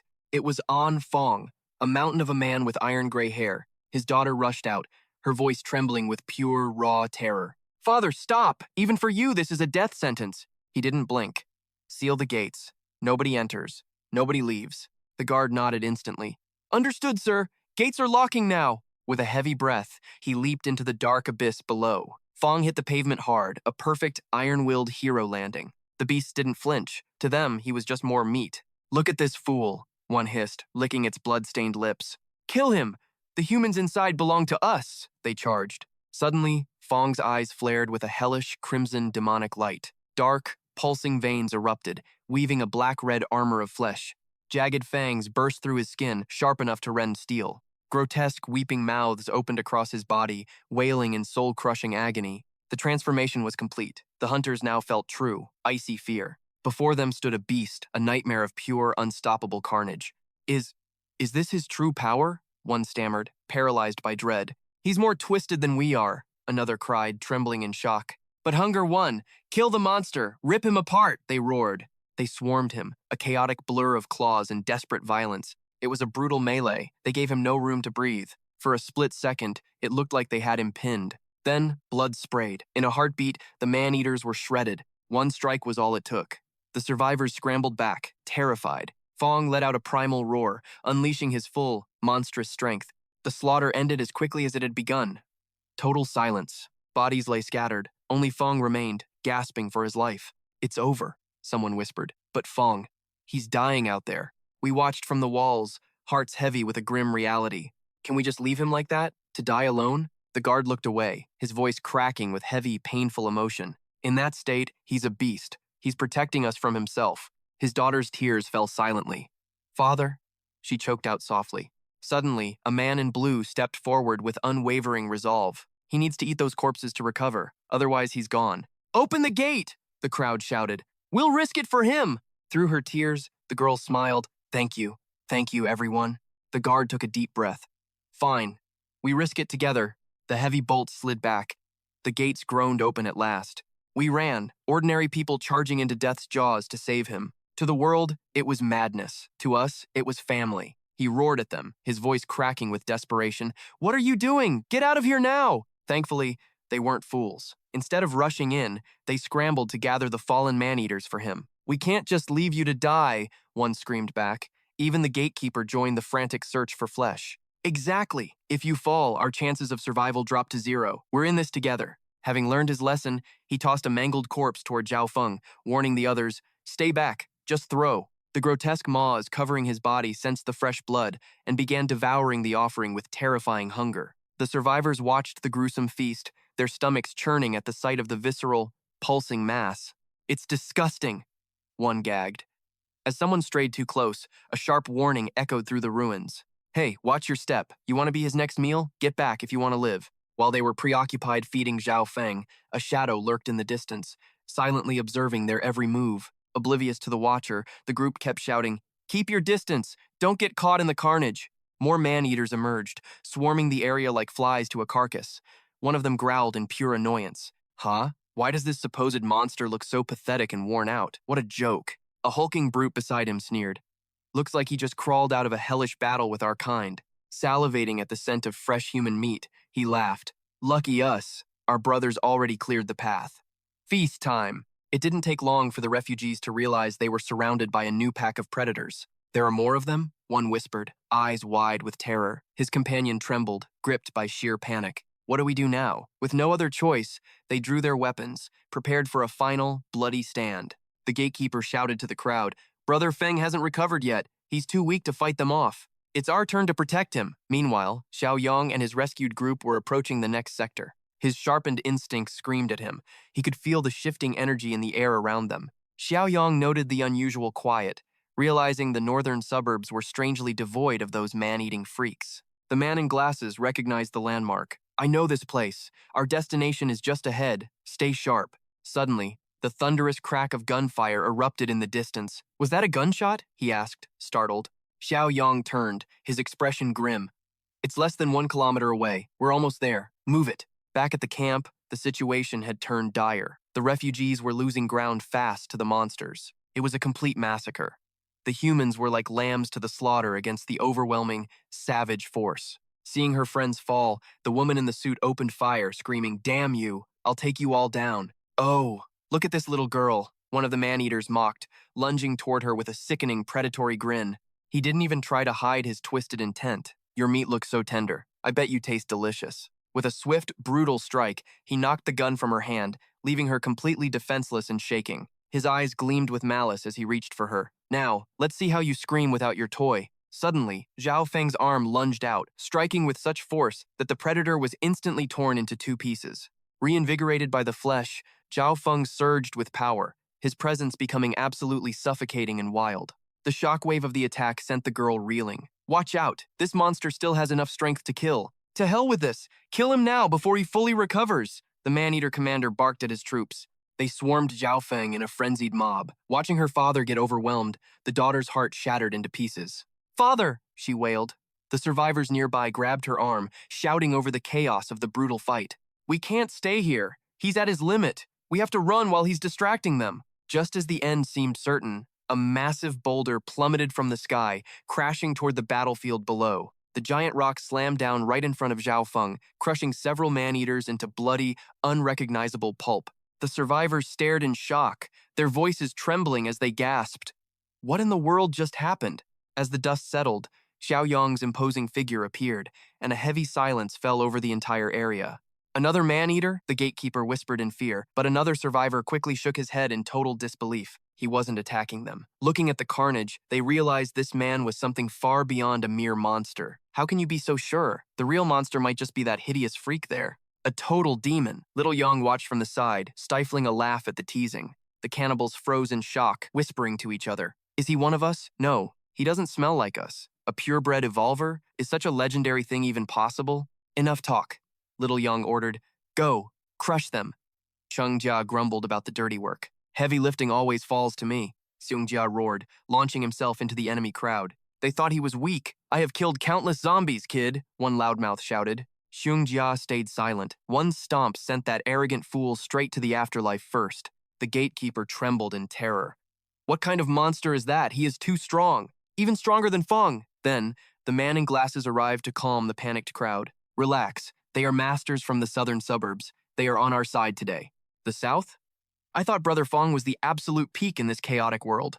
Meanwhile, Sheng Jia was busy serving a brutal beatdown to the remaining cannibal horde. One spat in pure rage. What is this zombie? How is its strength so illogical? They were full of dirty tricks. Their leader grinned, rallying the others with a shout. Don't fear! Together we can take him down! The others desperately nodded in agreement. But when it started, nobody moved. The alliance shattered into a cowardly, internal shouting match. You go first. No, you. I will be right behind you, I swear. Seeing an opening, others lunged at Little Yang. Since you're fighting, I won't hide anymore. That purebred is mine. Little Yang didn't flinch, watching their movements with cold, sharp eyes. He slowly raised his hand. He pierced the cannibal with sheer momentum. Blood sprayed as he mercilessly tore him apart. Realizing they were outmatched, the remaining cowards turned tail and fled for their lives. He's even stronger? This is suicide. Fall back now or we all die. Little Yang acted fast. Sharp threads shot out, skewering them all like summer meat kebabs. With Little Yang stepping in, the cannibal threat was completely wiped out in seconds. The gatekeeper turned pale. Devils! The man in glasses rushed to calm their growing fear. Suddenly, Triu Fong lashed out. The surprise attack nearly hit Little Yang. He glared at the man, ready to retaliate. Checking the wound on his arm, he hissed. What kind of monster is this? He unleashed his own tentacles, binding Triu Fong instantly in a grotesque, writhing, lethal knot. Little Yang grimaced. This is disgusting. I don't even know what this is. He prepared to finish him. Can you survive this fall? He roared, swinging him hard. The girl screamed, throwing herself forward. Father, no, please stop, don't do it. He paused, confused. The girl knelt, sobbing and begging him to show her father mercy. Spare him? This thing? You want me to spare this pile of twisted meat? Yes, he's my father. He's just lost control. Please, I beg you, don't kill him. Little Yang retracted his threads, skeptical. Oh? Can this twisted thing still become human? It's so warped. Is there really a way to bring him back from this nightmare? He tossed the cannibal corpses to Triu Fong. Is this really how we fix him? The mouths on Triu Fong's body began to feast, chewing the meat with sickening crunches. The sight was stomach-churning. Xiongjia couldn't help but tease his friend about the gore. Gross. You didn't look much better when you were eating earlier, my friend. Sir, please follow us inside. We can leave Brother Fong here for now. The camp was desolate. When they saw Little Yang, the refugees knelt in absolute terror. The survivors shouted in unison, He's our savior, thank God you showed up. Without you, Brother Fang and the rest of us wouldn't have survived the day. I dismissed them coldly. Drop the thanks. How long has this base existed? And what's Feng's deal? His daughter spoke up, trembling. My father. He's a host for the meat mimic infection. That sparked my curiosity. Meat mimic? What the hell is that supposed to be? Hyobin's face went dark as she described a creature both miraculous and terrifying. She frowned, recalling its discovery. It started with wild animals in the deep forest. At first, we thought it was just a virus. But through cultivation, we saw the truth. We were stunned. Past Hyobin had screamed at the sky, God, what is this thing? In the lab, it morphed constantly. It could transform into any biological tissue imaginable. This entity mimics any cell it devours, enhancing every function and trait far beyond the original. Pain filled her voice. Ignoring all ethics and moral boundaries, my teacher bypassed all oversight to begin secret, forbidden human experimentation. At the time, we were ecstatic with the first trial's miraculous results. Within 1 week, cancer cells vanished. We truly believed we'd discovered the God cell. Standing tall, she recounted the chaos as City M fell and City S descended into madness. Back then, we believed the God cell was our only salvation from the coming plague. She sighed deeply. We didn't realize that our key was actually the apocalypse itself. I cut her off. If I'm right, Those stable tissues eventually spiraled out of control, didn't they? She lowered her gaze and nodded slowly. Exactly. It was a nightmare. Horror flashed in her eyes. The mimic meat consumes everything until every human cell is replaced. Humanity fades away, replaced by the primal, predatory instincts of the parasitic meat. She remembered the rotting bodies, driven by a violent and uncontrollable urge to expand. They sought to infect others relentlessly. But as time passes, the tragedy deepens. The mimic forgets the host's structure, eventually collapsing into a formless, grotesque heap of flesh. Hu Bin stood frozen, remembering the sight of a creature withering into nothingness. Without balance, they lose mobility and eventually dry up from total nutrient depletion. Her voice rose. So, while they still look human, they desperately cluster together.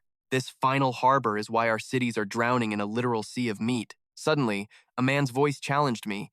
And now, you're just like one of them. Confused, I glanced toward the shadows where the voice originated. Zhao Feng stepped forward, asking sternly, "That wound. I gave you that during my attack, right?" "Father!" the crowd cheered. I looked at the bleeding scratch on my arm and nodded. "Yes." He shook his head with a heavy sigh. "Then you're out of time. I had hoped." I lowered my hand, completely unfazed. "Don't sweat it. I'm not worried at all. That mimic meat of yours? I already purged it from my system."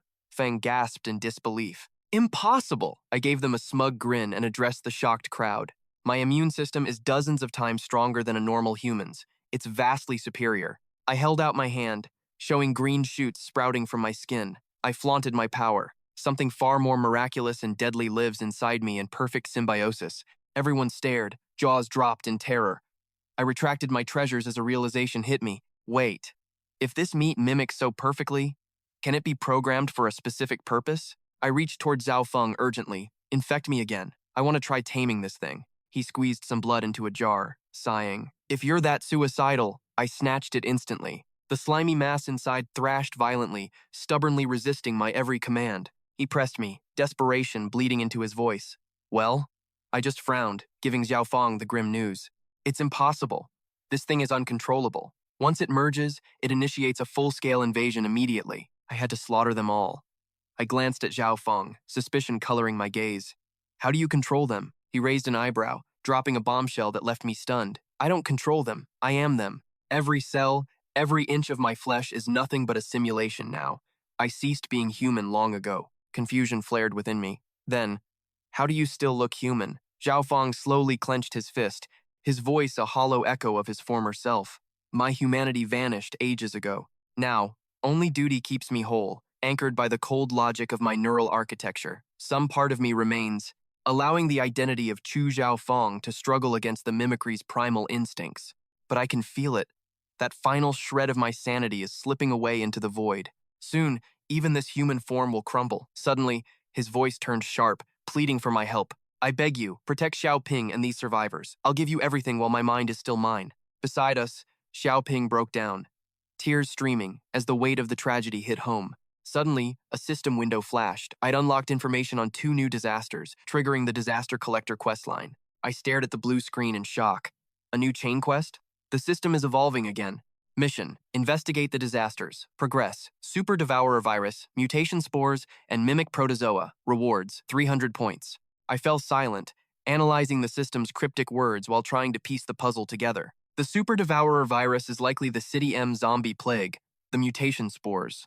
That must be the plant life in City F. And the mimic protozoa? That's the simulated flesh he mentioned. "Perfect," I told him. "I'm coming with you." Zhao Feng blinked, completely baffled by my sudden offer. "With me? Why?" I gave him a casual shrug, just curious, but his eyes drifted to the others. "What about the survivors?" I pulled out my phone, dialing a number with a confident smirk. "Simple fix. Hey, Chutrin, got anyone bored lately?" That night, terror froze the group's blood as shadows loomed.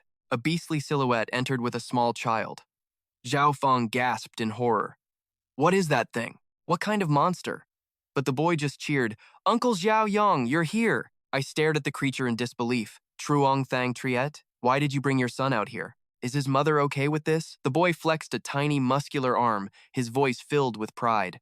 "Don't worry, Uncle. I'm not normal anymore. Just watch what I can do."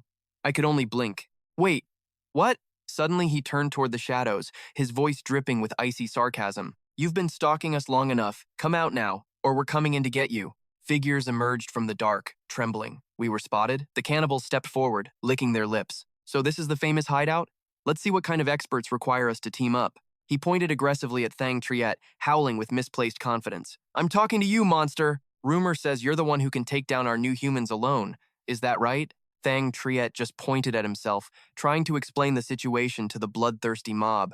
I'm not from around here. I don't speak your language. I have no idea what you're saying. A confused survivor turned to Zhao Fong. What's happening? He sighed. They've mistaken him for me. The cannibals roared, their bloodlust reaching a fever pitch as they raised their weapons. Why wait? We have the numbers. Let's take him down right now. Suddenly, the boy stepped forward. Dad, stay back. I've got this. His father just nodded. Fine, but be careful. Don't be reckless. Seeing an easy target, the cannibals lunged at the child with murderous intent. But the boy whipped out a pistol, his eyes cold and defiant. Come and get it, he fired. One of them dodged with supernatural speed, laughing as he closed the distance. Stupid kid. Don't you know guns can't touch us at this speed? You're too slow.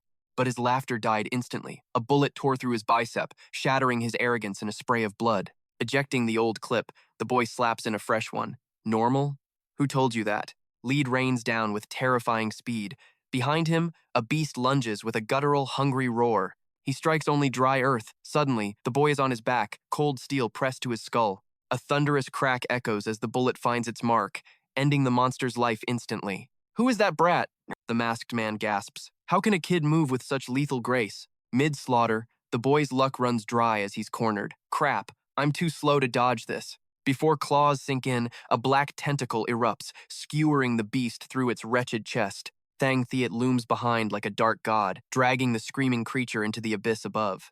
Are these people even human? The survivors cry. Their leader pales, his confidence shattering into terror. This is impossible. He's a nightmare, the chief bellows. Kill him now, or we are all dead. Swarm him. He cannot stop everyone. Once he falls, the rest are just easy snacks for us. Thang Thiet calmly raises his hand, gesturing toward the approaching horde like a conductor of death. Tendrils sharpen into lethal blades, leaving a mountain of corpses behind as the survivors watch in awe. Total overkill, someone mutters. The boy just grins, looking for a bit of praise from Xiaoyong. Good work, Xiaoyong says, ruffling his hair.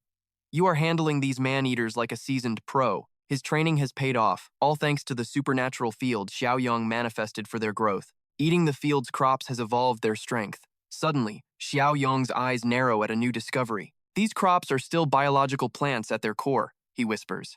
Yet they harbor the spark of evolution. It is not as raw as the wild monsters in City S, but this energy is a massive windfall. Pointing toward the shadows, the boy asks, Hey, Xiaoyong, what is the story with that side? Xiaoyong follows the boy's gaze, his expression hardening as he begins to explain the grim reality. The world is changing. I can already see a dark future ruled by plant-based zombie monstrosities. Facing Zhao Feng, Xiaoyong gestures toward a shifting mass. We call this life form a meat mimic. Every cursed region breeds its own unique horrors. We have no idea what monsters await us next. I can only wonder what kind of nightmare enemies are lurking in the path ahead of us. Elsewhere, a tide of nightmares begins a relentless, frenzied assault on the city's final bastions of hope. We cannot hold them, the guards scream. Open the side gates, run if you want to live. Heavy tanks roar into the fray, but are quickly swarmed by monsters that bring them to a halt. Panic erupts inside the steel hulls. Do not leave me behind. Please, someone, save me from this hell. The beasts tear into their prey. Meanwhile, Xiaoyong walks the quiet halls with a grim expression. We are fine. My team is watching this place. 30 cannibals will not breach our walls. Suddenly, a chilling sight catches his eye, forcing him to stop dead in his tracks and look. Pointing at a bound prisoner, he asks Zhao Feng, That thing, it is a man-eater, isn't it? Yes, he is my bloodhound, the only way I can sniff out the hidden meat mimic infections. Starve a cannibal, and they crave the flesh of those infected by mimicry. It is a primal instinct. Not everyone can fight the mimic's nature like I do. We are far more dangerous than cannibals. He watches the prisoner closely. They hide among the healthy, spreading a silent plague. He is our defense. The prisoner snarls with a wicked grin. No games today. I will tell you exactly who is rotten. I will point out every single infected monster hiding in your midst. No torture required for this truth. Everyone freezes. Tell me, Zhao Feng, now that you have lost your humanity, can you still feel pain? Does it still burn to remember your precious daughter? The question sends a shiver through the room. Zhao Feng's eyes flare with rage. Watch your mouth. What do you know about my child? The girl you are desperate to protect. She is already a mimic, and you know who infected her. Hu Bin stares in terror at her decaying arm. Xiaoyong quickly steps in to steady Zhao Feng. Zhao Feng turns toward his daughter, his heart shattering as the cruel reality finally comes to light. I should be screaming, the man whispered, his eerie calm more terrifying than any shout. Little Bin is infected. My heart should be breaking, yet I feel nothing but cold silence. Zhao Feng stood tall, ready to cast his fading humanity into the hungry sea of flesh. He looked at the warrior with heavy eyes. Gu Young, a man must finish what he starts. I beg you. If you can purge the rot inside you, can you save my daughter too? Gu Young shook his head, his face a mask of grim reality. That's not how this works. My immunity is mine alone. The old man's shoulders slumped as his last hope withered.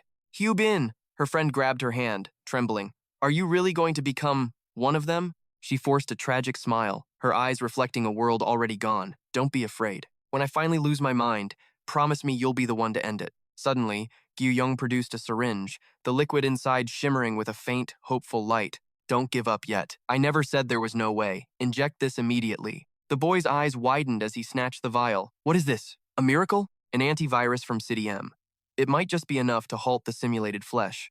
As the needle sank in, the monster within hissed in mockery. Foolish humans, this won't work. Simulated flesh is beyond your science. You're just delaying the inevitable agony. But the monster's sneer froze into a mask of pure horror. How? How is this possible? It's working, Gu Yong noted grimly. The survivors erupted in cheers as the infection receded. Hyo Bin gasped, her hope returning like a tidal wave. Then, what about my father? Can we save him? Can he become human again? Her voice was desperate, pleading for a lie. Gu Yong looked at Zhao Feng and sighed. No, his humanity was swallowed long ago. The old man nodded slowly. He's right. There is nothing left of me to save. I am but a shell of simulated flesh now, a ghost wearing a human face. He turned to Gu Yong, his time slipping away like sand through an hourglass. You still seek the sea of flesh? Then let's move. My time is almost up. Together, they journeyed through the wasteland, finally reaching the skeletal remains of City Ka. Danger lurks in every shadow here, Zhao Feng warned. The meat is watching us. Suddenly, thin voices called from the rubble. Mister, do you have food? We're so hungry. Xiaoyong eyed the children skeptically, but the man beside him hissed, Stay alert. Careful here. Zhao Feng drew his steel, shouting, No one should be wandering these dead roads. The children pleaded with hollow voices. Please, we haven't eaten in days. Help us. I knelt, touching the beast's carcass. Why are these monstrous insects suddenly everywhere? They're fast, huge, and we've killed many since last night.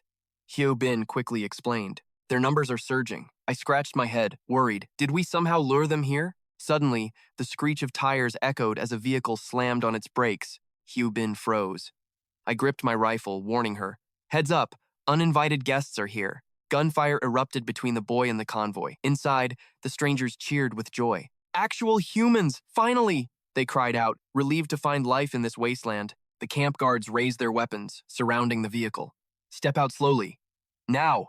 Two men emerged with hands raised. Don't shoot! We're not your enemies, kid! I narrowed my eyes, gun ready. Not cannibals or monsters, just normal people. Their leader gestured frantically. Calm down. We mean no harm. Don't be afraid. He ordered his men to disarm. Drop the weapons.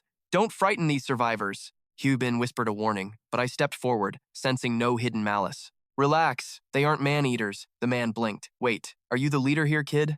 I stood tall, explaining firmly. I'm no leader. I just protect them for now. A voice sneered from behind. A brat protecting them?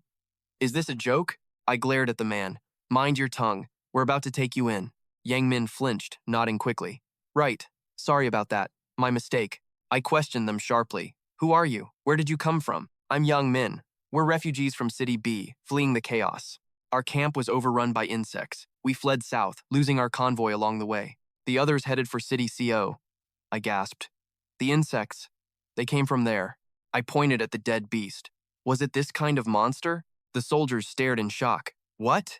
The insects here are only this small? They sighed in relief. The infestation in this city is much lighter than ours. Don't celebrate, I warned. The swarm will reach this place sooner or later. At least their movement is slower than predicted. I clarified the situation quickly. Don't misunderstand. We were safe until yesterday. Now, our own nightmare has started. Yang Min frowned. Your trouble? You mean those mindless, walking corpses? I nodded. You couldn't have made it this far without seeing the hollow ones. We thought they were parasite puppets, he admitted, but we saw no parasites. He waved off the concern, gesturing proudly at his armed soldiers. With our firepower, those bugs and zombies are nothing. We can handle them easily. Hugh Bin urged everyone inside. Hurry, get to the camp. It's dangerous out here. If cannibals attack, we won't be able to protect everyone in the open. Yang Min laughed confidently. We're here now. Leave the protection to the pros. Compared to what we've faced, this place is elementary school level. Don't worry. I sighed at his arrogance. Overconfidence is a fast track to the grave. Elsewhere, Tudong moved lethally, his wires slicing through the monsters with ease. Rotting corpses littered the ground. Zhao Feng watched, stunned by his sheer power. Tudong sensed them. There are 20 more of my kind within a kilometer. Zhao Feng nodded. Simulated flesh. They've lost their power. It's truly pathetic. Imagine a normal human wandering into this hell. Their end would be a waking nightmare. He turned, urging me as I sheathed my blade. Move. It's close. I feel it. Our eyes met a sight that froze our souls. An entire city, drowned in rotting flesh. Zhao Feng's tentacles slithered out as he let out a heavy, haunting sigh. Suddenly, he lost control. He stepped down, sinking into that grotesque world of gore. I grabbed his hand, holding tight. What now? He asked. I glared back, dead serious. Quitting already? You're not even going to put up a fight? He frowned, defeated. Pointless. My will is fading. Soon my nature will consume me. I raised my hand toward his face. He flinched. What are you doing? A razor-sharp wire lunged at his head. He gasped as it pierced deep. His eyes flooded with crimson veins. I began pumping something vital into his body. If you lack structure, I growled, then I'll carve it into you. His brain throbbed. I closed my eyes, sensing the shift. Moments later, he crawled back, gasping. What was that? Holding up a card, I explained, I implanted a metamorphic spore inside you. It preserves your brain's structure while I study protozoan mimics like yourself. Calamity Collector mission, underway. Objective, analyze 10 disasters. Progress, active. Acquired superphage and mimic spores, plus 300 points. Total, 347. Protozoan mimics? Zhao Feng stammered, his voice trembling with shock. What you call mimic flesh, I hissed, gripping his shoulder. Forgetting isn't nature, it's a defect. I shared my grim theory about the origin of this sea of meat. This flesh transformation. It's nothing but a desperate final act of survival. To endure, it needs a constant stream of new life to consume and feed. But as the sea grows, life around it vanishes. Eventually, the flesh will starve. Without diversity, the entire mass will wither and collapse into massive ruin. Zhao Feng reached out. So, will these spores bring back my humanity?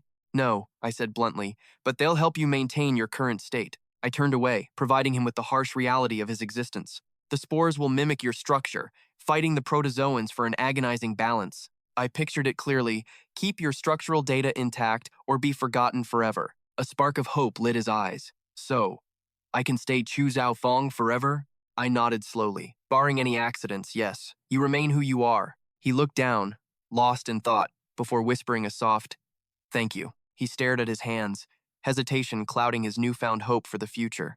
Even so, fighting my own nature, I'm terrified I'll eventually break. I leaped onto a concrete slab. Second test. Jump. Do it now. He bolted upright, screaming, What? I looked down and repeated the order. Jump. I'm going with you. Scene shift the other side of the wasteland. The leader lit a cigarette. Hurry up. We don't know what's lurking here. A confused subordinate ran up. Sir, we're refueling. He quickly hid the smoke. Right. We're clear of City B by now, aren't we? The subordinate sighed. Long ago, sir. This is City C. The leader pivoted to avoid the topic. Any word from the mercenaries? Is the radio fixed yet? The answer was grim. It's trashed. A bullet shattered the internals during the earlier chaos. He cursed his lack of a spare. They'll slow down. We'll catch them after refueling. Suddenly, a voice drifted from the shadows. Tell me, are you humans? Their faces were eerie masks of indifference, save for the one pleading with a faked sorrow. Please, will you take us in? We have supplies, they claimed. Hojin narrowed his eyes, sensing something off. Are you just lucky survivors from around here? The speaker ignored the question, repeating like a broken record. We have supplies. Hojin pressed further. No insect swarms nearby? The stranger approached with a chilling robotic calm. Insects? He echoed. No, we only have supplies. Hojin scratched his head, confused by the strange vibe. Fine, if they had resources, that was all that mattered. He turned to the leader, suggesting they escort the group back, when suddenly the leader roared a frantic warning to get back. In a heartbeat, the survivors morphed into man-eating abominations. Razor-sharp fangs lunged forward as a blood-curdling scream tore through the air. Meanwhile, across the city, Zhao Feng stared at Xiaoyong in pure disbelief. Are you serious right now? Xiaoyong flashed a grim smile. You have to jump eventually. Trust me, it's the only way. They plunged into the pulsating mass of gore. Instantly, a hungry maw of jagged teeth rose up, trapping them in a fleshy nightmare. Yet, in the face of certain death, Xiaoyong didn't show a single flicker of fear. As they fell into the beast's throat, constricting vines bound them tight while crystalline fangs descended to crush their bones. They stood perfectly still, letting the darkness swallow them whole. Then, after a deafening roar, a haunting silence fell over the wasteland. Suddenly, a geyser of hot, mutated blood erupted toward the sky. The monster's biomass began to grow wildly, flooding every corner of the ruins. Like a god emerging from chaos, Xiaoyong stepped out from the monster's gaping wound. The beast had submitted, carrying him safely to the ground. Zhao Feng watched, stunned, but Xiaoyong just shifted the focus. Enough staring. It's your turn now. Zhao Feng pointed at himself in shock, but his body betrayed him, racking with a sudden, agonizing surge of power. Vibrant emerald vines burst from his spine. The core of the beast reached out, weaving itself into his very shoulders. Zhao Feng let out a primal scream as the transformation took hold, his mind teetering on the edge of madness. Within minutes, man and monster became one, towering over the city as a gargantuan ancient tree, with Zhao Feng at its heart. Xiaoyong watched with cold indifference. Tell me, how does it feel to finally have such absolute power? The emerald vines pulsed, rhythmically caressing the blood flowing through Zhao Feng's new form. Suddenly, the surrounding flesh heaved, and another massive trunk erupted. Zhao Feng gasped. I can control them? Am I the sea of flesh now? Xiaoyong clarified. Not yet.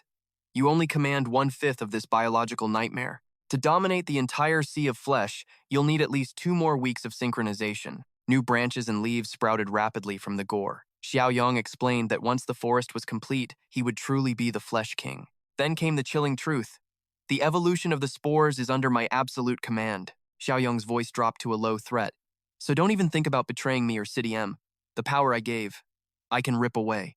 Understood? Zhao Feng bowed his massive form. I owe you my life. I wouldn't dream of turning against you. Good. Their conversation was cut short by desperate screams echoing from the distance, drawing their gaze. It was the leader and Hu Jin, fleeing for their lives. Damn it, I'd rather die by insects than in this thing's mouth. Hu Jin suddenly froze in his tracks. What are you doing? The leader barked, before turning to see what stopped him. Both men stood paralyzed, mouths agape at the sight of a colossal, ancient tree rising from the heart of the ruins. The leader trembled as he gazed at the impossible structure. What in the world is that thing? There was no time to wonder. The growls of the pursuing horde drew closer as insects swarmed toward them like a black tide. Panic seized the leader. What do we do? Do we keep running? Before they could move, the monsters were upon them. The leader's face paled as he realized their path was blocked. Wait, look. That mass of rotting flesh ahead. It's just like those monsters, Hu Jin cried out, his face losing all color. Which way? The leader scrambled. Move to the side. If we don't, we're as good as dead. In that instant, the horrific flesh mimics lunged forward, surrounding the leader and Hu Jin in a circle of death. They unhinged their massive jaws, casting a shadow that blotted out the very sky above them. Hu Jin screamed at the top of his lungs, certain that this was the end of his journey. But the monsters ignored the humans entirely.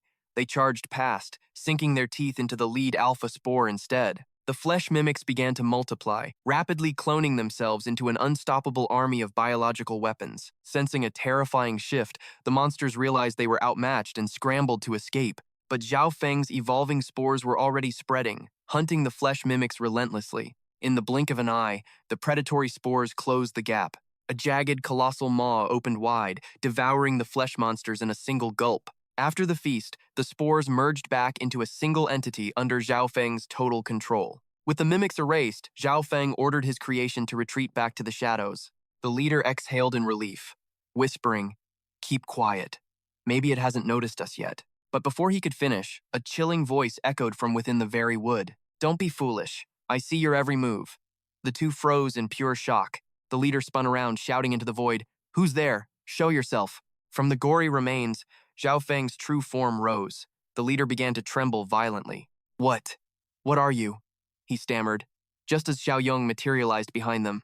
Xiaoyong explained the terrifying truth. This man is the entire sea of flesh. The leader turned his gaze toward him. "And you? How long have you been there?" Xiaoyong smiled calmly. Tell me first, where did you people come from?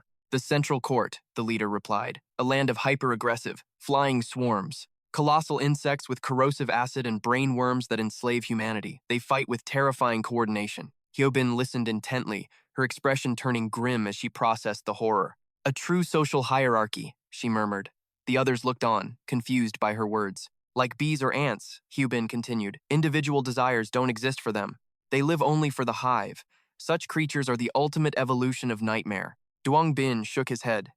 Can you imagine the scale of the enemy we face? Suddenly, a distant noise shattered the tension, drawing everyone's panicked gaze. High above, a new threat appeared. The cannibal tribe had arrived to hunt. Duang Bin couldn't believe his eyes. Cannibals? They actually eat other humans? So I nodded grimly. Behold, the true face of the enemy we must confront. A red-haired woman stepped forward, her voice dripping with lethal arrogance. Your leader is gone. Who's left to protect you, pathetic weaklings, now? Resist and die, she sneered. Or let us protect you for a small price. Just one human sacrifice every few days. A fair trade, wouldn't you say? So I scoffed at the demand. You want to treat us like livestock? Ridiculous. 30 minutes to decide, she barked. Duang Bin just sighed in disgust at her ignorance. You idiots have no idea, he growled, raising his weapon. Recognize this, scum? The woman's face twisted in mockery. Threatening us with a broken toy? How brave. Kill them all, she screamed, ordering her savages to leap from the building. The survivors gasped as the cannibals plummeted, expecting a bloody end upon impact. But they landed perfectly. These weren't normal humans, they were evolved monsters. Open fire! Duang Bin roared. A hail of lead tore through the air instantly. The bullets struck home, but the cannibals didn't even flinch. They're bulletproof? Panic flared as the survivors kept firing. What do we do now? Hold the line, Duang Bin commanded.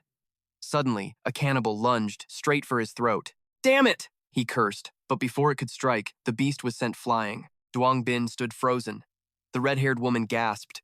What just happened to my warrior? A massive, hulking figure stood before them, cold and completely expressionless. The woman trembled, her confidence shattered.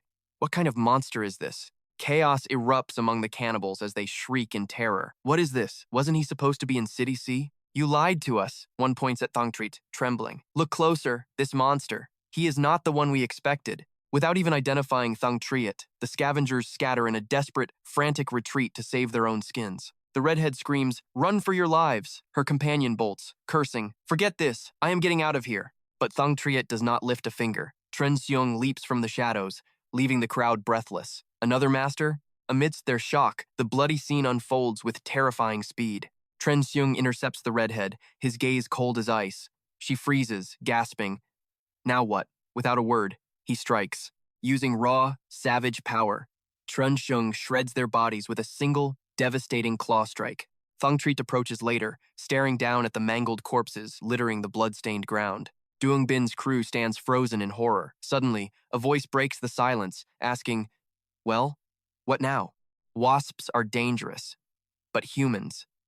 Humans are the true monsters, are they not? Duang Bin nods frantically before rushing back to Tio Dung. So, the disaster in City B is something else entirely? Suddenly, a sharp system notification rings out. A new disaster class. As these threats evolve, the rewards for surviving them grow even more legendary. Turning to the leader, he asks, did you say your team headed toward the southwest? The leader replies, we plan to bypass City M and head straight south on the main highway. Triu Fong's eyes narrow with suspicion. That is exactly where we are all gathered. The adjutant's eyes widened in disbelief. A secret base? You actually have a hidden sanctuary? Xiaoyong smirked. There are still things worth protecting in this hell. He turned his gaze toward Zhao Feng. Isn't that right, old friend? Zhao Feng stood in shadow, his expression grim and hollow. I have merged with the meat sea, he rasped. There is no turning back for me now. Xiaoyong, brother, please. Watch over Hyo Bin for me. Xiaoyong shook his head instantly. No. My plan is to move everyone from your camp right here.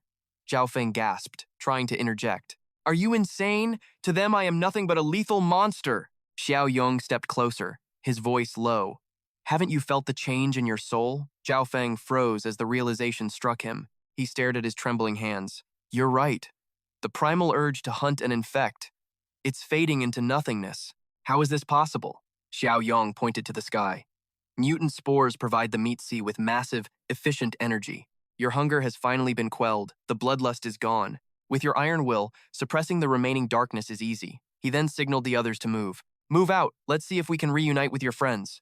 The two men followed him, dazed by hope. Before long, they reached the survivor camp. Little Soai spotted Xiaoyong and sprinted over with joy. Uncle, you're back! We just barely repelled a massive wave of powerful enemies. The squad finally reunited. Duang Bin laughed, spotting his commander. Chief, the leader gripped his shoulder firmly. Duang Bin, Xiaoyong was right. I knew I would find you here. Duang Bin's smile suddenly faded.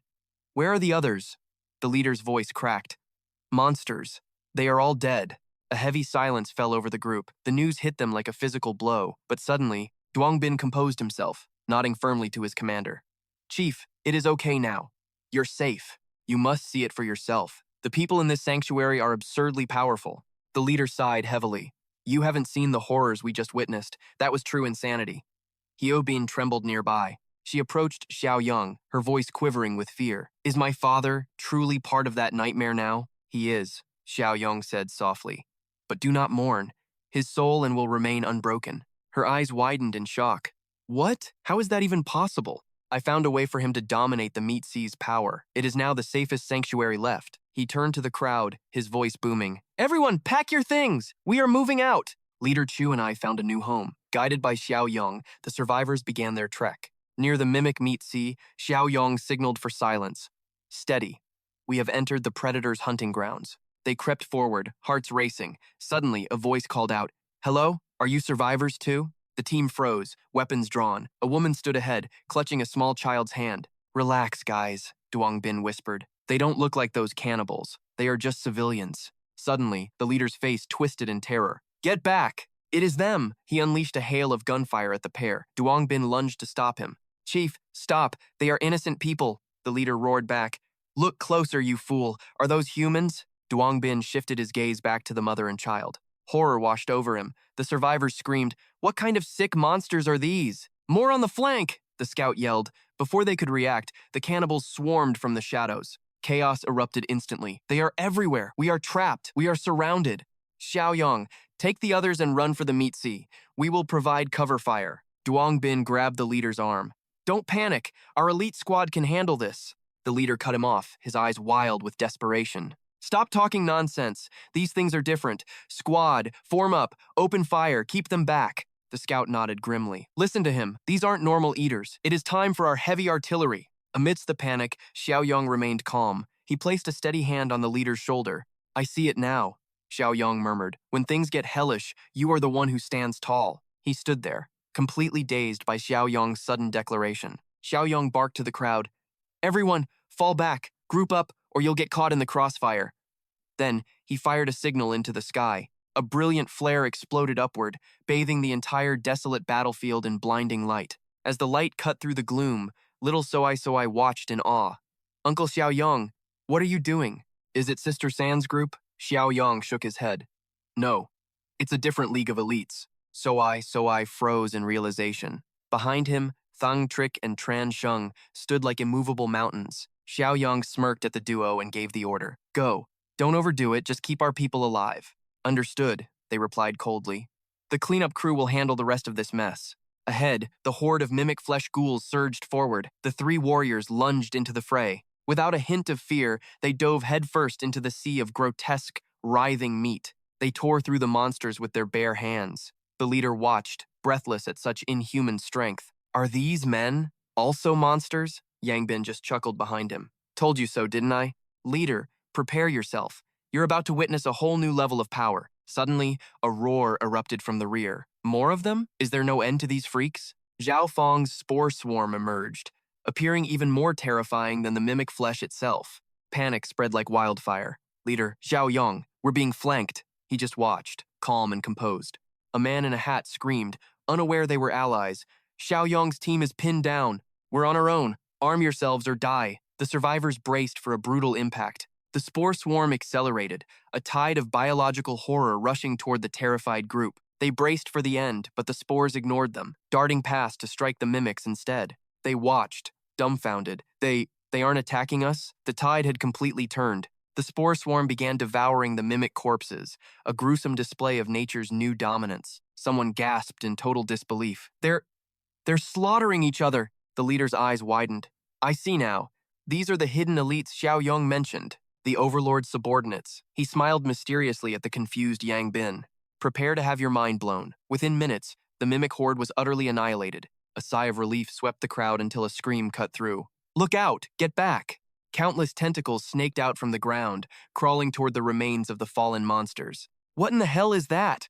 The crowd recoiled as the appendages swarmed the corpses. Sharp tips pierced the flesh, draining every drop of essence from the mimic remains. While the others stood frozen, Xiaoyong gestured forward. Follow the vines. We're almost there. He led them to a gargantuan tree. Yang Bin gasped. What kind of nightmare is this? A tree growing in a sea of meat? Hu Bin whispered, searching for her father. Xiaoyong reassured her. Don't worry, he's here. He called out, Old man, your daughter's home. The spores pulsed rhythmically at the sound of his voice, sensing his presence. Watch closely, the leader urged.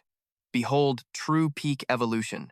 Zhao Feng emerged from the depths. Dad! Hu Bin cried out, rushing forward before Xiaoyong firmly pulled her back. She looked at him, confused. Zhao Feng warned, The flesh sea is unstable. Stay back, for your safety. Xiaoyong nodded in agreement. He's right. It's too dangerous to get any closer. We'll camp here. Whatever you do not touch the flesh sea. Stay back, and Zhao can suppress its hunger. Now, did you find a base? Zhao Feng's expression turned grim as he gave his report to the team. A factory 1 kilometer southwest. I've cleared the mimics. We move there immediately. Elsewhere, botanical corpses were tossed into a massive pit at the main settlement. The plant invasions are getting worse, Chitu noted. Ha Lao sighed. Another flower ship is approaching. The guy in glasses was baffled. Wait, didn't Xiaoyong already tame that flower car? Elder Ha shook his head grimly. That forest hides more than just one of those monsters. Meanwhile, Xiaoyong and the crew were working fast, clearing the area to build their new settlement. Suddenly, a sharp crackle came from Xiaoyong's radio. He quickly answered the call. Copy that. He turned to Zhao Feng with a serious look. Trouble in the southern outskirts of City M. I have to head back now. Zhao Feng nodded. Leave this place to me. Go, quickly. Xiaoyong called out to little Soai. The boy ran over instantly. What is it, uncle? The flower car fields are in danger. Uncle Sun and I must leave. You stay here with your father. Soai gave a firm nod. Don't worry about us, uncle. We've got this. Xiaoyong arrived back at the fields in record time. Chitu waved. You're finally back! The team gathered inside, the air heavy with tension as they prepared their next move. Chitu smirked with overconfidence. With San, Xiaokai, and brother Trin, what is there to fear? But old Li barked back. Elder Ha is right. Don't be reckless. We need Xiaoyong to lead. Xiaoyong couldn't help but tease. Look at you, Chitu. You're acting like a real big shot now. Chitu grinned. Well, eating those flower car crops really paid off. We're all overflowing with power. I'm basically one of the top-tier elites in this new world now. Xiaoyong chuckled. Is that so? Then tomorrow, follow me into the deep forest. Let's see your real strength. The next morning, deep in the woods, the remains of tree men were scattered across the dirt. Not bad, Xiaoyong praised. The glasses-wearing scout scratched his head. It was nothing, really. Chitu puffed out his chest. See, I told you, San and I have reached a whole new level. Xiaoyong kept his eyes forward, saved the bragging for a real flower car. Suddenly, Li Trinnu froze. He gasped, pointing into the shadows. Xiaoyong, look over there. What the hell is that? Xiaoyong stared at a massive, mangled stump. A tree trunk? Why does it look like that? As they pushed deeper into the thicket, a horrifying sight brought the entire team to a halt. Giant ancient trees had been hacked down. Who, or what, could have done this? Chitu's face went pale. Impossible. None of our scouts have ever ventured this deep into the forest. Quiet! Xiaoyong hissed, holding up a hand. I hear something. Move in, slowly. Deep in the dark woods, a group of people were frantically sawing through massive trunks. Suddenly, a towering tree began to tilt. Watch out, it's falling! Someone screamed. One man tripped, scrambling in the dirt as the others yelled, Move! Get out of there! Crunch! The tree pinned him instantly. He let out a blood-curdling shriek. Who did this? Blood sprayed from his mouth as he roared in agony. Which one of you idiots messed up? But his rage turned to terror. No! Wait! I can still work! Just give me 2 days to heal! It was too late. Parasitic vines from the trunk began burrowing into his flesh, devouring his life force. His body bloated and hissed before exploding into a gruesome burst of mutated flora. In seconds, a new tree sprouted from his remains. The other workers watched, paralyzed with dread. A cold voice cut through the silence. Stop staring and get back to work. Now, like puppets on a string. They resumed. Right. Work.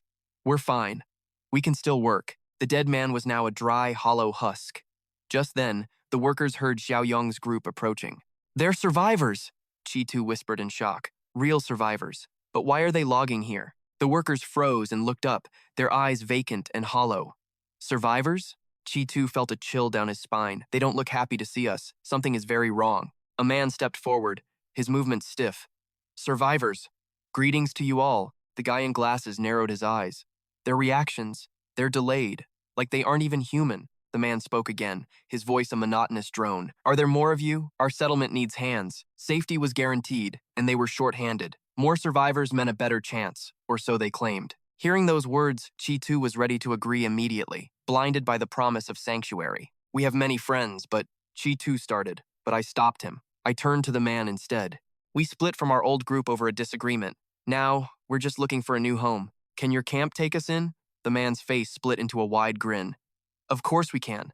Survival is stressful these days. Disputes are normal. Maybe you can invite your friends here later. There is strength in numbers after all. I played along, nodding as if his logic was sound. With a sharp gesture, the man signaled his group, follow us. The camp is just ahead. Minutes later, he pointed toward the horizon. Almost there. Suddenly, our scout noticed something chilling. Twisted vines crawled everywhere, the unmistakable signature of a massive fungal organism. San gasped.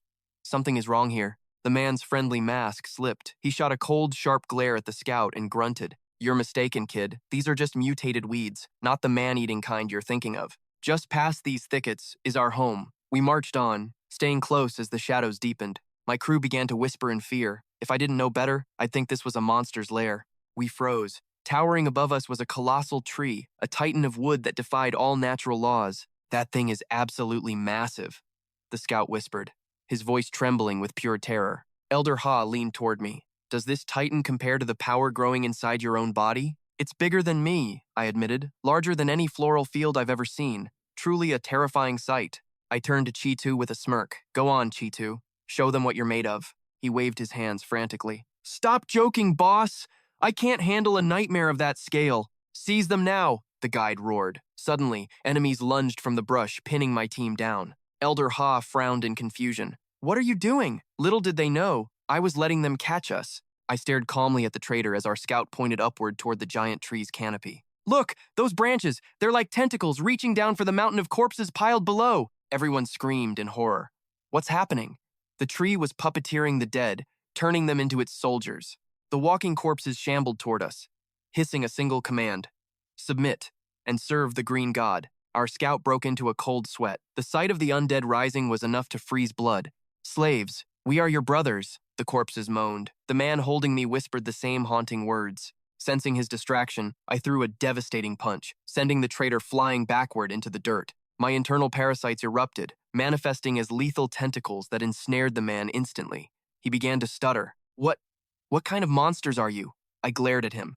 I'll spare you for now. The tree-controlled puppets surged toward me, their rotting limbs reaching out with mindless, murderous intent. With a flick of my wrist, I dropped the man and prepared for the slaughter ahead. My team didn't wait. They exploded into action, their strength far surpassing the monsters. One touch meant annihilation. The guide's men were stunned. They aren't human. They're actually pushing back against the great tree. The man realized the truth. All hope was gone. We were a force of nature ourselves. Despite our power, the horde was endless. These corpses were the tree's ultimate defensive line. I raised my arm. Bio-tentacles shot from my body like whips, decapitating the undead guards in one clean, cinematic sweep. Witnessing my true power, the man fell to his knees.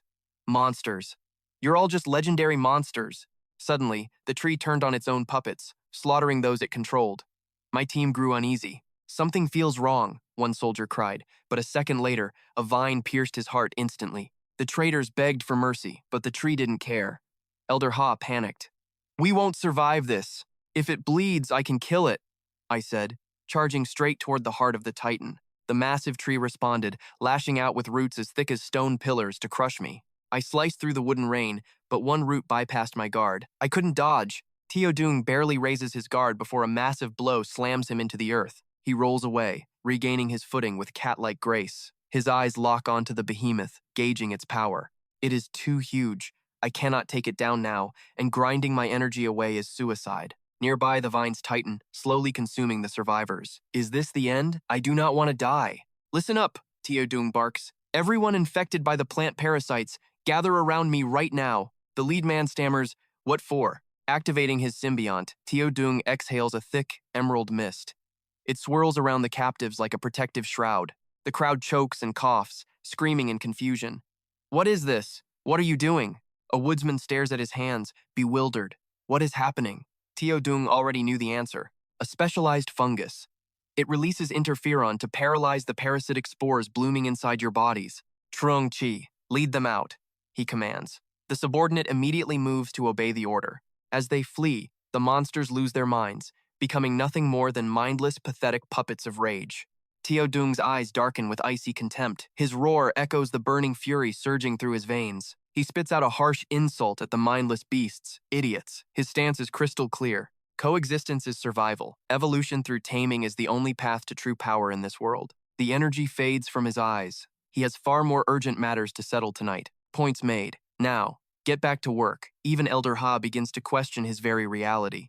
Is that plant conscious? He mutters. The adaptive spores evolved long ago, Teodung explains briefly. With neural-like structures, developing a consciousness was only a matter of time. Consider it the peak of evolutionary convergence. We are leaving. We will discuss this back at the base. Li Trent glances back. We are just leaving this thing alive? He will not risk everything on a losing gamble. We will return when we are ready. Fighting this monster now is a waste. They retreat, ignoring the thrashing vines. The trapped monsters shriek in agony, unable to escape their leafy prison. It is not over. They must die. Outside, the crops soak in the harsh sunlight. I will recall Thung Triet's team. We will cultivate these plants to shield ourselves from the giant entity's next assault. He receives the latest information, but the weight of worry still lingers heavily. Everyone is back. Are the defenses holding? He trusts their strength implicitly. No need to worry. A legendary powerhouse is guarding that sector. Chi Tu gasps. Stronger than us? Xiaoyong saw right through his plan. Fine. Follow me then. A duel between monsters? Chi Tu couldn't pass this up. A showdown was inevitable. If he couldn't take down that beast, he'd stand no chance against the new arrival. He extended a direct invitation. Old Man Ha, join us. Your scientific expertise might be our only hope. The old man agreed instantly. Count me in. But the moment Chi Tu arrived, a cold shiver ran down his spine. Pointing toward a massive trunk, Xiaoyong made the introduction. That is the powerhouse I was telling you about. After shedding his monstrous form, Zhao Feng gradually regained his humanity. Good to see you, brother Xiaoyong.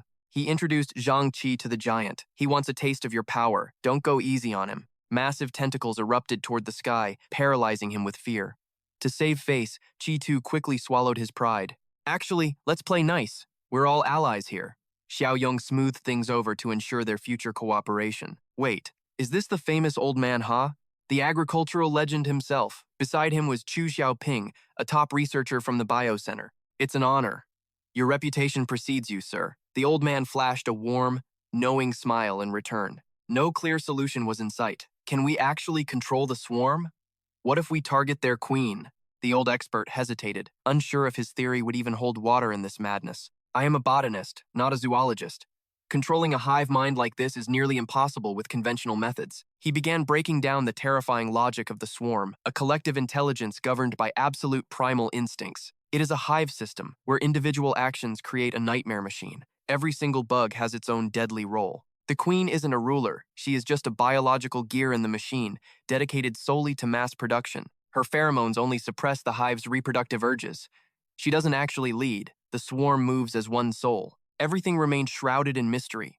Yet every complex system eventually leans toward a centralized point of control. Could this insect matriarch have evolved into a living central nervous system? The thought alone was chilling. After seeing Xiaoyong's adaptive spores and flesh mimicry, nothing seemed impossible anymore in this new world. The old man nodded slowly. That theory actually carries some weight. We cannot rule it out. Xiaoyong's eyes lit up. Then we strike the source. We capture the queen. The leader felt the stakes rising, but the swarm was endless. Infiltrating their nest to seize the queen seemed like a suicide mission. It is worse than that, the old man whispered. The entire city of B has become fertilizer for their hive. Its scale rivaled the colossal flora of City S. Suddenly, Chi Tu broke the heavy silence with an idea. After talking with Zhao Feng, I might have a plan. Xiaoyong looked at him. Let us hear it. Chi-Tu's words were cryptic. Ever heard of the Trojan horse strategy? We need to play within their own ranks. 3 vehicles tore through the rugged terrain. Suddenly, they slammed on the brakes, tires screaming against the gravel. Move! Move! Faster!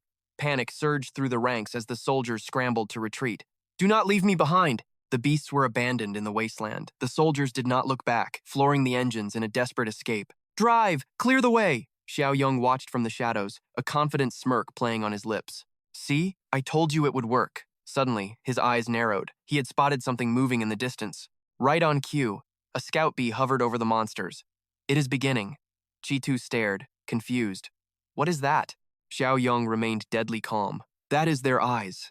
A scout from the hive has found us. He exhaled in relief as the bait was taken. 2 scouts became 4, and soon the sky began to darken. The swarm descended like a black cloud, leaving the monsters paralyzed in sheer shock. The leader's face paled. His men were breaking. I cannot take this anymore. I am getting out of here. Even Chi-Tu was stunned by the chaos. Old Manhwa turned to him, trying to steady his trembling voice. Xiaoyong, is this still part of the plan? He stood unfazed as the massive insects blotted out the sun. The monsters locked eyes with the swarm, waiting for the inevitable explosion of violence. As the 2 forces collided, hidden cables lashed out like vipers, binding the giant bees in a split second. Trapped and helpless, the bees could not escape. The monsters lunged forward, devouring them in one horrific gulp. The leader stood speechless. With this much raw power, why even plan? We could tear that hive apart. Their legs twitched, paralyzed and broken against the cold earth. Elder Ha trembled. Could this insane gamble actually work? I knew their limits. These insects lacked the regenerative power of clones, making them far harder to break. Nothing could stop my analysis. To survive, I had to master every microscopic detail of their twisted biology. Zhou Zhaofeng had cooperated, but these mindless monsters, they wouldn't submit to my will so easily. Desperate whispers filled the air. This one is dead too. Is it over? We've reached our absolute limit. My gaze shifted, searching for hope. One lone bee still stood, refusing to succumb to the creeping darkness. Time froze as our eyes met. It slammed its legs down, the dust clearing to reveal a miracle. The man in the hat gasped. Success? I reached out, gently stroking its head. It was finally ours. He groaned only 1 survivor, but my resolve was iron. 1 is all I need to change everything. It hoisted me into the sky. I squeezed my eyes shut, praying the hive wouldn't spot an intruder. At long last, the terrifying truth of this nightmare world was laid bare before my very eyes. I finally understood the city's terror. Floating here, suspended by death, the primal fear was absolutely soul-crushing. The swarm gathered in the depths. Blue Jacket trembled, his voice a ragged whisper of pure, unadulterated dread. Black Hair hissed in doubt. Is your theory right? Red Jacket nodded, fearing we were just lost forever. Follow the air, Blue Jacket insisted. These bugs need oxygen too. If there's a breeze, there's an exit. We scaled the jagged, treacherous cliffs, clinging to life by our bloodied fingernails. He stopped dead, silent. Blue Jacket's heart hammered against his ribs in sudden, suffocating panic. Horror awaited. People were cocooned, used as living nests. It was a sickening, biological nightmare. Run, he urged the others. If we stay, we'll be the next victims of this hellish hive. Don't look, Blue Jacket cried, spotting a faint glimmer. There, light, our only hope for salvation. His doubt vanished instantly. We made it, he breathed, a manic grin stretching across his tired face. Then, a sound. A skittering in the dark. Terror instantly replaced their brief, fleeting moment of joy. It's the swarm! Run! They bolted like arrows. Victory was close, they couldn't afford to fall here. His eyes were wide, filled with the intoxicating, desperate hope of a survivor's final escape. Red Jacket skidded to a halt. Gasping for air, their triumph withered into cold, suffocating ash. Surrounded, the monsters loomed, ready to strike. He could only scream as madness finally took hold. Below, survivors shivered. Blue Shirt heard the commotion and bravely looked up toward the dark ceiling. Red Jacket's group plummeted from the shadows, crashing down into the terrifying abyss below. Where are we? Blue Jacket stammered. Blue Shirt whispered, the pantry. We're just spare food now. Red Jacket sobbed. If I'd known, I wouldn't have run. At least the labor camps offered life. Blue Shirt pointed at me. Is he dead? The newcomers gathered, staring at my motionless, silent body. Who is this? Black Hair shook me. He wasn't with us. Is he even still breathing? Hey! Wake up! I bolted upright, sending them scrambling back in absolute wide-eyed shock. Finally here, I muttered. That flight was a dizzying nightmare. I think I'm going to be sick. I scanned the cavern. Is this the heart of the hive? Truly a magnificent, terrifying maze. Incredible. Blue Shirt stared, baffled. You're a prisoner here. How can you be so calm and collected? I ignored the fear. Which of you can lead me to the mother insect? I have business. Blue Jacket froze. The queen? Why on earth would you seek out certain death, kid? I kept it simple. I just have a little favor to ask her. That is all. The others scoffed. Is this kid a total moron, or has he just completely lost his mind? He's insane. The shock broke him. Suddenly, a low, vibrating hum filled the dark, stagnant air. It's back, Blue Shirt hissed. Selection time. They scrambled like rats, pushing each other into shadows. Move, don't push me. Black Hair panicked, seeing me standing there like a target for death. Move, idiot, Red Jacket barked. Do you want to be their next meal? Get down now. Forget him. Someone has to die today. They vanished, leaving me alone to face the coming swarm. Too bad for you. You chose the worst possible moment to lose your mind. He faced the insect without a trace of fear. Xiaoyong stood his ground while others fled. Tension choked the survivors. Xiaoyong's hand clamped firmly onto the beast's jagged mandibles. In a heartbeat, his fist punched straight through its gut. Disbelief froze the entire room. What just happened? His lethal precision left everyone paralyzed. He actually killed that nightmare. Rumors spread instantly. Did he bring a concealed weapon? A gun? It had to be a gun. But no weapon was found. Xiaoyong leaped from the cliff, still intent on saving them. Are you coming or staying? Blue Jacket didn't hesitate to follow his lead. I'll scout for you, Red Shirt and the others shouted, desperate to escape this hell. We're with you too. Brown Shirt raised his hand, hoping for strength in numbers. They finally placed their lives in Xiaoyong's hands. Better to fight than rot here. More monsters crawled from the abyss. The survivors turned pale as the swarm emerged. The insects converged on Xiaoyong. Hope began to flicker and fade in their eyes. No matter his strength, he can't fight a legion. This is a terrifying way to die. He swatted a monster away effortlessly. His raw power left everyone absolutely stunned. He dove into the swarm, tearing the monsters apart with his bare hands. One strike sent the horde flying. Ahead, light spilled from the cave's hidden exits. They stood mesmerized by his combat skills. This level of power was simply insane. He wiped out an entire squad alone, yet his gaze remained focused, searching for more. Are they heading to the queen? Blue Jacket nodded, agreeing with Xiaoyong's grim theory. Then it's time to end this. Xiaoyong moved forward, questioning this twisted reality. Is this the one? Its grotesque form sent a wave of panic through the group. The queen. He knew these pests. No, that's a skywire worm. A name Xiaoyong never heard before. A skywire worm? Blue Jacket pointed toward its rear, his voice shaking with fear. I've seen those antenna-like filaments before. The pieces of the puzzle finally clicked. Is that how it works? It must be controlling the entire swarm. Blue Jacket was certain. Don't wake it, or we're finished. But Xiaoyong was already preparing to strike. What are you doing? Blue Jacket screamed, staring at the strange energy in Xiaoyong's hand. The skywire worm flinched as danger approached. Sharp thorns erupted from Xiaoyong's palm. It couldn't dodge. The thorns impaled its flesh, and the beast was instantly deleted. The survivors were speechless. Is this guy even human? They wondered in total shock. Suddenly, a strange noise echoed from deep within the cave, catching everyone's attention. The skywire was hit! The swarm is coming to protect it! Someone yelled in panic. Boss, look out! Xiaoyong remained calm, hiding one hand behind his back. Vines exploded from his hand, lashing out at the approaching horde. The crowd cheered. His attack missed us! They gasped as the deadly thorns slithered past toward the insects. One monster recoiled in horror, realizing it was already too late to escape. They're trapped. Who's the real monster here? A survivor asked, shivering in fear. Silence returned to the cavern, heavy and unsettling as the dust settled. Xiaoyong's eyes glowed. The skywire worm shriveled, its life force completely drained away. Is it finally dead? Someone whispered, barely able to believe the nightmare was over. Xiaoyong flexed his hand. Controlling these things is still a massive challenge. He closed his eyes, centering his power.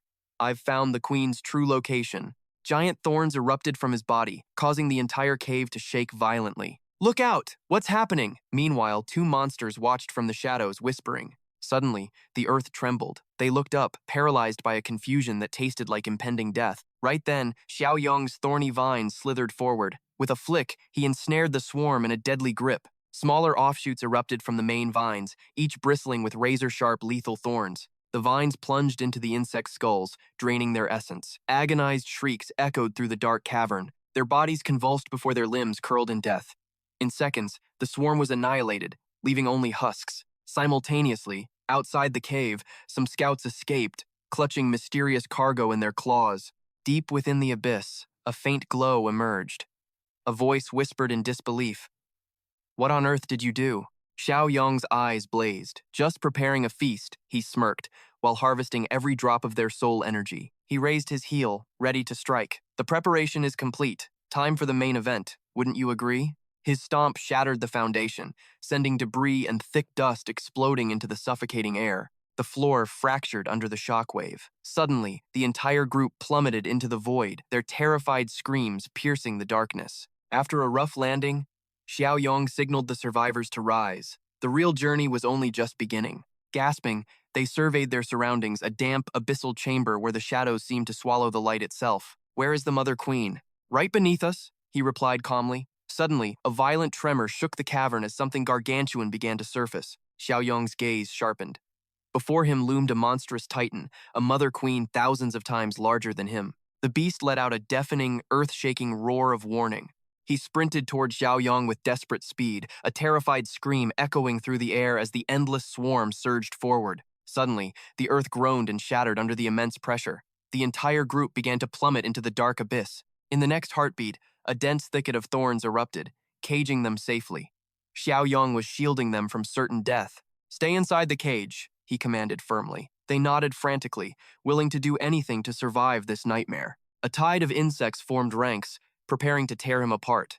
Xiaoyong reached back, and razor-sharp vines burst from his palms. His hands moved in a fluid, lethal dance, whipping the thorns with masterful precision to ensnare the incoming monsters. Suddenly, white projectiles streaked toward him like bullets. Xiaoyong's eyes narrowed as he sensed the incoming threat. With a burst of supernatural agility, he leaped aside, narrowly dodging the lethal strike by a hair's breadth. Spiders unleashed a relentless barrage of webbing. He charged forward, weaving through the sticky traps with effortless grace. His hand grazed the earth as he skidded to a halt, prepping a devastating new technique to end this. Clutching a stone, he declared with cold confidence, "I crushed your nest. Killing a few bugs like you is child's play." He hurled the stone with overwhelming force. It tore through the swarm like a meteor, pulverizing every insect in its path. The survivors watched with their jaws dropping in pure disbelief. This level of power was absolutely unthinkable. As expected of the Great Lord, "He's invincible! We're actually going to be saved!" Sensing his terrifying aura, the broodmother shrieked a weak challenge, but she trembled and recoiled in pure terror. Xiaoyong approached her calmly. "Stop screaming," he coldly stated. "I don't plan on killing you. Yet." His hands blurred, summoning a massive web of thorns that instantly trussed the monster like a helpless prize. The thorns dug deep into its flesh, tightening their grip. A pathetic, agonized wail echoed throughout the cavern. "My thorns are already in your brain," he warned with a frozen gaze. "One wrong move, and you're dead." Despite his cold exterior, worry flickered in his heart. This was the only queen. Failure would ruin everything. Suddenly, his eyes widened in surprise. The broodmother had gone completely still, ceasing all resistance. She had surrendered. This hive queen possessed a frightening level of intelligence and knew when she was beaten. The system pinged with a notification. Quest complete. Reward, 300 contribution points. Total points, 961. Xiaoyong was stunned. He had gained 700 points in a single burst. He rubbed his chin, calculating his next move. To prevent future chaos, he needed to put this creature on a short leash. He summoned the system shop, and a holographic list of forbidden options shimmered before his eyes. He hunted for an awakening skill, manually refreshing the store until his points were almost depleted. With one final manual refresh, 2 new options appeared along with a critical system warning. "Open them all," he commanded. His point balance plummeted down to a mere 59. Stamina overload, high-voltage bioelectricity, and the enslavement mark appeared. A dark, satisfied smirk finally played on his lips. It was exactly as he predicted. The enslavement mark had evolved to level 2. He could now control 2 souls. "You're lucky," he told the queen. "Follow me, and I'll ensure you reach legendary heights." He seared the mark onto her flesh. Meanwhile, at a nearby warehouse, a heated argument erupted into a shouting match. Why would just 2 people occupy a storehouse this huge? Are they geniuses or just complete idiots? "Wealth is a curse for the weak," the bearded man sneered, leering at the red-haired woman with predatory hunger. "Your plan worked perfectly," he chuckled. "Look at all these fools walking straight into our trap." "You twisted bastards!" the crowd roared. "Do you really think you can win against all of us?"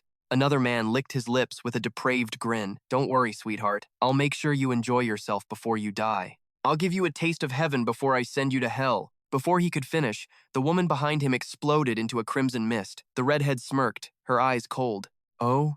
I'd love to see how a lowlife like you plans to show me heaven. Did you see that move? The man stammered in horror. I couldn't even blink. Suddenly, she vanished into thin air. She reappeared in their midst like a phantom. With a blur of her whip, half the crowd was instantly erased. She leveled her blade at the leader's throat, the cold steel making his entire body tremble with primal fear. Using the tip to tilt his chin up, she mocked, "Well, show me that heaven you promised." He stammered out a pathetic apology. The survivors stood trembling, their eyes filled with shock. Just how are you two this powerful? What's the secret behind your insane strength? The bearded man spoke in a chilling tone. In this era, the only ones stronger than us belonged to that legendary group. Before they could process his words, a sudden jolt of terror struck. Something was screaming through the sky at lethal speed. What is that sound? They spun around in panic. The bearded man and the red-haired woman scanned the horizon, faces pale. Horror paralyzed the group. A massive shadow suddenly swallowed the sun, plunging their entire world into a cold, suffocating darkness. Thousands of insects blotted out the heavens, a living tide of carapaces surging forward, while the ground groaned beneath another wave. As the swarm closed in, the red-haired woman shrieked, "Get to high ground, now!" She scrambled upward, driven by survival instinct. They abandoned the weak without a second thought, leaving them to be torn into 100 bloody pieces by the swarm. The bearded man slammed the door shut, drenched in cold sweat. "What kind of nightmare is this?" he hissed in terror. At the base, the leader nearly collapsed from fear. "What's happening?" The scout peered through his binoculars, his voice trembling violently. "A swarm? A swarm of this scale? We're finished. There is no escape from this death trap." Did Xiaoyong fail his mission? Just as hope vanished, a roar that shook the very heavens tore through the battlefield. What was that? Suddenly, they realized the truth. The meat sea. The monster will protect us from these bugs. They clung to a desperate hope, believing the monster's presence would save them. "Kuti, we are under the monster's protection." Suddenly, a scout pointed toward the sky. "Watch out! A massive one is diving straight for us." Just as they prepared for a suicide mission, a voice cried out, "Wait! Look! It's Leader Xiaoyong riding the beast." The giant insect touched down safely. Hyo Bin stepped forward, her voice soft and full of relief. "Leader Xiaoyong." Zhao Feng approached quickly. "Leader, give us the report. What is the situation out there?" "Everything went smoothly," he replied. "But we have survivors to rescue.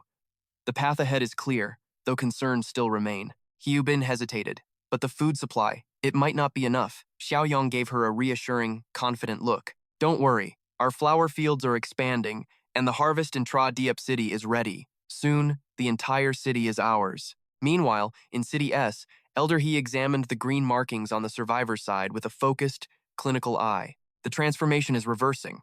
You're actually healing." The man's eyes lit up. "Really? Can I finally escape that monster's curse?" Suddenly, the sky darkened again. "Look, what's that massive shadow moving above the clouds?" "A giant insect swarm." Elder He didn't waste a second. He rushed into the compound, shouting orders to his people. "Close the gates! Prepare for impact!" But to their utter confusion, the swarm suddenly veered away, changing its deadly course. "Are they avoiding our fields?" Elder He looked toward the horizon where Xiaoyong stood, his eyes shining with pure joy. He did it. Xiaoyong's master plan was a total success. Among the zombie hordes, the undead looked up in mindless confusion.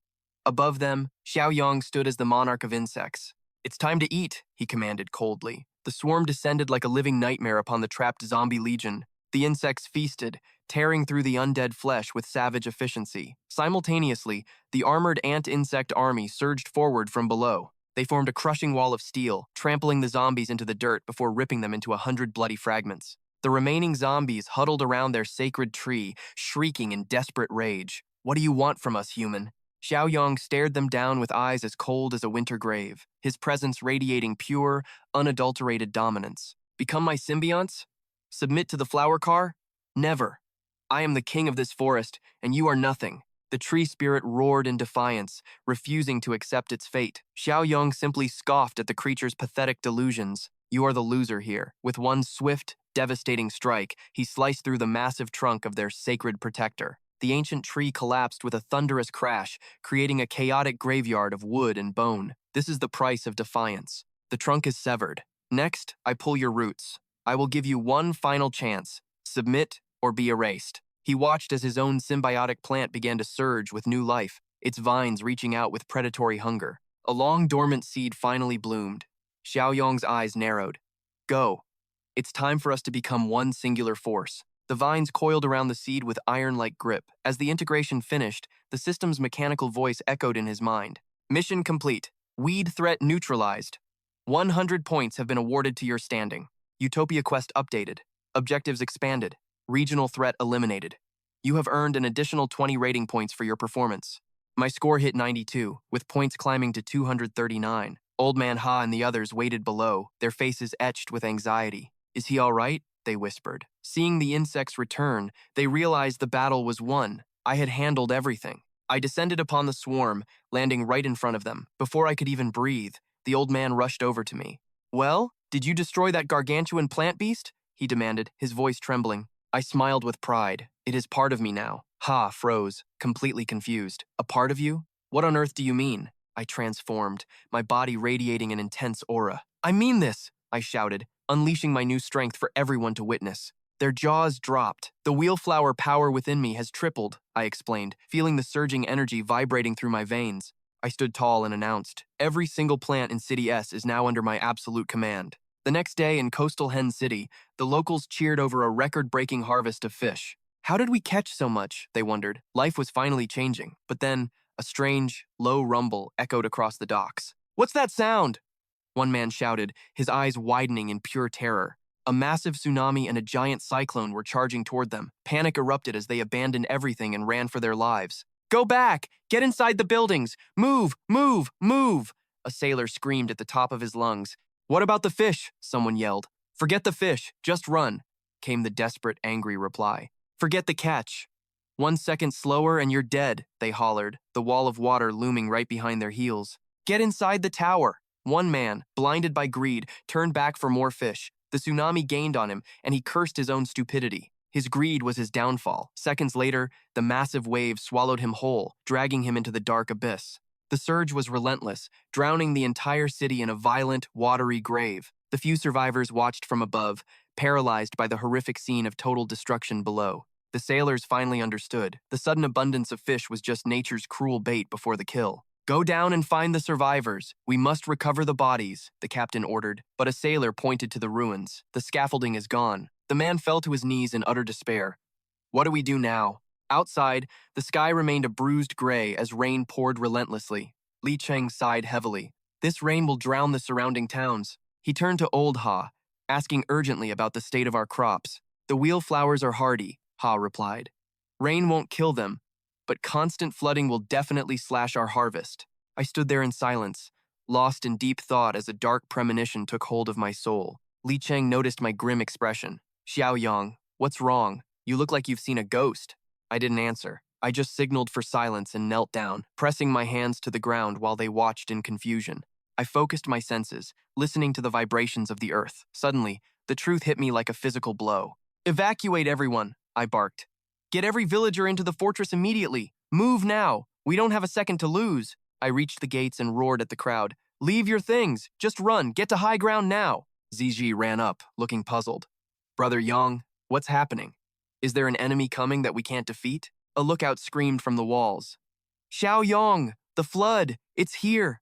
My heart hammered against my ribs. The flood? I gasped. There was no more time. ZZ and the others scrambled upward toward safety. Li Cheng looked down from the ramparts, speechless. A massive wall of muddy water was already tearing through the valley. The surge was coming straight from the ocean. He gritted his teeth, feeling completely helpless against nature's wrath. The water had risen over a meter. Once it hit City H, nothing would survive. ZG realized their outer defenses were useless. Our walls won't hold, she cried. Just then, I stepped forward, my body transforming as I prepared for the impossible. My power surged, radiating an intense green aura. I was ready to face the tide head-on. The crowd scrambled back in terror as the roaring waves surged closer, threatening to pull the entire fortress under. Right then, my vines shot out like massive serpents, lashing out to meet the rising flood with incredible force. The vines wove together, forming a colossal green shield that wrapped around the entire fortress, creating a life-saving barrier against the deluge. My living wall held firm. Every time the flood struck, the vines absorbed the impact with legendary strength. It's working, people cheered. The barrier was holding. The water's fury is being neutralized by the vines. Thanks to my new power, the flood was forced around the city. sparing us while it swallowed everything else in its path. Outside, the fortress lay in ruins, a tragic graveyard left by the devastating flood. Survivors trembled at the destruction. Without leader Xiaoyong, we would all be rotting corpses at the bottom. True, they murmured, their eyes fixed on him, terrified of the next wave of impending disaster. With the fields drowned, starvation is inevitable. How will we survive this winter? Our leader will save us! Xiaoyong overheard their blind faith, a cold sweat breaking out as pressure mounted. But what exactly caused this unnatural deluge? Amidst his confusion, a system ping startled him. The message was cryptic, just dots and commas. Then, a final, yeah,